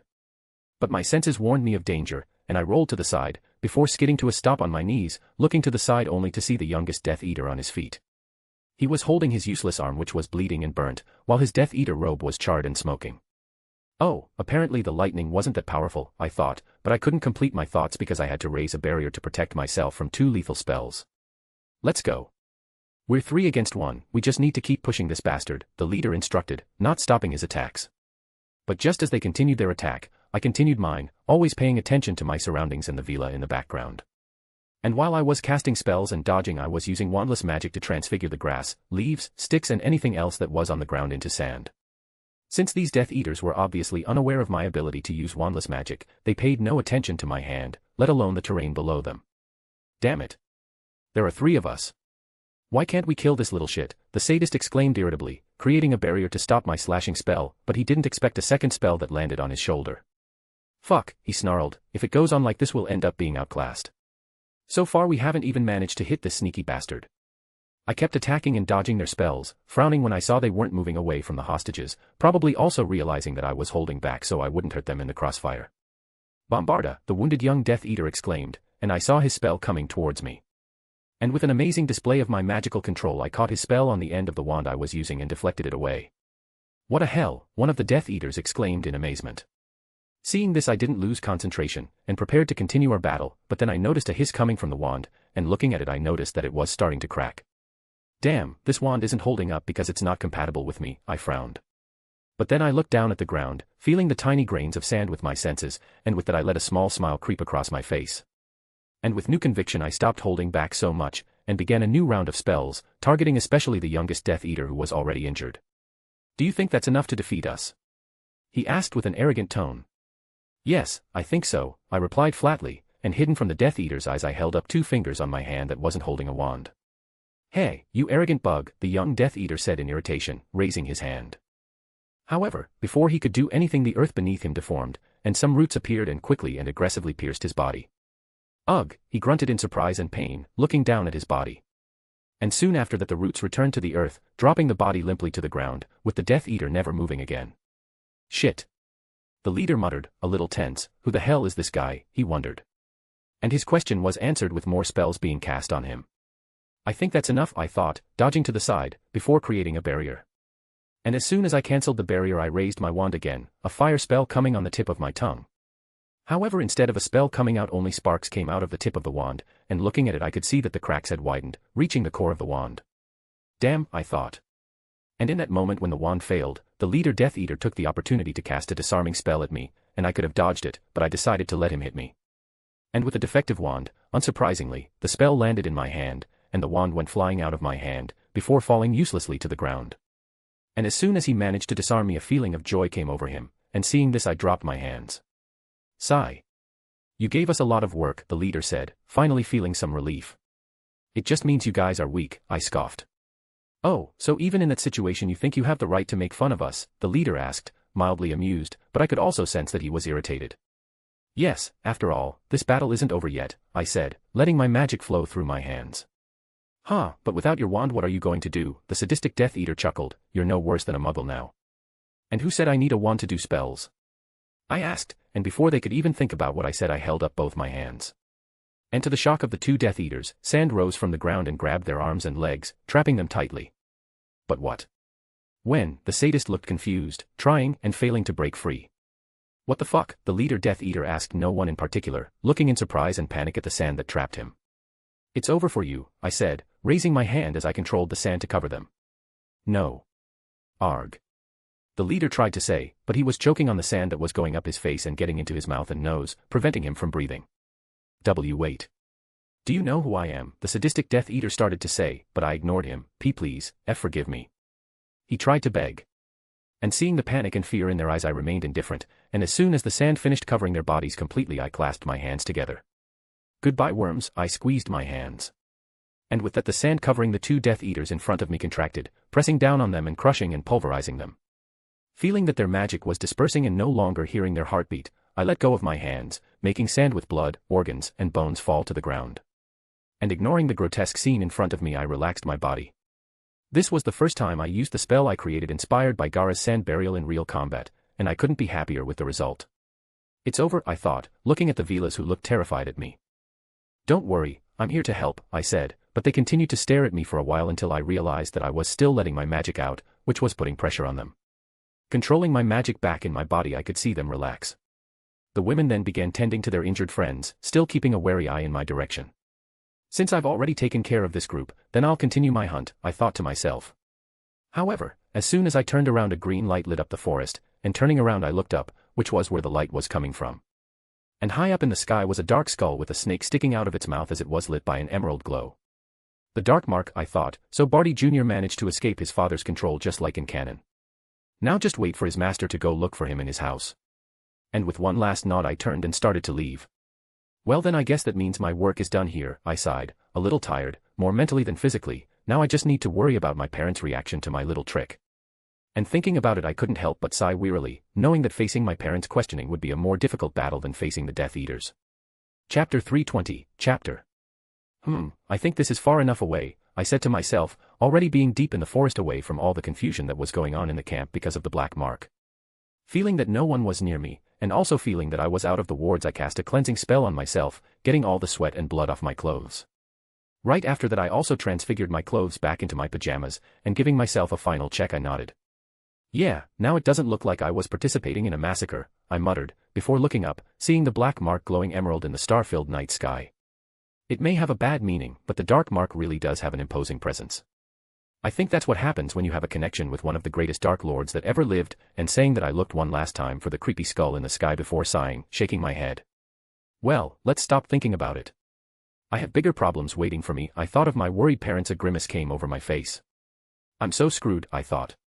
And with that thought in mind, I concentrated, before operating away with a loud pop. As soon as I reappeared I noticed that I was in the backyard of my house, and using my senses I could feel my parents inside the house, with many feelings of nervousness, fear, and worry coming from them. With some nervousness I approached the house, before opening the back door and stepping inside. Walking slowly to the living room I could hear my parents talking, and taking a deep breath I revealed myself, making both of them look at me in surprise. And before I could say anything the two of them rushed towards me, before hugging me tightly. "Oh dear, are you okay?" my mom asked, her head on my neck as she hugged me. "You're not hurt, are you?" She pulled away, looking at my body for injuries. "No mom, I'm not hurt," I replied. Sigh. "I'm glad," my dad said in relief, before earning an annoyed look. "Now can you tell me what trick that was?" he asked. "I did that to keep you guys safe," I replied calmly, and my mom then spoke. "Then why didn't you come with us? You wanted to keep us safe while still being in danger," she yelled at me. I didn't know if the portkey would support one more person, and besides, I wasn't in danger, I started to say. "I'm a wizard, did you forget?" "Of course we haven't forgotten, but that doesn't mean you're immune from any danger and that you can't get hurt," my dad said. "Yes, but I had a better chance of not getting hurt compared to you muggles," I snapped, and at the same moment I could see something flicker in my parents' eyes, and for some reason I felt bad. "Muggles, wizards, are we that different from you?" my mom asked in a low tone, and I could feel sadness coming from her. "No. That's not what I meant," I replied. My mom then looked at me, and I could see tears in her eyes, and looking at my dad I could also see a sad look on his face. "You are our son Ethan, but I feel that you are distancing yourself from us. Sometimes it seems that you feel that we belong to different worlds." And hearing my dad say this I stopped, feeling as if I had got punched in the stomach. And I couldn't even refute that, because if I thought about it I really was considering my parents different from me because of magic. I didn't mean to. I tried to reply but didn't know what to say. I never realized it before, but subconsciously and sometimes consciously I considered myself better than muggles, and even better than my own parents, just because I had a special ability. And thinking about it I realized that my actions didn't differentiate me much from the purebloods who considered themselves superior, almost gods when compared to those who didn't have magic. And with that realization I bowed my head in shame and sadness, feeling that I had failed myself. And as my thoughts bubbled through my mind I felt two arms gently encircling me. And looking up I saw my mom hugging me again. "I don't want you to think that we are angry or disappointed in you, we just want you to trust us more, dear," she told me in an affectionate voice. "And please, if something like what happened today happens again, don't send us away like that," my dad continued. "We were very worried, and we would rather you let us take the risk if it meant that we would stay together." And when he finished saying that he raised his hand, before placing it on my shoulder. And feeling my dad's hand on my shoulder, together with my mom's hug and her words I could no longer hold back my emotions, which had been tightly controlled since the start of the Death Eaters' attack. And with my emotions released I hugged my mom back, before I noticed the tears were streaming down my cheeks. "I'm sorry," I mumbled. "Shoo. Don't worry," my mom said in a soft voice, running her hand through my hair reassuringly. I didn't regret what I had done, as the protection of my parents and Seal was my first priority, and on top of it I needed to be alone to go after the Death Eaters. But I knew that what I did had hurt my parents in ways other than physically, and that's something I can't forgive myself for doing. And sensing their emotions and sensing the concern they had for me, I let myself be absorbed by that feeling of care. And in that moment I made a promise to myself that I would not alienate my parents anymore, and that I would think about their feelings before doing anything that involved them. I'm glad the situation was resolved like this. I expected more questions and my parents scolding me, I thought, closing my eyes with a relieved sigh. "Oh, and before I forget, you're grounded," my mom said, causing me to freeze. Okay, was the only thing I could say, accepting that I couldn't win every battle. Before dawn, Sirius appeared at the door of our house, wanting to know if my parents were all right and that I had arrived safely. When he realized that we were all together and well, he was relieved, and so I asked him if he managed to find Harry. He then told me that everyone was fine, and that it took him a while to find Harry as he was also helping to contain the Death Eaters. He also said that when he found Harry after the dark mark appeared, he saw Mr. Crouch interrogating his godson about the mark in the sky, and that it was only thanks to Remus' intervention that he didn't end up punching the old bastard with a pervert mustache in the face. I regretted the fact that Sirius didn't hit the Crouch Sr., but I put the thought aside when I noticed that Sirius was acting strangely, as if he was trying to hide something. And when the afternoon came and the Daily Prophet newspaper arrived, I discovered the reason why he was acting like this. The main story in the paper was about the fiasco that happened at the Quidditch World Cup final, and as well as talking about the Death Eaters' attack, the article was also giving too high a focus to another happening. And this event was called the Massacre of the Mystery Killer. In the news it talked about a wizard who was going around the camp killing purebloods from respectable families. Of course, this was obviously a way for the powerful families to change the actual event so that their image wouldn't be tarnished, but I didn't mind that for two reasons. The first was that I didn't care what the public thought, as I was only aiming to eliminate the scum of wizarding society. And the second reason was that there were many witnesses when I killed these men, and at some point it would spread to everyone that these noble and honorable purebloods killed were actually the Death Eaters who were causing terror and panic in the camp. And I knew that because many of the people I saved were from other countries, and they are not going to be silent about what happened. And the great families of the UK were not going to be able to silence the voices of these victims or change what was said in the newspapers of their countries. And even here in Britain it won't be long before others start spreading the truth through gossip and rumors. But I didn't mind too much, as my only concern was about the investigation that the Ministry and DMLE led by Amelia were doing about me, or rather, the mystery killer. Well, it'll be interesting to see what they say about me in the next few days, I thought, resting my chin on my hand. Maybe in my next appearance I'll leave some mark or symbol for the investigators and conspiracy theorists, I reflected, imagining myself as one of the vigilantes or serial killers I see in police investigation movies on television. Chapter 321, Chapter 3 days later. It had been a few days since the final of the Quidditch World Cup, where the fiasco of the Death Eaters' attack took place, as well as the murder of some of them. The British wizarding community was still in an uproar, with the central focus of the news being the deaths that took place at the event.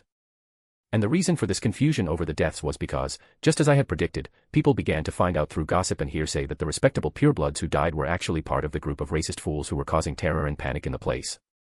And then there was something else going on because of the Death Eater attack, and that was something I hadn't anticipated, but which I should have expected if I had given it a little more thought. And that something was the fact that some countries were demanding explanations about what happened, mainly the Bulgarians and Irish, with many ministers and powerful wizarding families who suffered because of the attack wanting compensation and answers from the pureblood families who had a relative involved in the riot. I had no way of knowing what was going on in these families internally, but thanks to the connection my family and I created with Amelia, she gave us some insight. And besides her, Theo, Lily and Astoria also had some interesting information, and I couldn't thank you enough for befriending these friendly Slytherins. Well, back to the information. From what I could understand in a general context, the Ministry and the Minister are being pressured by other countries to apply appropriate punishment to the 11 families that were recognized as having been involved in the attack that night. And among these 11 wizard families, 4 of them were powerful and influential families in our community, and could even be considered ancient houses. And those families were the Yaxleys, the Rosiers, the Carrows, and the Knotts, and those 4 families were part of the very select and respectable group known as the Sacred 28. And that group is no less than 28 families who are considered the most important in the British wizarding community for being pure blood, never getting involved with Muggleborns or Muggles. Of course, this group is only considered important to those who believe in blood supremacy, so the rest of the community ignores them. But back to the subject, I was surprised when I found out that one of the Death Eaters I killed was part of Theo's family, but later he explained to me that this Death Eater was one of his cousins. And for some reason I got the impression that Theo was sad that his father wasn't the one who was murdered, but I understand him. With a shitty father like his I would also wish him dead. But well, these families are now suffering the pressure of the entire British wizarding community in addition to having earned the grudge and hatred of some foreign families. Of course, there were also some families from other countries who were trying to remedy the situation so that nothing would happen to their allies, and unsurprisingly these families also share the thought that their pure blood makes them superior to other beings. Now with much of the public opinion turned against him thanks to his relentless defense of those families accused of the attack, Fudge will likely put even more effort into the Triwizard Tournament to try to leverage his popularity. And realizing this and all the other things that are happening in the world outside, I was once again reminded why I hate politics and everything that goes with it. I simply wanted to take the pressure off the coming war by killing some of Voldemort's supporters beforehand, but my actions created a bit of confusion, which I expected, but not to this degree. But even hoping that would happen, I still couldn't help but admire how a few simple actions or situations could change the British wizarding community, and even the wizarding world at large. I just hope that with all that's going on these days, people don't forget the pointlessness of Fudge and the crimes of these wizarding families when Harry and Dumbledore reveal that Voldemort is back at the end of this upcoming school year. 2 days later. Even after 14 years I still find it strange to walk around the city and see that it is so different from the modern world I was used to in my other life, I thought, looking at the cars, buildings, and shop windows around me. Things around me didn't have the modern and technological appearance that I was usually used to seeing, and I started to wonder if the development of this world in these aspects would be different from my old life. But that aside, I continued to walk around town, trying to clear my mind of some dark thoughts that came and went. I knew I wasn't totally fine, as I was still trying to recover from my moment of aggression and euphoria in my hunt for Death Eaters, where I started to question whether my beast power was turning me into a true beast, and whether I was a danger to my family. Of course, I knew I would never hurt my family, but after that day I started to wonder if maybe I needed to take some precautions against myself. And my parents noticed that I hadn't been well since I got back from camp at the Quidditch World Cup final, and even though they didn't ask me what happened, they understood that I should go out and take a walk around town to clear my mind, which is what I'm doing. And luckily now those bad and dark thoughts were at the back of my mind as I was focused on the relaxing and calming feeling that my walk around the city brought me. And I again thanked my parents in my mind for giving me a break from my grounding so I could walk around and relax a little. Of course, I was still grounded and they still wouldn't allow me to use magic at home, and I will only be able to return to my studies and research when I return to Hogwarts, but even so I wasn't sad or upset, as I knew I deserved it. You could even say that the punishment my parents gave me was light when we remember that the reason I was grounded was because I had done something that risked my life. Actually, if it had been any other parents than mine, I would have received more punishments and they would have even removed me from Hogwarts. But not wanting to think about it anymore, I shook my head, continuing my walk. After a few minutes of walking I arrived in front of one of the city's parks, and stopping I looked across the street, seeing that there was a new bakery there. It must have been opened this year, I mumbled, not quite sure as I didn't leave the house as much as I used to. And looking at the bakery windows I saw some people eating their sweets with satisfaction, and I felt my stomach rumble. Well, since I have nothing to do, I think I'll stop by that bakery and try some of their cakes. I shrugged, before crossing the street. After entering the bakery it didn't take long for me to find a place to sit in front of the window, and not a second later a waitress came to take my order. And after waiting a while I was now looking at a large piece of chocolate cake with oranges, which looked quite appetizing. I've already done a lot of things that were on my list of plans, I thought while eating my cake, looking at the window in reflection. Now I have to prepare for the Triwizard Tournament, but before the tournament I have to do a few more things. And with that in mind I started thinking about the request that Marcel made me, where he asked me to visit the hill where he spent the afternoons as a child and leave some flowers on the tree, which was the most meaningful place for him and his mother, because it was where she left gifts, books, and food for him. And besides that I was also thinking of getting another one of Riddle's Horcruxes, which was the easiest one for me at the moment. And I'm talking about Marvolo Gaunt's ring that was in the Gaunt shack.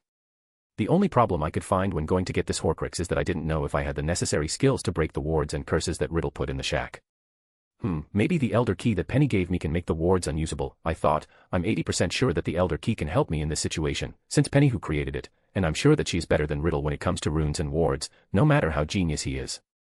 And nodding a little proud of my adoptive grandmother's achievement, I already started making plans to go get this Horcrux.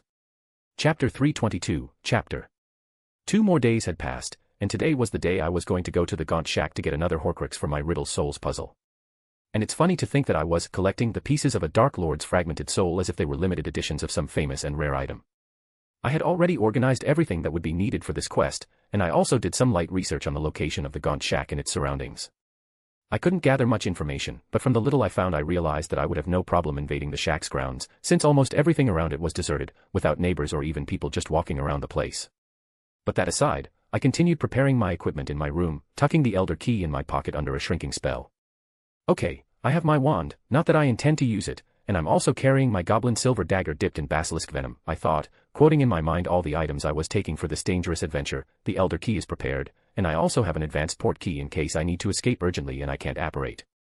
Giving myself one last check, I nodded, turning and walking out of my room. Are you leaving, dear? My mom asked me, sitting on the couch in the living room as she read some sheets that were on top of the coffee table, probably being information about her next case.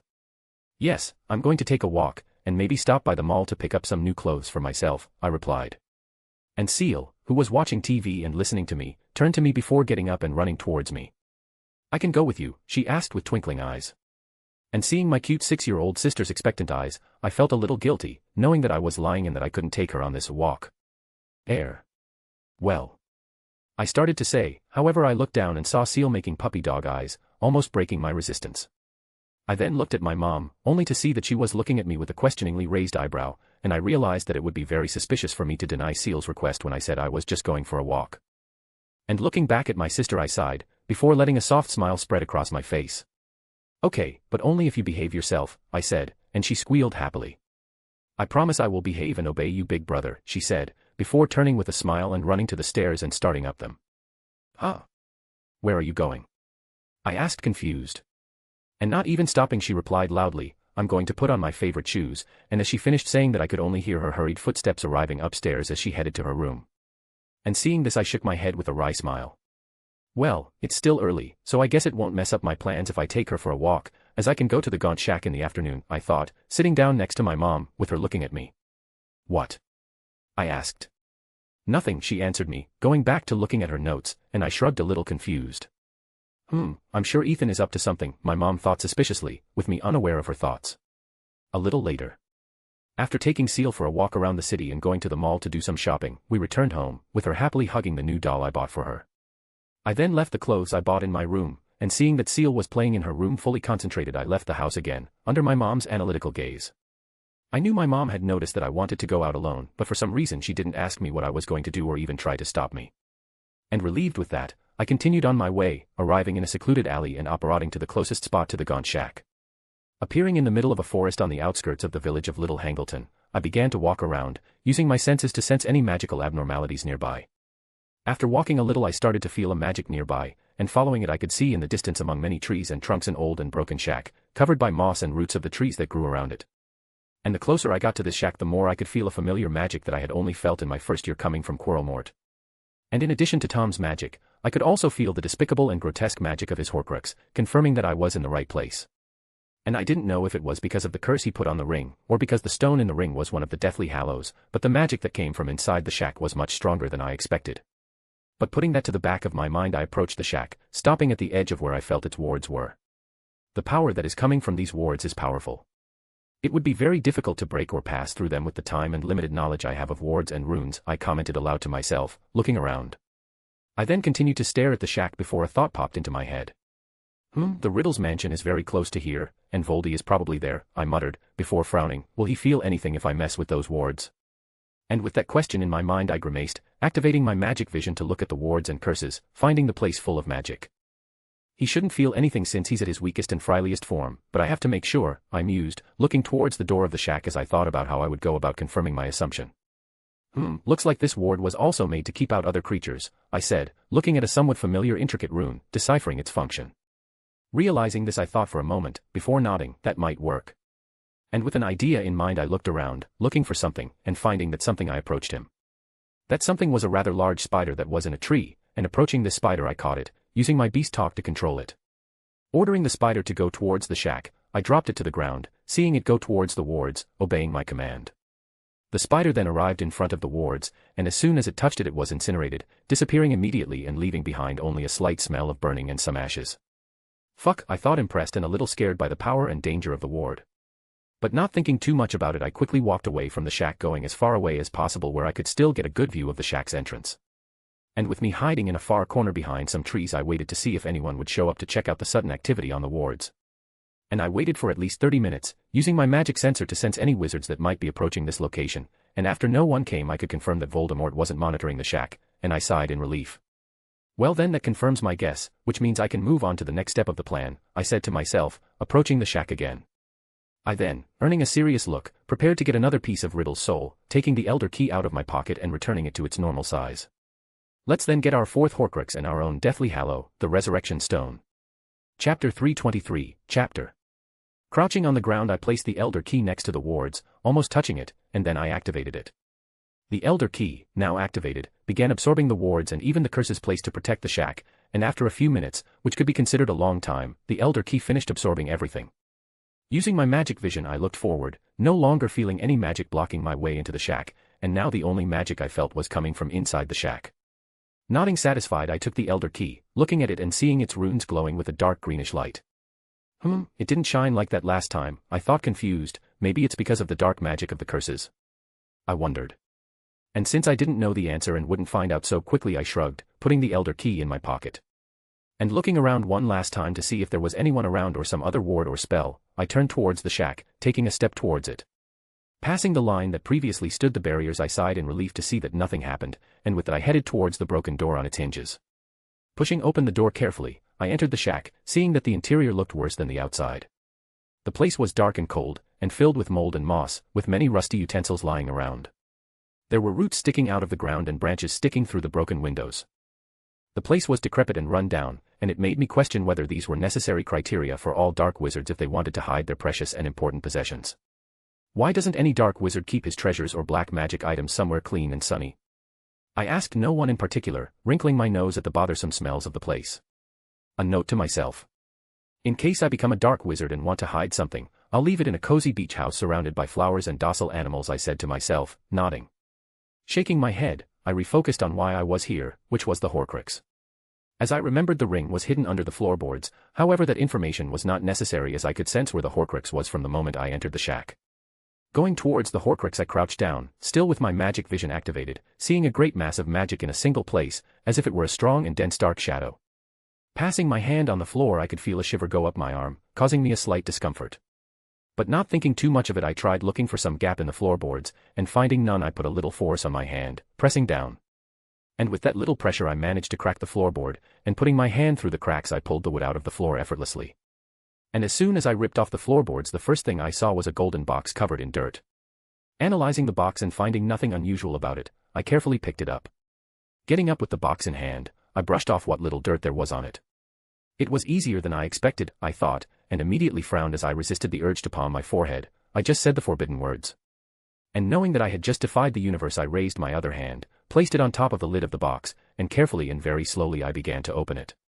And with the box open I could see in front of me, with its beautiful details and its addictive magic, the Marvelogaunt's ring, containing the so incredible and desired resurrection stone. Amazing, I muttered looking at the stone, feeling something in the back of my mind telling me to pick it up and use it. And with my magic vision I could see all the magic that overflowed from the stone, which seemed to contain death itself, and ironically life too. I could hear whispers in my ear, tempting me to bring back those I had lost. And listening to this tempting voice I started to reach out my hand for the ring. And the whispers continued, and little by little I could recognize the voices. Bring us back. We miss you. Come to your mom, my son. And as soon as I heard the last voice I stopped, with memories of my mom from the first life flooding my mind. Mom. I thought, before frowning, but my mom didn't die. And with that in mind a faint sound arose in the back of my mind, like a call, or a warning roar. Actually. Who died? It was me, I thought, with the memories of my last moments of life appearing among my memories. Roar. And with that realization I woke up from the trance, quickly moving my hand away that was less than 1 centimeter from the ring. Damn it, I said, frowning at the ring and the resurrection stone. I almost fell for that trap. But was that the curse that Riddle put on the ring, or was it the stone wanting another victim for death? I wondered, frowning. But not wanting to think about it too much for now I let out a sigh. I then carried the box with the ring over to a dirty table next to me and placed it on it. I also took my suitcase that was on my chain, and placing it on the table and increasing its size I opened it in my secret compartment. And in that secret share was a bag made of dragon skin, enchanted with many protection and magic suppression spells. And next to that bag was a pair of dragonhide gloves. Picking up the gloves and putting them on I looked at the ring in the box, and carefully picked it up. Dragon skin was great when it came to protection, especially against spells and curses, which is why I was able to safely pick up the ring. And actually I had prepared the glove just for that case, and also for the other Horcruxes because I was afraid of suffering some setback like what happened when I touched the others with my bare hands. With the ring in hand I looked right at him, glad I wasn't feeling the temptation I was feeling a few seconds ago. But strangely the Horcrux wasn't trying to consume or manipulate me. And after a while I realized that it wasn't because I was already immune to its effects or because I was wearing the dragonhide gloves, but because the resurrection stone was suppressing Riddle's soul. Curious I focused on the resurrection stone, not expecting it to be suppressing the Horcrux. After looking at the stone and using my senses on it, without suffering from its temptation, I realized that there was a special connection between me and it. Perhaps this connection is due to the fact that the two of us are intimately connected with life and death. It is the resurrection stone created by death, and I as someone who died and was reborn. And with that realization I began to look at the stone with more interest.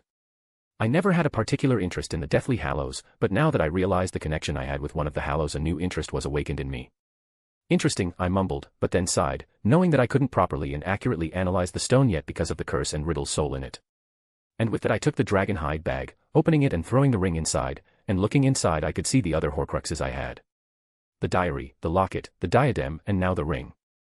And that meant I had most of the Horcruxes, just missing the cup, the cobra that must have only recently turned into a Horcrux, and Harry himself.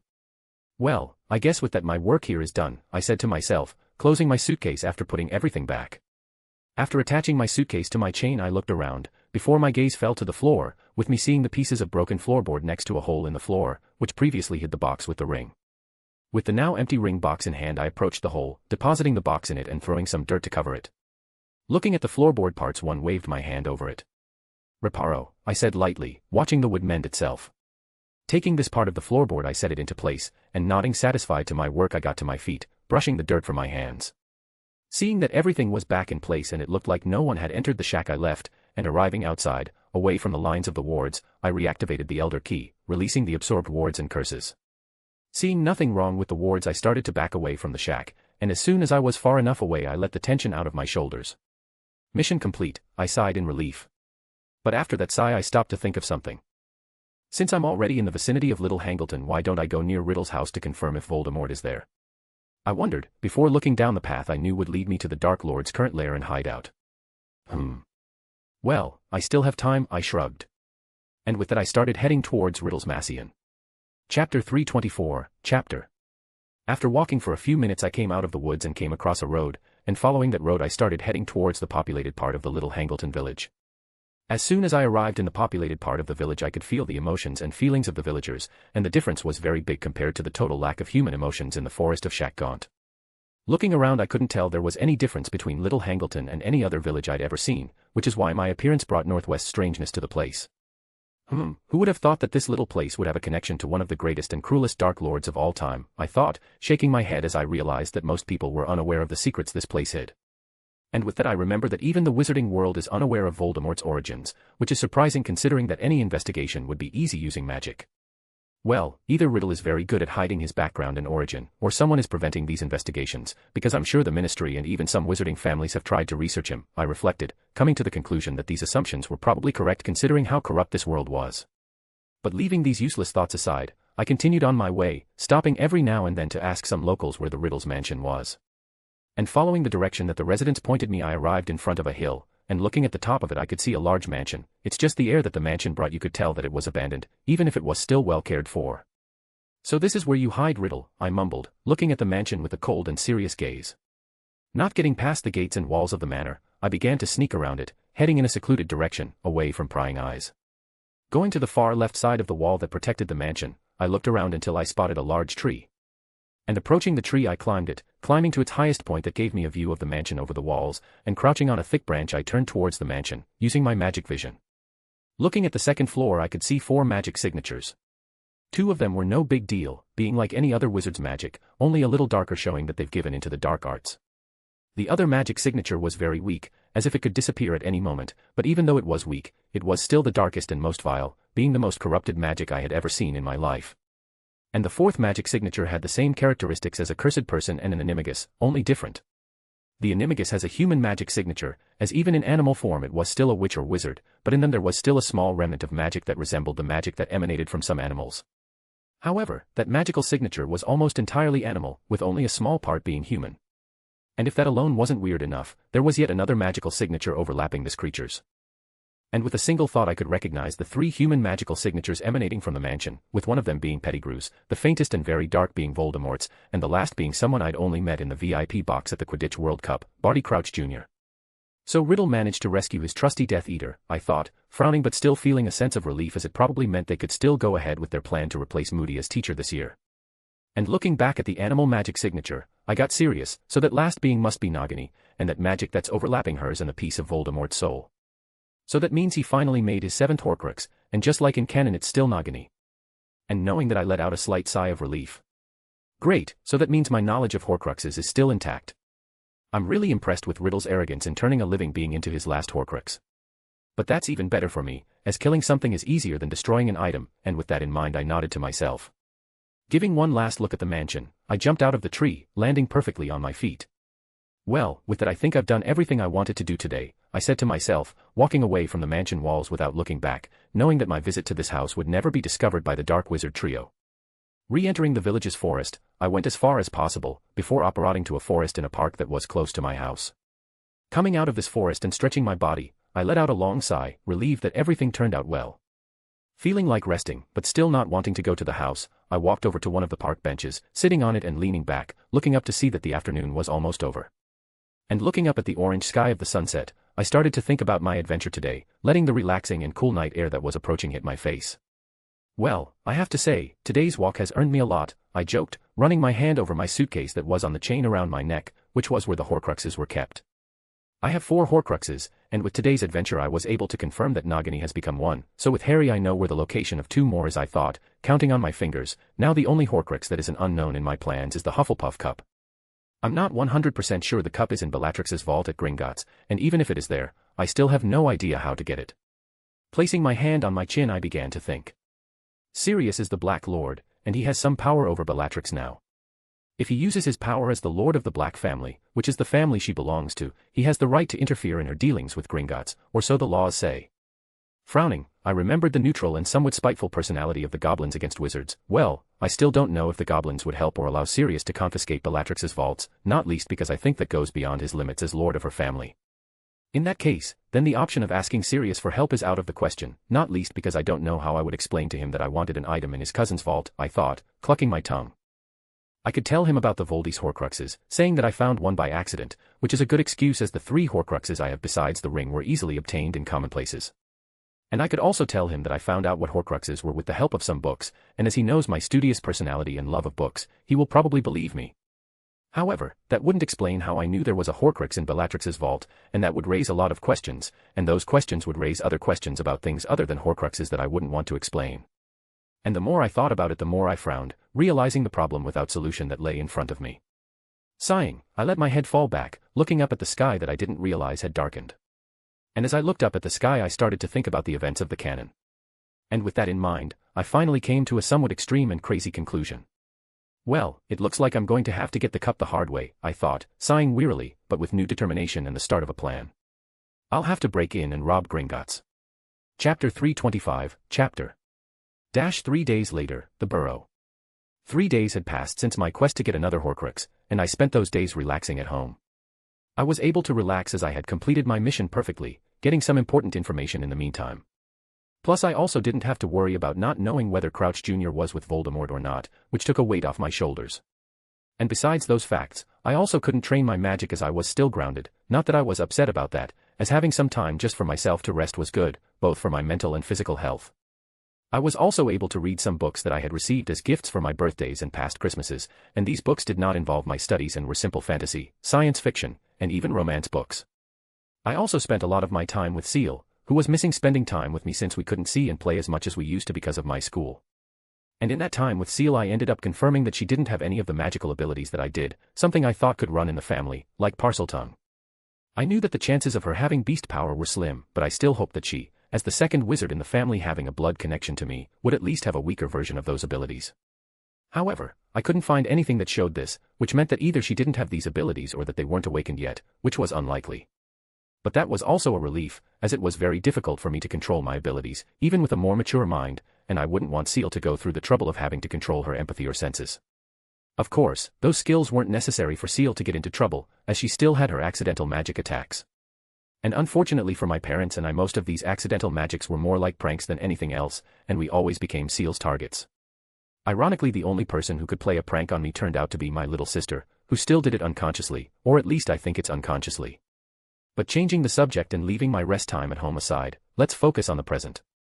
I was currently in the garden of the Weasleys' house, having been invited by the twins to spend the day with them, and at this moment I was watching Hermione scolding Harry and Ron for not doing the homework they were given over the holidays.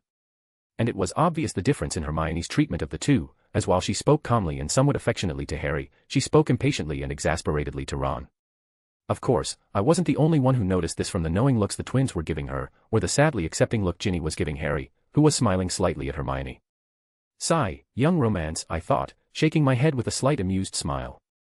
I bet 10 galleons they end up together by the end of their 6th year, Fred whispered.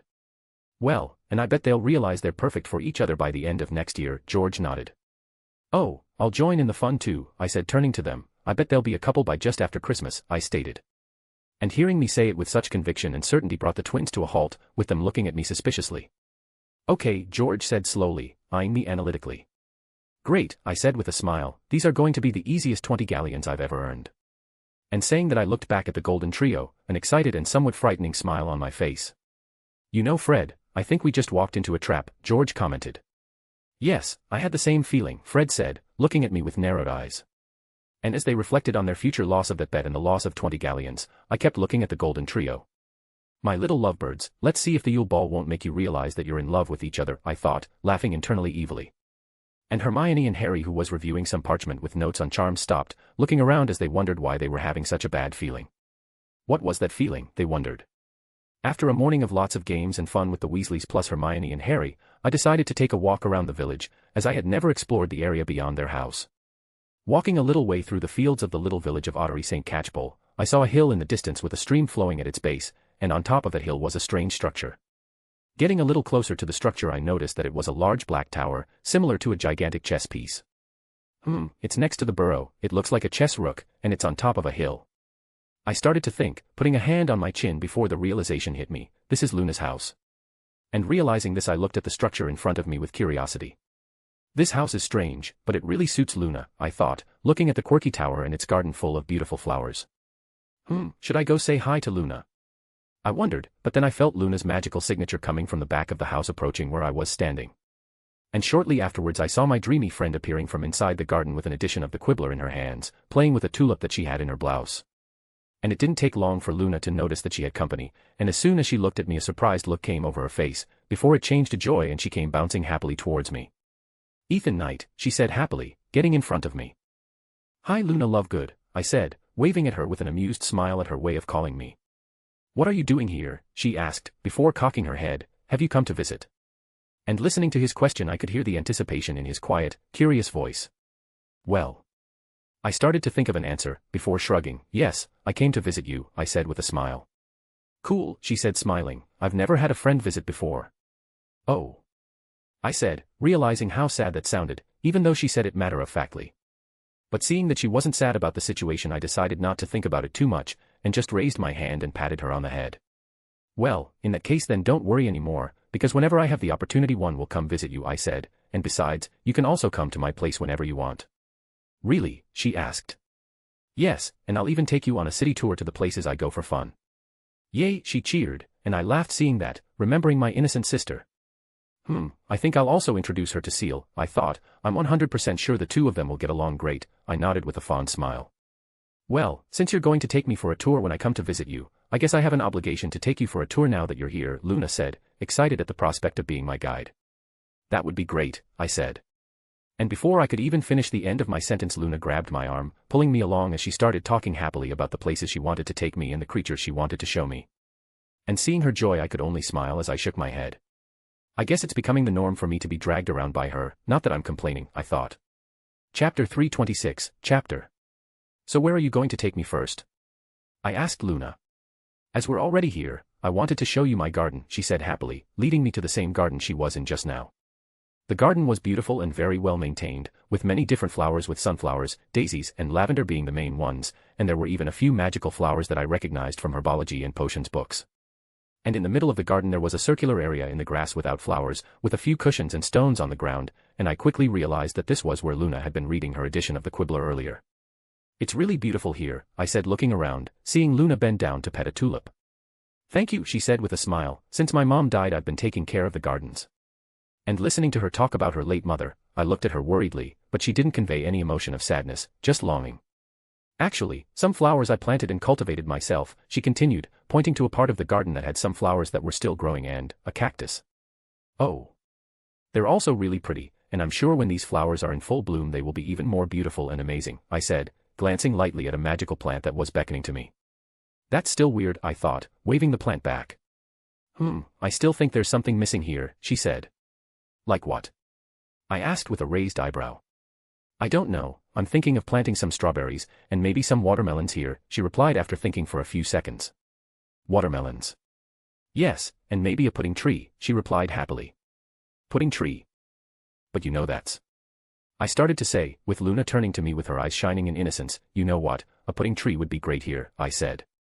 Glad you agree with me, she nodded in satisfaction, and I smiled in amusement. Yeah, and maybe you could plant a chocolate tree too, I joked. Silly, there are no chocolate trees, Luna said as she shook her head, looking at me like I was a kid learning about something new. And seeing this I looked at her with an empty face. From one point of view you could say that a chocolate tree exists, only it's called a cacao tree, I thought, not imagining how many botanists I was pissing off with that thought. Now that I've shown you the garden I'm going to take you to the creek down there, and then we're going to explore the forest a bit before heading to my favorite spot, Luna said in one breath, glowing with emotion. Okay, so show me the way, my beautiful and lovely guide, I said, bowing slightly to her playfully. Huh. Ah, well. Let's go then, she said blinking a little in surprise. Luna then grabbed my arm as she turned around, leading me to the next location on our tour. And as she looked ahead Luna had a blush on her cheeks, feeling strangely happy and a little shy, something abnormal in her light personality. Luna and I continued with our tour of the place, with her acting as my guide showing me all the main places of this village, not that there were many. But since Luna was the one showing me around, and explaining why each place was special, the tour turned out to be very fun and interesting. And probably that feeling was felt by her too, since every minute that passed she got more excited, and I didn't even need to use my empathy to realize that. And with that tour the sun started to set, and Luna decided to end our tour with her by taking me to her favorite place that is so special to her. And passing by a path hidden by many trees, we came to the foot of a hill. Come on, the place I want to show you is up there, Luna said, and without waiting for me to say something she started running towards the top of the hill. And heaving an affectionate sigh I followed her, and after walking a little way we finally reached the top of the hill. At the top of the hill there was nothing but a large tree, and I cocked my head in confusion before turning questioningly to Luna. Is not cool, she asked with a smile. And looking ahead I tried to see what was so special about a tree on top of a hill, until an image came into my mind. Wait a minute. I thought, and in my mind the image of the tree where Marcel spent his afternoons reading began to overlap the tree in front of me. And as soon as the realization hit me I stopped, blinking in shock. This is the hill where Marcel spent his time. And that's the tree that started his story with his mother. I thought looking around, before focusing on the tree again. The tree is bigger and a little older, but it's definitely the same tree I saw in the vision in the diary. I discovered this place right after my mum died, and I always came here when I wanted to be alone, Luna said, and then after finishing talking she started to approach the tree. Also approaching the tree I ran my hand over it, feeling its slightly damp bark, feeling the little magic that exuded from it just like any existing creature or plant. I wasn't expecting that I would complete Marcel's request like this I thought, before looking around. And spotting some flowers on the ground I went to them and plucked them, gathering them together before bringing them to the front of the tree. Kneeling down, I placed the flowers on the ground, before pointing my hands forward, and concentrating a bit, I began to use my magic and the ambient magic to create a white marble tombstone. Now with the tombstone in front of me I started modeling it to make it look as beautiful as possible. Why did you pick these flowers? Luna asked me, before looking over my shoulder. She then saw the tombstone I had created with magic, and not even questioning my use of wandless magic she turned to me questioningly. And who is that tombstone for? This tombstone and flowers are for someone very kind and loving, who has probably been waiting for this for a long time, I replied, carving a few words into the headstone for Marcel's mother. Finishing my work on the tombstone I took the flowers and placed them in front of it, using a spell I had learned in herbology to keep them alive longer than normal. And with a few more spells to protect the tombstone and keep it clean I got to my feet, nodding satisfied at my work. I hope that wherever you are, you can rest in peace, knowing that all your kindness and love will not be forgotten, Mrs. Traceley, I thought, looking at the tombstone with mixed feelings. Annabelle really was an amazing woman. A mother who did everything to protect her son, even putting herself in a terrible situation that resulted in her death. And with all her actions I couldn't help but respect this woman, feeling a lot of admiration for her. She is a real mother, and I feel sad for what happened to her, but since all this happened in the past, I couldn't help her even if I wanted to. But at least now she had a tombstone of her own, and I hoped it would at least make her a little happy in her place in heaven. A beautiful woman, a wonderful mother, and an amazing person. May your next life be full of love and happiness. Annabelle Traceley. Luna said, reading the words written on the tombstone. She then turned to me confused. I don't understand, she said. What? I asked looking at her. Why would you make a tombstone for someone here, she asked. Well, Actually, this place was a special place for this woman, and I've been looking for it for a while, I replied, before turning to Luna. And you showed me this place, and now I was able to keep my promise and pay my respects to Annabelle. Thank you, Luna, I said, smiling softly at my friend. Oh, I'm glad I could help you, she said, before looking at the tombstone. Luna then went to a part of the hill and picked some flowers, before placing them next to mine in front of the tombstone. I don't know who this woman was, but I think she would like more flowers, she said softly, taking a seat in front of the tombstone. Yes, I think so too, I smiled at her, sitting down next to her. We then stood side by side as we continued to stare at the tombstone for some time in silence, until Luna spoke again. I told you earlier that I found this place after my mum died and that I came here when I wanted to be alone, right? She asked me, and I nodded. Actually, whenever I felt sad or missing my mum, I would come here and imagine how she would react to this place, and I would also think of all the fun memories we could create here. Luna began to speak in a melancholy tone. This place is special to me because of that, and because I wanted to see this place with my mum. I never showed it to anyone else, not even my dad. She then looked at me, letting a soft smile come across her face. But after I met you, I changed my mind. I felt it would be right to show you this place, and I'm glad you're the first person to see this place with me, and finishing saying that, she put her head on my shoulder, looking forward with a happy air. And I stared at her, not knowing how to respond, feeling a lot of emotions rise in my chest. But seeing how relaxed and relieved she was, I just smiled, before laying my head on top of hers, looking at the tombstone as well. And that's how our afternoon ended. With the two of us sitting in front of a white marble tombstone that was in front of a large tree, with the orange and pink tone of the sunset lighting up the place and bringing with it a cozy air. Chapter 327, Chapter. After spending the rest of the entire afternoon with Luna on a fun and exciting walk, and after fulfilling my promise to Marcel by making a headstone for his mother, I was able to happily relax, waiting for the 1st of September to arrive. I had already received my letter from Hogwarts with my list of materials a few days ago, and I had already gone to Diagon Alley to buy these materials, not that I needed to, since I had basically everything that was asked for, especially the books. However, one of the things on the list that caught my parents' attention was the dress robes, but I knew that these robes were for students to wear at the Yule Ball that would take place before the second task of the Triwizard Tournament. And I chose my robes myself, obviously with a little help from my mom and a few words from my dad. Okay, my mom basically took care of everything while I just put on the robes and posed, while my father watched silently, amused by my predicament. But in the end I still got to choose the robes I liked the most, and now I had a formal dress worthy of me, Ethan Knight. But these robes reminded me of something very important, and that was the Triwizard Tournament, or more precisely the age line that the headmaster would place to stop younger students from registering for the tournament. And my problem was that I still didn't know how I was going to cross that line. Of course, I had some plans in mind, but I wasn't sure they would work. But I didn't see any reason to think about it too much, as I wouldn't know for sure if my plans would work until I saw the line in front of me, which meant I had to wait to get back to Hogwarts and wait for the other two schools to arrive, where then the Goblet of Fire would be exposed to us. Also, only after analyzing the age line will I be able to get any ideas on how to go about crossing it and registering for the tournament. So basically it came down to waiting. And that's what I did. I waited, and now it was time for me to go back to my magical, dangerous, and mysterious school called Hogwarts, prepared for another crazy year full of situations that could lead to my death. September 1st, on the train to Hogwarts. Man, I'm telling you, something is going to happen this year. Anthony said to Michael, who was looking at him with a mocking look. Oh, and what will happen, since you seem so informed? Michael asked. I don't know, Anthony replied, but my brother told me to prepare for something that would happen at Hogwarts. So all your certainty comes from the fact that your brother told you that? Michael looked at Anthony with a raised eyebrow, and he just nodded. Actually, I also think something will happen this year, Padma said, drawing attention to her. And what makes you say that? Lisa asked. Well, first I overheard some Slytherin boys talking about some event at Hogwarts when I was looking for our compartment, and second, that if there really is going to be an event then that would explain why dress robes were on our materials list, she replied, and that got the others thinking. Now that you say that, it really would make sense if the dress robes were for this mysterious event, Stephen commented.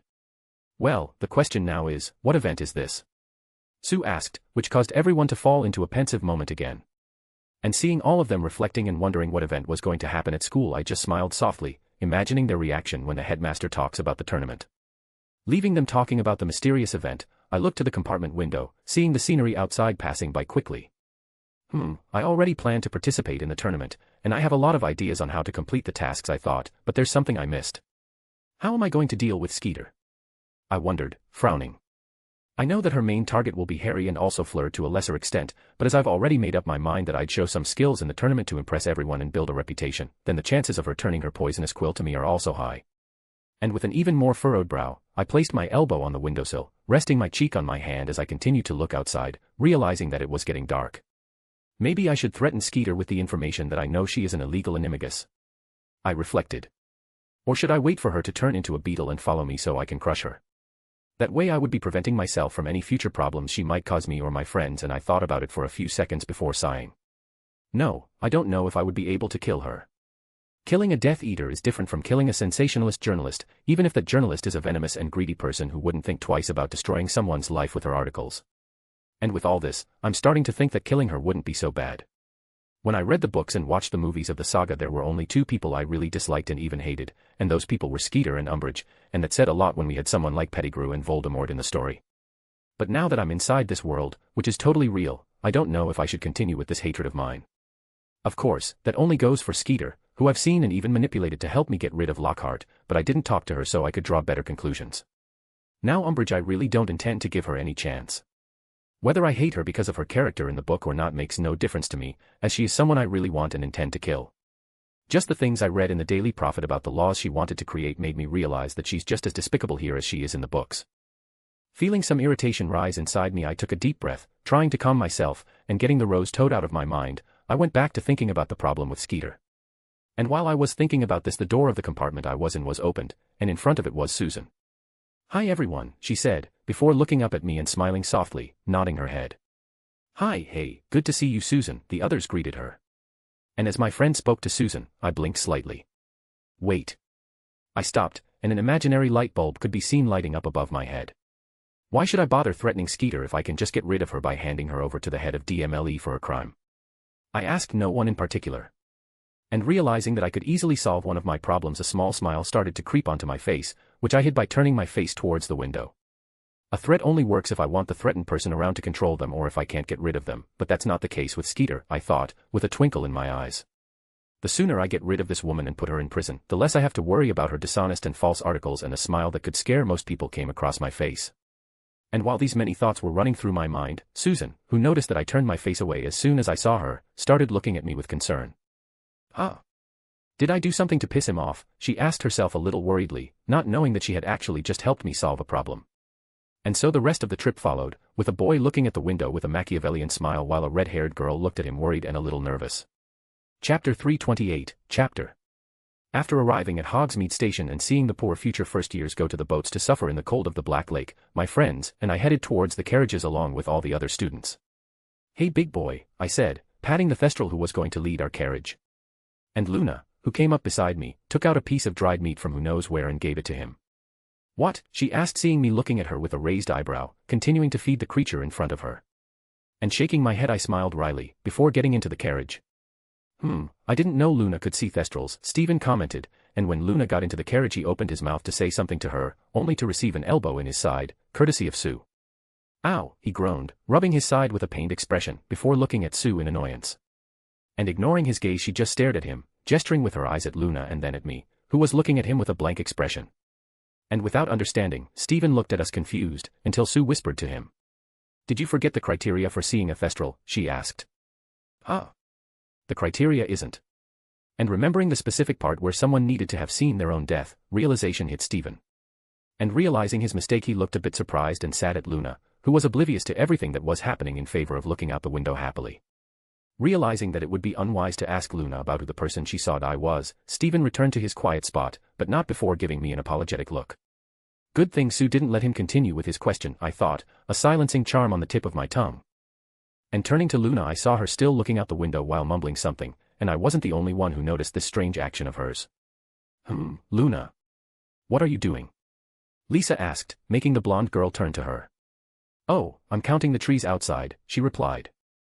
And listening to her, Lisa and I looked out the window, seeing the hundreds of trees that covered our vision, because we were passing through a road in the forest.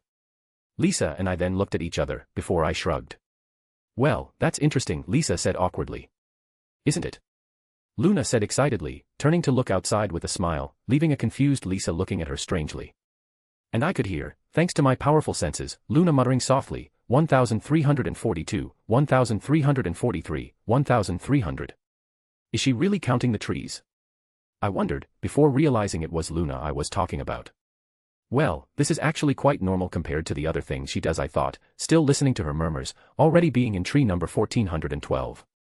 Now I don't know if that means she has a lot of focus or if she's very easily distracted. Hogwarts, Great Hall.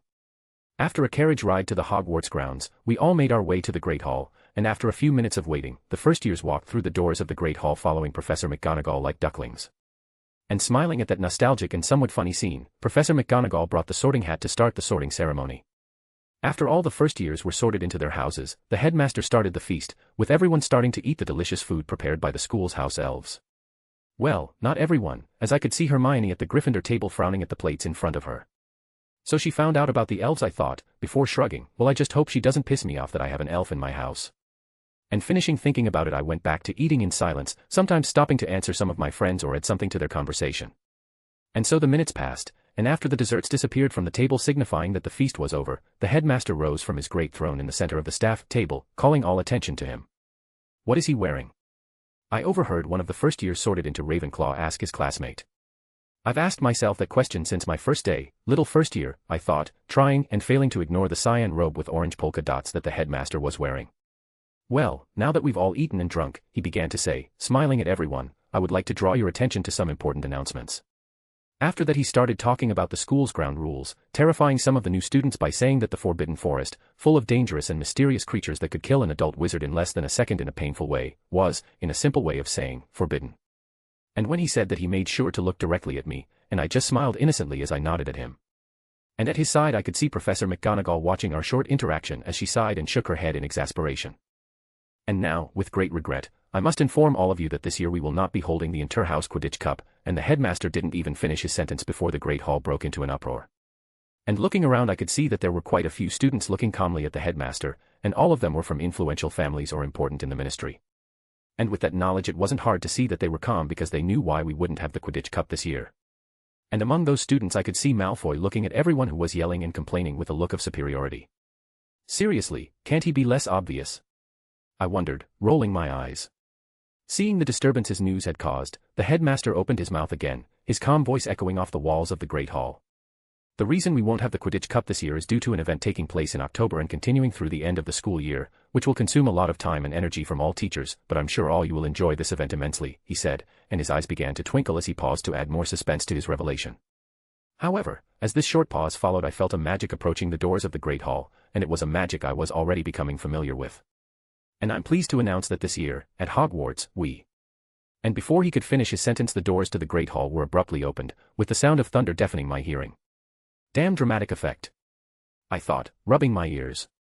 And there, walking through the door, his every step bringing with it a metallic clang that echoed through the Great Hall caused by his wooden leg, was a man I had only seen once in this life, and that was on the day of Pettigrew's trial. Alastair Mad-Eye Moody. Or at least his face, as the magic coming from the person walking up to the staff table belonged to Barty Crouch Jr. Who's that man?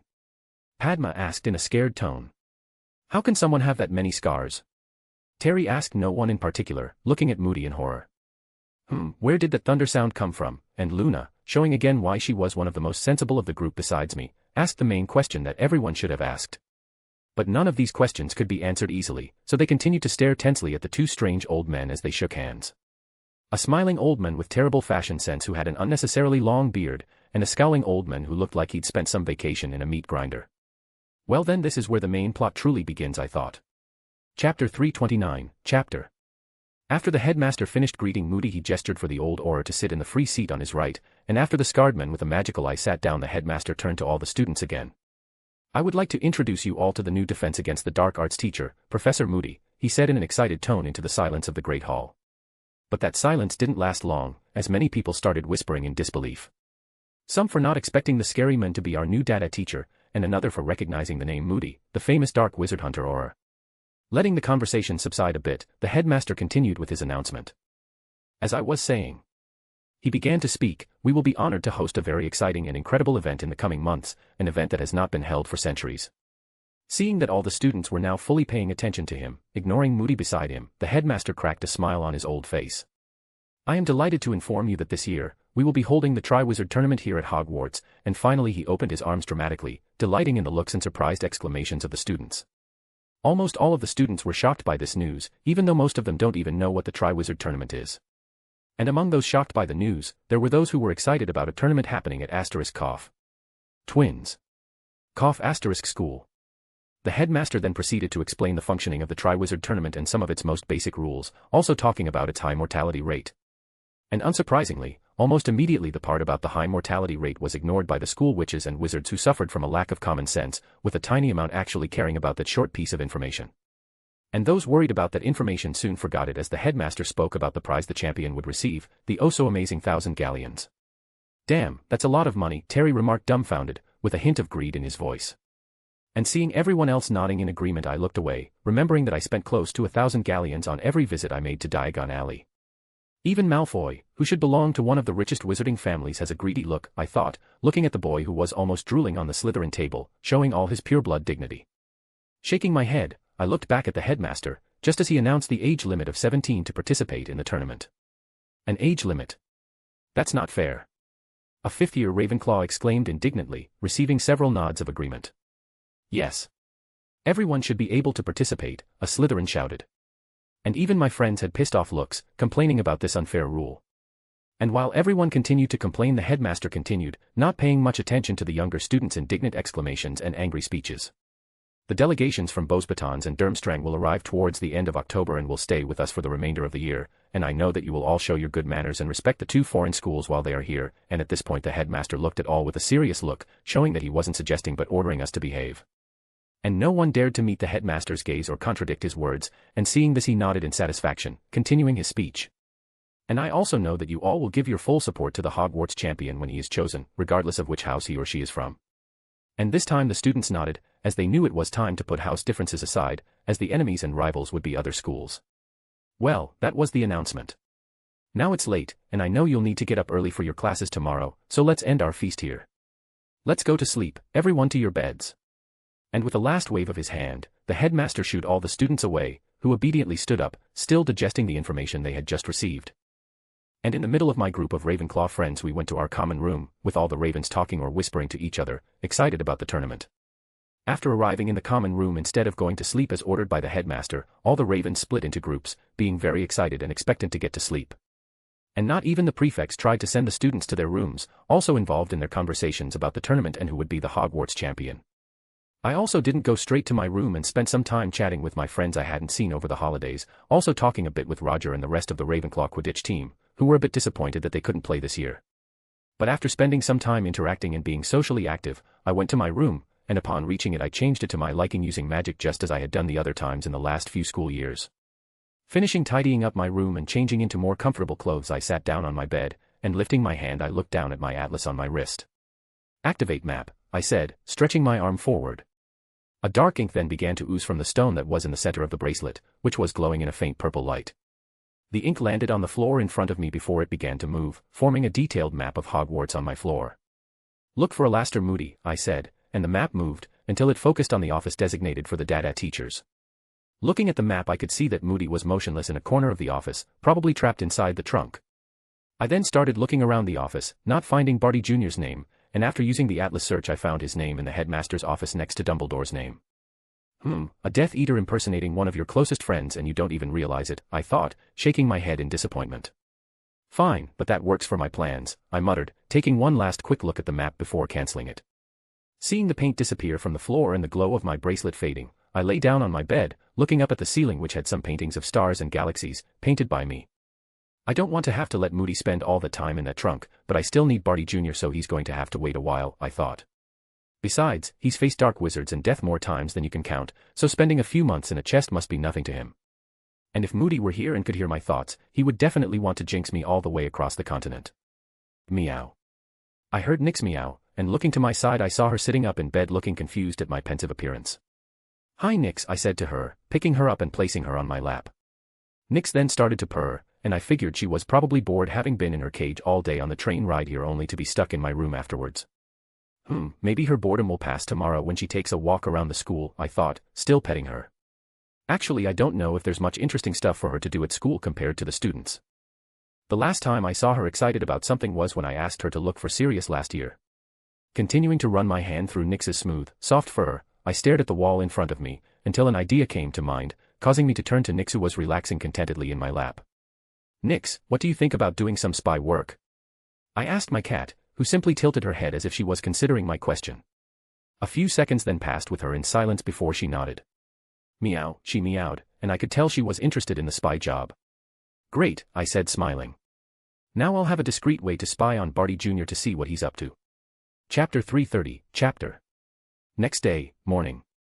It was morning, and after waking up and doing my morning exercises I met my friends in the common room, and together we started to head towards the Great Hall to have our breakfast before classes started. And at this moment we were in one of the many corridors of the castle, and I could see that a heated conversation was taking place between the boys in my group. I still can't believe there's going to be an age limit on participating in the Triwizard Tournament. Terry exclaimed upset. And hearing him say that made me want to sigh, since he had been complaining about it ever since he came down from his dorm and went to the common room. And as if it wasn't enough that he was complaining, the other boys also decided to join in his muttering and protesting show. Yes. And that doesn't even make sense. Anthony spoke with a snort. 17-year-old students don't know as many things as a student 1 or 2 years younger. And everything they know, we know too. And hearing this I, who was at the back of the group, looked at him with a raised eyebrow. Man, the 17-year-olds are in 6th and 7th year learning advanced spells. I thought, rolling my eyes, and you can't even cast the 3rd year spells you know properly. Why are you upset about not being able to participate in the tournament? Luna asked, cocking her head to the side with a curious and confused expression. What do you mean, why? Stephen asked, turning to her. This is a once-in-a-lifetime chance to showcase all my talent, and earn fame and 1,000 galleons on top of that, he said. You say that like you're going to be chosen and like you're going to win the tournament, Michael, the calmest of the boys besides me, commented, causing Stephen to glare at him. Luna, maybe you don't understand because you're a girl, Terry started to say, not noticing the threatening look the girls were giving him, but for us men, this tournament would be a chance to get everything we could ever want. And what would that be? Luna asked with an innocent look. Fame, money. Terry started to say. Recognition, influence. Stephen continued for him. And women, Anthony chimed in, with a dreamy look and a kinky smile that made me, and apparently the girls, want to punch him. Yes, and women too, Terry finished, nodding seriously. And after listening to them, Luna began to reflect with a finger on her chin, lost in thought with this new knowledge about men that she had acquired. And as she thought, she looked back discreetly at me, and I couldn't tell what she was thinking. After listening to the boys, Sue snorted, sneering at them with a sneer that would make Professor Snape proud. With your personalities I doubt any girl will want to date you, she said. And even Padma, the most calm and shy of the group, was looking at them with an upset face, agreeing with Sue's words. Yeah, if you guys want to get any girls you should act more like, I don't know, Michael, Lisa said, pointing at the boy with the long hair. And listening to her words Michael nodded, until he finally understood what she had just said. Wait. Was that a compliment, he wondered, turning to her. He then let a cocky smile play on his lips before he turned to the 3 boys beside him, a Malfoy look on his face. And seeing that smile, Terry, Anthony, and Stephen wanted to punch him in the face, feeling an irritation rise inside them. Forget what I said. Padma said with a strange face as she looked at Michael. That wasn't a good example. Huh. Michael turned to her indignantly. True, Sue agreed. Actually you guys should be more like Ethan, she pointed at me. The 4 boys then stopped, turning to me with blank looks on their faces, while I just glared at them with a look that said, that's right bitches, I'm better than you but I'm not as despicable as Michael to show it. Bastard, they thought irritably. And you know, I don't think entering the Triwizard Tournament is a good way to get those things you guys talked about, Padma said, bringing our attention back to the main subject. Well, I disagree with you, Stephen said, crossing his arms. Me too, Terry said, with Anthony nodding. And seeing how hard-headed they were being, I shook my head in exasperation.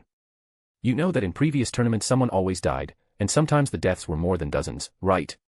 And every time a champion was one of the dead people, I commented, remembering the information I got from reading earlier about the tournament. And apparently they didn't know this information, because they turned to me in surprise. Oh, well, now I know, Stephen said, looking at the boys with a strange look, and I could feel a small feeling of fear creep through them. Actually, one of the bloodiest and most brutal moments in the British wizarding world was at one of the Triwizard tournaments we hosted. I continued. The cleanup crew worked for 3 days and 3 nights straight to get rid of the remains of organs and blood from the stands and the place where the task was being done. And looking at the boys I could appreciate the sick and scared look that came over their faces, and looking to the side I realized that the girls' faces were no different. I then felt Sue put her hand on my shoulder. Why did you have to put that image in my head? She asked with a pale face, and I just shrugged with an apologetic smile. Before, I thought it would be dangerous for you to participate in the tournament, but now I'm sure. Padma said. She then looked worriedly at the boys. I don't want you to get hurt participating in a tournament that is so dangerous and stupid. And seeing and feeling her distress for them, the boys didn't know how to react, feeling touched by the concern she and the other girls were showing. I think you're right, Stephen said, scratching his head. Yes, I don't think it's worth risking your life doing something dangerous and stupid. Anthony commented, with a small smile. I agree with, wait, something dangerous and stupid. Terry muttered loud enough for everyone to hear, frowning. And listening to them, the others were confused, until realization hit them, and as if it was prearranged they all blinked, before turning to me. What? I asked with a strange look. You intend to participate in the tournament, don't you?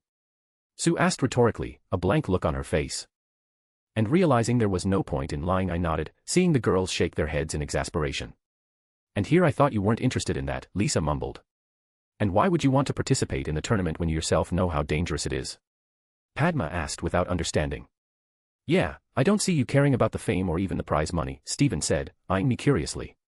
And listening to their questioning, I started thinking about how to answer them. Guys, since when does Ethan need a reason to do something stupid and dangerous that might get him killed? Sue asked, and that made them fall silent before they all nodded. That is true. I had forgotten he does it for fun. Yes, the money would just be a little reward for him. And seeing my friends say this, I looked at them with a vein popping on my forehead. What is your vision of me? I exclaimed in my mind. And Luna, who remained silent, looked at me for a few seconds. The boys said that boys do this for money, fame, and recognition, but I don't think Ethan cares about that, she thought. She then remembered the other reason the boys had mentioned, and it made her frown.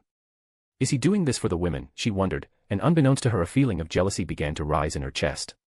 Chapter 331, Chapter. I was having my breakfast when one of the sixth-year prefects passed by handing out our schedules, and looking at my schedule I saw that my first class of the day would be Transfiguration. Nodding to this, I looked over to the staff table, seeing that Professor McGonagall had risen and was walking out of the Great Hall. It's been a while since I've talked to her, I thought, realizing that I was very busy with my plans and studies last year, and that because of that I couldn't spend as much time with her as before. And realizing this, I grabbed some toast with peach jam and got up, putting the parchment with my schedules in my bag and quickly following Professor McGonagall. As I exited the Great Hall, it didn't take long for me to catch up with her, with me noticing that she was heading towards the Transfiguration classroom, presumably to prepare the room for our class. Hello, my dear teacher. I greeted her with a cheerful smile as I reached her side, looking down at my favorite feline teacher. Hello, Ethan, she replied with a small smile, shouldn't you be having your breakfast?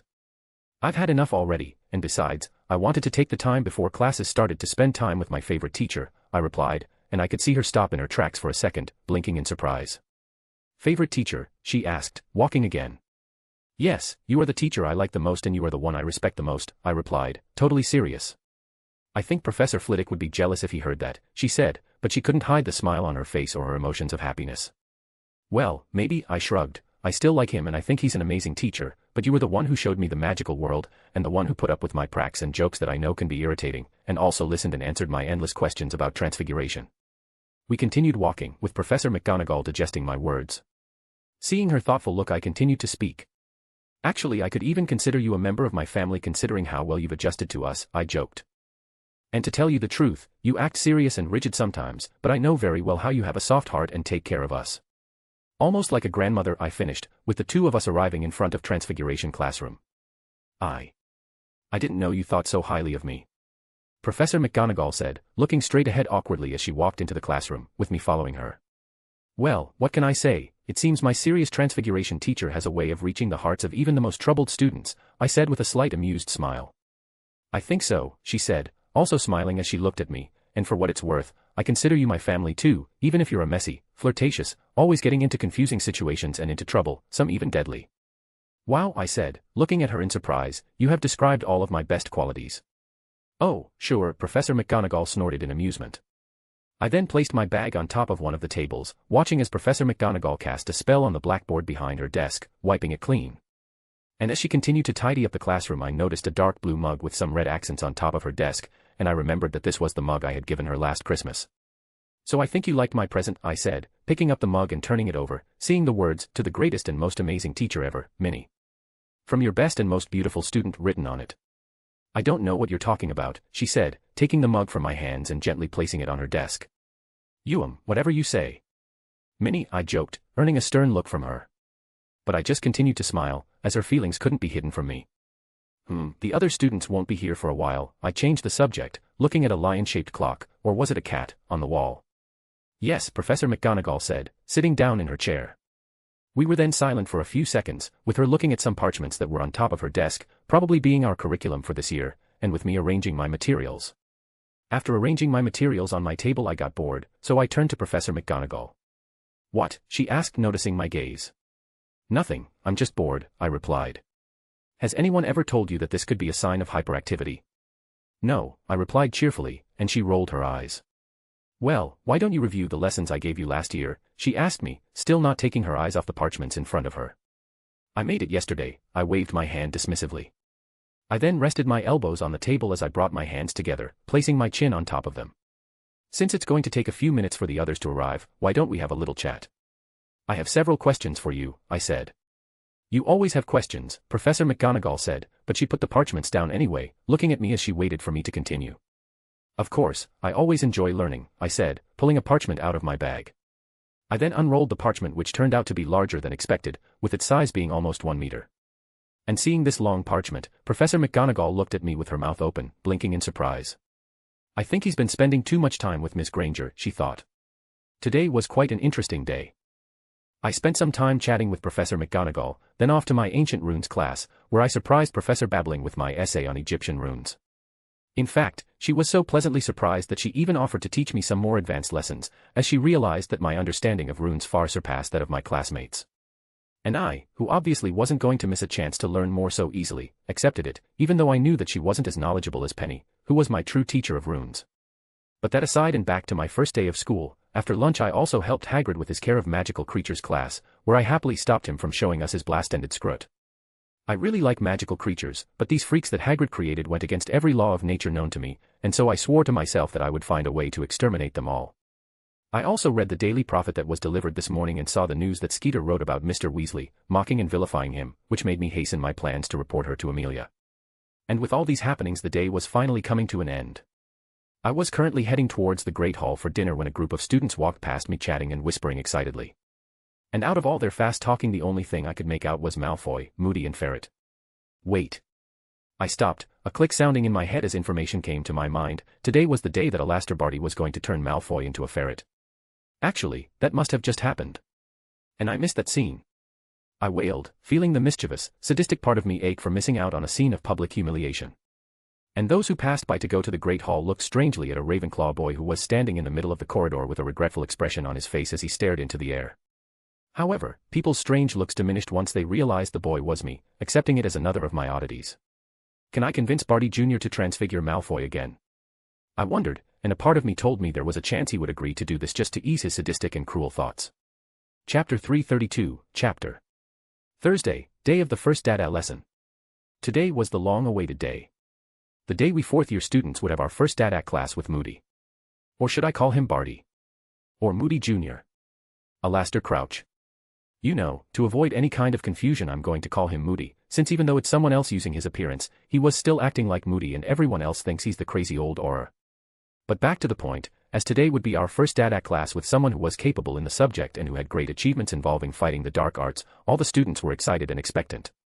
I could feel the anxiety emanating from the students, and even though I already knew what Moody was going to teach us, and had seen firsthand what the unforgivable were like, even using the darkest and most lethal of them, I was still a little curious to attend his class.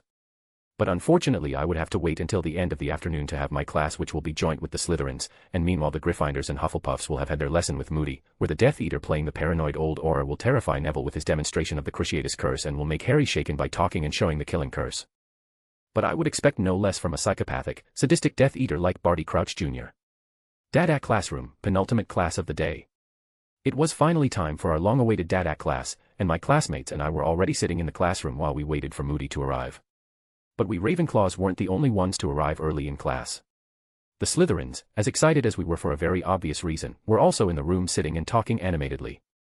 And out of all the Slytherins the most excited were those who belonged to Malfoy's group, and only the platinum-haired boy himself wasn't as excited, and I could tell from his emotions that he was nervous and a little scared. Apparently being turned into a ferret traumatized Malfoy more than I expected, I thought, again feeling sad that I hadn't seen the scene of Moody transforming him. Hey, do you think Moody will show us the unforgivable curses too? Stephen, who was sitting with Michael at the front table, asked oddly excitedly, turning towards us and snapping me out of my pensive moment. Well, If he showed them to the Gryffindors and the Hufflepuffs, then he'd be expected to show us the curses too. Terry, who was next to me, replied.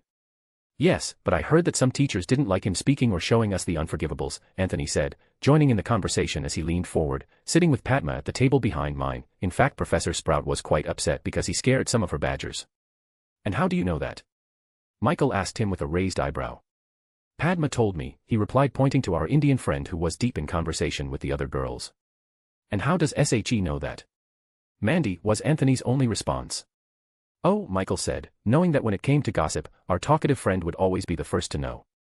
Well, I can understand Professor Sprout, Terry began to say, bringing our attention back to the main subject, but she also has to understand that at some point or another we would have to learn about the unforgivables in the DADA class.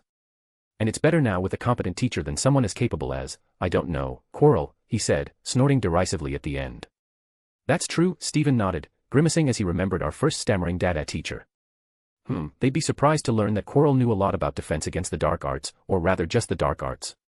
And I'm pretty sure he could cast unforgivables better than Moody could. I thought, cocking my head to the side. But actually I don't think that would be Quirrell's merit, as he would only be able to do that because of Voldemort possessing him. And that being said, I just realized that somehow in our first year we had what is considered by many to be the greatest Dark Lord that ever lived as our teacher, I thought, blinking at this sudden realization. But my thoughts were interrupted by heavy footsteps coming towards the classroom, and the sound of metal and wood hitting the floor rang out, giving me a hint of who was coming. And just as I expected, opening the door rudely and walking through it as his magical eye swiveled scanning the room and every student was Moody, just as scary as the first day. And his presence alone was enough to silence all of the students, something I previously thought only Professor Snape and Professor McGonagall could do. But while Professor Snape and Professor McGonagall had different presences, where one caused fear and nervousness in those around, and the other demanded respect and attention from everyone, Moody managed to convey both in an incredible way. Only his presence, which was enhanced by his appearance and his stories as an auror, managed to make the students fear him, respect him, and above all, admire him. Put away your books. We won't be needing them here, he snarled at all of us in his deep voice, startling a few students. And not a second later all the defense against the dark arts books that were on top of the tables ended up in their owners' bags. And finishing putting the books away, the students looked back at Moody expectantly, or in Malfoy's case, with fear. Seeing the students' excited look, Moody just snorted, picking up the roll call that was on top of his desk. And while Moody was calling the students' names to confirm their presence, I kept looking at him, having been paying attention to his movements and feelings since he entered the room. And nobody noticed thanks to Barty's Oscar-worthy level of acting, but I could hear the slight sneer and disgust in his tone when he called out Stephen's name, realizing that he had a last name that didn't belong to any wizarding family he knew, which meant he was a Muggle-born. But his well-hidden scorn was also directed at some Slytherins, or more specifically, those who had a relative who was part of the Death Eater's inner circle, having escaped imprisonment by claiming to be under the Imperius. Apparently Barty really despises those who decided to lie their way out of prison instead of proudly declaring their support for his master, I mused. Well, you're all here, Moody said, putting the roll call away before turning back to look at us. I already know what you learned in DADA and I know what level you are at, and the only thing I can say is it's just that you guys are so far behind when it comes to curses. You've learned all you can about magical creatures and how to fight them, but the greatest danger when it comes to the dark arts is the wizards themselves, he started to say, going over to his desk and opening one of his drawers. In this world we live in, you will be more likely to face a dark wizard than any of the creatures you studied, and so I will teach you about everything a wizard can do to another, and how to defend against him. Now, we will have less than 1 year for me to teach you everything I can and put you at an acceptable level in the Hogwarts criteria. He then took from inside his drawer 3 glass jars that contained 3 live spiders inside, placing them on top of his desk for all of us to see. And to begin with, I'm going to teach you about the 3 cruelest and most dangerous curses in existence, punished most severely under the law for their uses. Here Moody stopped, leaning back against his desk as he stared at all of us with his normal eye as the magical eye spun around wildly, letting a tense and suspenseful atmosphere emerge in the classroom. I will teach you about the unforgivable curses, he said, and all the students started looking at each other excitedly. Even though everyone already knew the content of the class, they couldn't help but get excited about the fact that they were going to learn about such famous and dangerous curses. And I, who was also curious and a little excited for the class, couldn't help but notice the short burst of euphoria that came from Moody. Barty must be excited to be able to use the unforgivables in front of so many people without having to worry about the law, I thought, staring at the men in front of me with a slightly furrowed brow. Chapter 333, Chapter DADA's Classroom. Well, can anyone tell me what the unforgivable curses are? Moody asked us, walking to the front of his desk as his quill tapped the floor, a sound that was quickly becoming recognizable to everyone. And showing an animation to participate in the lesson and earn some praise from Moody, almost all students raised their hand, with most of them being Slytherins. My housemates knew about the unforgivable curses because they studied about them, especially after hearing about the Gryffindor and Hufflepuff lesson. And Slytherins knew about curses for a very obvious reason, and even I, who didn't consider all Slytherins to be dark wizards, knew that they had a certain familiarity with that branch of magic. And if even someone as sweet and cute as Lily, who had her hand raised, knew about curses as dark and vicious as this, it was no surprise to see Malfoy and his gang's hands up high. "Well, you boy, tell me what you know about the unforgivable curses," Moody said, pointing at Blaise Zabini, one of the only Slytherins besides Theo who wasn't a despicable blood purist. Or at least he was smart enough not to show it clearly. The unforgivable curses are 3 of the worst and most powerful spells ever created, being considered so cruel and sinister to the point of being ordained in a group where the witch or wizard would be punished rigidly by law with the greatest penalties for their use, Zabini replied, earning a satisfied nod from Moody. "Right, you seem to know the basics about them," he said, before turning back to look at all the students. "Just like he said, the unforgivable curses are 3 spells that belong to the branch of the dark arts, and they are so inhuman and vile which are considered by many to be the worst curses in existence. The 3 curses are the Killing Curse, the Cruciatus Curse, and the Imperious Curse, and each of them can destroy lives as easily as a wild dragon unleashed on a city. But even if these 3 curses are considered the worst of all, don't think that there aren't others that could be equal or as bad as them." Moody then stopped, looking at us seriously. "As many of you have raised your hands, I can assume that you know at least the bare minimum about unforgivables, but did you know that 50 years ago there was debate about adding a 4th curse to this group of dark spells?" he asked us, and many of the students looked at him in surprise or confusion. "Do any of you know what that 4th curse was?" And hearing this question, the students began to look around, not knowing the answer to this question. And while waiting for someone to raise their hand to respond, Moody leaned back against his desk as he picked up his hip flask and took a sip from it. After a few seconds, realizing that no one was going to answer, Moody started to open his mouth, but before he could say anything he saw a hand go up. "Oh, Knight, right," he asked me, "who was the one with the raised hand?" "Yes," I replied, lowering my hand. "Well then tell us, Knight, what was that 4th curse?" "The 4th curse that was considered dark, vile, and dangerous enough to be debated whether it would be added to the unforgivables was the Fiendfire Curse," I replied, pausing to see if I should continue talking. Seeing that Moody was still looking at me, I took that as an indication that I should continue with my answer. "The Fiendfire is a dark spell that creates a powerful, almost sentient flame that is capable of destroying anything it touches, and only stops burning when there is nothing else in its path," I started to say, noticing that the attention of all my classmates were into me and my explanation. "Fiendfire's flames are not only extremely hot, they also grow and expand to an abnormally large size, and if the caster puts enough power into it, it can even take the form of gigantic creatures, which go out looking for any form of life to consume. There is no way to suppress this curse, either with normal or magical water, and it is extremely difficult to control, and in most cases where the curse was cast, the witch or wizard who cast it ended up losing control of it and it was consumed by the curse itself." And finishing my explanation, I stopped, catching my breath, before I realized that no one was saying anything, not even Moody, and looking around I saw all my colleagues with surprised or scared looks, not entirely directed at me, but the explanation about the Fiendfire. "Damn it, how is this curse not considered an unforgivable?" Terry exclaimed in his mind, terrified just imagining a wave of gigantic flames in the shape of a creature coming towards him. And it wasn't just him who had this question in mind, as other of my colleagues were also wondering why a spell as destructive and dangerous as this one wasn't considered an unforgivable. And in this tense silence that remained in the classroom, a sound of laughter ended up waking up and startling the students. "Ha! Looks like someone here has a lot of knowledge about the dark arts," Moody said, smiling wildly at me, and I couldn't tell if it was Moody or Barty Jr.'s smile. "With him talking like that, it even sounds like I'm studying to be the next Dark Lord," I thought with a frown, ignoring the look some of my classmates were giving me. But unaware of my thoughts, Moody continued, "I'm excited to see what else you know in our next class," he said to me, and I nodded, suppressing a grimace. Damn, I didn't want to draw his attention so soon, I thought. Looking at me one last time, Moody then turned to the class. "Knight's answer is correct. The Fiendfire Curse was the spell the Ministry considered adding to the Unforgivables as the 4th curse. But Professor, if the Fiendfire is as dangerous as Ethan said, why isn't it an unforgivable?" Morag asked, with a few others nodding their heads at her question. Yes. If even the Imperious Curse that only serves to control someone's mind is an unforgivable, why isn't Fiendfire, who is much more dangerous than him, one? Davis asked, and some of the Slytherins looked at her as if she'd asked a stupid question, and Greengrass beside her shook her head as she sighed at her friend's innocence. "Oh, so you think the Imperious Curse isn't that dangerous?" Moody asked Davis, both of his eyes impressively focusing on her.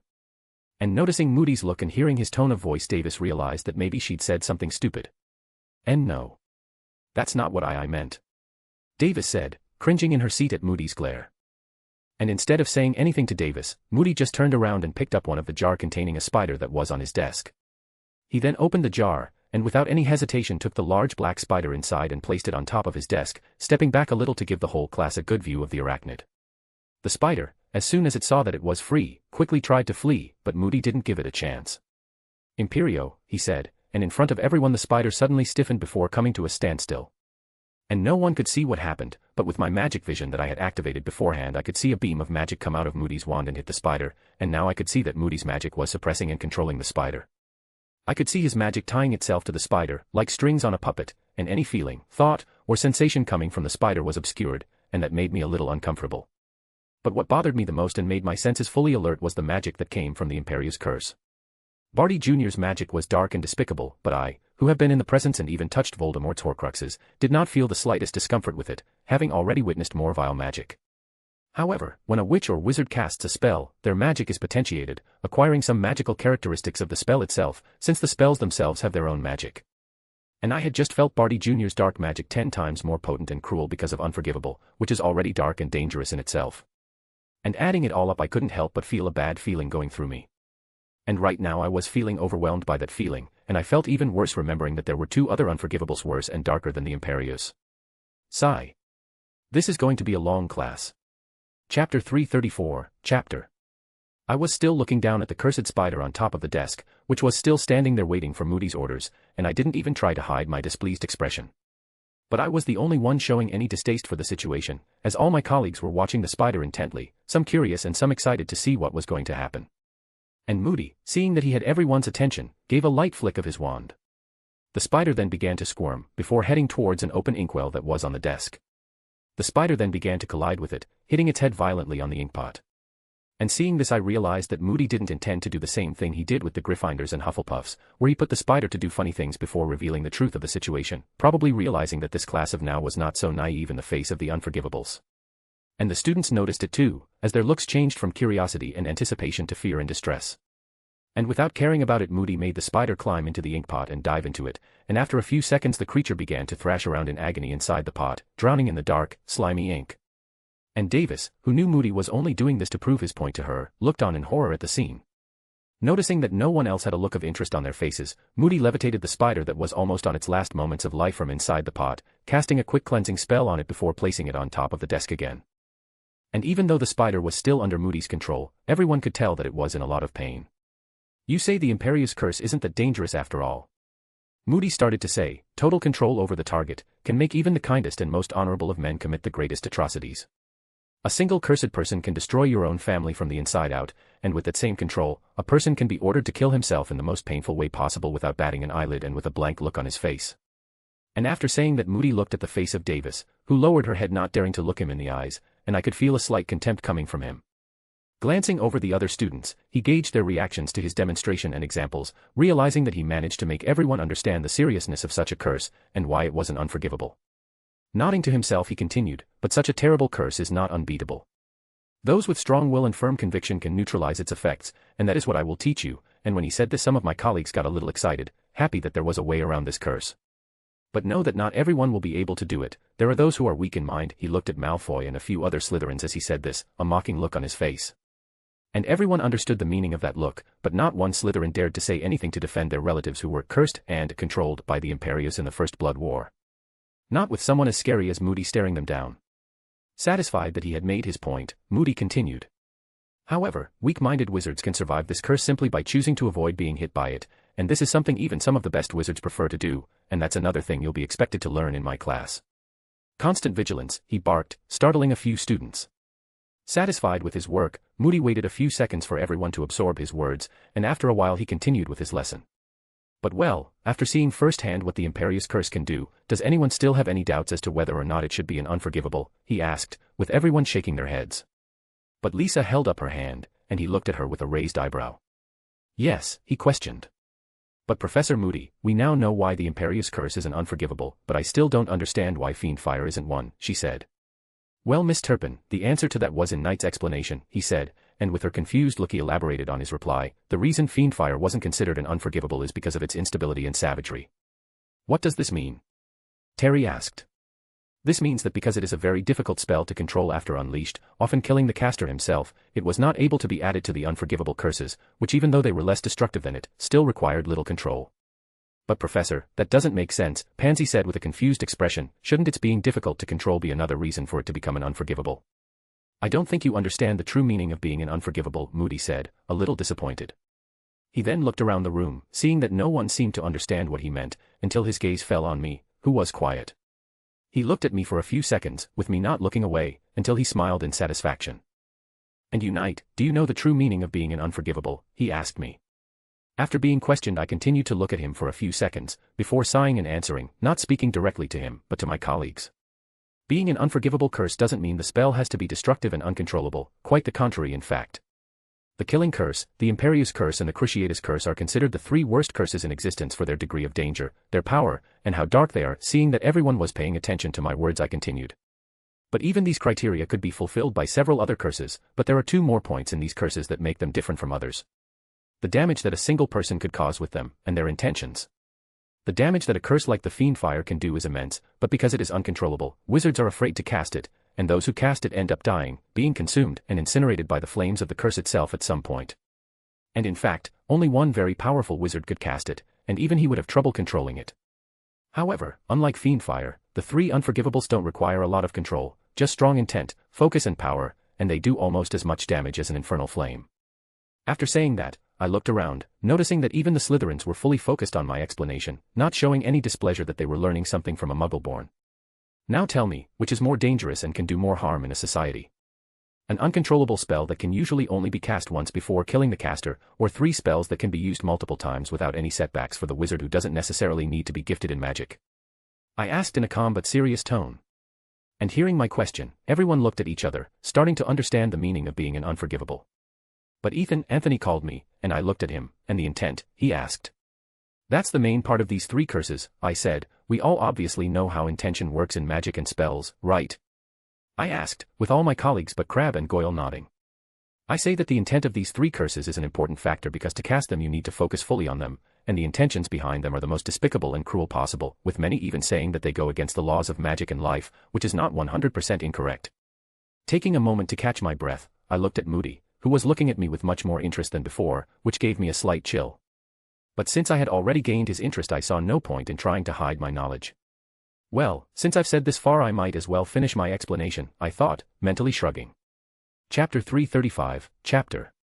All my classmates and Moody were still silent, waiting for me to continue, and seeing that I had no other choice I continued my rather detailed explanation of the unforgivable curses. When we talk about intentions in spells they have to have a balance between intention, imagination, and power, but when it comes to curses that's not necessary. I started to speak.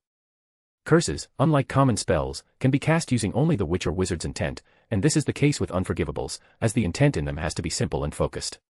The Imperious Curse, which we just saw, is a spell that binds and corrupts the minds of living beings, subjugating their consciousness, and its intention is just that, total control.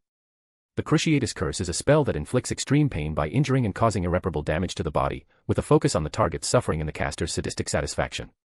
And lastly, the Killing Curse, which destroys the life and magic of whoever is hit by it, something which, as I said before, is considered by many or almost everyone to be a revolting and disgusting act of going against the laws of magic and life. Now do you understand why these three curses are so bad in the eyes of the law and everyone else, and why they are the only unforgivable? I asked my colleagues, looking around, seeing everyone's minds working quickly to absorb this new information. I knew that I said more than I should about the unforgivables, and that probably after processing what I said, my colleagues would start to find it strange that I had all this knowledge, which not even some adults or dark wizards have. And I knew that because of this they'd start to suspect me just like they would have done Harry in his second year if he'd revealed he knew Parseltongue, and the way gossip swirls around the school, it wouldn't be long before the entire castle started calling me a dark wizard in training. But I didn't care much about that. And the reason for that is that I had already made friends with many of my colleagues, from all houses and years, so only the rest would have something to say, and even they could be convinced that I wasn't evil by my friends. And that's the same case with the teachers, who for the most part liked me. And actually all of this was planned. I already knew that at some point when I started to show my magic skills, people would suspected that I might be getting involved with dark magic, and that's why since my first year I started to make friends with everyone. It could be said that I formed friendships with my colleagues out of interest and as a way of influencing my remaining colleagues through them, and this is true to a certain extent.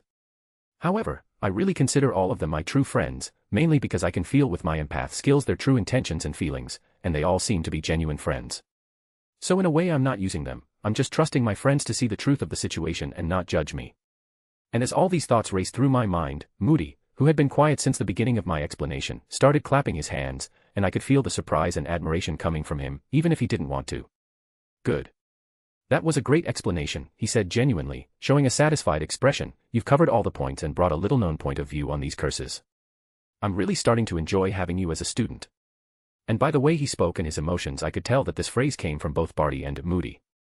Great, I've just impressed Voldemort's second most fanatical Death Eater, I thought, not knowing if that was something to be proud of or worried about. After Moody finished speaking, he turned around, picking up another spider from another jar, throwing it unceremoniously onto the desk, casting an engorgo on it to increase its size. And when the spider reached the size of an apple, Moody pointed his wand at it again. Crucio, he said, taking everyone by surprise when the spider on his desk began to writhe, landing on its back as its legs buckled, appearing to be in agony and deep pain. And again, just like with the Imperious Curse, I felt the same vile, dark feeling that I had felt before. Everyone watched in silence as the spider writhed, amazed and terrified by the scene. And Barty, who was known to be a cruel sadist with a preference for the Cruciatus Curse, showed incredible self-control, as he let the spider writhe for just a few more seconds before lifting the curse. The spider was lying on the desk, but we could all tell it was alive. But that changed, as Moody didn't even give it time to recover before casting another curse on it, sealing her end.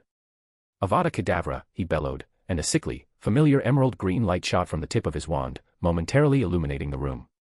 And after that, as if it were a puppet that had its strings cut, the spider stopped completely ceasing its movements and breathing. And with my magic vision I could see its spark of life and magic fading away. And what followed after that was a tense silence, which after a few seconds was broken by Moody himself.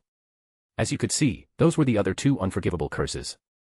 The Cruciatus Curse, which causes extreme and agonizing pain to the target, and the Killing Curse, with no existing counter-curse and impossible to block, instantly taking the life of anyone who gets hit by it, he said, turning to us after putting the dead spider back in its jar. I guess I don't need to tell you how horrible being hit by them must be, right? And seeing the students shake their heads, he nodded in satisfaction. But that's exactly why you're taking classes with me. I'm not here to teach you how to cast these curses, I'm here to make you understand these curses, get to know them, and then I'm going to teach you how to defend yourself them. And for that you'll need to stay alert. Constant vigilance, he yelled, again startling everyone. Now let's go. Get your quills and parchments and start taking notes. I only have 1 year to cram as much knowledge and experience into your heads. And after saying that, the students managed to recover enough to be able to go back to writing, with everyone writing down everything they learned in this class, not knowing when or if this knowledge would be necessary. And I also started writing down on my parchment, listening to Moody's every word as he continued to tell us about ways to avoid being hit by curses. However, I could feel a few eyes on me, with most coming from the Slytherins, but the most uncomfortable look came from Moody. Sigh. This is going to suck. After Moody's class ended, he quickly left the room, and I could sense that he was in a hurry, and I could only assume that the polyjuice potion in his hip flask was running low, and that he'd left to refill it. As soon as he left the classroom, all the students immediately got up, starting to talk about the lesson they just had, some impressed with Moody's teaching and the demonstration of curses, and others tense and scared by the scenes they saw. And I, who wasn't in the mood to talk about the lesson, about the unforgivables, about how awesome Moody was, or about how I know so much about curses, started heading straight to my next class, which was potions. Before, I was a bit expectant with my first DADA class, as I would see the unforgivables being cast without being in a life or death situation in a battle, but after the class I realized that this lesson was not so good. The curses demonstration was interesting and Moody really knows how to keep the students entertained, but the feeling I got from being around a dark wizard casting curses made me sick. And I'm sure that if the next DADA lessons are like this one, I won't be able to keep calm, as the sensation of dark magic was irritating my senses, both physical and magical. Sigh. I just hope Moody teaches us about less dark spells and curses in the next classes, I thought, knowing that the chances of that happening were slim. Shaking my head and trying to ignore the voices of my classmates around me, I frowned, feeling a slight headache. Well, if the next lessons are as intense as today's, I'll have to find a way to skip DADA classes. But if I can't do that, I think I'll have to endure and suffer with these classes until I'm named Hogwarts champion, because at that point I won't need to attend all the classes, I reflected, remembering one of the rules that said that champions they could skip classes to study and train for tournament tasks. And while I was thinking about that, I ended up arriving in front of the potions classroom in the dungeons, seeing that the Hufflepuffs were waiting for us. Well, I'll think about the DADA classes later. I currently have other matters to concentrate on, I thought, nodding to myself and walking into the classroom. End. Chapter 336, Chapter. Following day. It was lunchtime, and I was on my way to the Great Hall, passing through the corridors of Hogwarts full of students. And as I walked calmly, I couldn't help but think about how right I was about my predictions. Just as I had predicted, those who attended the first DADA class of 4th year Ravenclaws and Slytherins told their friends and housemates about how our class went, and as an inevitable situation, gossip began to spread, until everyone in the school knew about what happened in class.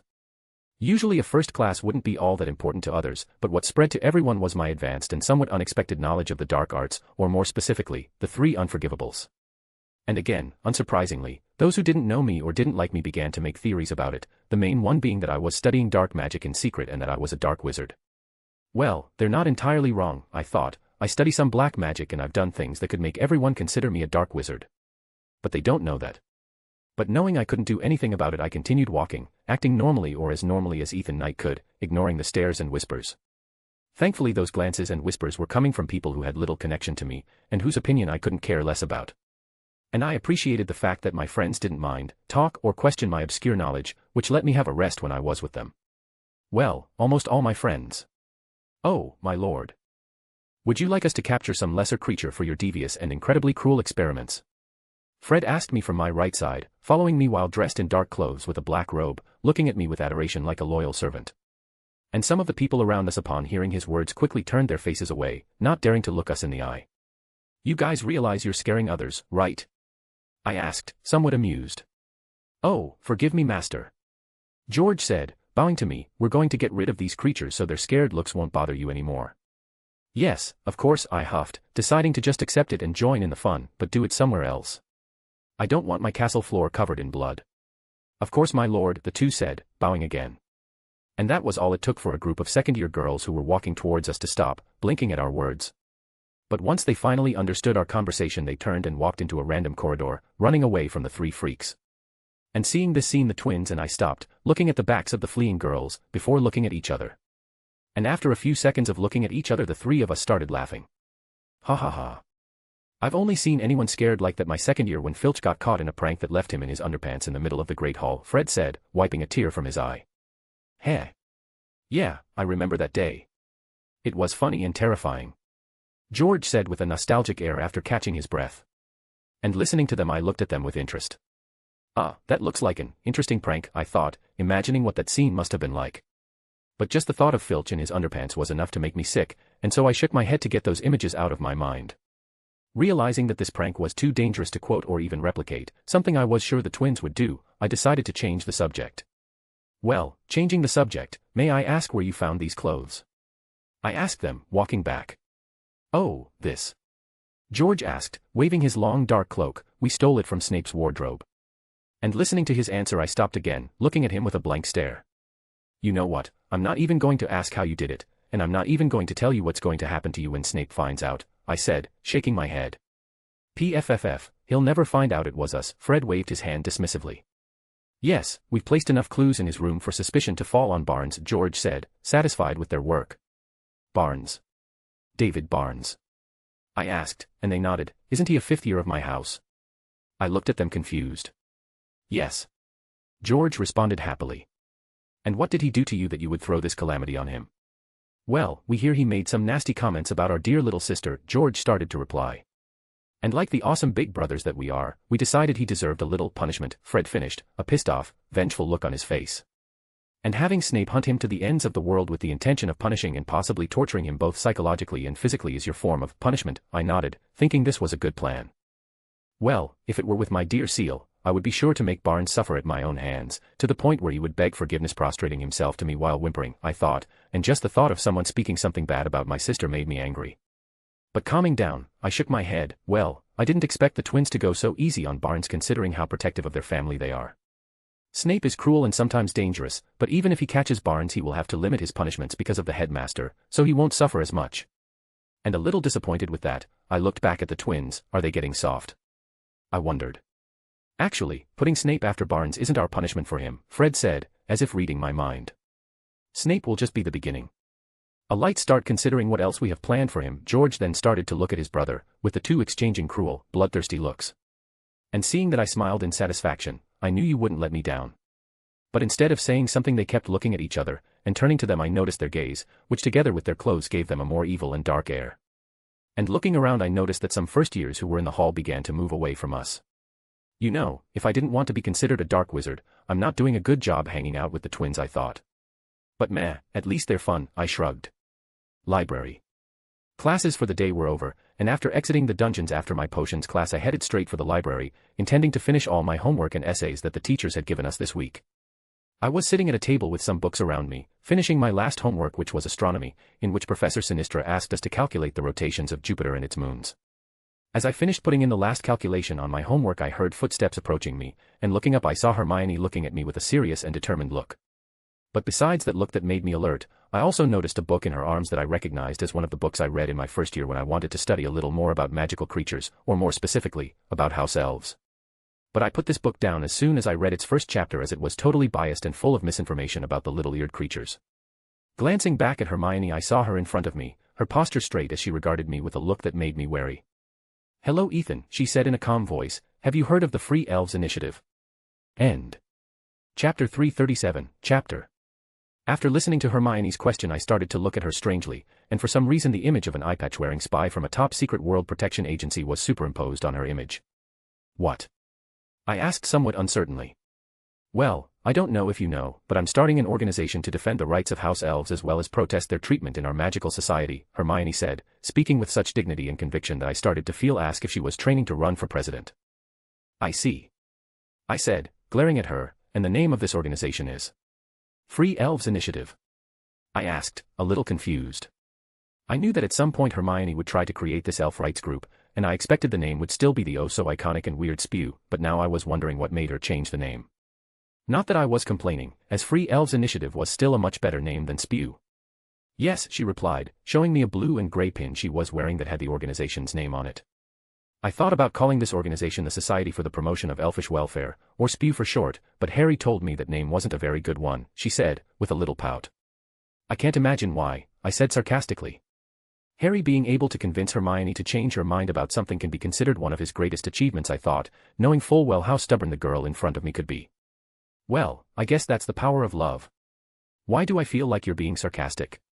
Hermione asked me with a frown, snapping me out of my thoughts. "You're probably just imagining things," I said looking away. She said slowly, eyeing me suspiciously. She then shook her head, deciding to refocus on why she was here. "Well, but back to the main topic, I came here because I wanted to ask you if you would like to join the organization." "Huh?" I stopped, looking at her in complete surprise and confusion. She still doesn't know I have a house elf at home. I thought Harry would have told her about this. I thought, a bit awkward with this situation. I actually expected Hermione to come talk to me at some point, and when I saw her coming towards me with a determined look on her face I was sure she was going to try to lecture me, judging me for having a house elf and telling me how wrong it was for me to have one. But now hearing her request and seeing her look, which even calm on the outside still showed her nervousness and appeal, I didn't know what to do. The situation would be less awkward if she had come here to argue with me. And noticing my silence, Hermione started to think that I was going to refuse to join and support her organization, and that made her a little anxious. "Look, I know you're very busy and this can't interest you too much, but house elves don't deserve to be treated like slaves, and they should all be free, given their rights like any other living being." She started to speak, and with each word her speech grew more intense. "Elves are thinking, innocent, and fragile beings, brainwashed into being the servants of other wizards, suffering humiliation and abuse, dedicating their lives to pleasing their masters, and this is beyond outrageous and degrading. And as the next generation of witches and wizards we have an obligation to change that, starting with the liberation of all elves, and for that the Free Elves Initiative organization needs supporters, because only with numbers can we make our voices heard by the ministry, and after that." And as Hermione continued to rant passionately I began to feel bored, and at one point I even thought about calling some school elf to bring me something to drink, but I knew that doing that in front of Hermione at this moment would not be a good idea. She was already completely and utterly focused on this matter of freeing the elves, and calling an elf to serve me in front of her would only increase her indignation on top of making her irritated with me. I knew she had the best of intentions in mind when she created this organization, and some of the issues she raised were really necessary and important. However, she was doing things without caring about the main side of the whole problem, which was precisely the elves themselves. "Hermione," I called to her, stopping her rant, "I understand what you're trying to do, and it's really cool and interesting, but I don't think I'm the person you should be asking for help with this matter." "And why not?" she asked me, looking at me confused. "Because I have a house elf myself," I said, and that made her stop. Hermione then started looking at me, trying to see if I was joking or not, but seeing my serious look she realized that I wasn't lying. Do you have a house elf?" she asked me in shock. "But you're a Muggleborn." "Muggleborn or not, I'm still a wizard," I replied with a shrug. "But that doesn't make sense," she said, her expression confused, and I could feel a little irritation coming from her. "You, like me, have lived most of your life in the Muggle world, so you should understand how wrong it is to have a house elf."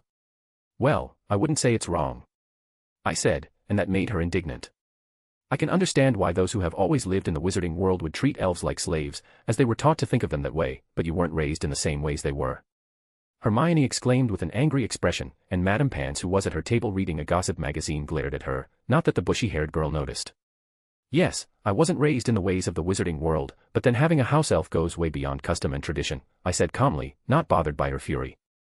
"Oh, so enslaving another living being has a deeper meaning," she said with a mocking expression. And realizing how stubborn she was being in listening to me, I felt like rubbing my temples. "I'm starting to feel sorry for future Harry," I thought. "Sigh, Hermione, how many books about house elves have you read?" I asked, and that question caught her off guard. "Huh? About 4 books, she replied, looking at me strangely. Why this question so suddenly? But instead of answering her, I asked another question. "And out of those 4 books, which ones talked about the connection between a house elf and its master?" "Connection?" she repeated confusedly. "None that I remember," she answered me. "And did any of them talk about how a house elf manages to survive and where their magic comes from?" "Well, no," Hermione replied uncertainly. "If the books you read didn't talk about it, then you're probably knowledgeable about none of those topics, right?" I questioned her, and after a few seconds she nodded grudgingly, not liking the fact that she didn't know something. And she didn't even doubt me or suspect that I might be making these things up, since she knew that the only person who probably read more books than her at Hogwarts was me. Seeing this, I sighed, shaking my head. "If you don't even know these things about house elves, then I don't think you have the right to question or decide what's right and good for them," I said, getting up from my seat and putting my books and homework in my bag, and meanwhile the girl in front of me looked at me upset with my words. Finishing packing my things, I passed Hermione, walking towards the library door, and she opened her mouth to say something, but before she could say anything I stopped, turning around and saying a few last words to her. "Come talk to me again as soon as you really understand what a house elf is," I said, and then I continued walking, leaving the library and leaving the studious girl alone, with several questions and doubts circling her mind. End. Chapter 338, Chapter. The days at school continued to pass normally as I waited for the day when delegations from Beauxbatons and Durmstrang would come to Hogwarts with their students. But until that day arrived, I continued to participate in classes like any other student, acting normally while learning more about magic. However, I could only have this normal life inside a classroom, since outside of them my life was not as simple and peaceful as that. Whenever I walked the corridors or went somewhere in the castle, I could feel many eyes on me, in addition to uncomfortable whispers from the other students. I thought that as the days went by, the gossip and rumors about me would subside, but it seems that this was not the case. In fact, the opposite happened, as the other students became even more cautious with me, with their creativity to create rumors increasing as well. And the reason for this was that in DADA classes I was still demonstrating my extensive knowledge of the dark arts, which seemed to have confirmed the rumor that I was a dark wizard who was doing hidden studies and experiments at Hogwarts. I could have tried not to stand out so much in class, but it seems that from my first DADA class Moody took a personal interest in me, and because of that he started asking me a lot of deep and complex questions in every class. And with each correct answer and each explanation I gave him, he got even more excited, and I knew that I might have answered some questions wrong on purpose, but that wouldn't do much good. The questions he asked me were complex and a little difficult, especially for someone in my year, but they were nothing compared to the questions he asked us about unforgivable curses in our first class. And knowing that, I didn't see the point in trying to answer his questions incorrectly, since it didn't make sense for me to know so much about the unforgivables but not know about other curses. In fact, it would be even weirder if my advanced knowledge was just about unforgivable curses. But now because of that I have to be considered Moody's favorite student, who knows almost everything about the dark arts and dark magic. And again I cursed myself internally for not knowing how to control my mouth in my first class, since now I had to endure the looks and feelings of fear and caution from my classmates. The only thing that could be considered good about this whole situation is that now some Slytherins seem to be acting friendlier towards me. Some seem to have changed their attitude because of fear, and others because they found a companion who also admired and was passionate for the dark arts. And I made a point of keeping my distance from those who belonged to the latter group, remembering their faces and names to add to my mental list of possible future Death Eaters. But between friendly Slytherins, becoming a dark wizard, and a crazy Death Eater taking an interest in me, I could still say that my days at school were pretty quiet compared to the days to come. DADA's classroom. Well, I already explained to you how some curses work and gave you some tips on the best ways to avoid being hit by them. However, these tips were for offensive and flashy curses, Moody started to say to us, walking back and forth in front of his desk while his magical eye roamed the room and the students.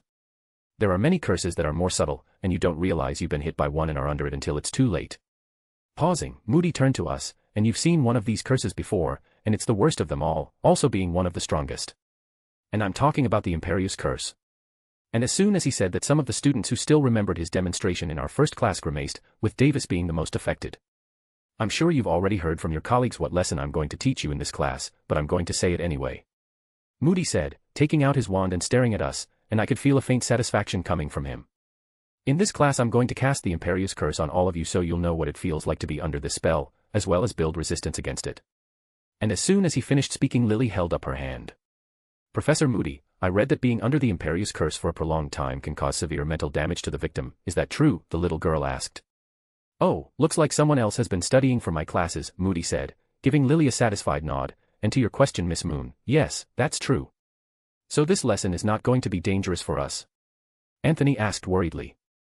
Bullshit, Moody said dismissively. As it is written in the book Miss Moon read, the curse only causes severe damage if the person is under the curse's effect for a long time, and that time would be anywhere from weeks to months, and in this class you will be under the effect of the curse for a maximum of 20 seconds.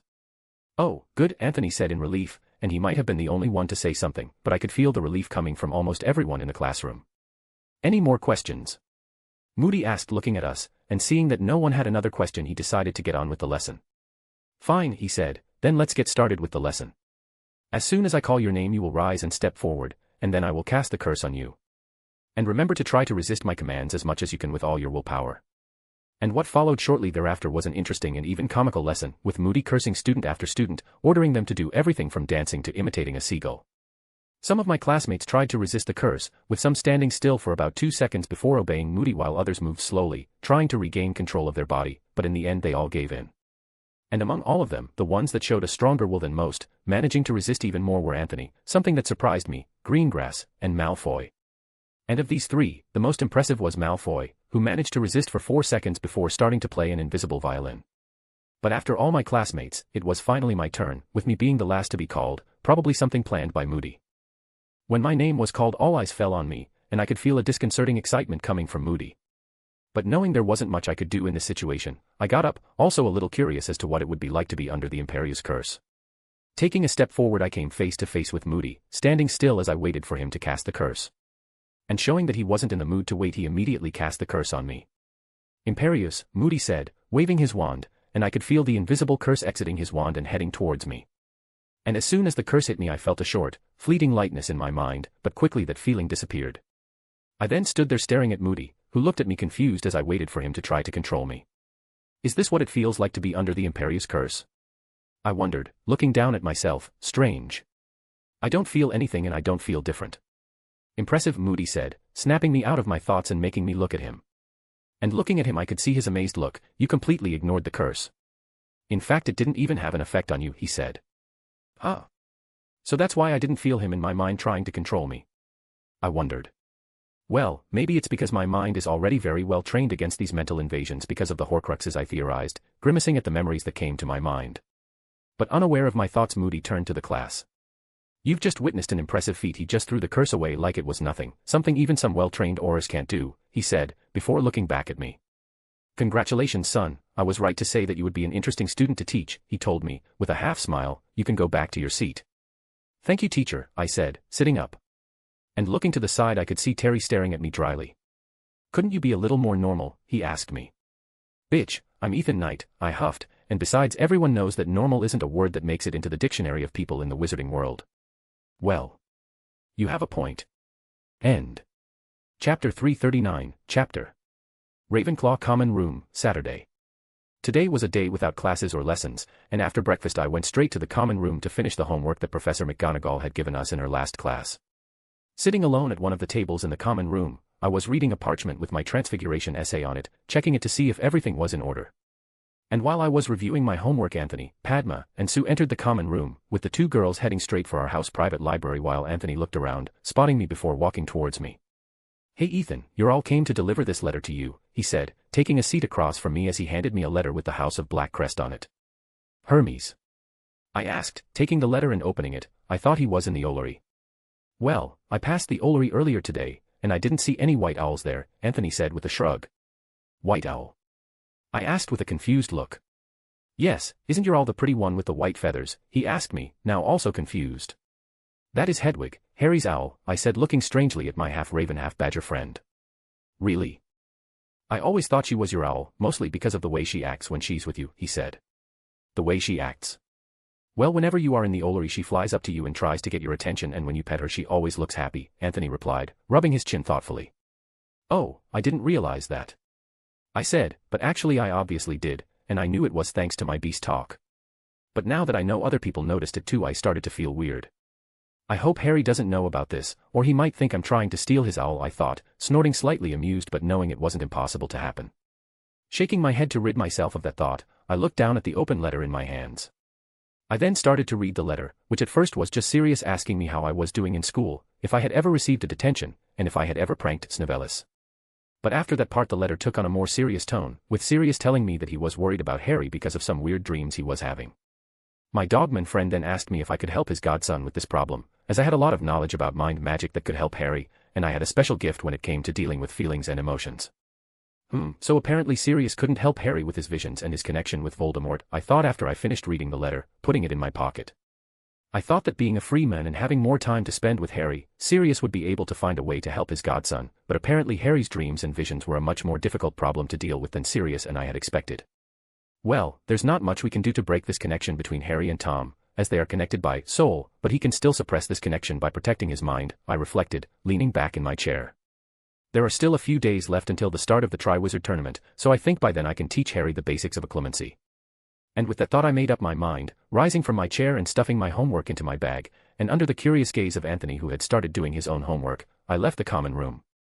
In front of Black Lake. After leaving the Ravenclaw common room I used my senses to search the school for Harry's magic, and not finding him I realized that he was probably outside the castle on the Hogwarts grounds.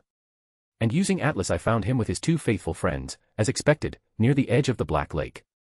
And now with a location I went to them, and getting close to where they were I saw them sitting under a big tree, talking. Well, I say chatting, but really Hermione was talking fervently while the boys listened and nodded, with Ron not even looking at her as he read a Quidditch magazine. Hey Scarhead, I said, changing my voice into my best Malfoy imitation. And immediately I could see the faces of the three Gryffindors tighten into a grimace, with feelings of displeasure coming from them. What do you want, Malfoy? Harry asked impatiently, turning to me. And as soon as he saw me looking at them with an amused smile he blinked in confusion, until realization hit him. Ethan, he asked. Well, it's not Malfoy, I said, approaching them. Wow dude, that was a good imitation, Ron said impressed, you managed to speak in such a nasty and irritating way that for a second I actually thought you were that stupid ferret. Thanks, that's been a lot of practice days, I said, wiping imaginary dust off my shoulder. Well, jokes aside, Hermione started to say, with me clucking my tongue in disappointment, what are you doing here Ethan, she asked me. I'm here because I wanted to talk to Harry, I said gesturing to the black-haired boy. Oh, okay, Harry said, looking at me and waiting for me to speak. Alone, I said. He then looked at me confused, before turning to his friends, and I could almost tell what he was thinking, which was something along the lines of, I don't keep secrets from my friends or, whatever you say to me you can say to them. Look, you can tell them the content of our conversation later, but I prefer our conversation to be just between the two of us, as it will be easier for me, I said, and that made him stop, now wondering what this conversation I wanted to have with him was about. And seeing that Harry wasn't moving yet lost in thought, Hermione at his side patted him on the shoulder. And looking at his crush, Harry saw her gesturing to me, as if to say, go ahead. Looking at Ron he saw that the red-haired boy was nodding his head, showing that was fine, and seeing that he sighed in relief, finally getting up. Excellent, I nodded satisfied, now let's go somewhere quieter, and saying that I turned around and started walking. Glancing at my back as I walked away, Harry turned to his friends with an odd look, to which they both just shrugged. And shaking his head while sighing the boy then started to follow me. After walking a bit, passing some first-year students who were playing with one of the giant squid's tentacles, we arrived at a big rock that was on the edge of the Black Lake. Stopping and leaning against this boulder, I turned to Harry, who was looking around as if prepared for some surprise prank. Sirius told me you've been having some strange dreams, I said, getting straight to the point.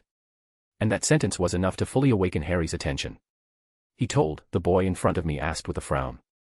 Yes, and he also said that you guys have already tried various methods to end these dreams or at least lessen them, and when I said this Harry looked at me for a while, before nodding, realizing it wouldn't make sense to lie. Yes, he said with a sigh while scratching the back of his head in frustration, but nothing we tried worked. I see, I said, glaring at him. And it might look like I was just looking at Harry, but I was actually scanning him with my magic vision, focusing specifically on a spot on his forehead that was filled with a now very familiar dark magic. And Harry, noticing my silence, looked at me confused, until he noticed that my eyes were twinkling slightly. His eyes shine like the headmaster's, he wondered, does this happen to all powerful wizards? Or is this something normal in weird and crazy wizards? And unaware of the fact that Harry thought of me as a powerful wizard, I ended my analysis. There's nothing wrong with his body other than mental fatigue, and his magic is normal too, I said to myself, and that was good, because it meant that the connection between him and Tom wasn't strong enough, and so Harry could, in theory, lessen or at least suppress the visions he received from Voldemort with occlumency. Now the question is, will he be able to learn occlumency if I teach him? I wondered, placing a hand on my chin as I looked at Harry, who was looking at me confused and a little wary. End. Chapter 340, Chapter. So Harry, you said that you and Sirius have tried a lot of things to end your dreams or at least lessen them, right? I asked, and he nodded.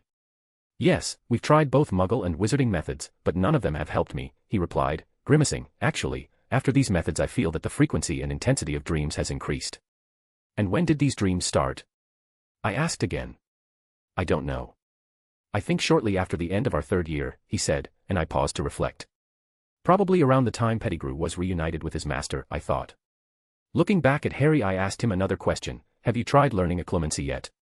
Sigh, yes, he replied with a tired look. Sirius tried to teach me this occlu whatever. And as I said before, it didn't help with my problem, he said. And with that answer from him I stopped again.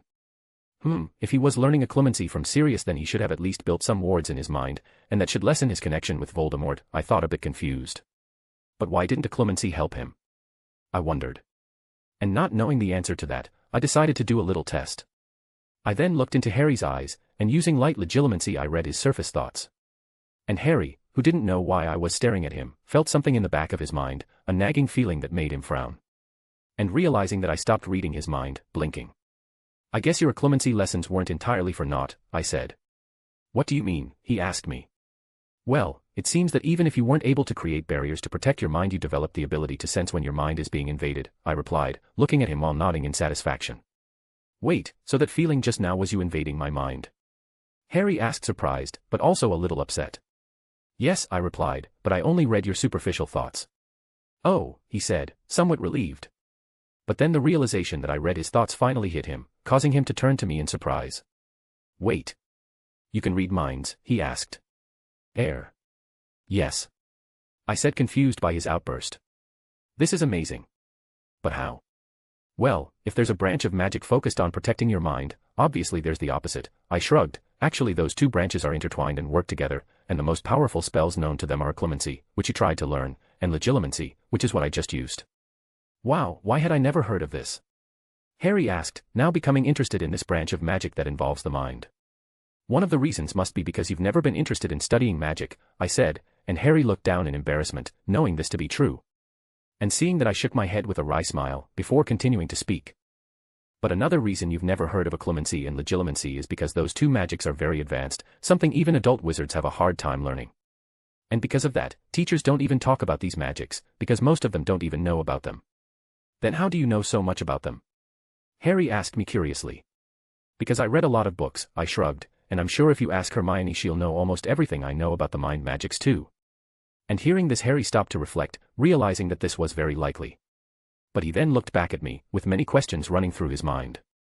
You said it's really hard to learn this occlumency and legilimency stuff, right? He asked me, and I nodded. If it's so hard, then why did you decide to learn them? And how did you do it? Well, I decided to learn occlumency as soon as I found out about the existence of it, and legilimency, I started to reply, knowing that there were magics that could be used to invade my mind didn't sit well with me, and when I found out there was an opposite and powerful magic that served to protect the mind, I wasted no time and tried to learn it. And besides, the benefits gained from learning occlumency were too enticing for me to pass up. Benefits? Yes, I nodded. In addition to protecting your mind, occlumency improves your concentration, your memory, and helps you keep your feelings in check. Really? Harry asked in surprise, before shaking his head. No, wait. I understand why you learned occlumency, but why did you also decide to learn legilimency? The question should be, why not? I asked back, and Harry opened his mouth to reply, but found no reason not to learn such cool magic. But remember, learning legilimency and using it isn't exactly legal in the eyes of the Ministry, I said. Then don't tell anyone I know it, okay? Okay, Harry nodded, not at all surprised that I was breaking the law. In fact, he even considered it a minor infraction compared to the other things I'd done. But back to the main topic, I said, catching his attention. You said you couldn't learn occlumency, but from what I could see you have a talent for this magic, so maybe the problem was the method you used to protect your mind. Is there more than one method? He asked me. Yes, and every wizard sees a certain ease in learning depending on the method, and probably the method Sirius tried to teach you wasn't compatible with you. And because of that, starting tomorrow I'm going to teach you the other methods for learning occlumency that I know, I said, looking at him with a look that said he couldn't deny it or run away. And Harry seemed to understand that, because he just nodded with an accepting sigh. Great. So meet me at the library tomorrow after lunch. And remember, once we get started you'll have no way to run away, he too said, laughing evilly as I glared at him with a look that wouldn't look out of place on a maniac's face. And seeing this, Harry sighed again. Well, at least I can put an end to these weird dreams of mine, he thought, trying to think on the bright side. Gryffindor Common Room. POV, third person. After his illuminating conversation with Ethan, Harry returned to his friends, who were waiting for him. They then noticed that Harry had a thoughtful look on his face and decided not to interrupt his thoughts, and together they walked back to their common room. After arriving in the Gryffindor common room the three sat down on the sofa, with Hermione grabbing a book to read while Ron continued reading his Quidditch magazine. And after a few minutes Harry seemed to snap out of his reflective moment, as he turned to his bushy-haired friend. Hermione, do you know what occlumency is? Harry asked her, causing her to look up from her book. Huh? Yeah, I know, she replied, before looking curiously at her friend, but why the question? It's just that Ethan is going to teach me occlumency starting tomorrow, he replied. But didn't Sirius already try to teach you this occlumentia or whatever the name is? Ron asked. Yes, but Ethan said that Sirius' method probably wasn't compatible with me, and that's why he was going to teach me others. Wait one moment. Hermione exclaimed, drawing attention to her, does Ethan know occlumency? Huh? Yeah. Harry answered uncertainly, and he practices it too. But how? Occlumency is very difficult to learn, she said. He told me that too, Harry nodded, and how did he learn it? Well, maybe he just found a method that suited him, I don't know, he shrugged.